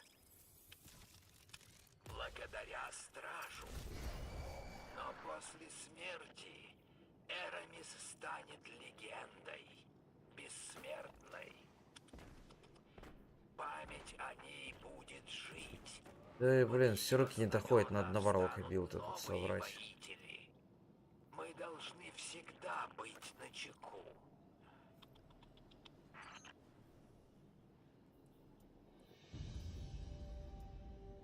Радостного титана надо по-хорошему собрать.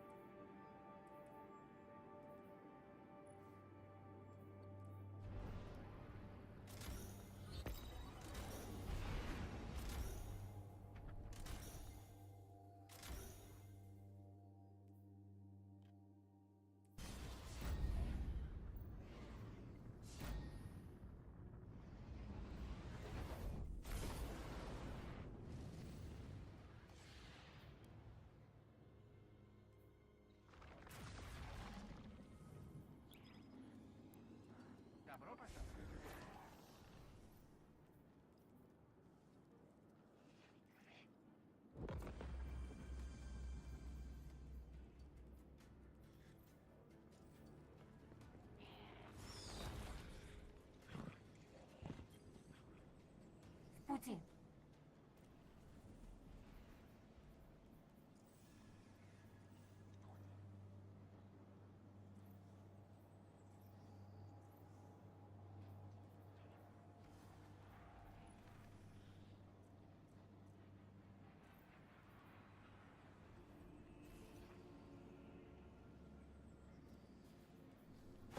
Получено.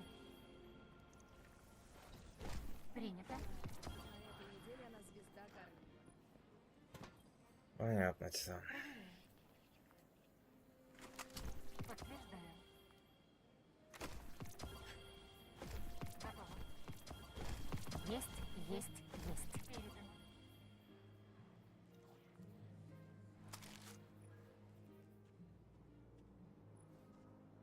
Хип-хоп, дон, стоп.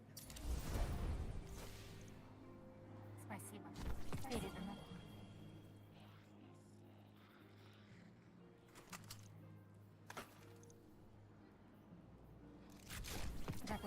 Готово.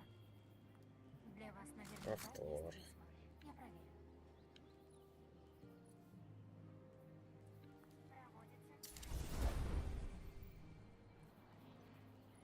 Готово.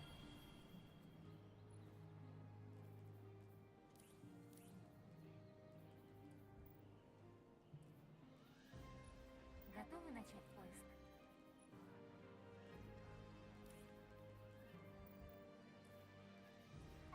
Я сейчас же проверю.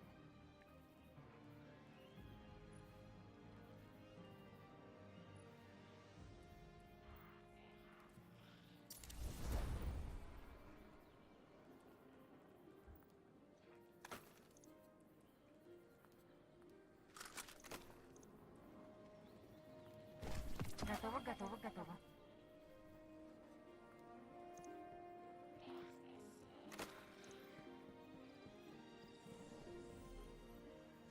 I'm sure I'm selling something worthwhile. Отличный выбор. Спасибо. I'll be here, friend. Спасибо за каточки, ребят. Страж.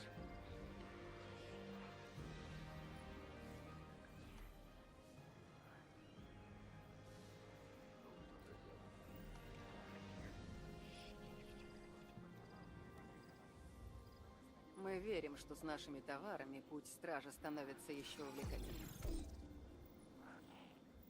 Статус не определен.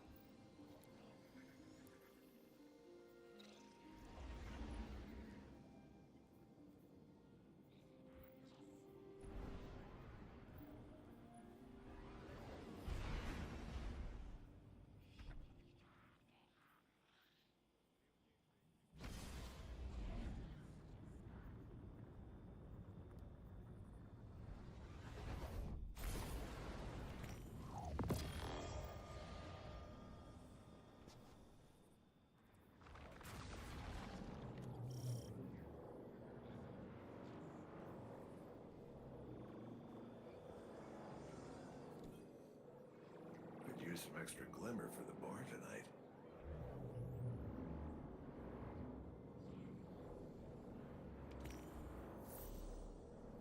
I hear Ada's got some new gear for you.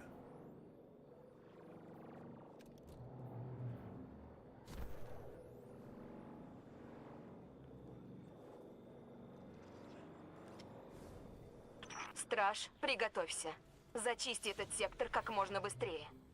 Если повезет, мы закончим раньше, чем прибудет крупное подкрепление.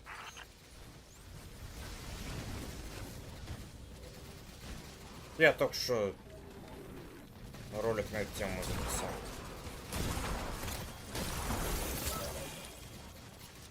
Раз.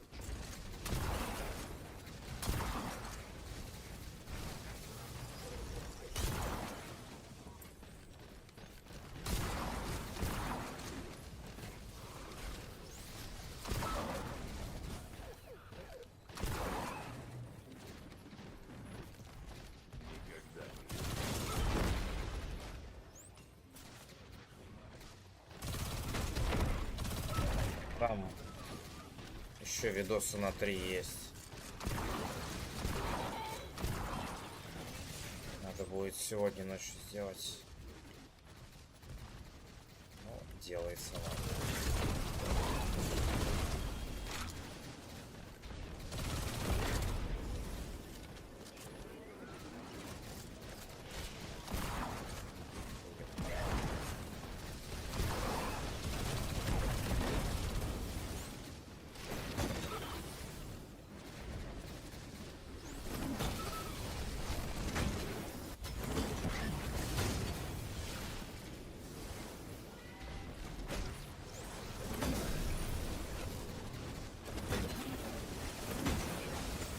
где еще сидеть?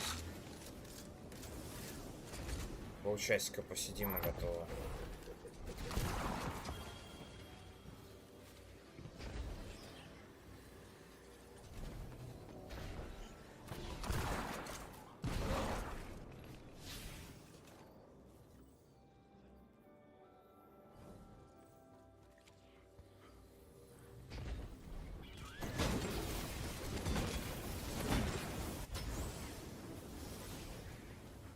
Ну, логично. Он работает.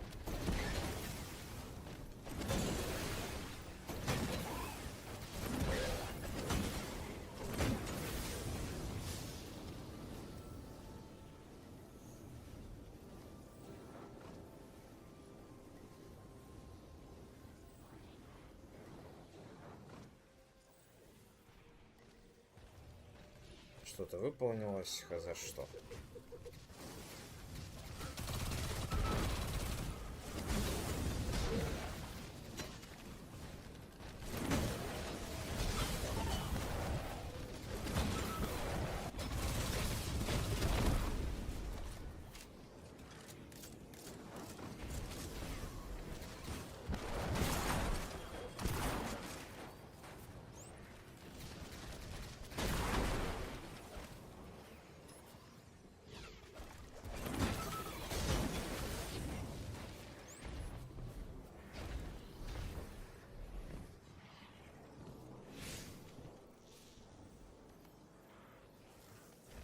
У меня много хорошего товара, охотник.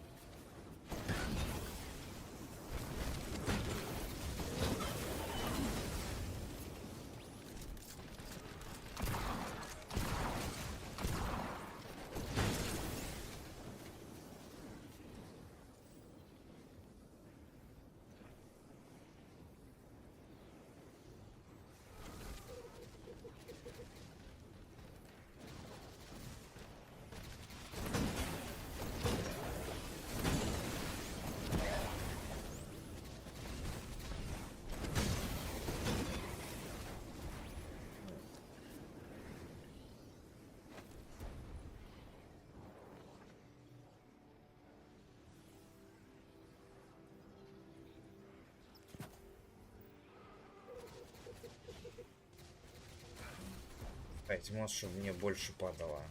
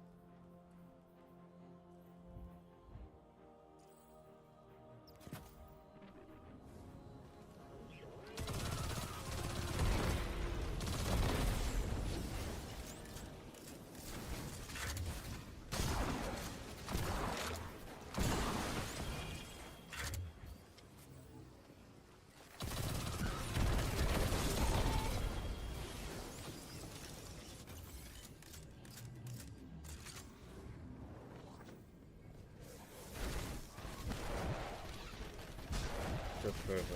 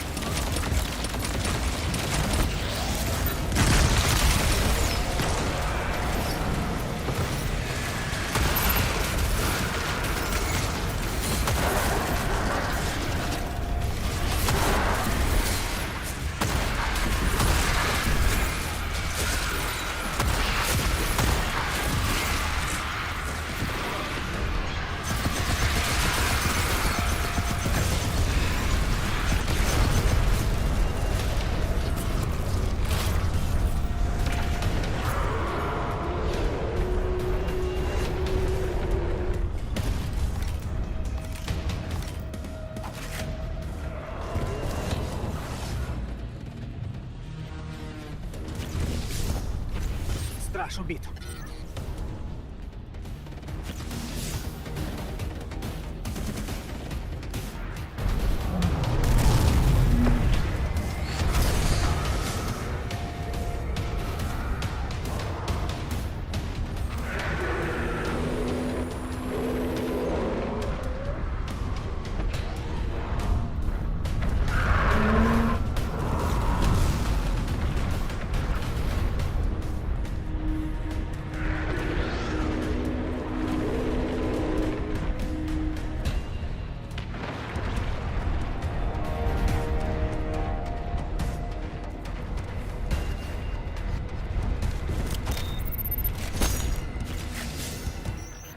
Страж убит.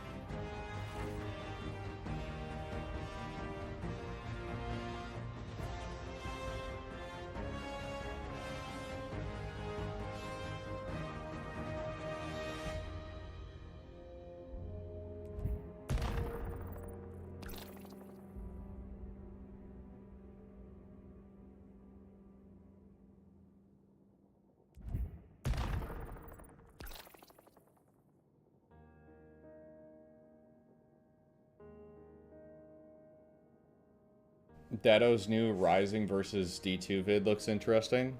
Yeah, we could do this first. Hold on. This was shot in front of a live studio audience at twitch.tv/Swetsicle. Let's see. Why is mobile Destiny better than Destiny 2 at so many things?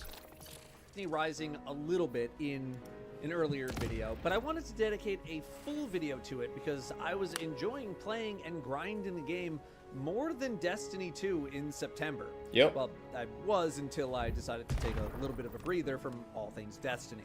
Yep. This video is not really, I say that as I'm reacting to Destiny, but, you know. This is why you should play Destiny Rising kind of video, though. Rather, I want to talk about some things that I think Bungie could learn from Destiny Rising, or that Rising is doing better than Destiny 2. Rising has Goth mommy. so much more like an MMO type game than I feel like Destiny almost ever has. It feels so much more social than anything Destiny 2 has done, which is surprising considering how much Bungie, at least in a wants long to drive time. the I wouldn't point say of always, playing with your friends home, but at least how much they used to. For example, clan support. Throughout the entirety of the Destiny franchise, clan support in-game has been near nothing. We had those flag staffs, although they were discontinued in what, like season 19? I forgot those were even a thing. In-game bonuses for being in a clan. Once you hit certain levels, bonuses like, yeah, exactly. You can't name a single thing because no one hovers over that square in the character menu anymore. It's because the bonuses don't actually do anything for you. They're engrams that you would pick up just to delete because it would create a ping on top of Hawthorne's head that would be annoying for some people. It's literally just to waste your time, almost. I legit forgot that you could like change clan staff and all that stuff. Most people are just in a clan. Why are most people in a clan? So they can, if they win Worlds First, they're all under one clan title. That's like the only thing I can think of. It has been completely bare bones for the entirety of its life. No in-game search function to even look for a clan. I've been clueless as to how to even answer the question of how do I find a clan in Destiny for years now. My clan, Math Class, has become a place for friends of friends who become refugees after their clans have broken up or became inactive. I have not had to find a clan in years, but World of Warcraft had better things in place for finding a guild back in 2006. And I know that because I used those sources to find a new guild in 2000. The one thing I will say that's kind of annoying is like,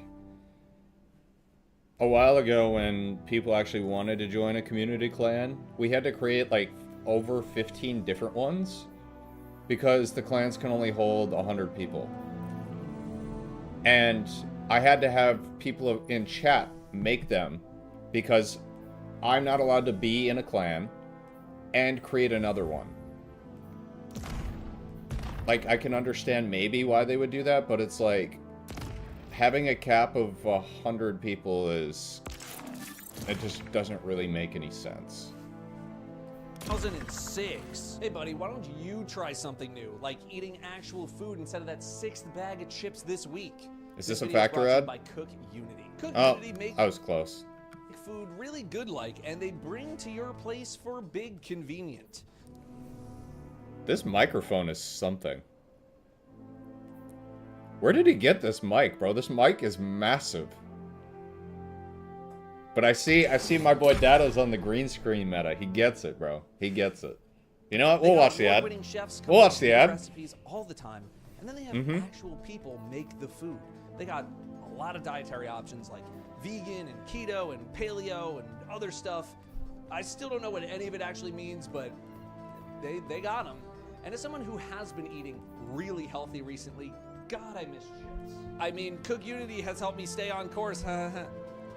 Stuff like the Peruvian chicken fried rice by Chef Andres Mendez and the oven roasted pork chop with potatoes by Chef That first one Kevin did not look Egan good. have been staples for my healthy eating recently, although my wife's recent K-pop obsession has led her to the classic beef bibimbap by Chef Esther Choi that she ate before I could record the video. I said that I wanted to record the video for the... So if you want to try something a little different, head on over to cookunity.com/Dado50 or hit the link in the description to get 50% off your first order of Cook Unity, and be sure to use code Dado50 as well. That's cookunity.com/Dado50, code Dado50 to get your first I heard it meals the first 6 times. 50% off. Thank you very much to Cook Unity for sponsoring this video. Cut to Rising. That was a pretty good ad. Nothing I'm gonna say is really revolutionary in terms of the content for the clan system in Rising, but at least it exists.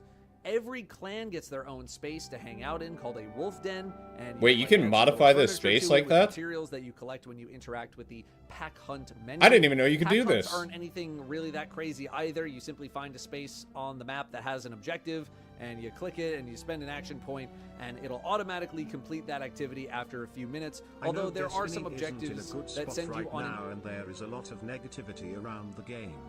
But thank you for still being here and bringing us content to enjoy. I'm trying. Even if Destiny disappears tomorrow, we'll all still be here to support you. Much love, Sweat. Hey, core community, we appreciate you. It's yeah, times are tough in the Destiny verse, bro. An actual mission in game, and there are some missions that require multiple people Thanks for the in 3 order months, to Melon. participate. Those of you who remember episode 2's weird, like 1 minute, what were they called? Minor field work? Something? It's basically that as a combat mission. Nothing crazy.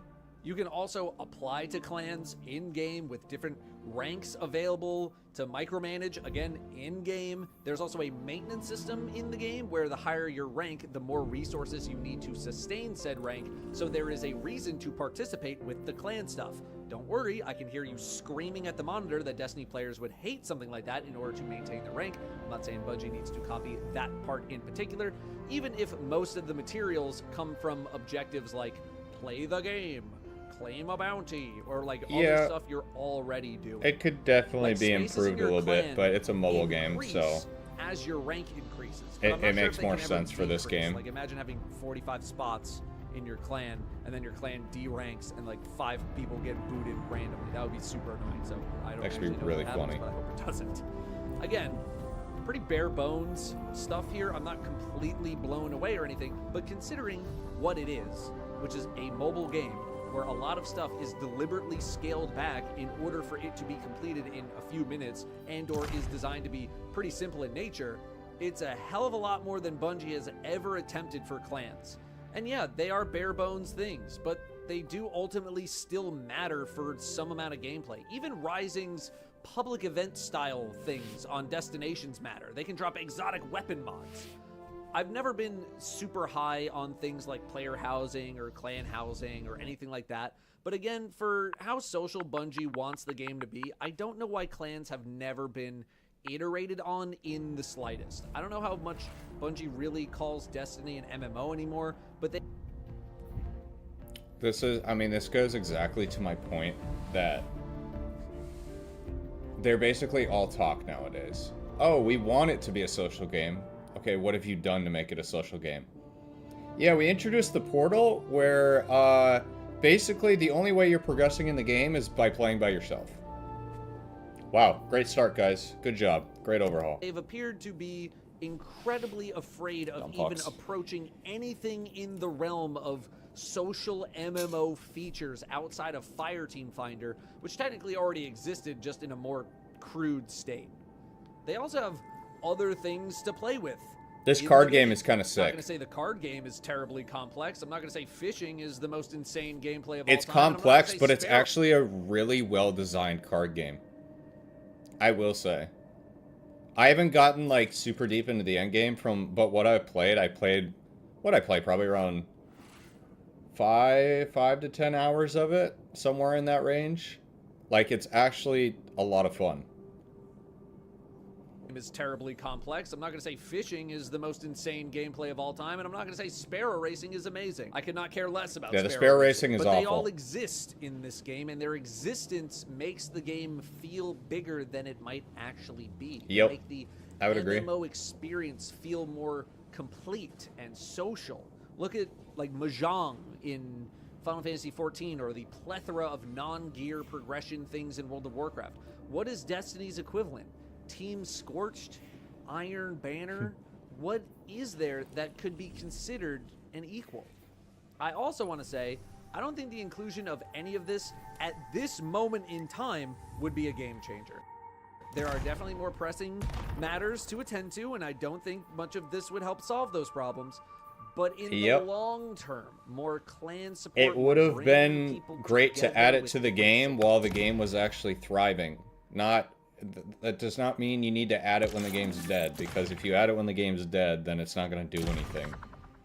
These are supplemental things that, like, would make the game better if you already had a good amount to do. But the problem is we don't have a good amount to do. We don't have anything to do, really. Systems would help the social experience quite a lot. One of the top level comments I've seen over the years. I don't know anything about the Warframe clan system. I don't know how to find another. I don't have a clan anymore. Wish my clan still played. Wish this, wish that. Clan. If it were easier for people to stay a bit more connected, there are more social elements. Perhaps more people would want to stick to the game with their friends or find... How did I miss a spot while shaving again, dude? I do this every time, man. How? How does this happen? There is a mode called Calamity Ops, and the objective is to score the most points and or do a thing as fast as possible. Jack, give me 10 predetermined levels of difficulty.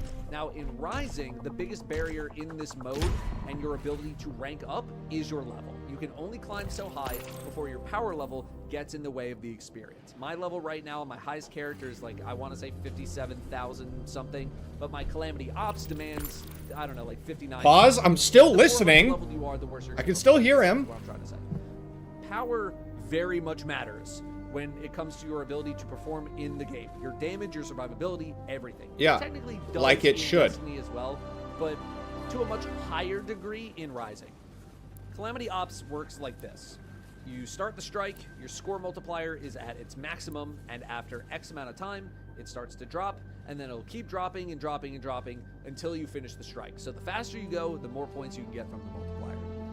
Back in the Destiny 1 days, there was a website that kept track of certain stats in strikes, and they had their own ranking system that people could compete in. Very similar thing. You know, get a lot of kills, get a bunch of score, get your medals, do it fast. What website was this? And for a few weeks, a couple of my friends and I would compete on these leaderboards, probably competing against a very few amount of people, but we would compete trying to improve our speed, our scores, medal counts, etc. And I remember having a lot of fun doing it. I still bring it up every once in a while, and it's been like 8 or 9 years since I've done it.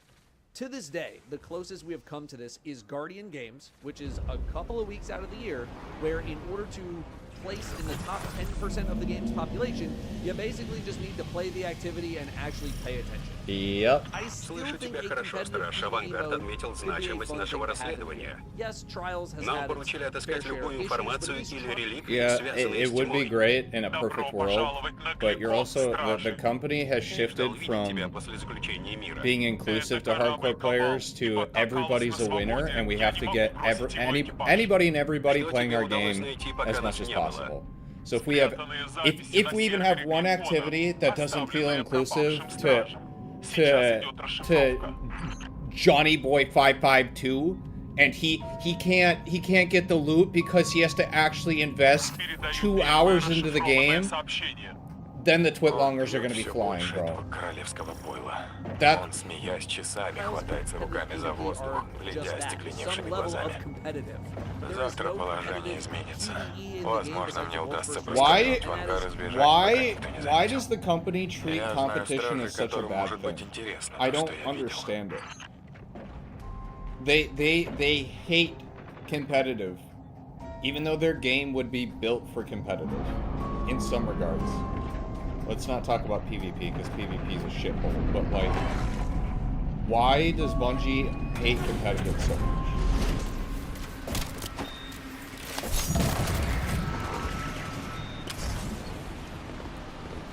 Please correct me if I'm wrong, but I can totally see Bungie saying, well, because we added this, we have to take away from that. Well, at this point, definitely. Like I said, I don't wish for this, but we're at a point where the game is not performing well, and this might be worse than their 45, the notorious 45% under quarterly expected earnings moment. I think the quarterlies are going to be so bad that another round of Bungie layoffs are coming. I don't know if those people would be absorbed into Sony and still allowed to work at Destiny or on Destiny, or what the deal will be, but I think it's inevitable with how bad things have been for months now. Because they can't continue to employ all these people if the game isn't making money. It's just basic business. Because they play PvP less than they play PvE, which they don't play in the first place. I don't know. I just think Destiny could have such a thriving competitive scene, both in the mobile game and in the real game. But they've always had like some weird hate boner towards competition for whatever reason. Like,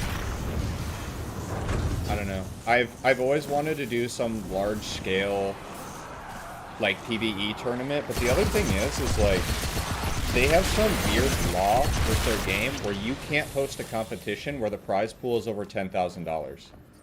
And I thought that was just like an ego thing where like, oh, only we're allowed to have a big prize pool for our game, but they don't even do...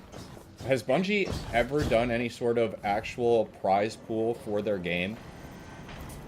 Like, oh, this is the Destiny World Series 2025, where the winner gets $100,000, you know? I don't think they've done anything that was a cash prize. But I think actually recently they lowered it to $5,000 if I'm not mistaken. So it's like, granted, $5,000 is still a lot of money, but when people look at like esports tournaments, they're not gonna invest months and months and months of their life just to win $5,000, you know?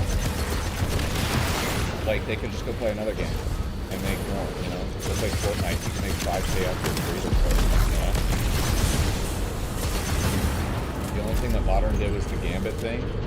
Well, no, that was in collaboration with Rockstar, because that was when the notorious the Boss Man thing happened. Because I lived with Modern at that time, where Modern was grinding so hard that he beat out two people grinding an account 24/7. It was literally a 1v2.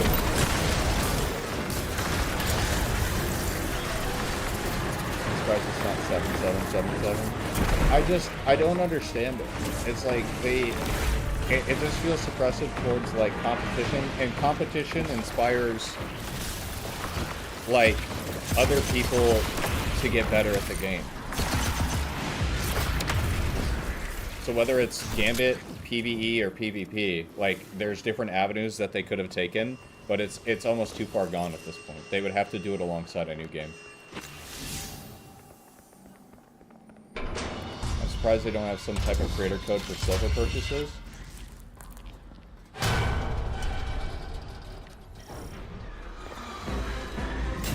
I bite my lip sometimes. I bite my lip. Maybe one day you'll learn the truth.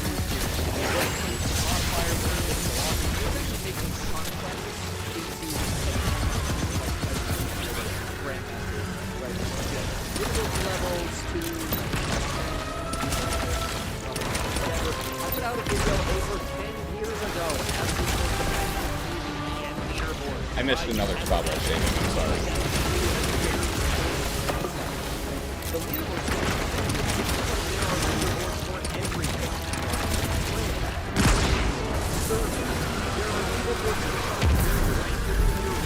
Whoa. Leaderboards? Fucking crazy.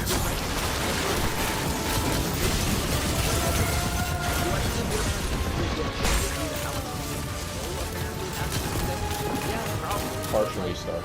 I would still like to know how I rank like stuff. That's a fun motivator. At least for me it is. The reward structure would like to be somewhat cosmetic in nature, I guess. I just think I guess with that, without saying too much, there's a lot of things that, like, one day I think people will learn that there was a lot of stuff planned for the game that got scrapped for promotion. And I'll leave it at that. Let your imagination run wild. But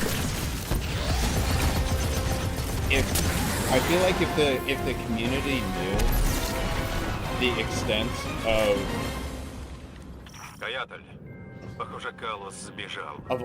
all that stuff that could have happened / was semi-planned to happen, they would be so angry right now. They would be so mad. Although getting loot that progresses your power level would be a welcome sight as well. Giving loot that corresponds to the difficulty level of the version you picked. Not really the main point, though. And yeah, again, not something the game really needs right now, especially for the crowd that I imagine would participate with it, but it's still something that whenever we get to a more comfortable space, I would like to see experimented with at some point. Next up, ping system. Need the ping system. Need it. I'm guessing this is more of a technology and or engineering based issue. Bro, I don't give a shit. If it's a technology issue, that's their own fault, bro. It's 2025, man. A ping system in Destiny would be so nice. Especially when you're like, let's just say you're playing in a LFG situation where you're using the in-game Fireteam Finder and you have no comms with the people you're playing with. Being able to just click the middle of your mouse and ping things, it actually goes a long way. It really does. And it's just a small quality of life thing that would add up in the long.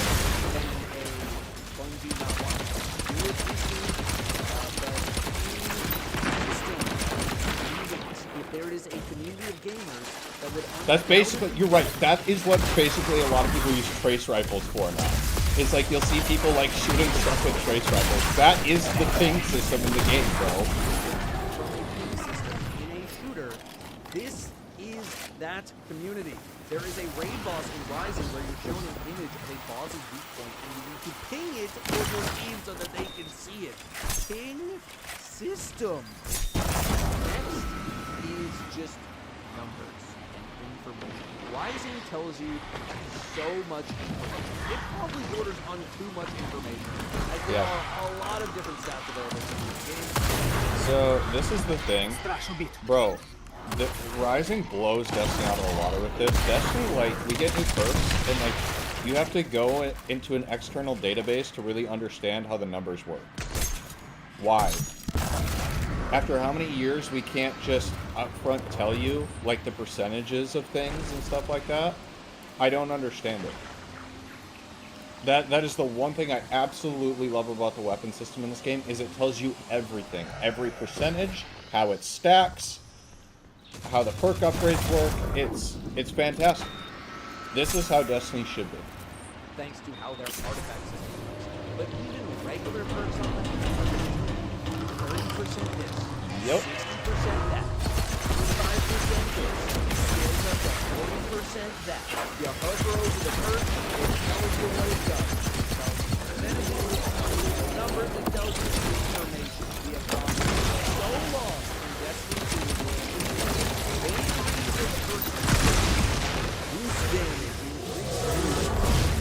and get it for some people that's not.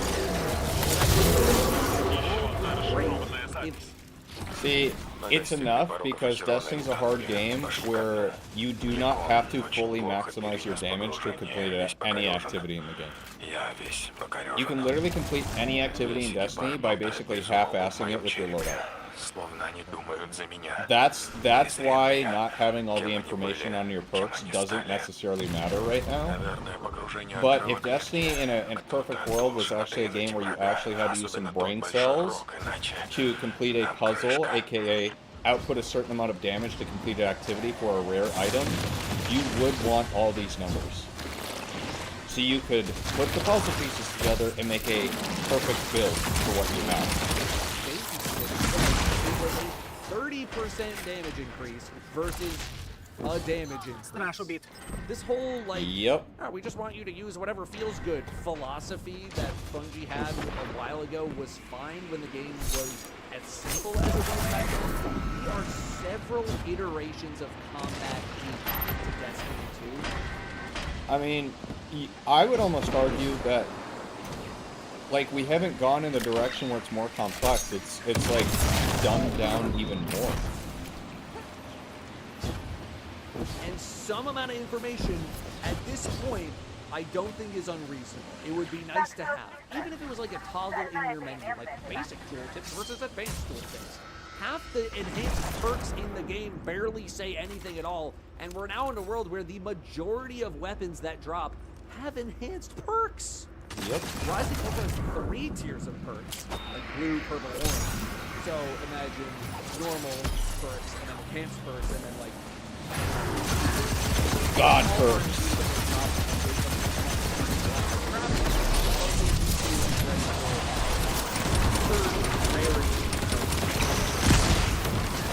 It's not worth putting in D2. It needs to go in a new game.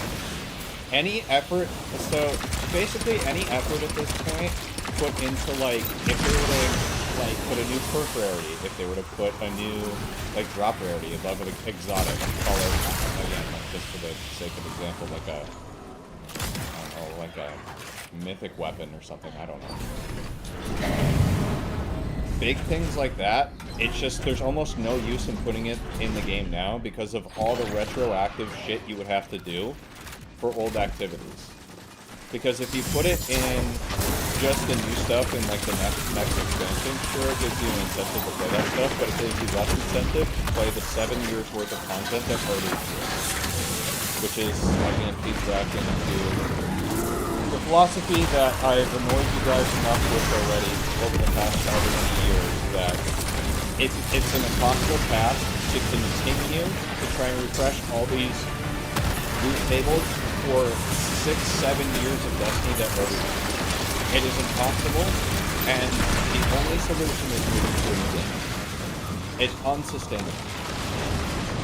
Did I see Glad reply to the Bungie guy that said games aren't willing to wait 5-6 years for D3? I don't think that was a Bungie guy, was it? I know who you're talking about. There's some guy who, like, claims to be like a game dev expert or whatever. Yeah, we could look at that after this. We're almost done. very well.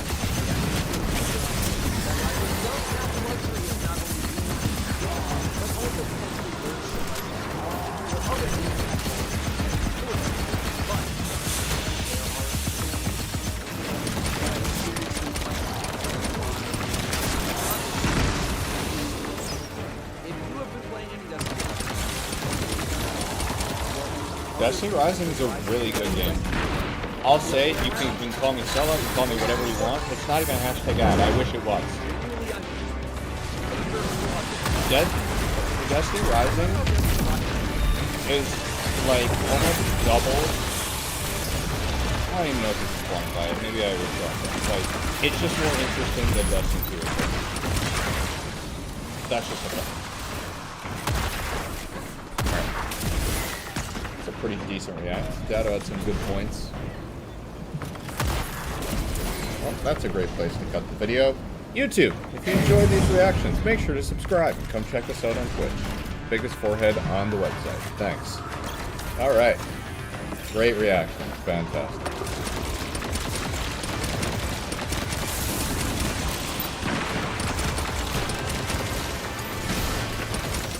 Прошу, бит.